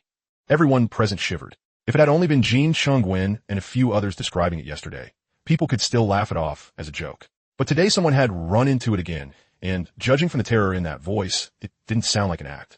Right away, more than 100 people threw down their fishing rods and ran toward the opposite shore. Even though Second Aunt was scared out of her wits, she was still running fast. By the time everyone reached the opposite side, Second Aunt was already close to the house Ding Xiaojun was guarding. Ding Xiaojun was still wondering why all those people from the other side were running over when he saw Second Aunt stumble out from the side. Second Aunt, what are you doing? Hearing a human voice, Second Aunt suddenly came back to herself and saw it was Ding Xiaojun. Like she had seen a life-saving straw, she threw herself at him, grabbed his arm tightly, and pointed behind her. There's a ghost. There's a ghost. By then, the crowd had also surged over. A few bold ones ran straight inside, wanted to see what was really going on. After searching all over, they found nothing. Once Second Aunt had calmed down a little, she told them what had happened by the water. Of course, she would never admit she had come to dump poison. She only said she couldn't sleep and had come up for a walk, and then she heard that voice. After everyone heard it, their scalps went numb again. Jin Chungwen and the others exchanged looks. The things Second Aunt had shouted at first were exactly what they had yelled yesterday when they ran away. This ghost can even imitate human speech? Jin Chungwen muttered, and a chill suddenly shot up his back. Everyone was talking all at once. Then on the path inside the mountain cove, 3 figures walked out. It was Ding Hao and the others. Ding Hao had figured they might come to poison the place at night. They had just been hiding in the woods for several hours, and had finally waited until there was movement. They saw Second Aunt slip down from the mountain, and they saw her crouch by the water and take out a bottle. Just as they were about to go over and catch her red-handed, Second Aunt suddenly started crying and shouting as she ran off. Ding Hao naturally guessed what had happened. That talking koi had accidentally scared Second Aunt away. But Ding Jixiang and Ding Juanxiu were still in the dark, both wearing confused expressions. When Jin Chungwen saw Ding Hao come over, he immediately shouted, "Boss, you believe it now, right? There's definitely a ghost in your reservoir." There was obvious excitement in his tone. Ding Hao ignored him. He walked straight up to Second Aunt. "Second Aunt, it's so late. What are you doing at the reservoir?" Second Aunt's body was still trembling. When she heard Ding Hao's voice, she raised her head. At that moment, her hair was hanging in a mess against her face, and her clothes were covered in mud. There were several holes torn in the knees of her pants too, making her look extremely bedraggled. "I ran into a ghost. There really is a ghost." Ding Hao let out a cold laugh. "There are no ghosts in this world. The ghost is in your own heart." Second Aunt froze for a moment. Subconsciously, she took half a step back. "What nonsense are you talking about? I was just taking a walk and ended up here. I didn't do anything." Ding Hao did not waste words with her. He pulled a phone out of his pocket. It was an old-style smartphone. Ding Hao pressed play. The phone screen lit up. Although the image was blurry, it clearly showed that within a beam of flashlight light, someone was holding a bottle and preparing to pour something into the water. This was the phone Second Aunt had dropped by the water when she was scared out of her mind earlier. Ding Hao held the screen up in front of Second Aunt. "Do you see what this is?" Second Ant's eyes widened instantly. She reached out and tried to snatch it. With a flip of his wrist, Ding Hao pulled the phone back. At the same time, with his other hand, he took out a bottle from behind his back. There was still half a bottle of milky white liquid inside. You dropped this by the water too? Second Ant. What else do you have to say? All the fishermen around them had gathered in. Dozens of flashlight beams shone on Second Ant. There was nowhere for her to hide. A burst of discussion immediately erupted from the crowd. Holy crap. So it was this old woman poisoning the place. That's way too vicious. She was trying to kill all the fish in the whole reservoir. She was blocking us at the road junction a few days ago and wouldn't let us pass. I knew she was deliberately causing trouble. And in the daytime, she even brought some so-called experts to inspect it. What a thief, crying thief. The fishermen were furious. What they hated most was exactly this kind of person who ruined a fishing spot's environment. Second Ant looked at the phone and the medicine bottle. Her whole body seemed to lose all strength. Ding Jixiang squeezed in from behind the crowd. He looked at Second Ant on the ground and shook his head angrily. Second Ant, you've really disappointed everyone. We're all from the same village. You were trying to destroy Haozi completely. Ding Juanqiu also walked over. His face was ashen. Haozi, how do you want to handle this? Ding Hao looked at Second Ant on the ground. Just as he was about to speak, suddenly, another drifting voice came from the water beside them. There's a ghost. Run. It's so cold. Can someone pull me up? Don't chase me. Don't chase me. That sound was especially abrupt in the silent night. And a few of the lines were clearly the very words Second Ant had shouted while running away just now. Everyone's voices instantly vanished. The dam fell completely silent. More than 100 heads turned in unison toward the water. Right after that, more than 100 flashlight beams shone over there at the same time. They lit up that stretch of water as bright as day. Under everyone's gaze, they saw that less than 5 meters away on the surface, there was a fish. A huge carp. Its head was floating above the water. Its mouth was opening and closing. Work hard, Strive. That voice really and truly came out of its mouth. Although it sounded a little slurred, every single word could still be heard clearly. When more than 100 flashlight beams all shone on it at once, it seemed to be terribly frightened. Its tail suddenly whipped. A huge splash of white water burst across the surface. Then it turned and dove straight into the dark water. That eerie voice completely disappeared along with it. The surface of the water returned to calm, leaving behind only ripples spreading out in circles. A deathly silence hung over the dam. A full 10 seconds passed. Then no one knew who suddenly shouted in shock and uncertainty. This fish was talking. In an instant, all the fishermen exploded. They had all originally thought the reservoir was haunted. At first, some of them had even been scared by the eerie atmosphere. But the thing pretending to be a ghost turned out to be a fish. A fish that could imitate human speech. Holy shit, no way. How can a fish talk? What the hell kind of species is that? Was I seeing things just now? Did you all see it too? We saw it. The sound came from its mouth. This world is too crazy. Aren't animals not allowed to become spirits after the founding of the nation? Clearly, many people still could not believe something this abnormal. For a moment, everyone was talking at once. All kinds of guesses kept popping up. Some said it was caused by some special magnetic field in the reservoir. Some said the fish had swallowed some kind of voice device.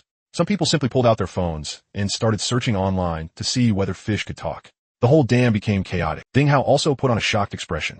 In fact, he had already been mentally prepared. But seeing the reactions of this bunch of fishermen, he still found it a little funny. This was good. The rumor about the water ghost had fallen apart on its own. Instead, it had added an even more outrageous legend to the reservoir. However, at that moment, Second Ant suddenly let out a scream. Ah, impossible, impossible. Her voice was sharp and piercing, drowning out the discussions around her. Everyone turned to look at her. They saw Second Ant clutching her head with both hands, her body twisting violently. Seeing this, Ding Jixiang immediately went over and crouched down. Second Ant, what's wrong with you? He reached out, wanted to help her up. But Second Ant slapped his hand away. She continued crawling wildly on the ground, muttering nonstop. It's a ghost, it's a ghost. It's a fish, it's a fish. I didn't do it, I didn't do it. They made me do it. Haha. She suddenly burst into laughter. That laughter sounded hair-raising in the night. Then she suddenly sprang up from the ground. She shoved Ding Jixiang, who was standing in front of her, aside, directly pushing him into a stagger. Then she pretended to be crazy, flailing her arms and legs as she ran down the dam. While running, she was still tearing at her clothes. Ding Jixiang steadied himself and shouted, "This is bad. She's gone mad." Ding Juanqiu also reacted. "Quick, chase her. Don't let her fall into the ditch." The two of them immediately took off after her. Ding Hao watched Second Ant's retreating figure as she ran farther away, his brows tightly furrowed. The way things had developed was a little beyond his expectations. He had only originally wanted to expose her in public, so she would be too ashamed to come to the reservoir and cause trouble again in the future. And while he was at it, drag out the mastermind behind the scenes. He had not expected this old woman to be unable to take the shock and go mad on the spot. Seeing how she had looked just now, he was somewhat worried too. After all, no matter how vicious Second Ant had been, If she really had become insane, he still felt a little unwilling to see it. At the end of the day, they were still relatives. Ding Hao turned to Ding Xiaojun beside him and said, Xiaojun, stay here and keep watch. Don't let everyone run around. I'm going to check on the situation. Ding Xiaojun nodded repeatedly. Go ahead, Brother Hao. Leave this place to me. Right after that, Ding Hao also quickly followed after them, running toward the village along that muddy dirt road. At this moment, the fishing guys on the dam had absolutely no interest in whether an old woman had gone crazy or not. They were still immersed in the huge shock from just now. The thing they thought was a ghost was actually a fish, a carp that could imitate human speech. This piece of news excited those fishing guys far more than the idea that there was a ghost in the reservoir. When it came to ghosts, all people could do was be scared. But fish were different. Fish were meant to be caught. It didn't matter whether it could talk or not. As long as it was a fish, then it fell under the authority of fishing guys. Standing in the middle of the crowd, Jin Chongguin suddenly shouted, Holy shit, if someone could catch it, wouldn't that be absolutely awesome? The moment he said that, all the fishing guys lit up with energy. The somewhat timid expressions they had before instantly turned fanatically excited. Yeah, a talking fish, if someone catches that, it'll definitely hit #1 on the trending list. This is a one-of-a-kind treasure on the entire internet. Whoever catches, it will be the founding grandmaster of the fishing world. What are we waiting for? Hurry up. The crowd instantly exploded into chaos. Everyone rushed over to grab their own gear. They all wanted to fight for a good spot here. After all, that fish had disappeared right here. The people who've been pushing responsibility onto each other and didn't dare go near the water just now are now almost fighting over who could get a front position. Don't shove me. I claimed this spot first. Bullshit. I already put my tackle box here. Are you blind? Cut the crap. Let skill decide it. Cast already. How could they still have any of that fear from before at a time like this? Every single one of them was pumped beyond belief. Their hands moved at flying speed, mixing bait, adjusting floats, setting hooks, casting rods. All done in one smooth sequence. The sounds of things splashing into the water rang out one after another. Meanwhile, Lin Xiaoyu and Su Xiaoyi, standing off to the side, were clutching their phones and staring dumbfounded at this crazy scene. They had originally followed the main group here to watch a ghost hunt. In the end, not only did they fail to catch a ghost, they filmed a talking fish instead. And they also caught the scene of someone being exposed for poisoning on the spot, then going crazy right there and then. This plot was even more surreal than a TV drama. Lin Xiaoyu swallowed. Xiaoyi, did you record all of that just now? Su Xiaoyi nodded hard. The whole thing. Didn't miss a single second. She looked at her phone screen, her eyes shining with excitement. Xiaoyu, our job might be secured now. If we post this video, it's definitely going viral. Seriously viral. This is exclusive first-hand material. There absolutely won't be a second copy anywhere on the internet. Lin Xiaoyu was so excited she kept rubbing her hands together. Then what are we waiting for? Let's hurry back and edit it. As she spoke, the two of them also left the place excitedly. They jogged all the way back toward the village. At this time, Ding Hao and the others had already followed Air Shun's trail back into the village. Even though it was nighttime, the news of Air Shun going crazy still alarmed quite a few people. On the way, Ding Juanxiu had already called some especially important relatives and told them to come over. By the time Ding Hao arrived at second uncle's courtyard, the eldest uncle and the clan granduncle had already come over. A dim yellow light bulb glowed in the yard. Air Shun was sitting in the muddy water on the ground. Her clothes had already been torn open in several places by her own hands. She was still tugging at her hair nonstop. Over and over, she just kept repeating those same few phrases. Ghost fish. It wasn't me. They forced me. Second uncle was squatting beside her, gripping her hands tightly to stop her from scratching herself. His eyes were already red by now. After Ding Jixiang and Ding Juanxiu fully recounted everything that had happened by the reservoir, everyone in the courtyard fell silent. The air seemed to freeze. Second uncle looked at Air Shun muttering to herself over there and said in self-reproach, I should have stopped her. I should have stopped her a long time ago. When she took their money, I already felt something bad was going to happen. How did I fail to stop her? Squatting there, he covered his face and started crying. Ding Juanxiu let out a sigh. He turned to Ding Hao and asked, what do we do now? Ding Hao looked at Air Shun on the ground. The anger in his heart had subsided a little, but he still said, what else can we do? Tomorrow, let's send her to the hospital first. Find a better psychiatrist and see whether she can be cured. He didn't say the rest. After all, if Air Shun had really gone insane, then there was no way he could continue pursuing responsibility for this matter. A mentally ill person was legally exempt from responsibility too. If she was only pretending to be insane, then she definitely wouldn't escape punishment.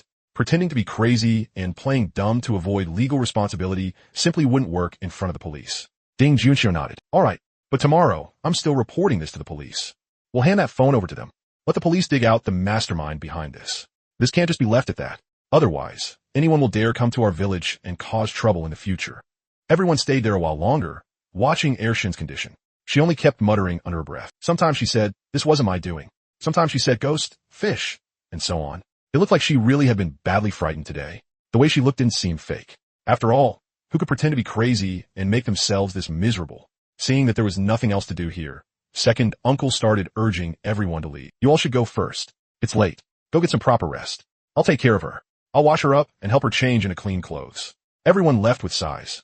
As they were going out the door, the clan granduncle called out to Ding Hao, Howsy, don't blame your heirshun. She's not bad at heart. She's just greedy for money and got used by someone. Ding Hao was silent for a while. Got it, Grandpa. But in the end, people still have to take responsibility for what they've done. If apologizing worked, then what would we need the police for? Ding Hao headed back toward his own home. When he got back, his uncle was actually sitting on the doorstep smoking again. The red glow of the cigarette tip flickered on and off in the darkness. Seeing Ding Hao return, he tossed the cigarette but to the ground and crushed it out, then asked what happened. Ding Hao sat down on the stool beside him.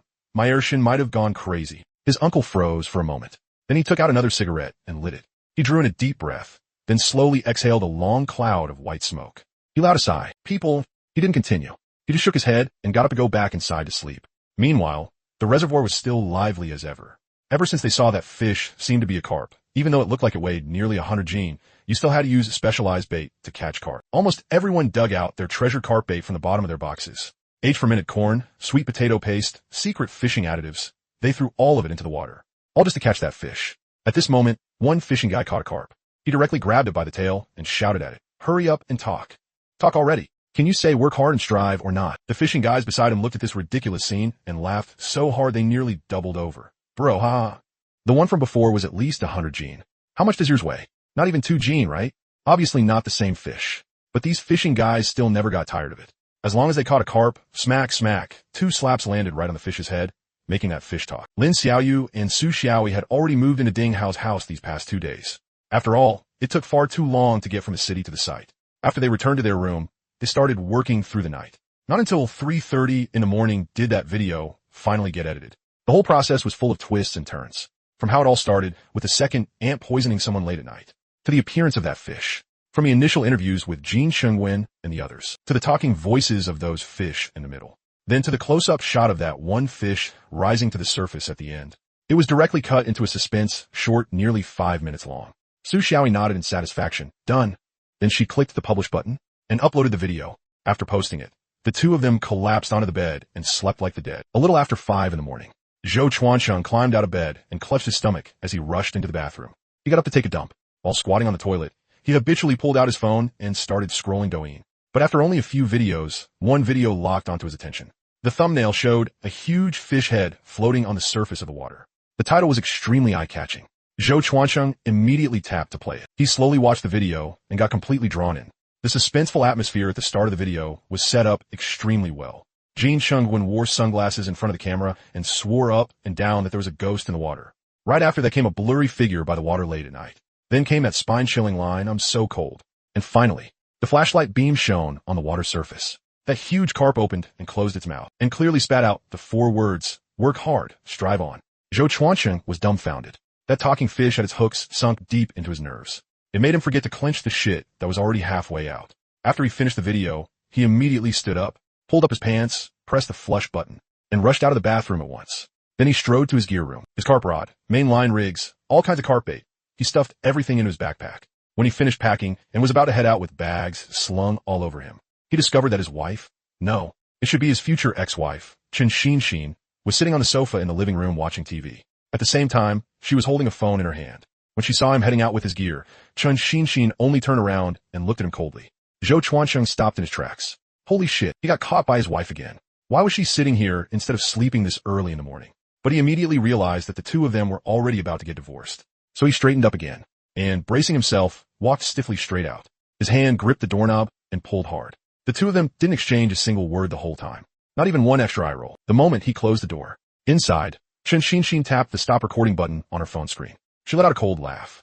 Then she opened editing software and started cutting the video she had just recorded. She skillfully added a filter, paired it with a mournful background track, and added text. At 5 in the morning, my future ex-husband went out fishing again. Because of fishing, we become strangers under the same roof. All fishing addicts deserve to die. She clicked publish, because the last time, the video she filmed of Jin Shengwen getting arrested by the police had gone explosively viral. Its view count started in the tens of millions. Then CCTV News reposted it, and it directly shot past 100 million. Her account, which originally had only a little over a dozen followers, gained tens of thousands overnight. But afterward, when she posted selfies and everyday photos of herself, the traffic dropped back to pitiful levels. The likes were only a measly few dozen. Today, she had gotten up planning to use the bathroom when she heard Zhou Chuansheng making noise in her room, rummaging through boxes and cabinets. So she pretended nothing was wrong and sat on the sofa while filming this video. Her original intention was just to complain a little and vent the resentment in her heart. She never expected that less than 2 hours after posting this video, it blew up again. When she woke up again at 8 o'clock and picked up her phone to check, the video already had tens of thousands of likes and over 1 million views. The comment section was even more lively. Sis did the right thing. Why keep a man like this around for the new year? In a fishing addict's eyes, there are only fish. There's no family at all. Going out at 5 o'clock? Damn, that's more motivated than going to work. You people just don't get the joy of fishing addicts. Then tell me, if your husband went to nightclubs every day and went out drinking, could you accept that? Fishing addicts are actually very simple. Shin Xinshin watched her follower count and likes keep rising.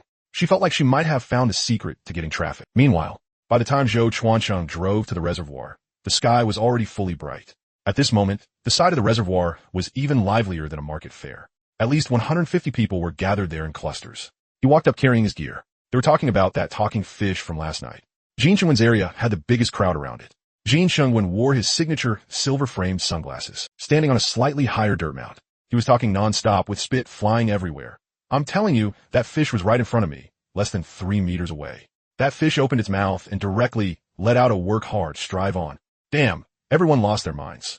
The fishing addicts who had just arrived nearby listened with great relish. Some of the fishing addicts who hadn't been able to stay up last night and had gone back to sleep were sighing halfway through listening, regretting why they hadn't stayed behind yesterday. Damn it, why did I go back? I missed the biggest spectacle of my life. Today I'm staying right here. I won't leave even if I die. Zhou Chuansheng tightened his grip on the rod bag in his hand, his blood heating up. Just then, Ding Xiaojun got a call. He responded twice on the phone. Okay, brother Hao got it. After hanging up, he walked to the middle of the dam, picked up the loudspeaker, and shouted, "Those who want to fish, come pay the fee. Line up and skin one by one." The moment that shout rang out, all the fishing addicts surged forward like a tide, afraid that if they were one step late, there would be no good fishing spots left. Even Jin Shengwen, who had originally been about to go sleep, and those fishing addicts who had stayed up the entire night yesterday. At this moment, they all looked like they had been pumped full of adrenaline and once again chose to keep striving. Zhou Chuansheng was standing at the outer edge getting ready to scan the code, when suddenly someone patted his shoulder from behind. He turned around and looked. It was Wang Bing. "Old Zhou, you came today without even saying hi. So, did you sort out the stuff at home?" Wang Bing handed him a cigarette. Zhou Chuansheng took it, lit it, and took a drag. Then he gave a bitter laugh and said, "We're in the cooling off period. Divorce is basically settled." He blew out a ring of smoke and looked at the distant water surface. "What else can I do? The marriage is done for, but I still can't let go of fishing, especially after hearing about this talking fish." After Wang Bing heard that, he nodded deeply in agreement. Isn't that the truth? If you lose a woman, you can find another. But if you miss a talking fish, that's a lifelong regret. Zhou Chuansheng looked at Wang Bing. The hell? How am I the same as you? Ding Xiaojun noticed that there were a lot fewer people here today than yesterday. Before this, by now there would be at least over 100 people at the reservoir. Today, if you excluded the people who had fought through the night yesterday, there were at most only a little over 60. And he hadn't seen any new anglers showing up afterward either. Even though there were fewer people today, the ones who came were more fired up than the last.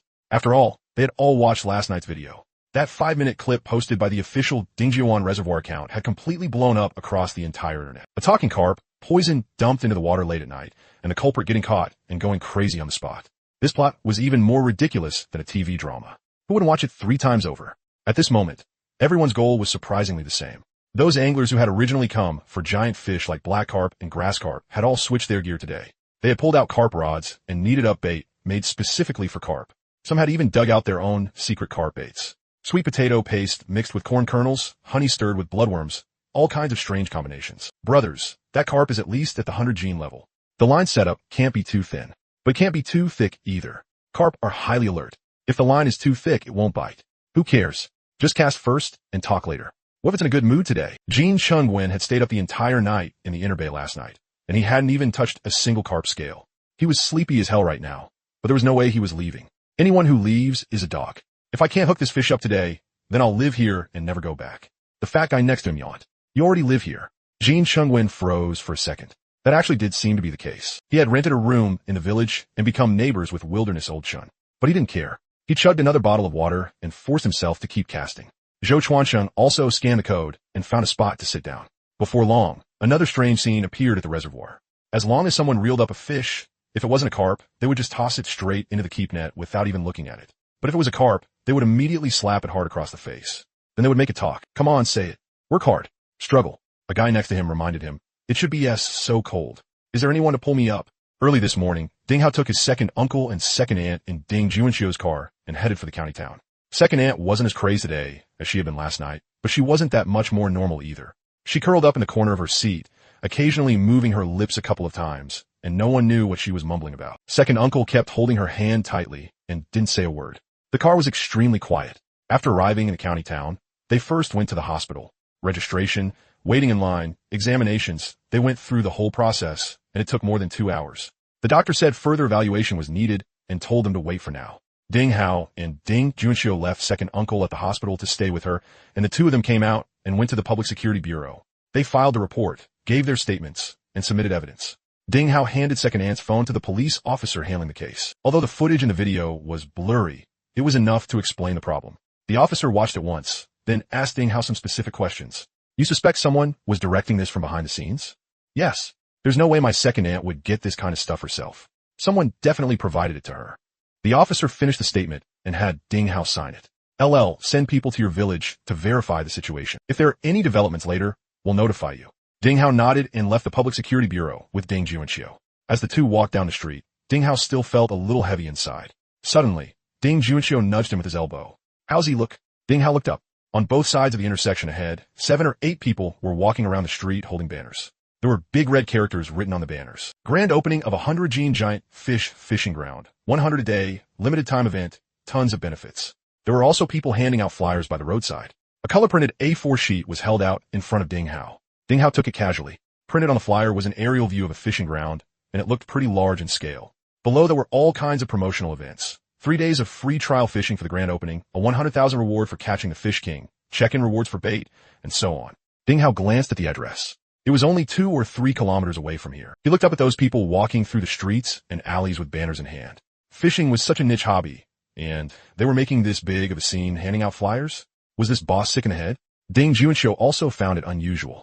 A new fishing ground. Want to go check it out and learn something? Ding Hao folded the flyer and stuffed it into his pocket. Let's go take a look. The two drove out of the county town and followed the directions on the flyer. In less than 10 minutes, they arrived. The moment Ding Juanxio got out of the car, he was stunned. What a huge setup. At the entrance of his fishing ground, there was an inflatable arch covered with red balloons and streamers. 2 rows of flower stands were set up at the entrance. The parking lot was packed with cars, at least over 100 of them.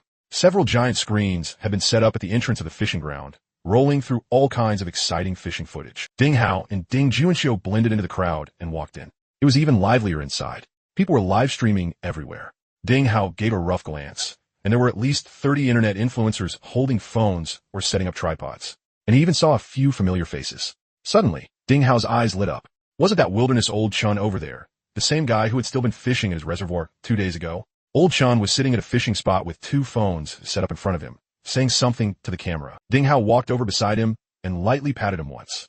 Old Chun turned his head, took one look, and immediately froze. No way, boss. Why did you come here? Scouting the enemy? Ding Hao smiled. I came to town to take care of something today, so I stopped by to have a look. It's pretty lively here. Old Chun was live streaming, but the tone of the messages in his stream had suddenly shifted. Old Chun, why'd you run over here? Shouldn't you be at Dingjiawan Reservoir? He got paid. What else could it be? Hurry back. There's nothing worth doing here. They invited him, okay? Streamers have to make a living too. Old Chun awkwardly rubbed his hands together, leaned closer to Ding Hao, and lowered his voice. Brother, don't misunderstand. They gave me a sponsorship fee. I just came over to show support, show my face, and then I'll leave. Ding Hao waved his hand indifferently. There to misunderstand? You make your money. Old Chun let out a sigh of relief, then started introducing the situation here to Ding Hao. Exactly. That boss is really willing to spend money. He invited a lot of influencers over to prop up the scene. And they're running an event for these 3 days. If you catch the fish king in there, a 156-gene giant black carp, you get a 100,000 yuan reward on the spot. 156 gene. The moment that number came out, it blew the whole fishing circle's mind. Ding Hao raised an eyebrow. Is 156 gene very big? Wilderness Old Chun gave a bitter smile. It big. Then he thought about it. Actually, it isn't. At this moment, the sound of a microphone came from a simple stage set up not far away. A middle-aged man walked onto the stage. Old Chun nudged Ding Hao's arm. That guy is Wang Hao. Ding Hao looked over there. Wang Hao was around 40, on the skinny side, wearing a dark blue suit. Ding Hao looked around and also spotted some familiar faces from his own reservoir among the crowd. It seemed this event was still extremely tempting to fishing fanatics. Wang Hao gave an opening speech on stage, saying a bunch of empty lines about building the best big fish fishing ground in the whole province and giving every fishing fanatic a sense of belonging. After he finished, he handed the microphone to a big internet influencer beside him. That influencer was a fishing blogger with tens of millions of followers, and he said a bunch of polite words to support him. Suddenly, a shrill voice came from behind. "Oh, who do we have here? Not busy collecting money at your own reservoir. Or what? Did nobody go fishing at your reservoir today? So you came here to learn a thing or two?" Ding Hao turned around. Fishing little junior sister was standing 2 or 3 meters in front of him. Today she had heavy makeup on, with bright red lipstick, but she wasn't live streaming. Ding Hao ignored her sarcasm and shot back directly. "I just don't know how your hired diver is supposed to jump in today with so many people around." Little junior sister's face instantly darkened. The scandal from the last time she used a diver to cheat at Dingjiawan Reservoir was the biggest stain on her record. She let out a cold snort. "Once Brother Hao gets this fishing ground going, your place definitely won't have a single person left fishing there. Just wait to lose money." Ding Hao replied flatly. "That depends on whether your fishing ground can even stay open first."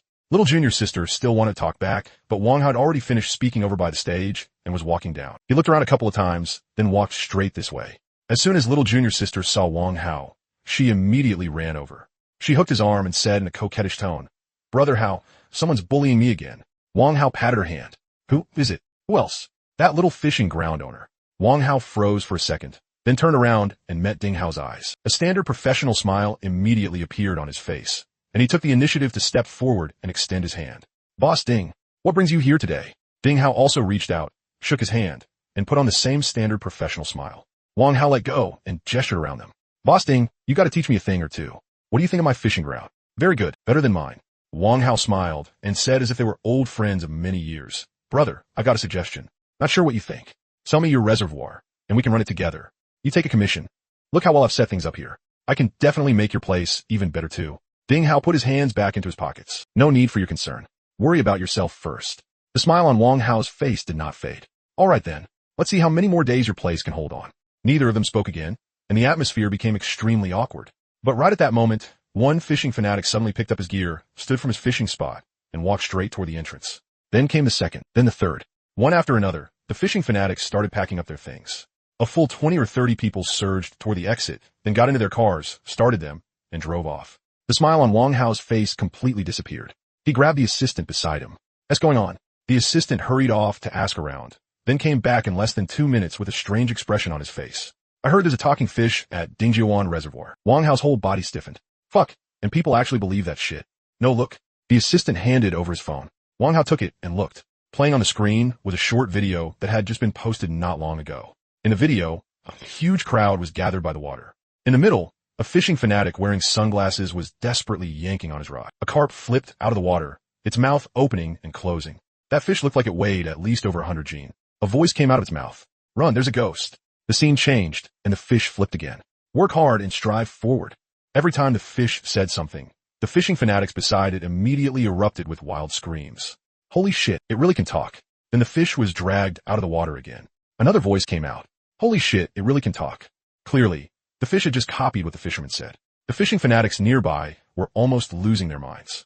But in the next second, the fish plunged into deep water and made a sudden sprint. With a snap, the fishing line broke. The video ended frozen on Jin Shengwen taking off his sunglasses and covering his face, along with the howls of regret and madness from the fishing fanatics around him. After Wang Hao finished the whole video, he was so shocked he couldn't say a word. At that moment, 2 more fishing fanatics ran out carrying their rods, shouting to the people in the fishing ground as they ran, "Brothers, we're going to Dingjiawan Reservoir to fish for carp."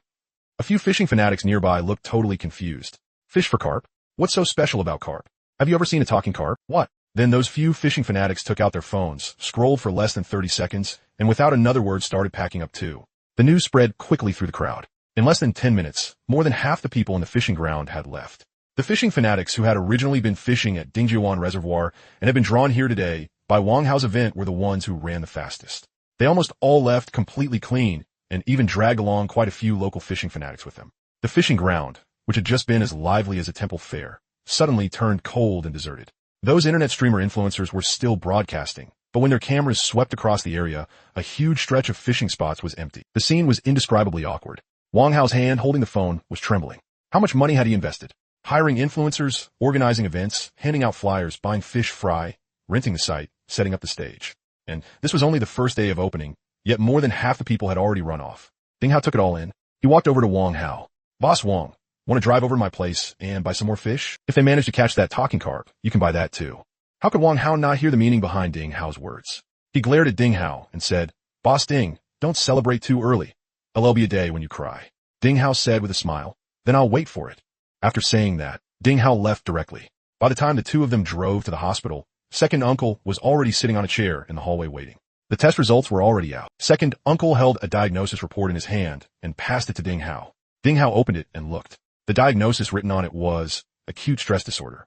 The doctor's explanation was that the patient had suffered extreme fright and mental pressure in a short period of time, which had led to temporary symptoms of mental breakdown. But this kind of situation was usually reversible. With medication and psychological intervention, most patients could recover to normal within a few weeks to a few months. In other words, Second Aunt hadn't really gone insane. She had just been scared badly, and on top of that, her guilty conscience made her mind collapse all at once. Ding Hao closed the report. Second Uncle rubbed his hands and looked at him carefully. How's he about this matter? Your Second Aunt, she? Ding Hao handed the report back to Second Uncle. Treat the illness first. As for everything else, we'll talk about it after she gets better. Second Uncle had just been about to thank him when Ding Hao added, am not handling what comes after. The police will deal with it. After saying that, he left. He really did feel a trace of sympathy when he saw Second Aunt in that state. But when he thought about what she had done, Ding Hao felt that if she wasn't taught a lesson, she might still keep doing whatever she wanted in the future. Wasn't there a saying? If apologies were useful, why would anyone need the police? By the reservoir at this moment, the atmosphere had completely exploded.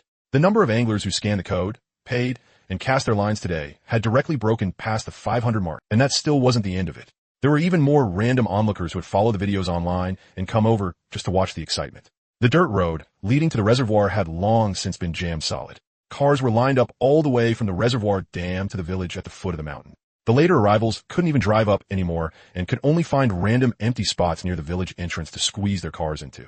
By the reservoir, Jin Chungwen sat there with his head hanging low in defeat. That giant fish that could talk, from breaking the surface to snapping the line and escaping, had in just a few short minutes made him experience what true emotional whiplash felt like. The fat guy next to him looked at his soulless expression and honestly couldn't bear it.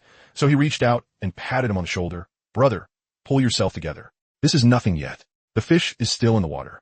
You still have a chance to catch it. Jin Chungwen forced out a bitter smile uglier than crying.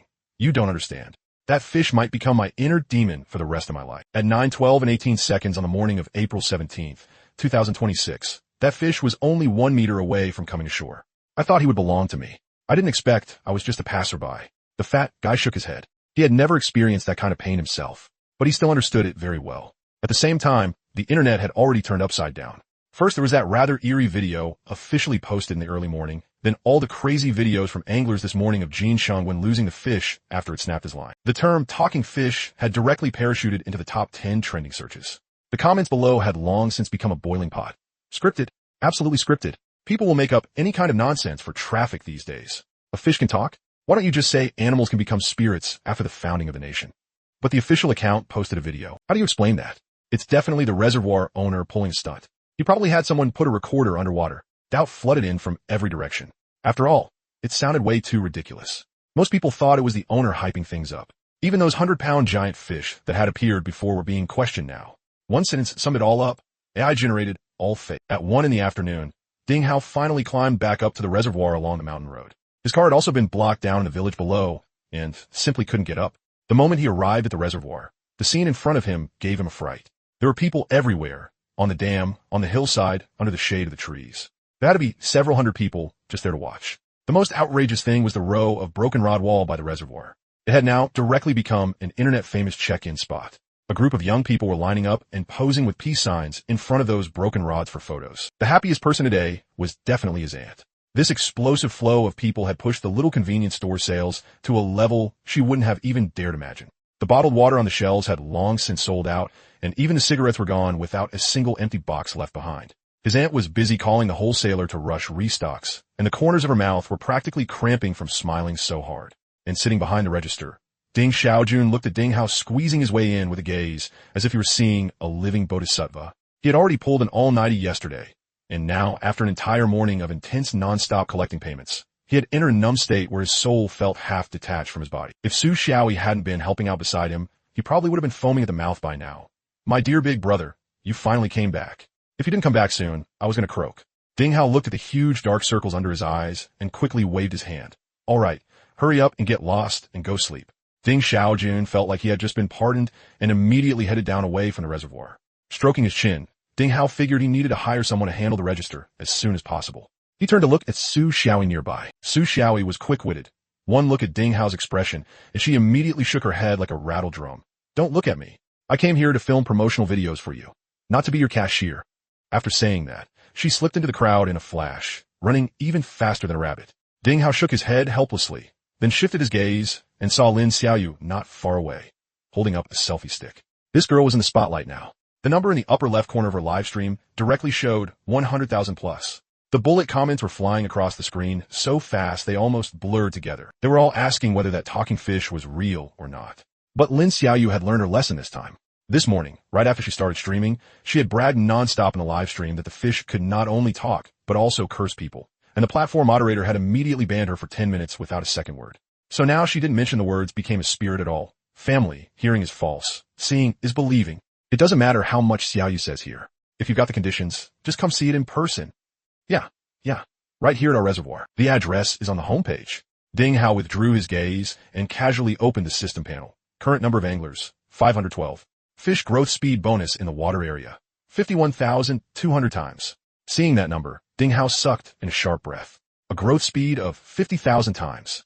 That meant the batch of fry he had dumped into the reservoir this morning would, in just 2 or 3 days, directly shoot up to the physiological size limit. Over the past 2 days, Ding Hao had also noticed something. Quite a few fishing addicts were being dragged straight into the water the moment they hooked a fish, or their rods would just explode. Nobody had really thought too deeply about it.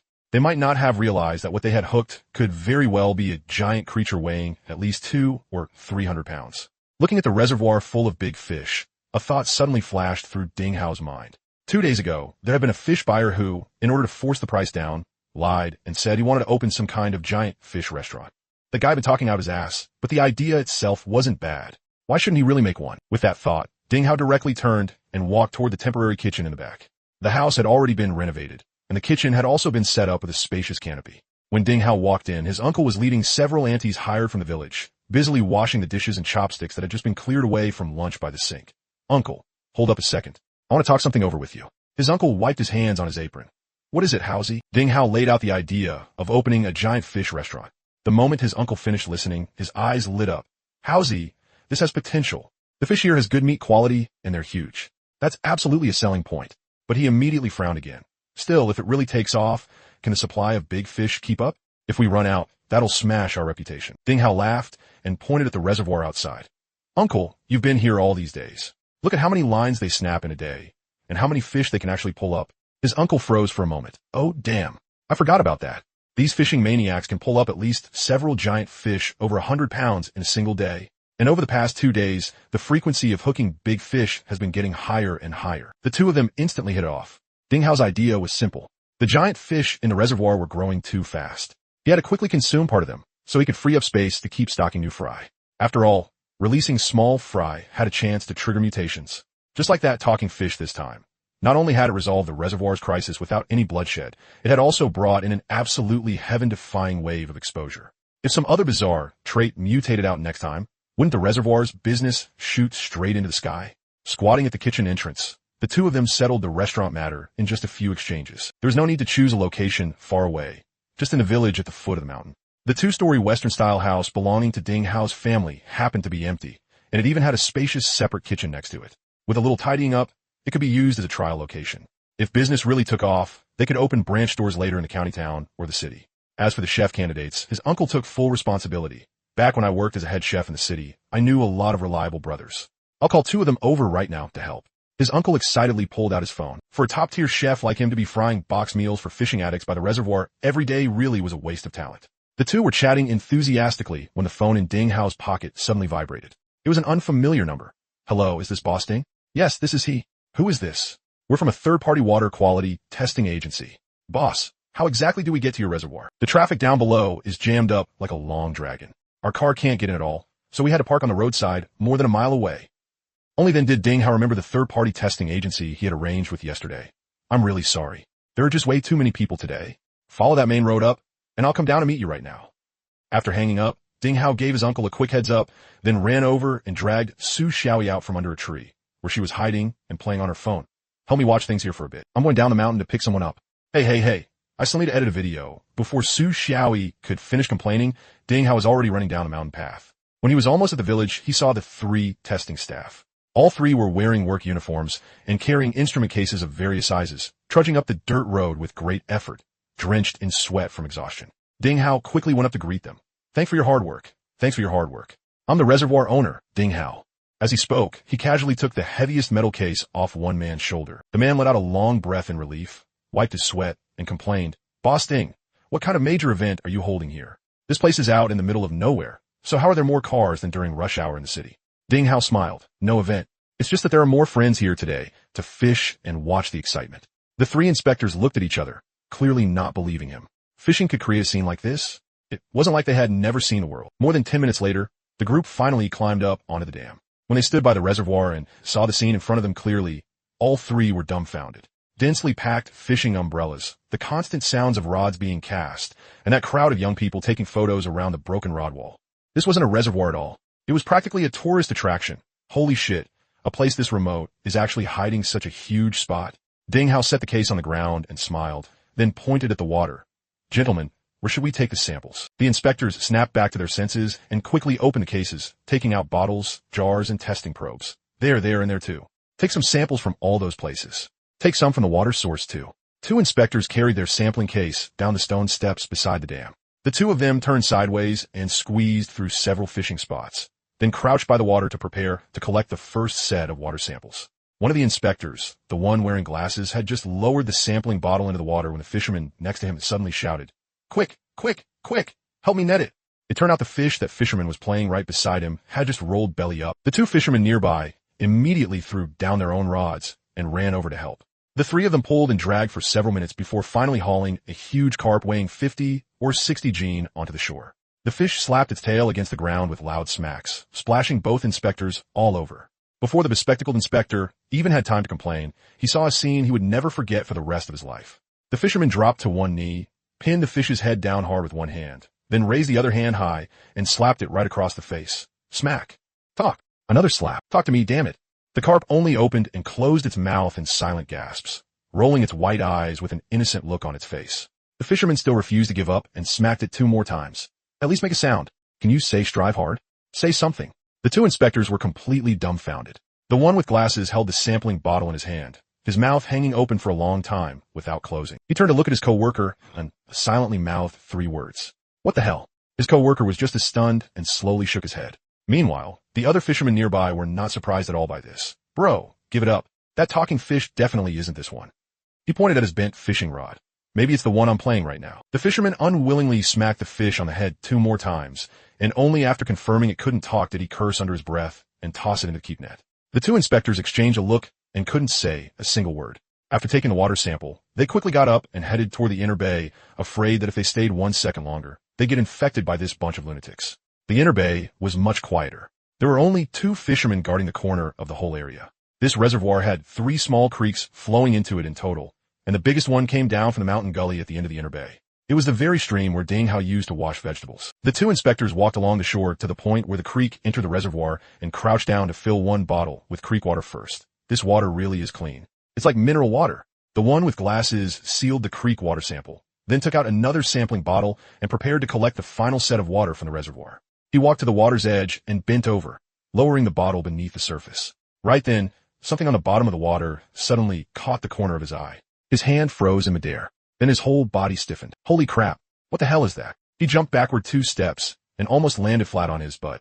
His coworker hurried over. What happened? Look for yourself. The bespectacled inspector pointed at the water, his finger trembling slightly. His coworker leaned over the bank and looked down, and his pupils instantly widened. At the point where the creek flowed into the reservoir, the water was about 3 or 4 meters deep. Because of the current from the creek, the water in this area was especially clear, and they could see the gravel and water plants at the bottom. And right there among the gravel and weeds lay a fish. No, it couldn't be called a fish. It was a monster. Its body nearly filled the entire width of the creek entrance. Its grayish-brown skin was covered in dark markings. Its enormous head was broad and flat, and two whiskers drifted slowly in the water, each one as thick as an adult's arm. Most terrifying of all was its mouth. Its mouth was opening and closing, and each time it opened wide enough to make their scalps tingle, as if it could swallow a person's entire upper body in one bite. Holy crap, what a huge fish! His co-worker's voice had changed pitch. The two fishermen nearby heard the shout, set down their rods, and walked over. They stuck their heads out and looked down. Hiss! He sucked in a cold breath. That's a damn catfish. The four of them stood at the shore, staring at the giant beast below the water, and no one dared speak. After the first fisherman snapped out of it, he immediately turned and ran back to his fishing spot, rummaging a landing net out of his bag. He ran back with the net and gestured over the surface of the water with it. Then he fell silent. That landing net couldn't even fit over the fish's head.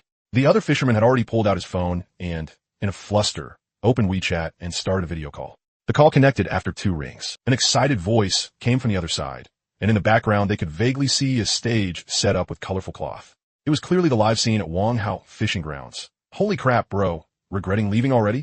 The man on the other end moved the camera over to the keep net beside him. Inside were 4 or 5 fish, each looking only about a dozen gene or so. Look at my side. I've landed so many big ones. It feels amazing. The fisherman here couldn't even be bothered to waste words with him. Regret my ass. Look at this. As he spoke, he directly flipped the phone around and aimed the camera beneath the water surface. The giant catfish's figure appeared clearly on the screen. The other side went silent for 2 seconds. Then came a loud crash. It was the sound of a stool tipping over. No way, bro. Why, you're kidding me, right? Do I look like I'm joking? How big do you think this fish is? The voice on the other side was already trembling. Wouldn't this thing be several hundred gene at least? I think it's at least over 1,000 gene. The person on the other end completely lost it. Bro, don't panic. Wait for me. I'm coming right now. On the video, they could see that man not even bothering to pack up his keep net. He grabbed his fishing rod and took off running, while several fishermen behind him craned their necks to watch him, looking utterly confused.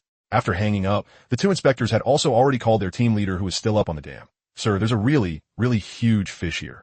At that moment, their team leader was standing behind a group of fishermen on the outer bank watching the excitement, with noisy voices all around him. He couldn't hear clearly, so he switched to speaker and held the phone closer to his ear. What did you say? A huge fish? Isn't this reservoir full of big fish? If there weren't any big fish, would they even come here to fish? Then the voice from the other side came again. This fish is at least over 1,000 gene. The team leader froze for a moment. What? Over 1,000 gene? The hands of the several fishermen beside him all stopped at the same time. The silence lasted less than 2 seconds. One fisherman said excitedly, "Where?" "Inside." Before the team leader could even answer, he had already started running inward. The 2 fishermen beside him also stood up and followed. "Bro, what's going on?" After only a few steps, one of the fishermen beside him asked. Without even turning his head, the running fisherman threw out a sentence. "They found a giant monster inside that weighs over 1,000 gene." That sentence exploded through the crowd like a bomb. A few fishermen farther away heard the commotion and gathered over. "What? Over 1,000 gene? You heard wrong, didn't you? Who cares? Let's go look first." So 3 became 5, 5 became 10, and more than a dozen people surged toward the inner bay all at once. By the time those dozen-plus people reached the creek entrance, the first 4 people were still crouched to the shore. All 4 were holding up their phones and recording videos. The newcomers pushed in for a look, and all of them sucked in a cold breath. My God. A fisherman in a baseball cap crouched at the water's edge, his voice trembling. "That's a Mekong giant catfish. I've seen it in documentaries. But this size is way too ridiculous. The biggest one in the documentaries was only around 500 gene. This one is at least double that." A fisherman beside him shook his head. "How could this possibly be a Mekong giant catfish? This thing's showing up in a domestic freshwater reservoir. You think I'm stupid? Who cares what kind of catfish it is? Just tell me whether it's big or not." "Big? Too damn big." More than a dozen people crowded at the shore, phones raised so densely they almost blocked one another, all recording. Someone turned his phone sideways to try to get a full shot, only to realize a single frame couldn't fit the whole fish. "Bro, move a little over there and help be a size reference for me, or the video won't show how huge it is. You want me to stand by the water as a size reference? What if it jumps up and swallows me? You only weigh 120 gene. No way to be interested in you." Right as everyone was talking over each other, that giant catfish suddenly moved. Maybe it was annoyed by how noisy these people were. Its tail slowly swayed once. Just that one movement. The entire surface at the stream entrance looked like someone had thrown a massive boulder into it, and ripples rapidly spread outward from the center. Right after that, its body began to turn. Its huge tail fin suddenly whipped out. Splash. A wave nearly 2 meters high slammed straight onto the shore. More than a dozen people got drenched from head to toe. They hurriedly backed away. By the time they looked back at the water, the giant catfish had already disappeared. It ran off. Holy crap, it ran off. Everyone felt both regret and lingering fear. One fisherman suddenly shouted loudly, Brothers, should we try to hook it? Everyone looked at him like he was an idiot. No, bro. Are you seriously thinking about fishing for that? What are you going to use? A steel cable. Even if you use a steel cable, can you even pull it? Is this you fishing for the fish, or the fish fishing for you? The man scratched his head and stopped talking. The video was quickly sent into all kinds of fishing group chats. The fishing chats instantly exploded. The news spread outward at a visible speed. Within 10 minutes, the entire outer bank of Dingjiuan Reservoir had blown up too. The people who had originally been fishing outside all rushed toward the inner bay. When they got there and saw the fish was already gone, they could only surround those few eyewitnesses and repeatedly ask for details. Exactly how big was it? Just imagine putting the couch from your living room into the water. It was about that size. But my couch is only 2.2 meters. That fish had to be at least 3 meters, right? That's a conservative estimate. The news spread too fast. It wasn't just the people at the reservoir passing it around. The fishing group chats outside were spreading it too. And the first people to get the news just so happened to be the remaining batch of fishermen at Wang Hao's fishing ground. At Wang Hao's fishing ground, there were still over 100 people at the moment. After a huge wave of people left in the morning, Wang Hao urgently increased the event incentives and added several more rewards, barely managing to keep the remaining people there. The fishing conditions that afternoon were indeed pretty good too. People gradually started landing fish, though they were all only 10 or 20 gene catches. They were nothing compared to what was over at Dingjiuan, but at least it wasn't a total blank. Wang Hao stood in the rest area beside the stage, holding a thermos cup as he took a sip of tea. His mood finally improved a little. But right then, one fisherman suddenly put down his rod, pulled out his phone to take a look, and then sprang up from his stool like he'd been electrocuted. Without another word, he started packing up his gear. Before the people around him could react, 2 or 3 other fishermen also started putting their things away. A passing fisherman grabbed one of them. "Brother, what happened now?" The man didn't even raise his head. While reeling his line, he said, "They found a 1,000-gene monster over at Dingjiuan. If we don't go now, we won't even get to watch the excitement." 1,000-gene? Check the group chat yourself. The passing fisherman pulled out his phone and scrolled twice. He froze for 3 seconds. Then he started packing up too. The news spread through the fishing ground like a plague. Within 5 minutes, more than 100 people had left. 10 minutes later, almost everyone was gone. That talking carp from the morning, lots of people might have thought that was just hype. But a monster weighing over 1,000 gene, with video and eyewitnesses and more than a dozen people capturing it at the same time, even if they didn't believe it, they still had to go see it with their own eyes. What if it was real? What if it was still by the shore? What if they could catch it? A fisherman's train of thought really was that simple. By the time Wang Hao got the news, only 20 or 30 people were left at the fishing ground. And those 20 or 30 were people he had specifically paid to fill the place out. Even if they wanted to leave, they didn't dare. His assistant came running over. "Brother Hao, what do we do?" Wang Hao didn't say anything. The assistant hesitated, then added, "Also, there seems to be a problem with that reservoir poisoning thing. That woman completely lost her mind last night, and the police are investigating it now." Wang Hao completely exploded at that point. "What are you panicking for? There's no evidence anyway. Damn useless trash. Tell that kid to go hide for a while. He can come back out after things die down." The assistant nodded and turned around to make the call. Wang Hao stood alone beside the empty stage, looking at the deserted fishing spots around him. After thinking for a long time, he pulled out his phone and dialed a number. "Hello, old Joe." Wang Hao's tone returned to calm. "Do you have any alligator gars over there? I want to buy a few and keep them for fun. The bigger, the better. Money isn't an issue." Those video clips were uploaded online that very afternoon. The first ones posted were the close-up shots taken by those 2 fishermen. The outline of the giant catfish under the water was crystal clear, and even the motion of its mouth opening and closing was captured completely. Right after that, the videos shot by the 2 inspectors were reposted too. The angles were different, but the content was just as shocking. On top of that, more than a dozen eyewitnesses had filmed it from all kinds of directions, and the same fish appeared in more than 20 different videos. These videos spread through the fishing community as fast as a virus. Within half an hour, every fishing-related group chat and forum was flooded. It started breaking out of the niche. An hour later, several content farming accounts with millions of followers reposted the batch of videos. 2 hours later, the topic shot onto the trending searches. But this time, the overall tone was completely different from before. The comment sections were absolutely flooded with doubt. Scripted. This is definitely scripted. People these days will make up any ridiculous crap for traffic. A fish can talk? 1,000-gene catfish? Why don't you just say animals can become spirits after the founding of the country too? Does the owner of Dingjiuan Reservoir have any shame at all? Posting fake information like this all day. Several of the videos were directly tagged by the platform. Suspected AI-generated content. Please exercise caution when evaluating. The moment that tag appeared, the comment sections exploded even harder. I knew it. I was startled at first, but after seeing the AI tag, the heart that jumped out of my chest finally went back in. No, this is way too fake, isn't it? How could there possibly be a catfish that big? And that talking carp thing too. Does anyone really believe this? You joke, but people really do. Didn't you see a whole line of people in the comments asking for the location, so they could go fishing there? Even more absurdly, Someone actually used AI to make a parody video. In the clip, a fisherman hauled up a giant catch weighing several hundred G. The monster opened its mouth and said, "I came to repay a kindness." Then it transformed into a long-haired woman and threw herself straight into the fisherman's arms. That parody video got even more views than the real footage. The entire internet was flooded with all kinds of mixed real and fake derivative content, and Dingjiwan Reservoir had completely turned into one gigantic meme-making carnival. After those inspectors finished collecting the water samples, they should have packed up and left. But all three of them actually stayed. The one with glasses sealed up the last set of water samples, then immediately started wandering around watching the anglers fish. His master was even worse. Who knew where he borrowed a fishing rod from? But he ended up squatting on the outer bank, squeezed in together with the other anglers. "Master, weren't we here to test the water quality? Didn't we finish the testing already? Since we're rarely here, we might as well soak in the atmosphere." The inspector had nothing to say. The entire afternoon, the reservoir was buzzing with noise. After the video of that giant catfish got out, over at the inner bay, more than 100 people crowded in at one point. Even though they knew that even if they hooked it, they might not be able to pull it up and might even lose a rod in the process.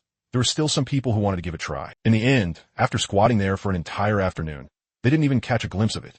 Of course, there was actually another possibility. Maybe they had hooked it before. It was just that their line got instantly snapped, and they had no idea the thing they hooked was this monster. That batch of anglers rushing over from Wanghao Fishing Ground only started arriving one after another around 4 or 5 in the afternoon. But after they arrived, they discovered that their cars couldn't drive up at all.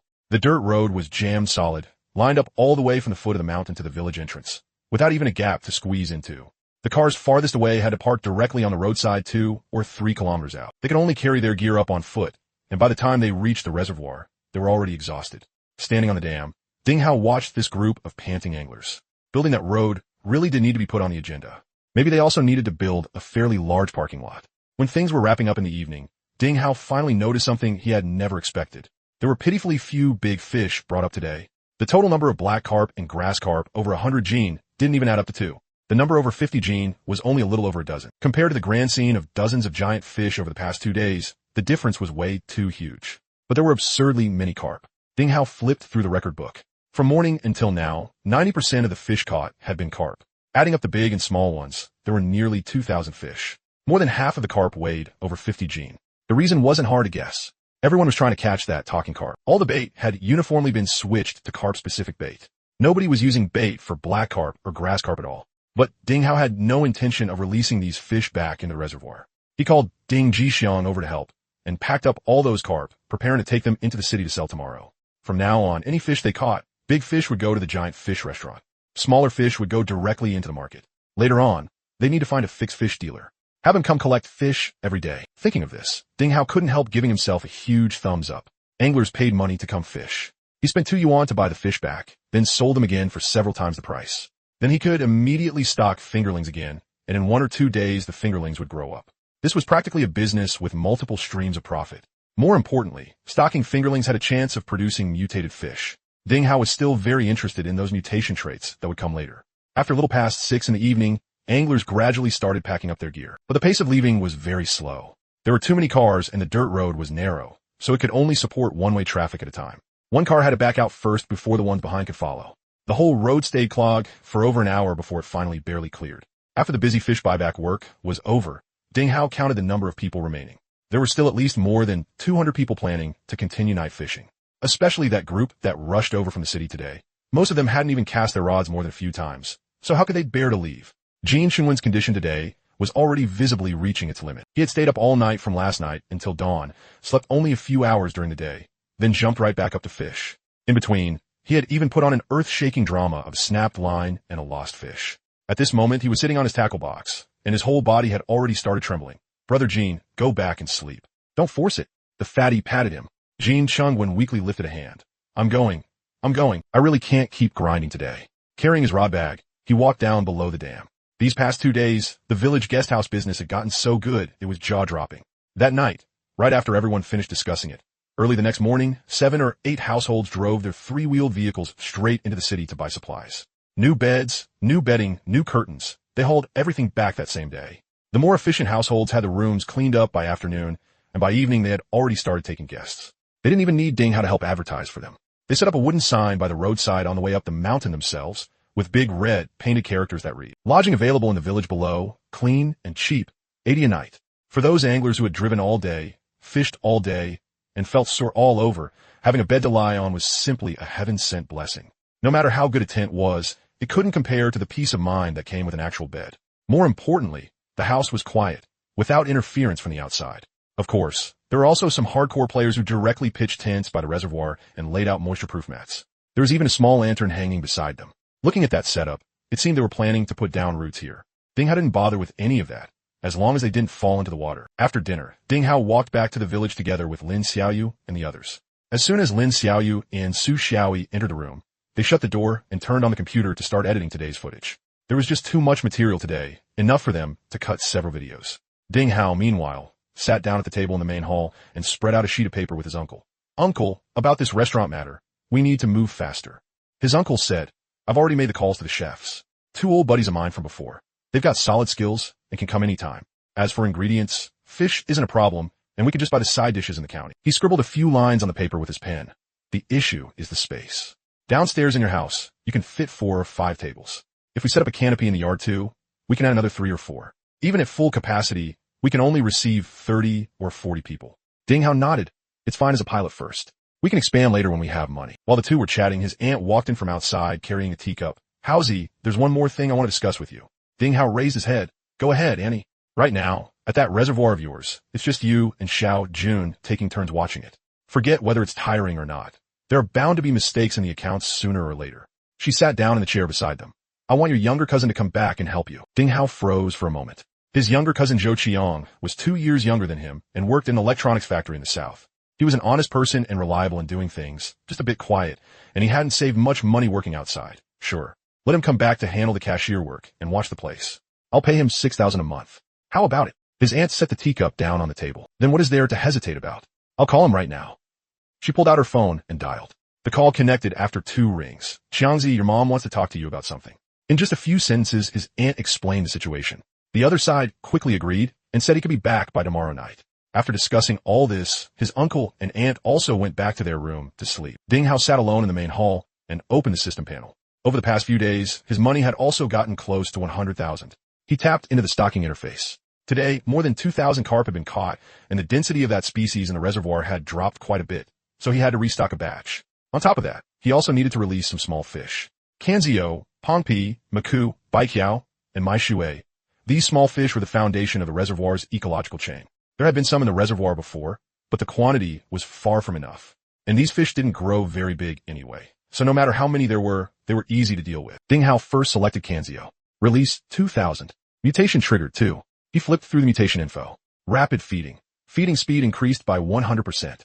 Breakthrough limit. Maximum body size increased by 100%. Ding Hao glanced at those mutated fish and stopped paying attention to them. After all, Kanzio only grew to about the length of a finger at most. How big could it get after breaking the limit? 2 fingers long? He continued stocking. Pompey 2,000. 1 mutation. Swimming ace. Speed increased by 50%. The ones after that all produced some mutated variants too. A few traits also appeared, which were kind of interesting. For example, jumping expert. Jump height above the water surface increased by 200%. Lasting breath. Survival time after coming ashore greatly extended. But all of those traits were white. He flipped back to look at that talking carp. Babbling speech. Its color was blue. White should be the most ordinary mutation grade. Blue was at least 1 grade higher. There might be even higher grades later on. It was just that the current mutation level was probably too low to reach that kind of mutation grade. At least for now, everyone that had appeared was white. He then tapped into the carp stocking interface again. Release 2,000. Mutation triggered. 1. Ding Hao opened the details. Hook biting expert. This fish's probability of actively biting a hook is increased to twice that of an ordinary carp, and it has a strong feeding desire toward any type of bait. The corners of his mouth twitched twice. This again. The last hook biting expert had been caught the very same day. This trait was basically made for delivering itself to others. Forget it. No matter what, it was still 1 more mutated fish. He didn't release grass carp or black carp for the time being. There were already enough of those 2 kinds of fish in the reservoir. He had to find a way to work through part of the existing stock first before releasing new ones. Ding Hao closed the stocking interface and turned to the mutated species tab. Current number of mutated species, 10. After that, he gritted his teeth and did 2 more 10 pulls. Just like that, 20,000 yuan was spent. But aside from those ordinary baits, he only got 2 5x acceleration cards and 1 trait randomizer. Trait randomizer can randomly change the trait of a certain mutated species. However, the color of the trait will not change. This was a good item, but right now, almost all of them are white. Wouldn't using this thing be a waste? Ding Hao put the cards away. He started feeling heartache over his 20,000 yuan. He shouldn't have pulled. From now on, if he didn't have 1 million in savings, he absolutely wouldn't pull again. The reservoir was brightly lit. The flashlights of 1 or 200 people made that stretch of water look like daytime. Most of these lunatics still fishing in the middle of the night were gathered in groups along the outer bank. Even though everyone knew very well that there was no ghost in the reservoir anymore, the water ghost rumor that had stirred things up for 2 days still made quite a few people uneasy. Staying packed together made them feel bolder no matter what. Of course, there were also a few lone wolves. People like that were either truly not afraid of ghosts, or they were annoyed by all the float tangles caused by too many people. Tonight, they also didn't hear the carp speak again. Maybe after getting caught once during the day, it had hidden itself directly. After all, with babbling speech, its intelligence should have increased a tiny bit. Maybe it could. After fishing for a few hours, the enthusiasm of many anglers had clearly faded. Quite a few people quietly switched their bait back to snails and earthworms, setting their sights on black carp and grass carp again. As for when that carp will be caught, that depended on luck. However, right at that moment, one angler suddenly saw his glowing float sink downward a little.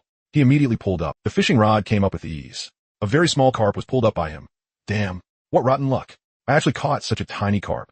Around here, whenever someone hooked a fish, it was usually at least dozens of gene. He angrily flung the fish into the grass behind him. Then he continued fishing, and the number of mutated fish in Ding Hao's system went directly from 10 to 9. The night was getting deeper and deeper. Just after 1 in the morning, a dark-colored van slowly drove up along the mountain road. At this moment, Ding Xiaojun was strolling by the roadside. This was the most boring time of the night. He had a flashlight in one hand and was scrolling on his phone with the other. When he heard the sound of the vehicle, he looked up and shone the flashlight over. The driver's side window rolled down, and the face of a middle-aged man stuck out. Brother, can we still fish this late? Ding Xiaojun glanced at the time on his phone. It was a little past 1. Sure, but there's not much time left. The man rubbed his hands together. It's fine. As long as we can fish. Bitch hit me, and I couldn't sleep lying at home. Ding Xiaojun wasn't surprised anymore either. He had seen all kinds of fishing addicts over the past 2 days. It wasn't strange for half the people to come fish in the middle of the night. He took out the payment code and let the man scan it. For people got out of the vehicle, front and back. They were all wearing dark clothes, and in the night, it was hard to see them clearly. After the payment was scanned, Ding Xiaojun yawned and turned around, walking back beside the little house. He sat down on the stool and continued scrolling Douyin. The 4 men unloaded rod bags and tackle boxes from the trunk. They looked no different from ordinary fishing guys. It was only after Ding Xiaojun had walked farther away that they carried out 4 rectangular plastic boxes from the deepest part of the van. The 4 of them carried them in pairs, 1 box per 2 people, and walked inward along the shore. Although there were quite a lot of fishing guys on the outer bank, in the middle of the night, everyone was staring at their floats, and nobody had the mind to pay attention to people passing by nearby. Occasionally, someone looked up and glanced at them, but only assumed they were looking for a fishing spot. The 4 men passed through the crowd and turned into the inner cove. After setting the stuff down, they went back to carry the rest. At this moment, there wasn't a single person in the inner cove. They directly untied the ropes on the boxes. As soon as he opened one corner of a box, splash, something inside the box suddenly thrashed violently. Water splashed out in a spray and soaked his pant leg through. Damn. He jerked backward and almost fell onto the ground. Another person came over to help hold the lid down. This thing's still this lively after being transported for so long. No wonder it's a monster in the water. Cut the crap. Finish it and get back so we can report it. The leader gritted his teeth and flipped the lid open. The water inside the box immediately poured out. Right after that, a pitch-black thing rolled violently twice in the water. Its long body was over 1 meter in length, covered in hard scales. He directly tipped the box sideways toward the water. With a splash, the thing slid into the reservoir.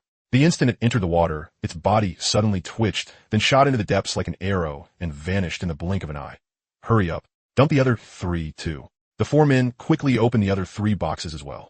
Each box contained the same thing. One after another, they were poured into the reservoir. After finishing, the leader stacked the empty boxes together. Wait a bit before leaving. Don't make it too obvious. The 4 men put on an act and found a place by the shore to sit down, taking out their phones and scrolling for a while. They even really took out their fishing rods and made 2 casts in the middle, just for show. Only after about an hour had passed did they slowly pack up and head out.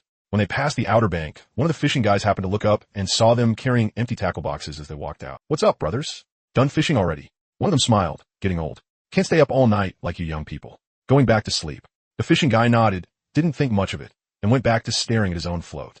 The 4 men got in the vehicle, started the engine, and slowly drove away along the mountain road. Ding Xiaojun looked up at the taillights, disappearing into the distance, and muttered.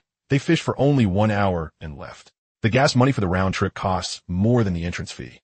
He shook his head and lowered it again, continuing to scroll on his phone. And at this time, Ding Hao was sleeping dead to the world. In his mind, the system notification sound rang out with several dings. Detected a new species appearing in the reservoir. Alligator gar. Qualification to release alligator gar fry has been unlocked. Warning. A dangerous species has appeared in the reservoir. Mutation rate temporarily increased by 0.01%. Current mutation rate, 0.02%. Ding Hao was awakened by the need to pee. Still groggy, he climbed out of bed and rushed into the bathroom in his slippers. After relieving himself, he felt a lot better. He casually pulled out his phone and checked the time, 6:13. He had gone to sleep early last night, so he wasn't really sleepy now. Out of habit, he opened the system panel, planning to check the latest status of the reservoir. However, the several glaring red notifications on the panel instantly wiped away the rest of his drowsiness. Detected a new species in the reservoir. Alligator gar. Alligator gar fry release qualification unlocked. Warning. A dangerous species has appeared in the reservoir. Mutation rate temporarily increased by 0.01%. Current mutation rate, 0.02%. Ding Hao stared at those lines, his brows immediately knitting together. Alligator gar. He knew a bit about this thing from before. The internet had been flooded with reports about it a couple years ago. An alligator gar had been found in a park lake somewhere, and to catch it, they had actually drained the entire lake. This fish was an invasive species from North America. It was fierce by nature, had sharp teeth, and ate basically any fish. Just one of them could chew through all the fish in a small pond. He looked again at the timestamp on the system notification, 1:17 in the morning. Ding Hao had originally wanted to go back and nap a little longer, but that thought was instantly killed. He quickly got dressed, put on his shoes, and headed straight for the reservoir.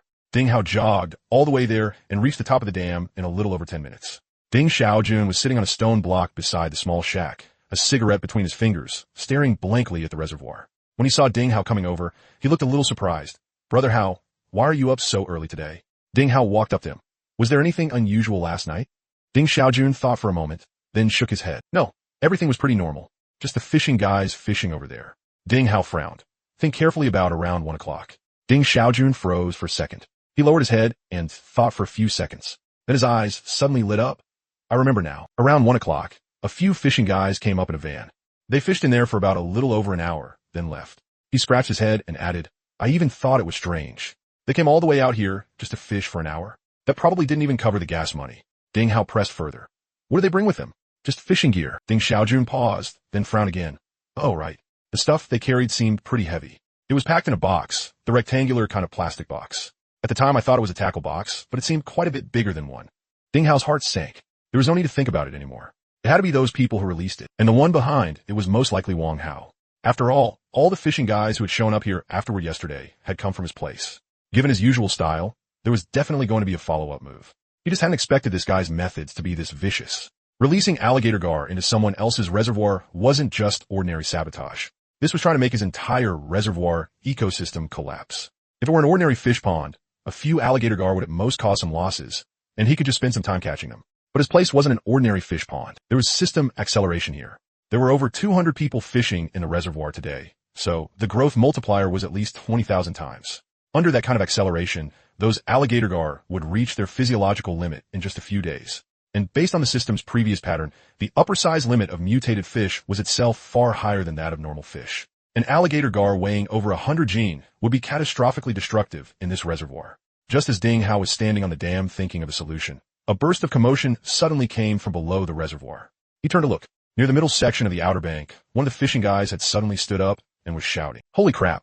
What the hell was that just now? Ding Hao quickly walked over. Only when he got closer did he see clearly that the fisherman had already dragged the fish ashore. A grass carp that had originally weighed at least 20 or 30 gene was missing everything from the middle of its body backward. The edge was jagged, as if something had bitten it clean off in one bite. The nearby fishing guys all crowded around. Damn, what happened to your fish? Something bit it, right? That bite mark is way too big. The fisherman still looked badly shaken. While I was playing the fish, I suddenly felt the rod get lighter. I thought it had slipped off the hook, but when I pulled it up, it had turned into this. Everyone immediately started discussing it all at once. Could there be some kind of carnivorous fish in this reservoir? No way, right? Could it be piranha? Piranha don't have mouths that big, do they? Look at that bite mark. It's at least 30 or 40 centimeters wide. Could it be something like an arapaima or an alligator gar? The moment one of the fishing guys heard that, he got excited on the spot. Damn, wouldn't that be even more thrilling? Brothers, want to go for another round? Looking at that half a fish, Ding Hao was already completely certain. The shape of the bite marks, the serrated edges, and that shocking bite area. 100%, it was the work of an alligator gar. And judging from the size of that bite, this alligator gar already weighed at least over 100 gene. Ding Hao quickly calmed down. With a reservoir this big, trying to catch those few alligator gar individually was almost impossible unless he drained a reservoir. But draining the reservoir would mean all his fish were finished. All his investment would go down the drain, and suspending business would play right into Wang Hao's hands. He glanced at the fishing guys around him, all fired up beyond belief, and a thought suddenly flashed through his mind. Ding Hao spoke up. I'm not sure whether there really are fish-eating fish in there, but judging from the bite marks, it looks like an alligator gar. The moment everyone heard the words alligator gar, not only were they not scared, they instantly became even more excited. Alligator gar? Damn, that thing is vicious as hell. Damn, first this reservoir had a talking carp, then a giant 1,000-gene catfish, and now an alligator gar pops up too? Are all the surprises in the fishing world gathered in this one reservoir, or what? Ding Hao followed up smoothly. How about we make this into an event? He swept his gaze over everyone present. Whoever can catch this alligator gar, I'll put up a reward of 50,000 yuan on the spot. The moment those words came out, the whole scene exploded. 50,000? Are you serious? Boss, does your word count? Ding Hao patted his chest. Of course it counts. With this many people watching, how could I possibly go back on it? The fishing guys instantly looked like they had been injected with adrenaline, each one rubbing his hands and itching to get started. Brothers, that's 50,000. We can go for it. Hurry up. Switch gear, switch gear. What bait do you use for alligator gar? Didn't you see over there? Half a bitten fish. After Lin Xiaoyu and Su Xiaoyi came up, Ding Hao immediately told them about it. Post the reward announcement on the official account. The faster the better. The moment Lin Xiaoyu heard it, her eyes lit up. Isn't this another huge trending topic? Su Xiaoyi had already started editing the copy. An alligator gar has appeared in Dingjiuan Reservoir. The owner is offering a 50,000 yuan reward for whoever catches it. By now, the official account already had over 1 million followers. Every video got close to 100,000 likes at minimum, so the promotional effect would definitely be maxed out. At the same time, he also contacted several internet famous streamers in the reservoir and asked them to help spread the word. Old Chin of the Wilderness was the first to respond, shouting about it directly in his live stream. Brothers, something huge has happened at Dingjiuan Reservoir. Alligator gar, you know what that means? A 50,000 reward. Whoever comes has a chance. For a time, the news that Dingjiuan Reservoir had a top-tier ferocious beast, the alligator gar, spread rapidly across the internet. But after the previous incidents, many people online did not have a very good impression of Dingjiuan Reservoir. A talking fish, a giant catfish weighing over 1,000 gene. Those videos were still tagged as suspected AI generated even now. There were still a lot of doubtful voices in the comment section. Here we go again. Here we go again. Does this reservoir come up with a new gimmick every day? Is a mermaid showing up tomorrow? No limits to the hype. I suggest changing the name directly to Liaozhai Reservoir. An alligator gar showing up in this kind of high-altitude mountain reservoir? Do you people have any common sense at all? But Ding Hao did not need everyone to believe it. He only needed the real fishing fanatics to come. This matter was spreading through the fishing circle far faster than it was through public opinion. Some hardcore players who liked unusual hunts had already started heading this way. As for Wang Hao, after hearing the news, he laughed on the spot. Leaning back in his office chair with one leg crossed over the other, he said to his assistant, he actually put up a reward. In a reservoir this big, trying to fish up an alligator gar is nothing but a fool's dream. Even if he gets lucky and catches one, the others will keep breeding in the reservoir. Before long, not a single fish over there will be left. He took a sip of tea, a smile at the corner of his mouth. This is what happens when you offend me. A little after 9 in the morning, a convoy drove up the dirt road by the reservoir. Uncle Chio came jogging over from the other end of the dam, panting as he grabbed Ding Hao by the arm. Owzie, come here quick. What's wrong? Uncle Chio lowered his voice. People from the county are here. Ding Hao froze for a moment. Didn't they just come the day before yesterday? Uncle Chio's expression was a little complicated. The one who came the day before yesterday was Mayor Zhang. He's only a town-level official. The one who came today is the county's top leader. He paused, then added, the higher-ups are taking your place blowing up in popularity very seriously. After Mayor Zhang went back the day before yesterday, he got chewed out badly over that expert incident. They said he handled things poorly, bringing some shady expert over here just to cause trouble for them. This time, the county leader came personally to inspect the place. After hearing that, Ding Hao quickly straightened his clothes. The convoy stopped in the open area beside the dam. The doors opened, and a group of people got out. Leading them was a man in his early 50s. He wasn't tall, but he was full of energy. Mayor Zhang followed half a step behind him, and the smile on his face was more than 3 times more eager than it had been the day before yesterday. Uncle Chio went up to greet them and shake hands. Mayor Zhang quickly made the introduction. County Magistrate Zhao. This is Ding Hao, the person in charge of Dingjiuan Reservoir. Ding Hao stepped forward. Hello, County Magistrate Zhao. County Magistrate Zhao looked him up and down, then smiled and patted him on the shoulder. Not bad, not bad. Young and promising. This reservoir of yours has really made a name for our county. When I was at a meeting in the provincial capital, people were already mentioning this place to me. Ding Hao smiled. It's all thanks to the support of our leaders. County Magistrate Zhao waved his hand. No need for polite talk. I came today because I wanted to take a look on site. If you have any difficulties, just say them directly. Ding Hao noticed there was also a white SUV following behind the convoy. A familiar face got out of it. It was the technician who had come yesterday to test the water quality. Looks like the county had temporarily called him over to report the results. County Magistrate Zhao waved at him. Old Liu, tell us the results. The testing technician walked forward, opened his document bag, and pulled out a report. County Magistrate Zhao, yesterday we collected a total of 6 sets of water sample from this reservoir, covering different locations and depths. The test results show that every index meets the standard, and several sets of data are far better than the national standard. He flipped the page and pointed to the numbers on it, especially the heavy metal content and organic matter content. They're practically zero. To be honest, this water quality is better than most bottled mineral water on the market. He lifted his head and looked around at the surroundings. This place is surrounded by mountains on 3 sides. The water source all comes from mountain springs and streams, and there are no factories or pollution sources within several kilometers. There's a reason the water quality is this good. County Magistrate Zhao nodded in satisfaction. Good. Now we can feel at ease. He turned to look at Mayor Zhang, his tone carrying a hint of reprimand. Old Zhang, look at this water quality. Last time that so-called expert you brought over just sniffed it and said it was poisonous. The test results showed nothing at all. Isn't that embarrassing? Mayor Zhang's face turned red and pale by turns. He gave 2 dry laughs and didn't dare respond. County Magistrate Zhao didn't dwell on the topic for long. He walked to the edge of the dam and took in the full view of the reservoir. Xiao Ding, tell me, what's the biggest difficulty right now? This was exactly the sentence Ding Hao had been waiting for. He stopped being polite and immediately started counting on his fingers. First, the road. You've already experienced it on the drive up today. This road is too narrow and too broken. When it rains, it's basically impossible to use. Right now, more than 100 cars come up every day, and it gets jammed like a parking lot. County Magistrate Liu nodded. Second, the parking lot. The village at the foot of the mountain is packed with cars everywhere now, and it's inconvenient for the villagers to even go out. There also needs to be a proper parking lot on the reservoir side. Third, streetlights. A lot of people come night fishing, but there isn't a single light on the whole road. It's pitch black, and the safety risk is too high. It'd be best to light up the whole area around the reservoir. Solar powered is fine. Saves electricity. After listening, County Magistrate Liu turned and said something to the officials following beside him. Write it down. Road, parking lot, streetlights. 3 things. Then he looked back at Ding Hao. How many streetlights do you need? Ding Hao did some quick calculations. 1 loop around the reservoir plus the mountain road down to the village entrance would need at least dozens. And with the reservoir itself included, it had to be at least 200 or 300. I can't really calculate it exactly either. No matter what, probably 200 or 300. County Magistrate Zhao pondered for 2 seconds and rubbed his chin. That's quite a lot. Seeing his expression, Ding Hao felt a little nervous. But County Magistrate Zhao gritted his teeth. Fine, approved. Report the exact number later, and I'll have people handle the unified procurement and installation. Ding Hao almost jumped up on the spot. Road repairs, building a parking lot, installing streetlights. Those 3 things together would cost at least over $1 million. And the government was paying for all of it. He quickly restrained his expression and nodded with a sincere look. Don't worry, leader. I'll definitely manage the reservoir well and help drive the village's economy.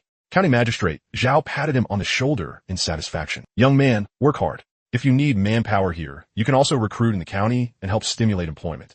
Ding Hao nodded repeatedly. We're short on people, very short on people. He quickly had Su Xiaoyi help watch the cashier counter while he dragged his uncle along, preparing to go down the mountain and arrange a proper meal for the leaders. No need, no need.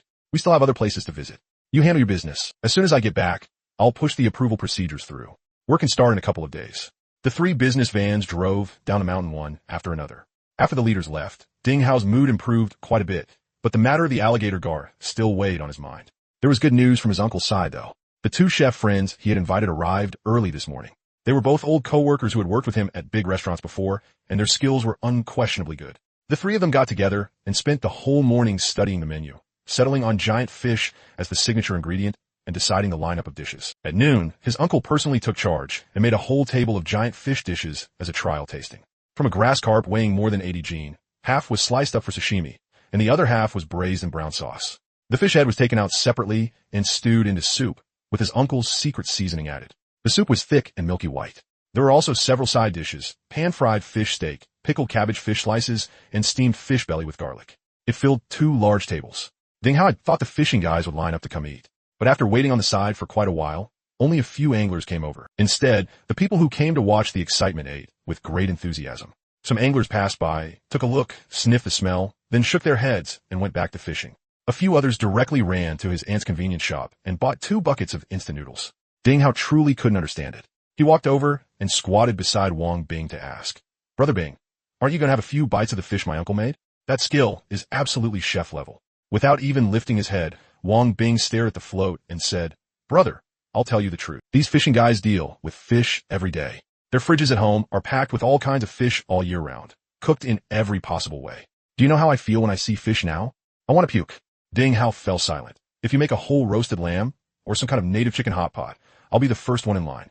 Ding Hao thought to himself that the restaurant strategy really did need adjusting again. In the future, he should just write, "Anglers not allowed inside." Just as Ding Hao was thinking about the restaurant, a sudden shout came from below the reservoir. Holy shit, awesome. I think someone hooked an alligator gar." As soon as those words came out, the 20 to 30 people on the shore all turned their heads in unison. Ding Hao was stunned too. The bounty notice had only been posted for less than half a day, and someone had already hooked one? He quickly hurried in that direction. When he got close, he saw a skinny, tall man in his 30s gripping the fishing rod tightly, his whole body bent like a shrimp. On the tackle box beside him sat a small bucket, and inside it, 2 little live Christian carp were still flopping around. Ding Hao understood instantly. This guy was using live bait. In the entire reservoir, the alligator gar was the only carnivorous fish.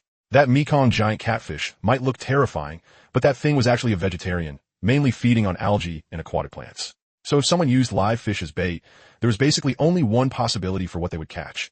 "Bro, when did it bite?" Ding Hao asked. "Just now." The float went straight under and got dragged away. "The moment I lifted the rod, I knew something was wrong. This thing's strength is scary as hell." Ding Hao started calculating in his head. It had been released a little after 1 in the morning yesterday, and now nearly more than 10 hours had passed.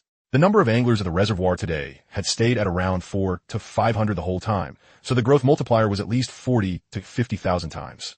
At that speed, the alligator gar's weight had conservatively already exceeded 150 gene. If it had grown a little faster, 170 to 180 gene was completely possible. An alligator gar were carnivorous fish. Their explosive power was on a whole different level compared to grass carp or black carp. With that kind of force, one person couldn't hold it at all. Sure enough, in just a few seconds Ding Hao was thinking, the skinny tall guy's body suddenly pitched forward. His feet scraped 2 deep grooves in the mud, and he was almost dragged into the water. Holy shit. The 2 anglers beside him reacted extremely fast and lunged over, one grabbing each side of his waist. But whatever was under the water seemed to have been enraged and rapidly swam to the left. The line sliced across the water's surface, making a violent buzzing sound. That sound was like a shot of adrenaline for every angler present. The people fishing nearby all put down their rods and ran over. The 3 of them barely managed to steady themselves, but the skinny tall guy's hands holding the rod were already trembling violently. His knuckles had gone white, and he was clearly about to lose his grip. Quick, help me." He roared out those words with all his strength. 2 more anglers rushed up from the side. One directly jammed his own rod in the ground, while the other grabbed the rod body with both hands and helped pull back. The 5 of them forcibly started a tug of war with the thing under the water. Standing behind them, Ding Hao watched with his heart in his throat. This was only the first day. If another 2 days passed and these alligator gar grew to 300 or 400 gene, the scene would be unimaginable. At some point, Lin Xiaoyu had already darted over to the side. Her phone was mounted on a selfie stick, and the camera was aimed at this standoff. "Everyone look! Someone hooked an alligator gar. Just look at this scene. 5 grown men can barely hold it down. How ferocious does this fish have to be?" The number of people in the live stream room exploded upward, and the barrage became so dense the words were almost impossible to read. Is this real or fake? Fake reservoir, fake fishing. There wouldn't be a diver in the water too, right? 5 people pulling 1 fish. First time I've ever seen that in my life. I bet a pack of spicy strips it gets away. Don't let it run. That's 50,000 yuan. After live streaming here for so many days, Lin Xiaoyu was already fully experienced. She didn't even glance at those snide comments. She only responded to the good ones, keeping the rhythm perfectly under control. With over 100,000 people online every day, even if they were all just sending small gifts, it was enough for her to make a fortune. Not to mention that if they later connected product sales, a 20% commission would definitely make both her and Su Xiaoyi overjoyed. Of course, they deserve that income too.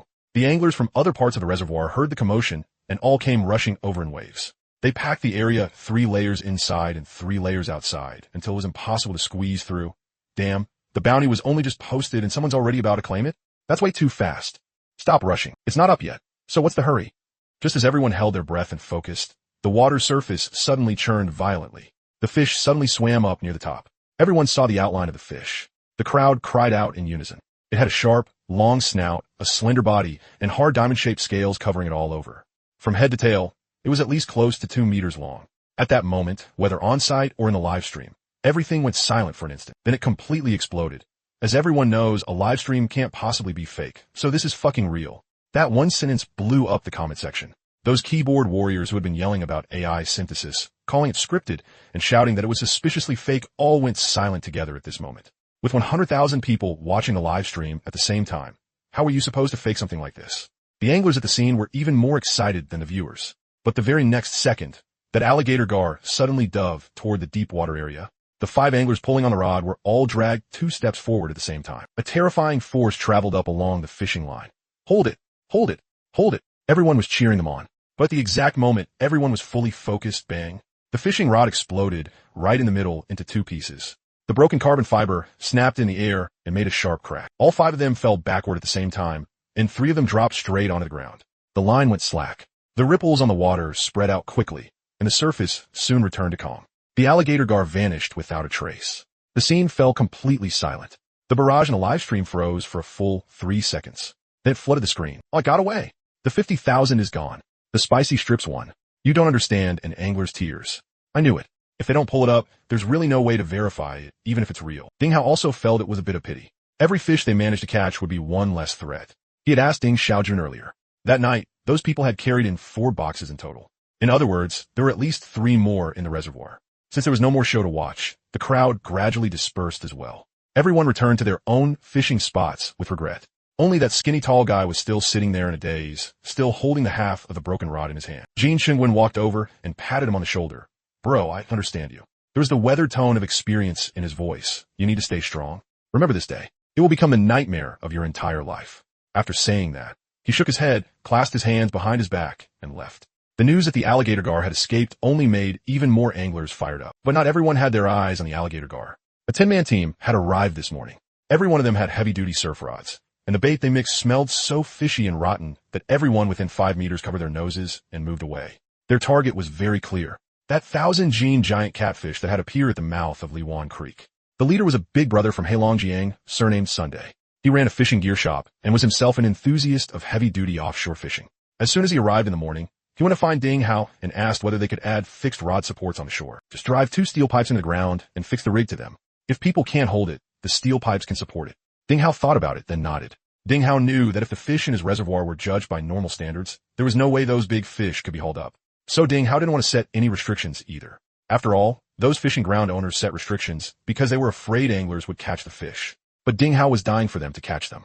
Brother Sun left after thanking them profusely. The 10 of them spent the whole morning driving 4 steel pipes as thick as an arm into the ground near the stream inlet of Inner Bay. The pipes went half a meter into the soil, with more than a meter sticking out above ground, and clips for hanging lines were welded onto them. In their words, this was called the iron stake tactic. After all, a person only weighed around 100-something pounds.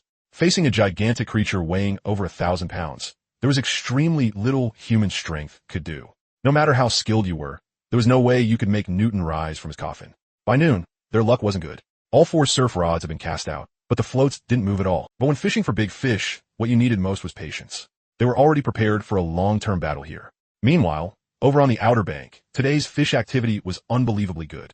The batch of small fry Ding Hao had released last night had gone through a night of crazy acceleration and already weighed several pounds each. After all, that was about the upper limit for this kind of small fish. The anglers discovered that today, no matter what bait they used, almost every cast got a bite. The past 2 days, getting consecutive hookups had only happened once in a while. Today, things had completely gone wild. Of course, anyone trying to catch big fish was especially annoyed. These small fish blowing up the swim really was frustrating. But they had to admit that today's bite was so good it had reached an abnormal level. Ding Hao watched the situation. He also started calculating in his mind what kind of ratio he needed in order to keep the fish at a relatively balanced proportion. At a little past 3 in the afternoon, Ding Hao's phone rang. A call from the County Public Security Bureau. He walked to a secluded place and answered it. Mr. Ding, we're calling to inform you of the progress of the case. V already retrieved your second aunt's phone transfer records and call logs. Judging from her fragmented remarks and this electronic evidence, we've already been able to follow the clues and identify the person behind it. Ding Hao gave a quiet grunt and waited for the other side to continue. But we currently can't trace this person's whereabouts anymore. We've already verified his former residence and workplace. He left long ago, and his phone number has also been deactivated. For now, the trail ends here. Ding Hao wasn't surprised. If Wang Hao couldn't even clean up this much of his trail, then he wouldn't have made it this far. Alright, I understand. Thanks for your hard work. Re-welcome.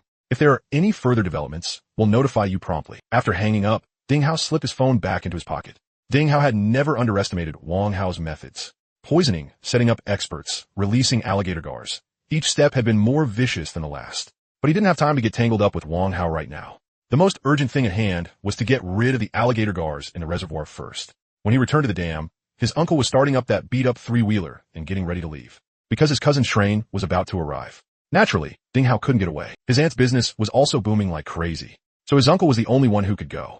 By the time evening came, the number of people who scanned the code today hit another record high. 587 people. This density had made the outer bank so crowded there was almost nowhere left to stand.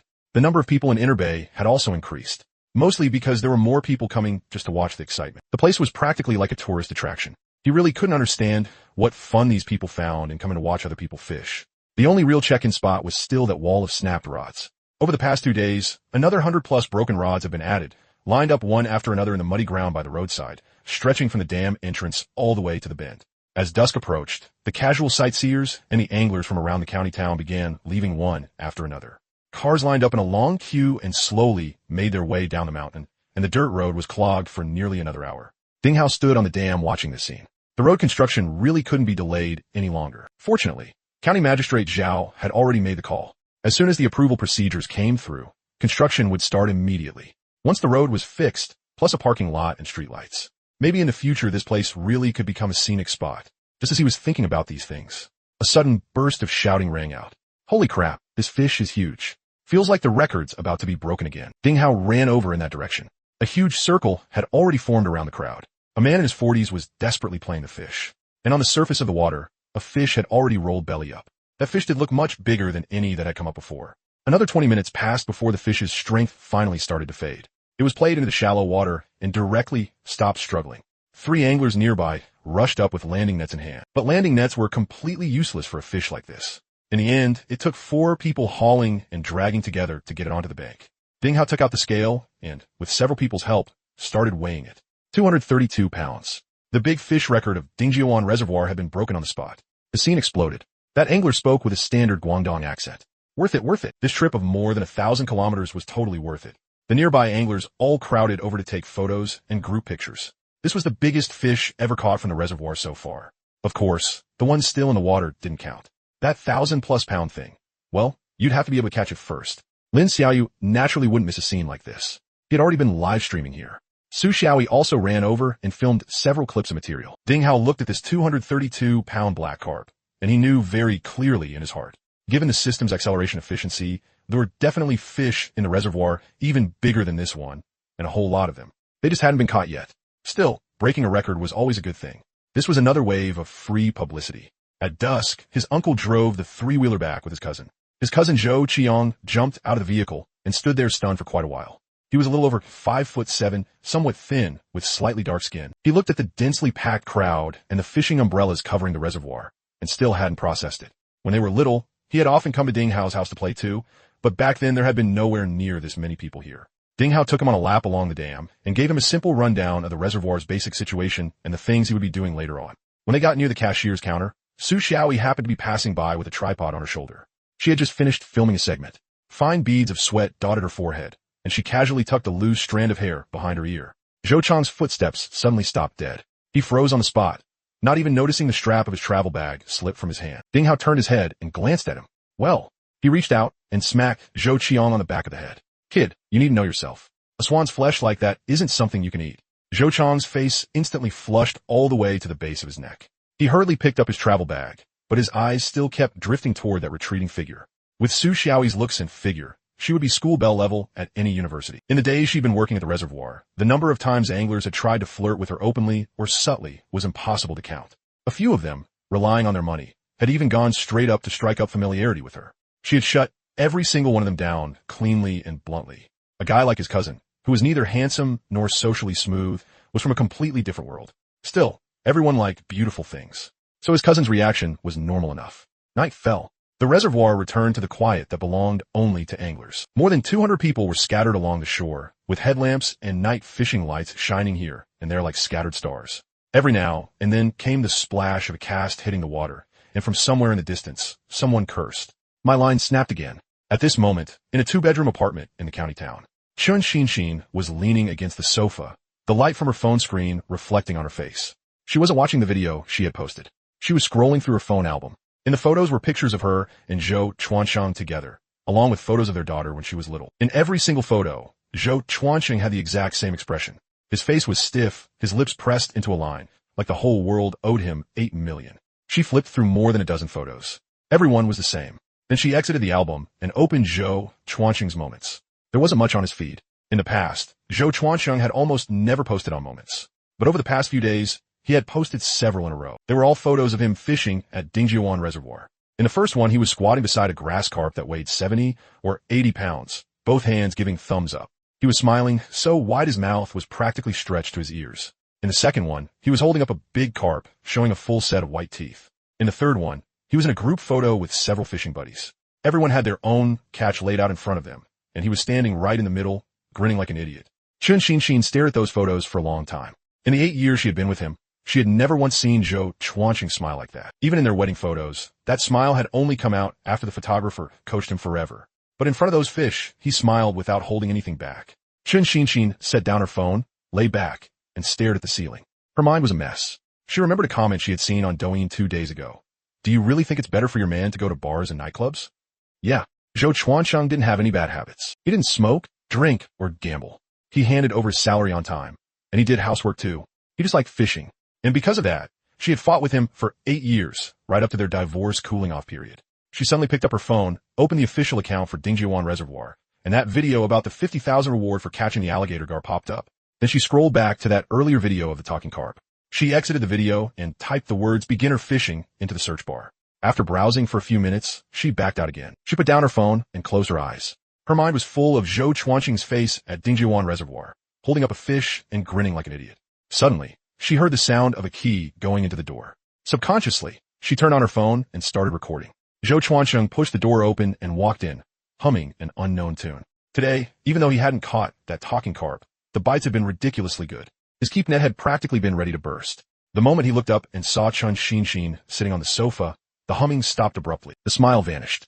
His expression returned to that timeless poker face of his. Then he carried the fish straight into the kitchen and started cooking. Even though the two of them barely spoke during the cooling-off period, he still came home every day and cooked for Chun Xin. That habit never changed. At dinner, the two of them sat at opposite ends of the table, and it was so quiet that the only sound was chopsticks tapping against bowls. Chun Xin suddenly spoke. Can you take me fishing tomorrow? Zhou Chuansheng's chopsticks froze in midair. It was the first time in his life he had ever heard those words. He looked up at Chun Xin, and after a long while, finally said, sure. After dinner, Zhou Chuansheng went to wash the dishes. Chun Xin went back to her room and edited a video. At the start of the video was a rapid montage of one cold-faced photo of Zhou Chuansheng after another. In every photo, there wasn't the slightest trace of a smile on his face. Anyone would definitely think this was a man with nothing in life that could make him happy. But then the scene changed. The photos that followed were all of him fishing. In every single one, he smiled like he had just gotten married. One look, and you could tell that smile came from the bottom of his heart. Then she added some music and hit post. She put down her phone and went to take a shower. An hour later, when she came back, the video had already shot past more than 100,000 likes. There were so many comments that even after scrolling with her thumb for several minutes, she still hadn't reached the bottom. So fishermen only smile like this in front of fish. That's kind of heartbreaking. Didn't you get divorced? Why are you together again? You will fallen. You will fallen. That strong, independent woman image has totally collapsed. What do you mean fallen? This is the right path, okay? Trying to understand his world is way better than fighting every day. Front row reminder. Fishing is addictive. Be careful, or you'll get hooked too. Chun Xin placed her phone face down beside her pillow and turned off the light. Yeah, I should try to understand him. She found herself looking forward to tomorrow. Meanwhile, Dingjiuan Reservoir was still brightly lit. Nearly 200 people were still battling away on the shore. Most of the fishermen who had spent the whole day fishing had to go back to their regular lives. But there were always some who didn't want to leave and couldn't bear to leave. They seized every single minute and second, wishing they could weld the fishing rods to their hands. Lu Mingming was a big northeastern guy. Even though his name sounded gentle and refined, he himself was a burly man over 6'2". He also liked working out. With that height and those muscles, if he had been born in ancient times, he definitely would have been a battlefield weapon. He was also a seasoned fishing enthusiast. He had driven more than 1,500 kilometers here from Heilongjiang. He had only arrived this afternoon. The moment he got to the reservoir, he heard all the stories about what had happened there. The 1,000-pound giant catfish, the alligator gar that had snapped rods and escaped, He was stunned listening to it all. He hadn't expected that after driving for more than 10 hours on the highway, so many things would have happened at this reservoir. He had come to the right place. But right now, he was facing a choice. Should he go after that talking carp? Or try his luck for the 50,000 reward on the alligator gar? After thinking it over, he decided to keep going for the carp. That was what he had come here for in the first place. Even though he looked rough and tough, his personality was actually a bit introverted. He also felt too embarrassed to fight those seasoned veterans for a fishing spot, so he found a remote corner in the inner bend and sat down by himself. From around 4 or 5 in the afternoon, he fished until nearly 10 at night. He landed 5 or 6 fish, the biggest being a grass carp weighing over 60 pounds. That kind of weight would be unimaginable anywhere else, but at this reservoir, hardly anyone would give a second look. By now, the night was already very deep. There had never been many people around where he was in the first place, so it felt even darker. He turned on his backup light, making the area a bit brighter. But right then, the glowing float in the water suddenly plunged downward. He immediately set the light down without caring where and lifted the rod with one hand. The fishing rod bent into an instant arc, and a terrifying force surged up from beneath the water. His body lurched half a step forward, and he drove his heel into the ground, locking himself in place. An ordinary person might have been dragged straight into the water, but with his over 6-foot frame and the strength built from years of working out, he forcibly withstood that first impact. He took a deep breath and began adjusting his force. Give line, reel in, pull from the side. The fish below was absurdly strong. He used every ounce of strength he had just to barely get it into a stalemate. Damn it, you think I grew this size for nothing? He growled low, sank his center of gravity, and started a dead-on struggle with the fish below. Nearly an hour later, the fish's strength finally began to fade, and little by little, he pulled it close to the surface. He shined his headlamp onto the water. Good lord, it was a gigantic carp, at least over 1.5 meters long. Lu Mingming's breathing grew heavy. Carefully, he planted the rod into the ground, holding the rod body steady with one hand to keep the fish under control. With the other hand, he pulled out his phone, turned on video recording, and clipped it into the filming mount on his body. He wanted to record the brightest moment of his life. Another 20-plus minutes passed before he finally dragged the fish to the shore. Lu Mingming walked over, bent down, and used all his strength to haul it onto land. Right at that moment, a voice suddenly rang out. Let me go. Lu Mingming's hand froze in midair. He looked around. Who's talking? He shouted. But no one answered. Then he suddenly jolted awake and looked at the fish at his feet. The carp's mouth was opening and closing. Please, let me go. His heart jolted hard. Holy shit, no way. Was his luck really this good? But had this carp really become a spirit? It wasn't just copying human speech, it was actually begging. It was actually begging him to let it go. He forced down the surging excitement in his heart, crouched down, and started removing the hook from the fish. Just as his fingers touched near its mouth, the fish spoke again. Don't touch there, I hate it. Its tone even carried a bit of coquettish complaint. Lu Mingming almost fell flat on his ass. What the hell kind of talking was that? This had to be something it picked up from some guy bringing his girlfriend here, or maybe from people fooling around in secret. A picture instantly appeared in his mind. 2 people getting lovey-dovey by the shore, while a fish nearby poked its head above the water and secretly listened. He shook his head and took out the hook. The fish then continued blurting out a few random broken phrases. Help me undo it. Kiss kiss. Fish on, work hard, struggle. He didn't talk back to it, but he immediately realized he couldn't just let this fish die like this. This fish was too precious. He found a keep net, carefully put the fish inside, then dragged the keep net back into the water. If the fish suddenly flopped back into the water, it'd be too late for him to cry about it. Only after doing all that did he let out a sigh of relief. A surge of heroic passion rose in his chest. Facing the dark, heavy reservoir, he yelled at the top of his lungs. I caught the talking carp. His voice echoed back and forth through the valley several times. In the quiet night, every fisherman heard it. All the fishermen around the reservoir put down their rods and surged over in a dark mass. In less than 5 minutes, people were packed all around him. Where is it? Where is it? Let me see. Holy shit, don't shove. Who the hell grabbed my ass?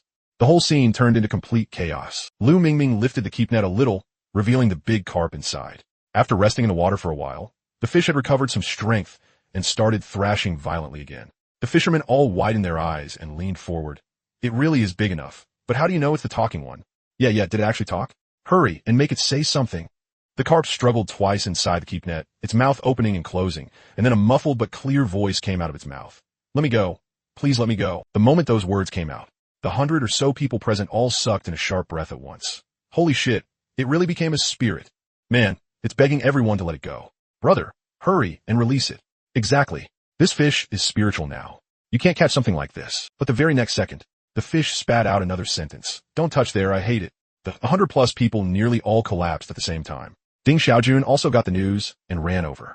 He had originally been keeping watch in the little house. After squeezing through the crowd for quite a while, he finally got in and saw the fish. Ding Xiaojun couldn't decide what to do by himself, so he hurriedly called Ding Hao. Ding Hao got the call at home, and the moment he heard the talking carp had been caught, he jumped straight out of bed. He put on his shoes, grabbed his uncle's three-wheeler key, and rushed out.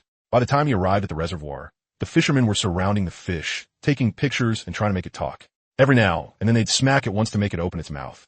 When the fish felt pain, it would blurt out a few random phrases. Some were things the fishermen had shouted by the reservoir over the past few days. Some even Ding Hao had never heard before, probably things it had learned recently. The phone flashlights nearby had merged into one bright sheet, and the atmosphere was unbelievably lively. Earlier, they'd already weighed the fish. A full 168 gene. That number made the fishermen so excited they started shouting in amazement again. But now the question was, what should they do with this fish? Ding Hao also showed the decisiveness expected of a boss. We'll stick to the old rules. Any fish caught in this reservoir, you can take with you.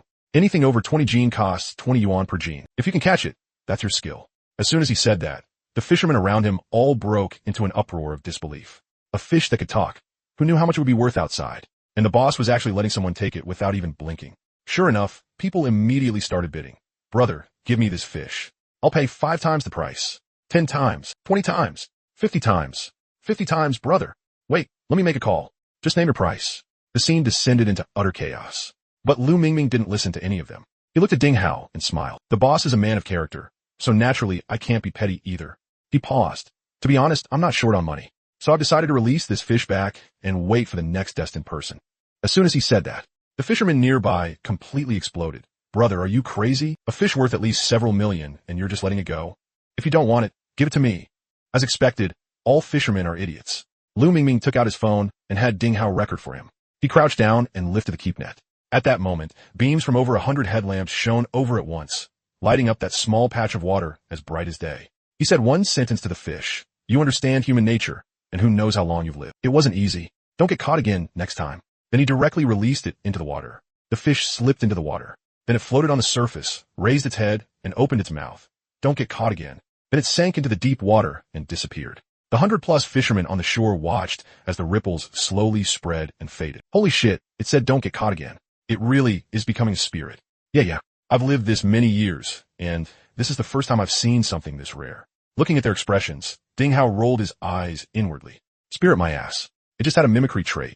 It wasn't much different from a parrot repeating what it heard. It didn't have any real intelligence. But that wasn't important. What mattered was the viral value of this video. He got the original recording, then overnight had Su Xiaoyi edit a version and post it on the official account. Lu Mingming also edited a version himself and posted it on his own account. Overnight, the topic of the talking fish swept across the entire internet once again, especially the original video posted by Lu Mingming. In that video, the fish was pulled up, then the fish begged for mercy. But he didn't soften at all. Later on, he even slapped it twice. That calm, almost cold-blooded obsession unique to fishermen, combined with that simple final reminder when he released it, created a huge contrast. The comment section exploded into two camps once again. Even fishermen have a gentle side. This is what true reverence for nature looks like. Where's the AI warning? Hurry up and slap the AI-generated label on this. So fake. Nice acting, but only idiots would believe this. How much do your extras get paid per day over there? I want in. After handling everything, Ding Hao went back home. He wasn't sleepy yet, so he opened the system to check on a mutated carp. He saw that it really was still lying in the mutation slot, which put his mind at ease. It wasn't like he particularly cared about this carp that could only mimic human speech. But this was, after all, the reservoir's first mutated fish, so its significance to the reservoir really was different. Ding Hao casually scrolled down, and when his eyes swept over the data at the bottom of the system, his whole body suddenly went rigid as he sat up straight. Current mutation rate, 0.03%. What the hell? He remembered clearly. The previous two increases in mutation rate had happened once because second ant had poisoned the water, and once because alligator gars had been released into the reservoir. So how had an extra 0.01% appeared out of nowhere? Ding Hao quickly opened the system log. One alligator gar has reached its physiological limit. Dangerous species bonus activated. Mutation probability increased by 0.01%. Ding Hao stared at that prompt, countless thoughts running through his mind. So when a dangerous species grew to its limit, it could actually raise the mutation rate of the entire reservoir. Just as he was thinking it over, a ding sounded in his head. One alligator gar has reached its physiological limit. Dangerous species bonus activated. Mutation probability increased by 0.01%. The mutation rate on the panel instantly jumped to 0.04%. Holy crap, so this thing really stacks. That night, Wang Hao's people had dumped 4 boxes into the reservoir. At the very least, there had to be 4 alligator gars. Now that 2 had already reached their physiological limit, the other 2 were probably close as well. If all 4 fully matured, wouldn't the mutation rate shoot up to 0.06%? That was 6 in 1,000. So this was the real way to use alligator gar. Ding Hao leaned against the headboard, completely losing any desire to sleep. He simply picked up his phone and started scrolling through fishing videos on Douyin while waiting for movement from the system. Sure enough, an hour later, the third notification sounded. Another half hour passed, and the final notification arrived right on time. Current mutation rate, 0.06%. Looking at that number, Ding Hao instantly grew excited. Before, he'd been worried about how to get those alligator gars out, afraid they'd eat every fish in the reservoir. Only now did Ding Hao realize he had fallen into a misunderstanding. He had time acceleration. Those fish could grow to their limit in just a few days. Was he really supposed to be afraid of them eating? Let's see whether they ate faster or the fish grew faster.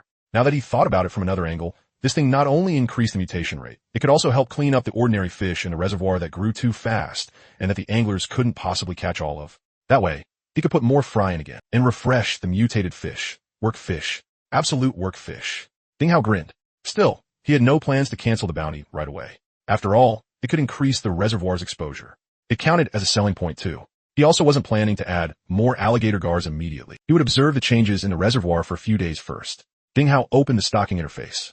Yesterday, he had dumped in 2,000 various small fish in one go. From what he had seen during the day today, there really were a lot more small fish. Quite a few anglers had even gotten annoyed from their spots being constantly disturbed. But he couldn't release too many of them. Otherwise, it would be all small fish, which would affect people's enthusiasm for fishing. Adding 500 a day should be about right. Now, with the alligator gars preying on them too, he absolutely had to add fry every day. Ding Hao selected small fry, meal fish, bitterlings, Chinese hooksnout carp, white striped fish, top mouth gudgeons, 500 of each. Stocking successful. Mutated fish triggered, 14. Ding Hao's eyes lit up. A 6 in 1,000 probability really was no joke. He opened the details to check the traits, but the more he looked, the darker his face became. They were almost all white-grade ordinary traits, and every single one was weirder than the last. Burst power. For the first 30 seconds after being hooked, swimming speed increases by 80%. Nocturnal, bite rate at night increases by 100%. During the day, it decreases by 50%. Fake belly up. After floating belly up, there is still a 30% chance of suddenly bursting out and escaping. These two were still fairly normal. At least they could give the anglers some challenge. But the ones after that were downright painful to look at. Hook escape and rebite. After shaking off the hook, there's a very high chance of biting again within 5 minutes. Deep water adaptation. Time spent in deep water increases by 100%. Rarely approaches the shore. Chromatophore body. Changes the color of its scales according to water temperature. Ding Hao shook his head as he read. What kind of random crap is this? What's the use of a white stripe, fish changing color? Is it going to turn into a traffic light? Too lazy to care about those small fish, Ding Hao turned and opened the interfaces for black carp and grass carp. He selected 500 of each as well. Stocking successful. Mutated fish triggered, 6. Ding Hao rubbed his hands together and opened the details. Cold resistance. Activity does not decrease in low temperature environments. It can still bite normally in winter. This one's nice. The reservoir doesn't freeze in winter, so those anglers can still come give me money. He kept scrolling down. Short-lived. Lifespan reduced by 50%. After system acceleration, it rapidly ages and dies before it can grow up. Ding Hao froze. He stared at that line for a long time, then finally couldn't hold back and cursed. This was a pure trash trait made just to scam money. The remaining few were normal enough, all familiar faces like rapid growth and hooking expert. After this round of operations, more than 20,000 yuan was gone again. Ding Hao switched to the balance interface. The reservoir business had been booming these past few days. Between ticket fees and fish sales, his savings were already approaching 200,000. Looking at that string of numbers, Ding Hao suddenly felt an itch in his heart. That roulette wheel was a scam, sure, but what if it gave him something good? Just 2 pulls. Absolutely no more. Ding Hao set a rule for himself. He opened the lottery interface. 10,000 was deducted.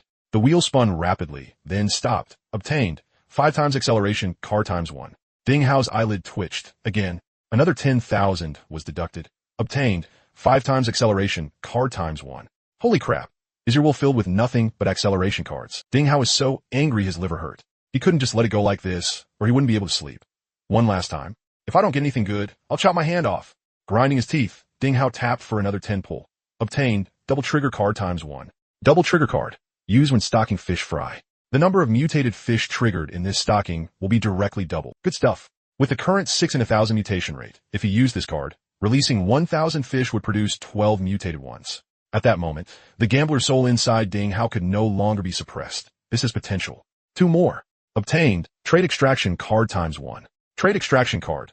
permanently removes the trait from one mutated fish. That fish returns to being an ordinary fish, and the removed trait is stored in the system warehouse. Obtained, directed mutagenesis card ×1. Directed mutagenesis card. Specify a certain fish species in the reservoir. When stocked, the type of mutation traits triggered will lean toward a designated direction, such as strength, speed, functionality, and so on. Looking at these two new cards in the warehouse, Ding Hao jumped straight off the bed. God tier cards. Absolute God tier cards. Especially that trait extraction card. If some tiny meal fish popped out some heaven-defying blue or purple trait, he could completely strip it off and store it. At this rate, the system definitely had a trait bestowal card too. As long as he drew it, he could attach good traits to a big black carp or a big carp, or even to an alligator gar. How about one more? He glanced at his balance. There was only a little over 100,000 left. No. If I keep pulling, I'll really be drinking the northwest wind. I still need to save money to renovate the house and set up the restaurant. Later, I still need to buy a car for getting around. And I still haven't settled the payments for those workers. Next month's wages still have to be paid too. Ding Hao forcibly pulled his hand away from the screen, directly shut the system panel, and tossed his phone to the foot of the bed. Sleep. I'm absolutely not pulling anymore. By now, it was already past 4 in the morning. Ding Hao closed his eyes, but his mind was full of all kinds of traits and cards. He tossed and turned, unable to fall asleep. A little after 5 in the morning, the sky was just starting to brighten. Zhou Chuansheng drove, with Chun Xinxin, toward Dingjiuan Reservoir. The car was very quiet. Neither of them spoke.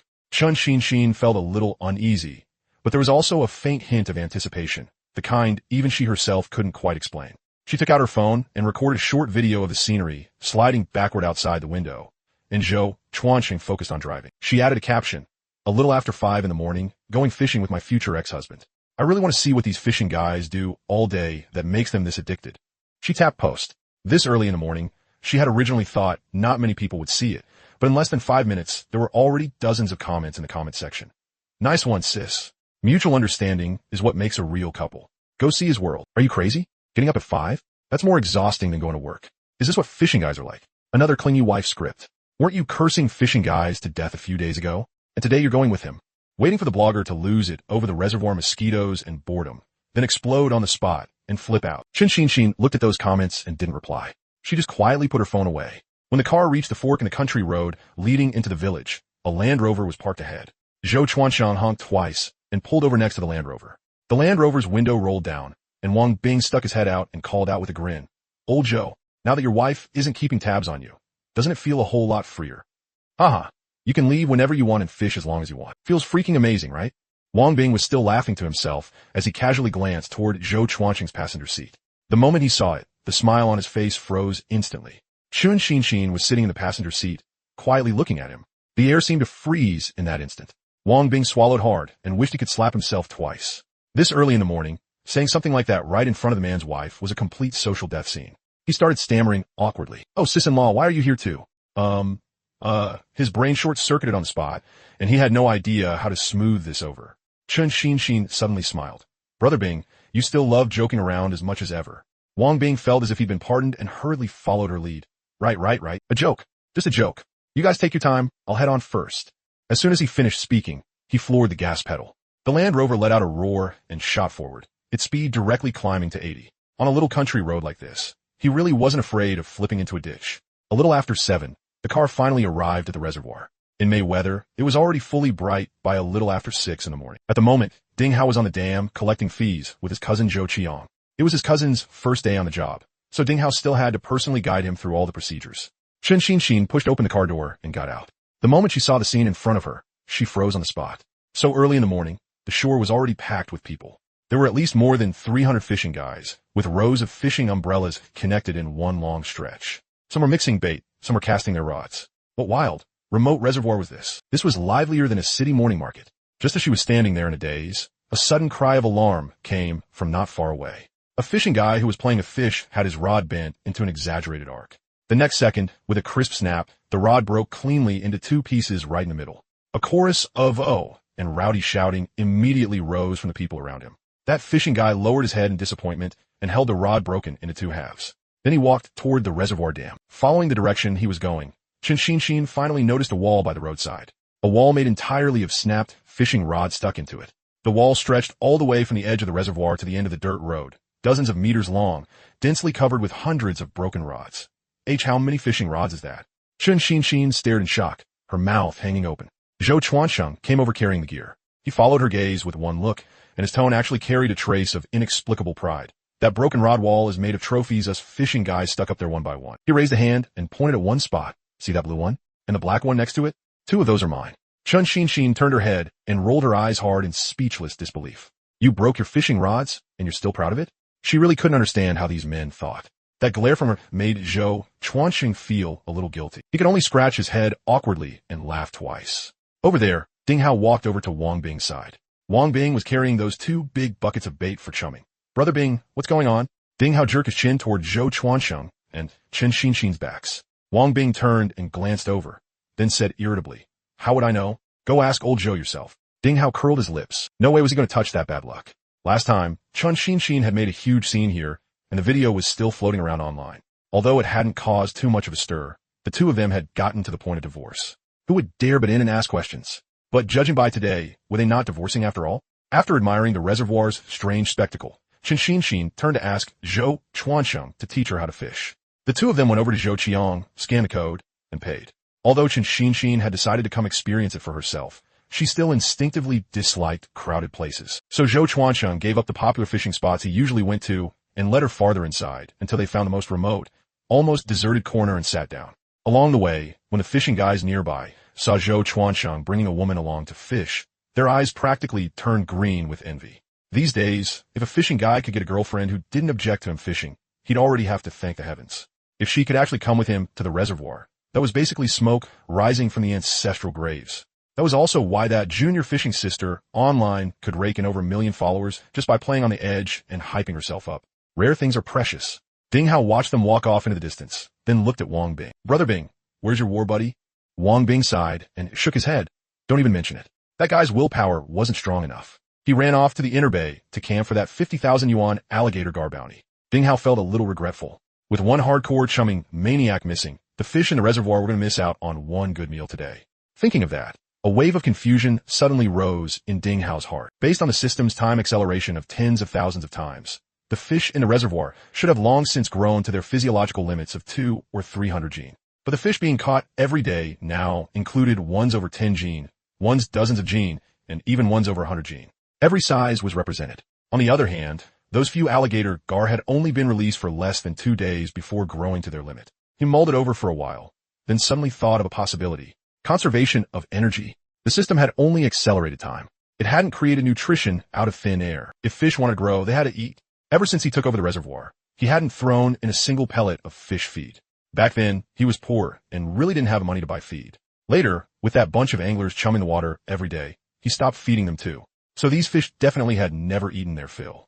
Then why had those few alligator gars grown so fast? Because there were countless small fish and shrimp in the reservoir for them to prey on, so their nutrition could keep up. On top of the system's acceleration, of course their size would grow like crazy. Once he figured that out, Ding Hao actually let out a sigh of relief. This was pretty good. If the whole reservoir turned into giant monsters weighing 200 or 300 gene, then ordinary anglers wouldn't be able to play at all. If lines snapped and rods exploded every single day, some regular anglers would definitely be lost, right? Not every angler had top-tier rods and top-tier fishing skills. Those two things complemented each other. So actually, no matter how crazily Wang Bing and the others kept chumming like this, it wouldn't have much effect. Of course, there was no way Ding Hao would tell him that. The fish in the reservoir were pitiful enough already, so it was better to let them eat something good once in a while. Ding Hao strolled back to his aunt's little shop and casually grabbed a bag of spicy strips from the shelf. He tore it open and started eating. His aunt was busy arranging goods. She turned around and glared at him. Oh, come on. We're about to eat breakfast, and you're stuffing yourself with this junk with no nutrition. Ding Hao sneered at that. How were spicy strips not nutritious? Weren't spicy strips made from soybeans? His aunt had been in such a good mood these past 2 days that she practically felt like flying. Yesterday's turnover had directly broken through the 4,000 mark. Back when she worked at the supermarket, that was something she wouldn't even dare dream of. If they could keep up this kind of number later on, making over 20,000 a month would be easy. Ding Hao chewed on spicy strips while looking at the busy reservoir outside, and a gratified smile appeared in his heart. Right at that moment, 2 heavy flatbed trucks carrying 2 large excavators slowly drove up along the dirt road. Ding Hao's eyes lit up. He took 2 packs of cigarettes from the cigarette cabinet in the shop and went up to greet them. As he left, he shouted to his aunt, "Andy, 2 packs of cigarettes. Put on my tab." His aunt's annoyed voice came from behind him. "Just take whatever you want. What's the point of putting on a tab?" Ding Hao waved his hand and had already gone far away. The county really did move fast. The approval process was probably still going through the motions, but the construction team had already entered the site. After all, this place was the hottest topic on the entire internet right now, and the higher-ups also wanted to strike while the iron was hot. Once the vehicles stopped steadily, the two excavator operators jumped down. Ding Hao quickly pulled out 2 packs of premium Manhwa cigarettes from his pocket and directly gave 1 pack to each of them. The operators happily accepted the cigarettes, and their impression of Ding Hao immediately changed. Ding Hao pointed at the wasteland beside the dam and started explaining how to do it. The operators were all veterans. After listening, they nodded and directly climbed onto the excavators to start working. The land being prepared for the parking lot used to be barren hillside and belonged to the village's reserve land. It didn't involve protected farmland, so they had no scruples about digging it up. There weren't any huge rocks that needed blasting, so the ground could be leveled in one day. After that, they just had to haul over some cement and gravel and harden the surface, and a large parking lot would be finished. Not long after the excavator started up, 2 more pickup trucks drove up. This was the advanced team for installing solar street lights, especially here to lay the bases. There were several hundred lights in total, going all the way around the reservoir and the mountain road, so the workload wasn't small either. Ding Hao gave them cigarettes too. Looking at the Zhonghua cigarettes in their hands, the workers became a bit more polite toward Ding Hao. Actually, people were just that simple with each other, especially these craftsmen doing labor. Meanwhile, in a bay of the reservoir, Chun Xinxin sat on a small stool beside Zhou Chuansheng, propping up her chin with both hands as she watched the water in boredom. She really had experience fishing, but this was way too boring, just sitting there like an idiot, staring fixedly at that tiny float on the surface. What was so interesting about that? She yawned and pulled out her phone to look at the video she had posted that morning. The number of likes was already approaching 100,000. Sure enough, as long as it was a video mocking anglers, the traffic was absurdly good, and everyone in the comment section was arguing so fiercely they couldn't stop. She raised her phone and filmed a short clip of the calm water, getting ready to post a second video. She had already thought of the caption. Fishing is really so boring. I seriously don't understand why they can sit by the water for an entire day. Just as her finger was about to tap post, the float on the water suddenly jerked downward hard. Then with a whoosh, the whole thing vanished into the water. Zhou Chuancheng beside her had actually been paying attention to the situation here the whole time. After all, since he said he was bringing her fishing, he naturally had to help her keep an eye on the float. Here, you got a fish. Lift the rod. Chun Xinxin jumped in fright, and her phone almost fell to the ground. She quickly put down her phone, grabbed the rod with both hands, and yanked it upward hard. However, the thing underwater was far more terrifying than she had imagined. An incomparably huge force traveled up through the fishing line and rod. For a complete beginner touching a fishing rod for the first time, let alone a force this terrifying, even if a fish weighing 10 or 20 gene suddenly burst with power, it could drag her into the water. Not to mention that in this Dingjiao Bay reservoir, if the float fully sank, then more likely than not, it was some giant monster weighing dozens or even over 100 gene. Chun Xinxin let out a scream. Her body instantly lost balance, and she was dragged by the rod straight toward the water. At this critical moment, a pair of strong hands suddenly wrapped around her waist from behind and forcefully pulled her back. Right after that, those hands slid down to hers and took over the fishing rod that had bent into a full moon. Zhou Chuanqing's voice sounded by her ear. Let go. Let me do it. This is definitely a super big catch. There was obvious excitement in his tone that he simply couldn't suppress. Xinxin, your luck is insane. Sure enough, this is beginner's protection period. Chun Xinxin collapsed onto the grass, still shaken as she panted heavily. She raised her head and looked at Zhou Chuansheng, standing by the shore. At this moment, Zhou Chuanqing's eyes were shining, and his whole body was in a state of extreme excitement, especially the corners of his upturned mouth. They were practically curling up into the sky. A wave of surprise rose in Chun Xinxin's heart. After being married to Zhou Chuansheng for so many years, other than the night they first slept together, she had never seen this man show such an excited, almost crazed expression. However, Zhou Chuanqing's excitement didn't last long. Less than 10 seconds after taking over, his expression changed. The force coming from underwater was simply not something he could fight against. The fishing rod had already bent into an exaggerated C shape, and the line slicing across the surface made a violent buzzing sound. That sound stimulated Zhou Chuanqing's nerves even more. Holy shit! Zhou Chuansheng couldn't hold on anymore and directly dropped onto the muddy ground on his butt. Both feet braced hard against a rock on the shore while his body leaned back desperately. He turned his head and anxiously roared at Chun Xinxin, who was still standing there in a daze. Quick! Call Wang Bing now. Get him here for backup. I can't handle this thing alone. I'm about to get dragged into the water. Chun Xinxin fumbled around and pulled out her phone, then found Wang Bing's number and called him. The phone rang twice before it connected. Hello, sis-in-law. Brother Bing. Chuanqing hooked a huge fish in the inner bay. He can't hold it by himself. Hurry over. The moment Wang Bing heard that, he threw the bait in his hand, which he had just been about to use for chum, straight into the water. He turned around and smacked Wang Bowen once. Esco, old Joe's got a big one over there. Wang Bowen froze for a moment. He didn't even bother putting away his fishing rod before following Wang Bing and running toward the inner bay. The two of them sprinted all the way there and only arrived after 3 or 4 minutes.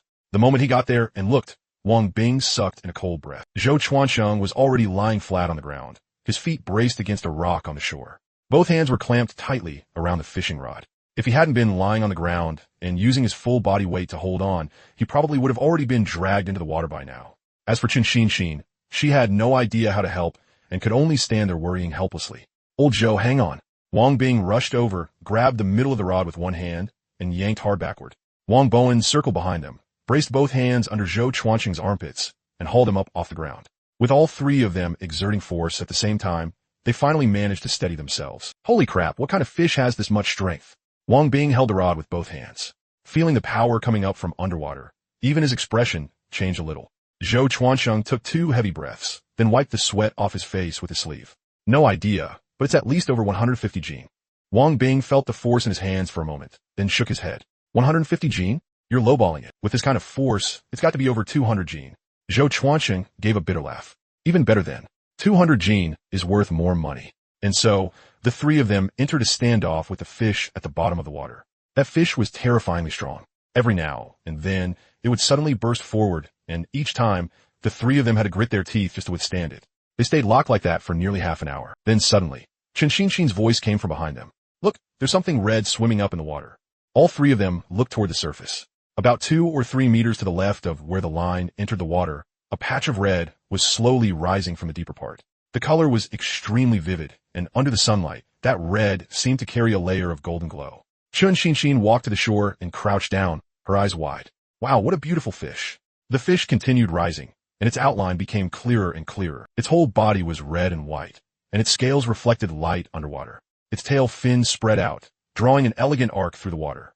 Its body was enormous, measuring a full 1.7 or 1.8 meters from head to tail. When the three of them finally saw what the fish looked like clearly, they fell silent for a full 2 seconds. Then Wang Bing cried out in shock. Holy crap, a koi?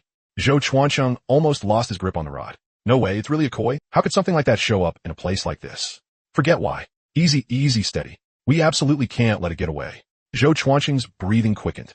Brother Bing, judging by the size, this fish has to be at least 200 gene, right? Wang Bing nodded. At least 200. Might even be more. He turned a glance at Zhou Chuansheng. Old Zhou, you've really struck it rich this time. Of course, Zhou Chuansheng knew that. A koi over 200 gene? He had never even heard of such a thing.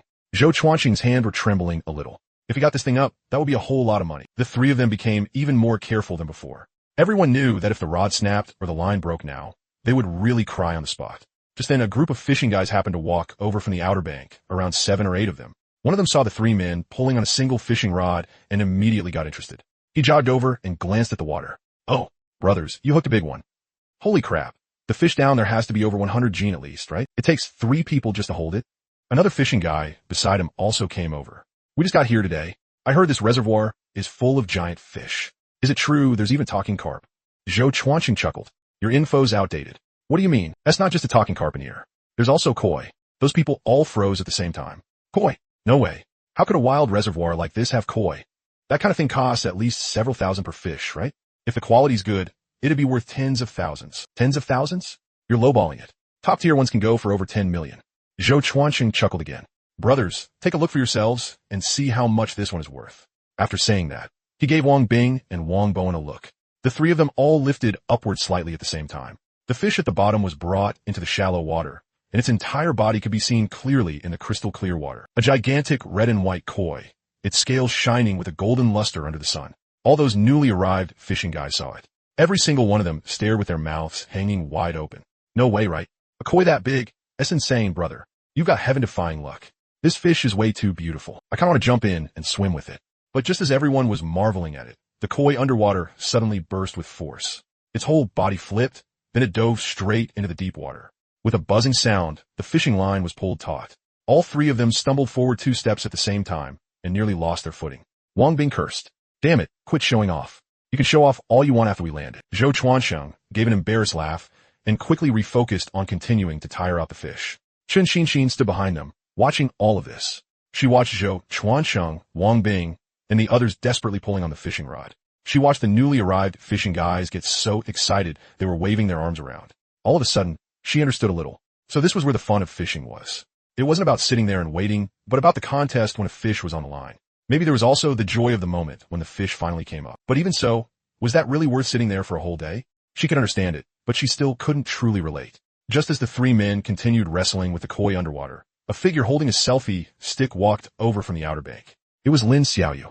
As she walked, she spoke to her phone. Guys, no need to worry about coming here and not having a spot to fish. Look, there are barely any people over here in the inner bay. Most of them are crowded outside, so when you come, there'll definitely be enough room. She strolled along the shore, getting closer and closer to Zhou Chuansheng and the others. The moment those fishing guys watching nearby saw her, they immediately waved at her. Come quick, there's a big fish on over here. Yeah, and it's the kind of fish you absolutely wouldn't expect.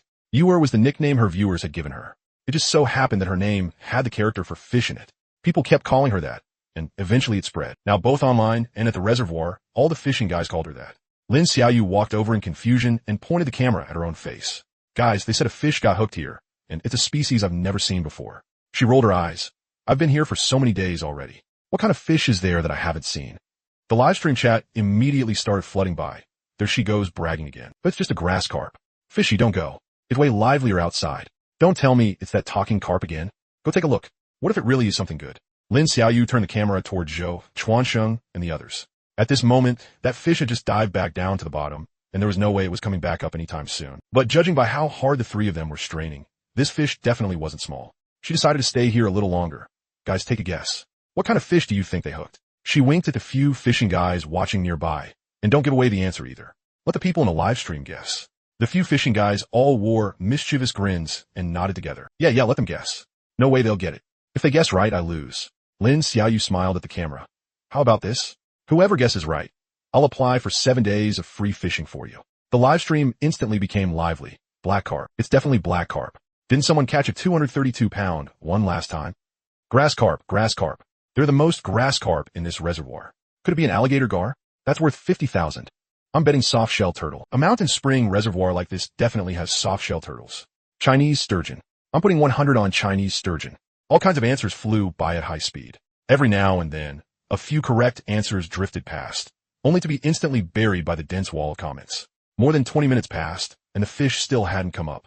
The number of viewers in the live stream began to slowly drop. After all, there were too few people here, so there wasn't much to watch. Outside, there were a lot more people, and fish were being hooked from time to time, which was much more exciting to watch. Lin Xiaoyu glanced at the number in the upper left corner and knew she couldn't keep stalling here forever, or all her traffic would drain away. She spoke to the camera. Guys, looks like this fish isn't coming up anytime soon, so let's go take a walk outside first. Or we can go check out that spot where they're camping for the 1,000-pound monster again. She turned to head out. Right then, Zhou Chuansheng's voice suddenly exploded. Quick, it's running out of strength. Hedi. Victory is right in front of us. Lin Xiaoyu turned back and looked. With just that one look, she couldn't look away anymore. Under the water, a massive red and white figure was slowly being dragged toward the shallows. Lin Xiaoyu froze for a full 3 seconds. Koi. She muttered those 2 words. This is definitely a koi. No wonder they said she hadn't seen this before. For this kind of fish to appear in a wild reservoir like this really was something she could never have imagined, even in her dreams. She immediately turned a live stream camera toward it. Guys, look, hurry and look for yourselves. What kind of fish is this? It's so beautiful. When that koi's figure appeared on camera, the live stream chat suddenly went quiet for a moment. Then dense lines of text came surging out like an overwhelming tide. Holy crap, koi. It really is a koi. No way. It's way too big. At least 200 pounds. Fake, right? A reservoir like this can produce koi. Holy crap. That coloration is insane. Forward this koi and get rich this year. In just a little over 10 seconds, the viewer count shot up from more than 50,000 straight to 80,000. And it was still climbing fast. The few fishing guys watching nearby looked at Lin Xiaoyu's shocked expression and all smiled in satisfaction. See, it's not just us who are shocked. Who wouldn't be shocked by something like this? Naturally, quite a few fishing guys inside the reservoir area were also watching Lin Xiaoyu's livestream. On the outer bank, one fishing guy was sitting on his tackle box, bored and scrolling through his phone. The moment he saw that fish in the livestream, he jumped straight up from his seat and shouted, "Holy crap, a koi." The people around him looked at him in confusion. "What are you yelling for?" He stared at his phone and said in shock, "They hooked a koi in there that weighs over 200 pounds. The people beside him didn't really believe it. "What did you say?" That fishing guy directly handed his phone over. A few people crowded around to take a look, and all of them were stunned. The next second, that fishing guy took off running. "What are you waiting for? Go look." The 3 or 4 fishing guys beside him didn't say a word. They threw down their rods and ran after him. The news spread insanely fast. Within 5 minutes, all the fishing guys on the outer bank surged toward the inner bay like a tide. They had missed the moment that talking carp came ashore. They didn't want to miss this koi too. That talking carp, in the end, was still more of a supernatural curiosity. Whether it was actually worth money was hard to say. But koi were different. This thing was genuinely worth real money. As far as current known koi auction records went, the highest price had exceeded 10 million. And the fish that sold for 10 million only weighed a few dozen pounds. But the one in front of them was at least 200 pounds. How much would that be worth? No one dared to imagine it. But everyone wanted to personally witness the moment it came ashore. Ding Hao stood on the dam and watched the crowd below all running toward the inner bay. He grabbed one fishing guy rushing past him. What's going on? The man didn't stop running at all. He just turned his head and threw out one sentence. They hooked a koi in there, over 200 pounds. Ding Hao was stunned for a moment, then remembered. That precious fish species the system had given him to choose at the beginning. He really had picked koi. After that, one thing happened after another, and he forgot about it. Not that he had completely forgotten. When he was stocking fry, he had also seen the koi option, but this thing was too delicate, so he had never dared release any into the reservoir. He hadn't expected that very first fry had actually survived and even grown to this size. He headed toward the inner bay as well. His cousin Zhou Qiang also heard the news and ran over from the cashier counter. Brother Hao, I heard they hooked a super huge koi in there. Can I go take a look? Ding Hao waved his hand. Go, go. Zhou Qiang took off running. He had only just arrived here, and everything still felt very fresh to him. Naturally, he wanted to see something like this for himself. By the time Ding Hao reached the inner bay, the scene had already become spectacular to an absurd degree. More than 100 people had formed a human wall, packed 3 layers deep inside and out, airtight. Wave after wave of exclamations and discussion came from the middle of the crowd, but standing on the outside, Ding Hao couldn't see anything at all. When he saw that the ones who had hooked the fish were actually Zhou Chuansheng and his group, he was a little surprised too. Their luck really was pretty good. Chun Xinxin had already been slowly squeezed to the outermost edge by the crowd. She stepped back twice and found a rock to sit on. Another burst of cheers came from inside. She lifted her head, but all she could see were layer upon layer of the backs of people's heads. He suddenly felt a trace of loneliness. In the end, she did not belong here. Every newly arrived fishing guy started shouting the moment he saw the fish. Wow, it really is a koi. The color is so pure. Brothers, move aside a little. Stop crowding. The fish is still in the water. Look at this tail, the shape of this caudal fin. This is a top-grade specimen among red and white koi.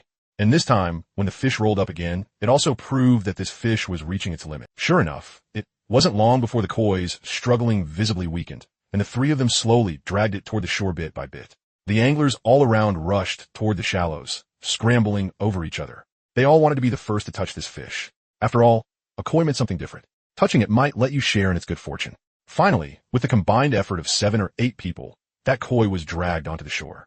Yet this time, Zhou Chuansheng surprisingly didn't run over right away to take a photo with the fish. He looked around everywhere, but he didn't find the person he was looking for. He jumped up a few times and finally spotted Chen Xinxin outside the crowd. He squeezed his way out from the middle of the crowd and charged straight toward her. The moment he got there, he scooped Chen Xinxin up from the rock in one motion, kissed her several times on the face, and spoke incoherently with excitement. You really are my lucky star. You know that? This fish is the biggest and prettiest fish I've ever caught. Mwah! After saying that, he kissed her again, then set her down and turned around to run back to the fish. Chen Xinxin stood there in place. The prickling sting from his stubble was still lingering on her face. She touched her cheek. It had been 8 years. When was the last time he had held her and kissed her like this? She couldn't seem to remember anymore. When Zhou Chuansheng returned to the fish, he started taking photos with the anglers who had lined up. After only 2 shots, he suddenly stood up and opened the keep net. All right, if this fish stays out of the water too long, it'll die. Put it back in the keep net first. Everyone hurriedly lifted the koi into the keep net and then lowered it back into the water. At this moment, Lin Xiaoyu's live stream had already broken through 150,000 viewers online. The barrage of comments was moving so fast that the words couldn't even be seen clearly. The entire live stream was witnessing this moment. Next came the weigh-in. Ding Hao walked over carrying the scale. A few people lifted the koi back up again. The number froze in place. 238 gene. A burst of shocked cries erupted all around. A 238 gene koi? That's gotta be a record, right? What record? This is unprecedented. There probably isn't a koi this big anywhere else in the world, because Ding Hao had already said before that any fish caught from the reservoir would be under the control of whoever caught it. But Zhou Chuansheng still looked toward Ding Hao. At this moment, Ding Hao's heart was bleeding. Damn it, if this thing got sold, wouldn't that be instant financial freedom? Still, he calmed himself down. His greatest asset was the system. As long as the system was there, things like this would be as common as roadside cabbages in the future. Of course, right now he had to maintain his persona. That way, people would keep coming to fish here nonstop. I've said it before. Whether now or in the future, the right to deal with whatever you catch is in your hands. As soon as he said that, everyone silently gave Ding Hao a thumbs up for his character. Of course, there were also plenty of people who thought Ding Hao was an idiot. With that much money, Why the hell would you still run a fishing ground? Wouldn't it be better to just go enjoy life? But after those words were spoken, bids started rising one after another. Brother, let me have this fish. I'll pay 100,000. 200,000. 500,000. 1 million. 1 million, brother. Open an account and I'll transfer it right now. 1.5 million. I'll send it immediately. Damn it, don't fight me for it. 2 million. The scene descended into utter chaos. Standing on the outer edge and watching all this, Chen Xinshin found it hard to believe. She knew a koi might be valuable, but she hadn't expected a number like this. 2 million. For one fish, and it seemed that still wasn't even the limit. She suddenly understood why Zhou Chuansheng was so obsessed with fishing. Wang Bing walked over to Zhou Chuansheng, grabbed him by the arm, pulled him aside, and lowered his voice. Old Zhou, don't rush to sell it yet. Zhou Chuansheng looked at him. Think about it. Someone wants this fish for 2 million right now, but if you hype it up a little and put it online for auction, multiplying that price several times won't be a problem. A 238 gene koi, one of a kind in the whole world. Even if you estimate low, 5 million is the floor. If you estimate high, breaking 10 million is possible. For a moment, Zhou Chuansheng couldn't make up his mind. He really did need money. Over the years, he had spent plenty on fishing, and after things with Chen Xinshin had gotten all the way to divorce, his financial situation wasn't great either.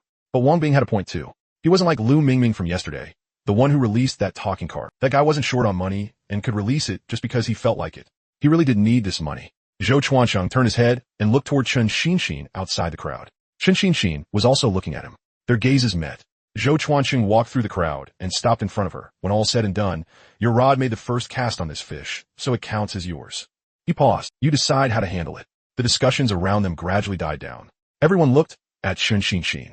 Chen Xinshin lowered her head and looked at the koi lying in the keep net. Then she looked at Zhou Chuansheng again. She saw his face flushed red from excitement. She also saw that trace of anticipation in his eyes. She thought of these 8 years of marriage. For 8 years, his eyes had held only fishing, as if she and this family were just things that existed besides fishing. Today, she really had wanted to see what the world of anglers was like. And now she had seen it. But it seemed that in an angler's eyes, there was only fish. She looked at the fish in the keep net. This fish was important to him, right? Or was that money more important to him? She suddenly calmed down and softly said, let it go. Zhou Chuansheng froze for a moment. Why? Everyone was stunned. Let it go. The people present, the people in the live stream, even Ding Hao himself, all froze for a moment. This was at least worth millions. With a little hype, it might go even higher. Breaking 10 million was possible. Everyone looked at her like she was an idiot. Sure enough, women were the most unreasonable things in this world. Chen Xinshin looked at Zhou Chuansheng. In a very soft voice, she said, it's been 8 years. Every time you chose fish, I told myself it was fine. He just likes fishing. But today I want to know, if I make you choose once, just this once, what will you choose? Zhou Chuansheng stood there in a daze. He quietly looked at Chen Xinshin. Even though he felt that Chen Xinshin was being unreasonable right now, he also saw that trace of final resolve in her eyes. He also thought of everything that had happened over all these years. But when he caught this koi, one that could truly be called the king of fish, he suddenly understood. Do I really care about her? Is fishing really more important than everything else? Zhou Chuansheng stayed silent for 3 seconds. Then he turned and walked over to the keep net, lifting it up. Wang Bing panicked at the side and grabbed Zhou Chuansheng's hand. Old Zhou, don't be stupid. Zhou Chuansheng pulled his hand free from Wang Bing and opened the mouth of the keep net. Behind him, Chen Xinshin looked at his back. Tears were already streaming down her face. Zhou Chuansheng had already lowered the opening of the keep net into the water, ready to let the fish go. But suddenly, a pair of arms wrapped around him from behind. A familiar voice rang out, choked with sobs. That's enough. It's already enough. Zhou Chuansheng stopped in the middle of releasing the fish. For a moment, he froze there. At this moment, the anglers around them felt like 10,000 alpacas were stampeding across their vision. Damn, this is so freaking melodramatic. Hell with that. If you want to show off your romance, go do it at home. This is a place for fishing. Shit, did you two walk into the wrong set? This is male-oriented fiction. Seriously, what a damn idiot author. Lin Xiaoyu stood off to the side, completely dumbfounded. She had been doing live streams for so long. What kind of scene hadn't she seen before? But a fishing guy giving up a koi worth millions right in front of hundreds of people, just to respond to one sentence from his wife? No screenwriter would even dare write something like this. It was romantic as hell. She quickly turned the camera toward the husband and wife embracing each other. Guys, did you see that? This is the unwavering love of a true fishing man. However, her live stream chat had a completely different vibe. The barrage had already gone insane. I love your mom's twisted nonsense of a love story, love. I'm gonna puke. Bro, wake the hell up. He just let go of millions like that. This isn't love, this is a brain clot. I suggest this sister-in-law get her husband's brain checked. No normal person would do this. I already called the police. This counts as a mental breakdown. He needs to be forcibly hospitalized. No way. You really let it go? I'm freaking stunned. Please stop showing off. I've been single for 30 years and never felt this bad. Lin Xiaoyu was so amused by these goofy netizens that she almost broke character and laughed. Right then, a flashy gift animation appeared in the livestream room. Thanks to Brother Long for the 10 carnivals. Lin Xiaoyu read it out instinctively. Immediately after, a comment slowly drifted across the very top of the screen. I'm buying this fish. Tell him to name a price. Lin Xiaoyu froze for a moment, then instantly reacted and turned to shout at Zhou Chuansheng. Big brother fishing over there. Brother Long wants to ask if this fish is for sale. You can name any price you want. The comments instantly exploded. Holy crap, which big shot is this? Level 75? Top tier. Level 75? Damn. This account must have had at least 20 million recharged into it, right? Haven't you people heard of Brother Long? Level 75 is just Doeen's limit, not Brother Long's limit. When Brother Long makes a move, who can compete? The fishing guys of the scene also started shouting. Yeah, stop being lovey-dovey already. If you want to be lovey-dovey, go home and do it. So are you selling it or not? Give us a straight answer. A rich guy wants to buy it, so what are you hesitating for? Zhou Chuansheng turned back, gently patted Chen Xinxin on the shoulder, and quietly said something to her. Chen Xinxin let go of him, wiped the corners of her eyes, and stepped back 2 paces. Zhou Chuansheng turned around to face everyone and cleared his throat. Sell it. Of course I'll sell it. But I'm not planning to sell it right now. He swept his gaze around at the people nearby. With this fish's quality and size, there isn't a second one like it anywhere in the world. If I just set some random price in private, that would be ruining it. Then he looked at Ding Hao. Boss, how about lending me your place to hold an auction? Ding Hao's feelings were all mixed up. If only he could be like that fishing guy from yesterday and just release the fish. How nice would that be? But he still forced an open-handed expression onto his face. Of course, I'd be more than happy to help. Come to think of it, holding an auction at his reservoir would bring exposure and traffic better than any advertisement. He could still do that math. I've decided. The auction will be held right here at the reservoir 3 days from now. Everyone is welcome to come. The moment everyone heard that, they became even more excited. Damn, I'm definitely coming. Let me call out 1,000 first, without the 10,000. An offline auction? Does this reservoir even have a place big enough for that? Yeah, what? Are we supposed to climb up the mountain? Ding Hao cut in. The auction site will be the open space at the newly built parking lot up above. The excavator's already on site. If we hurry the progress over the next few days, it should be ready by then. After thinking for a moment, he added, I'll talk to the construction team and have them work some overtime. The details were quickly settled.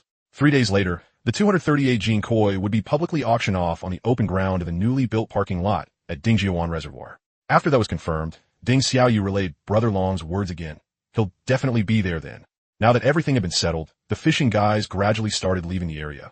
But they all had the same guess in their hearts. If there was a first koi, then there could be a second and a third. This reservoir had all kinds of bizarre monsters in it. A talking carp, 1,000 gene giant catfish, an alligator gar, and now a koi had shown up too. Who knew what other treasures were hidden underwater? If one of them got lucky enough to hook one, wouldn't that be instant financial freedom? Even if they couldn't catch a koi, the talking carp was still a priceless treasure. If they happened to meet a buyer who liked it, it might even be worth more than the koi. For a while, every fishing guy who returned to his spot looked like he had been injected with adrenaline. Those who had originally planned to pack up and leave sat back down again. Those who had been fishing for black carp and grass carp all switched to carp bait in unison. The whole atmosphere around the reservoir changed in an instant. Even the air seemed filled with the scent of getting rich overnight. At this moment, Wang Bing glanced at the keep net and frowned hard. No, this fish is too big. A normal keep net can't hold it at all, and we still need to keep it alive for 3 days. If it dies, he didn't finish the rest, but Zhou Chuanqing's expression had already changed. Let's go. We're heading into town right now to buy a big water tank and then get a full aeration setup too. We have to buy good ones. Don't save money. Wang Bing grabbed him and headed outside. The two of them practically jogged as they rushed up onto the dam. Ding Hao turned and found Su Xiaoyi. Hurry and cut today's footage together. Focus on the koi and the auction 3 days from now. Make sure the time and place are clearly written. Su Xiaoyi nodded. Then I'll go handle it right now. After saying that, she also hurried off in a rush. Ding Hao then went over to the construction team and found the excavator operator. He asked about the work progress. The area that originally might not have been finished until tomorrow was now ordered by Ding Hao to be done with overtime. It had to be finished tonight, and the concrete would be poured directly tomorrow. With 3 days, it should be able to support people standing on it. As long as no vehicles drove through, there probably wouldn't be any problem. Su Xiaoyi worked very efficiently. In only half an hour, a carefully edited video was posted to Dingjiuan Reservoir's official account. The beginning of the video showed the koi being dragged ashore. Next came a close-up of the weighing process, with the number on the digital scale clearly visible, 238 gene. Then came the interaction between Zhou Chuansheng and Chen Xinxin, which Su Xiaoyi edited just right, keeping the emotion without dragging things out. At the end, Ding Hao faced the camera and made a simple, clear announcement. 3 days from now, Dingjiuan Reservoir will publicly auction this 238 gene koi. Everyone is welcome to attend. The video was 1 minute and 42 seconds long.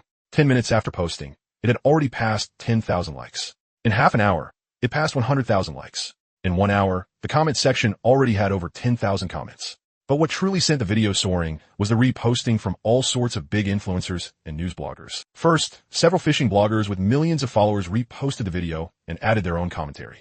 Then several news-type accounts followed up with reports, each headline more explosive than the last. A 238 gene koi appears in a wild reservoir. Public auction in 3 days. The world's biggest koi? Fishing men say they can't believe it. He almost released a koi worth millions for his wife, and the ending brought people to tears. 2 hours later, the video's views had directly broken through the 10 million mark.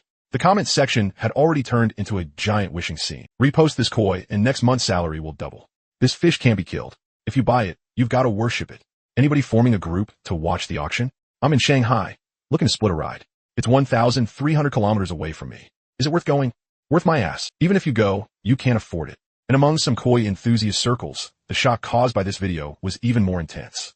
Koi, as a breed, had always been hard currency in the ornamental fish world. At top Japanese koi auctions, a top-grade red and white koi weighing only dozens of gene could easily sell for over 10 million yuan. 238 gene? The entire koi world had never seen something at that scale. Some wealthy koi players had already started moving. Some booked their own plane tickets, while others had their assistants fly over first to scout things out. On Douyin, a few big influencers even directly declared boldly, "I have to get this fish. Nobody better fight me for it." The comment section immediately got lively. Big bro is awesome. Big bro is mighty. Big bro, send me 50 and show us your strength. Is it the boss of some brand? His net worth has to be at least 1 billion. 1 billion means jack shit. On Douyin, you still have to keep making money. Another blogger who ran an aquatic products business also spoke up. See you at Dingjiuan in 3 days. The budget has no upper limit. With two big shots shouting at each other from afar, the comment section instantly turned into a full-on spectacle. And Zhou Chuansheng and Chun Xinxin story was also completely dug up in this wave of exposure. From the first hidden fish video blowing up, to CCTV reposting it, to the fallout at the reservoir, to the divorce cooling off period, and then to today's koi incident. Once the whole chain was put together, it was even more exciting than a TV drama. The likes on this summary video directly broke past 1 million. The comment section split into 3 camps, arguing so fiercely it turned the place upside down. One camp supported Chun Xinxin, feeling that her willingness to step into her husband's world was something remarkable. One camp cursed her as hypocritical, believing she had only changed her attitude after seeing the fish was worth money. And there was another camp that was purely there for the entertainment, specifically stirring the pot between the other two sides. Meanwhile, inside a luxurious office, Wang Hao looked at the information on his phone. Then he directly threw away the teacup in his hand. Tea splashed all over the floor. The poisoning had been neutralized. The expert setup had failed, and the man had been driven off. Releasing the alligator gar had not only failed to cause any damage, it had instead brought the other side a wave of free publicity. And now it was even better. A single koi had directly pushed Dingjiuan Reservoir in front of the entire nation. If the auction 3 days later really went through, there would be no way to keep this reservoir under control anymore. He was furious inside. Those subordinates were truly useless. So much money had been spent, and not a single thing had been done successfully. He stayed silent for a long time. Then he pulled open a drawer and dug out a brand new phone from the very back. He opened an encrypted browser and entered a website. After the page loaded for a few seconds, a fully English interface popped up. Wang Hao entered the region and typed in the search bar, then clicked Post Task. Target, a 238 gene koi in Dingjiuan Reservoir. Requirement: within 3 days, kill this fish, release it, or take it away. Less than 20 minutes after the task was posted, someone accepted it. Before long, a phone call came in. Wang Hao answered it with some nervousness. "Hello, boss. How exactly do you want this done?" A middle-aged voice sounded from the phone. Wang Hao leaned back against his chair. "No matter what method you use, you cannot let Dingjiuan Reservoir hold this auction successfully." The other party laughed twice. "Haha, boss, this kind of job is way too easy. Don't worry, we're professionals."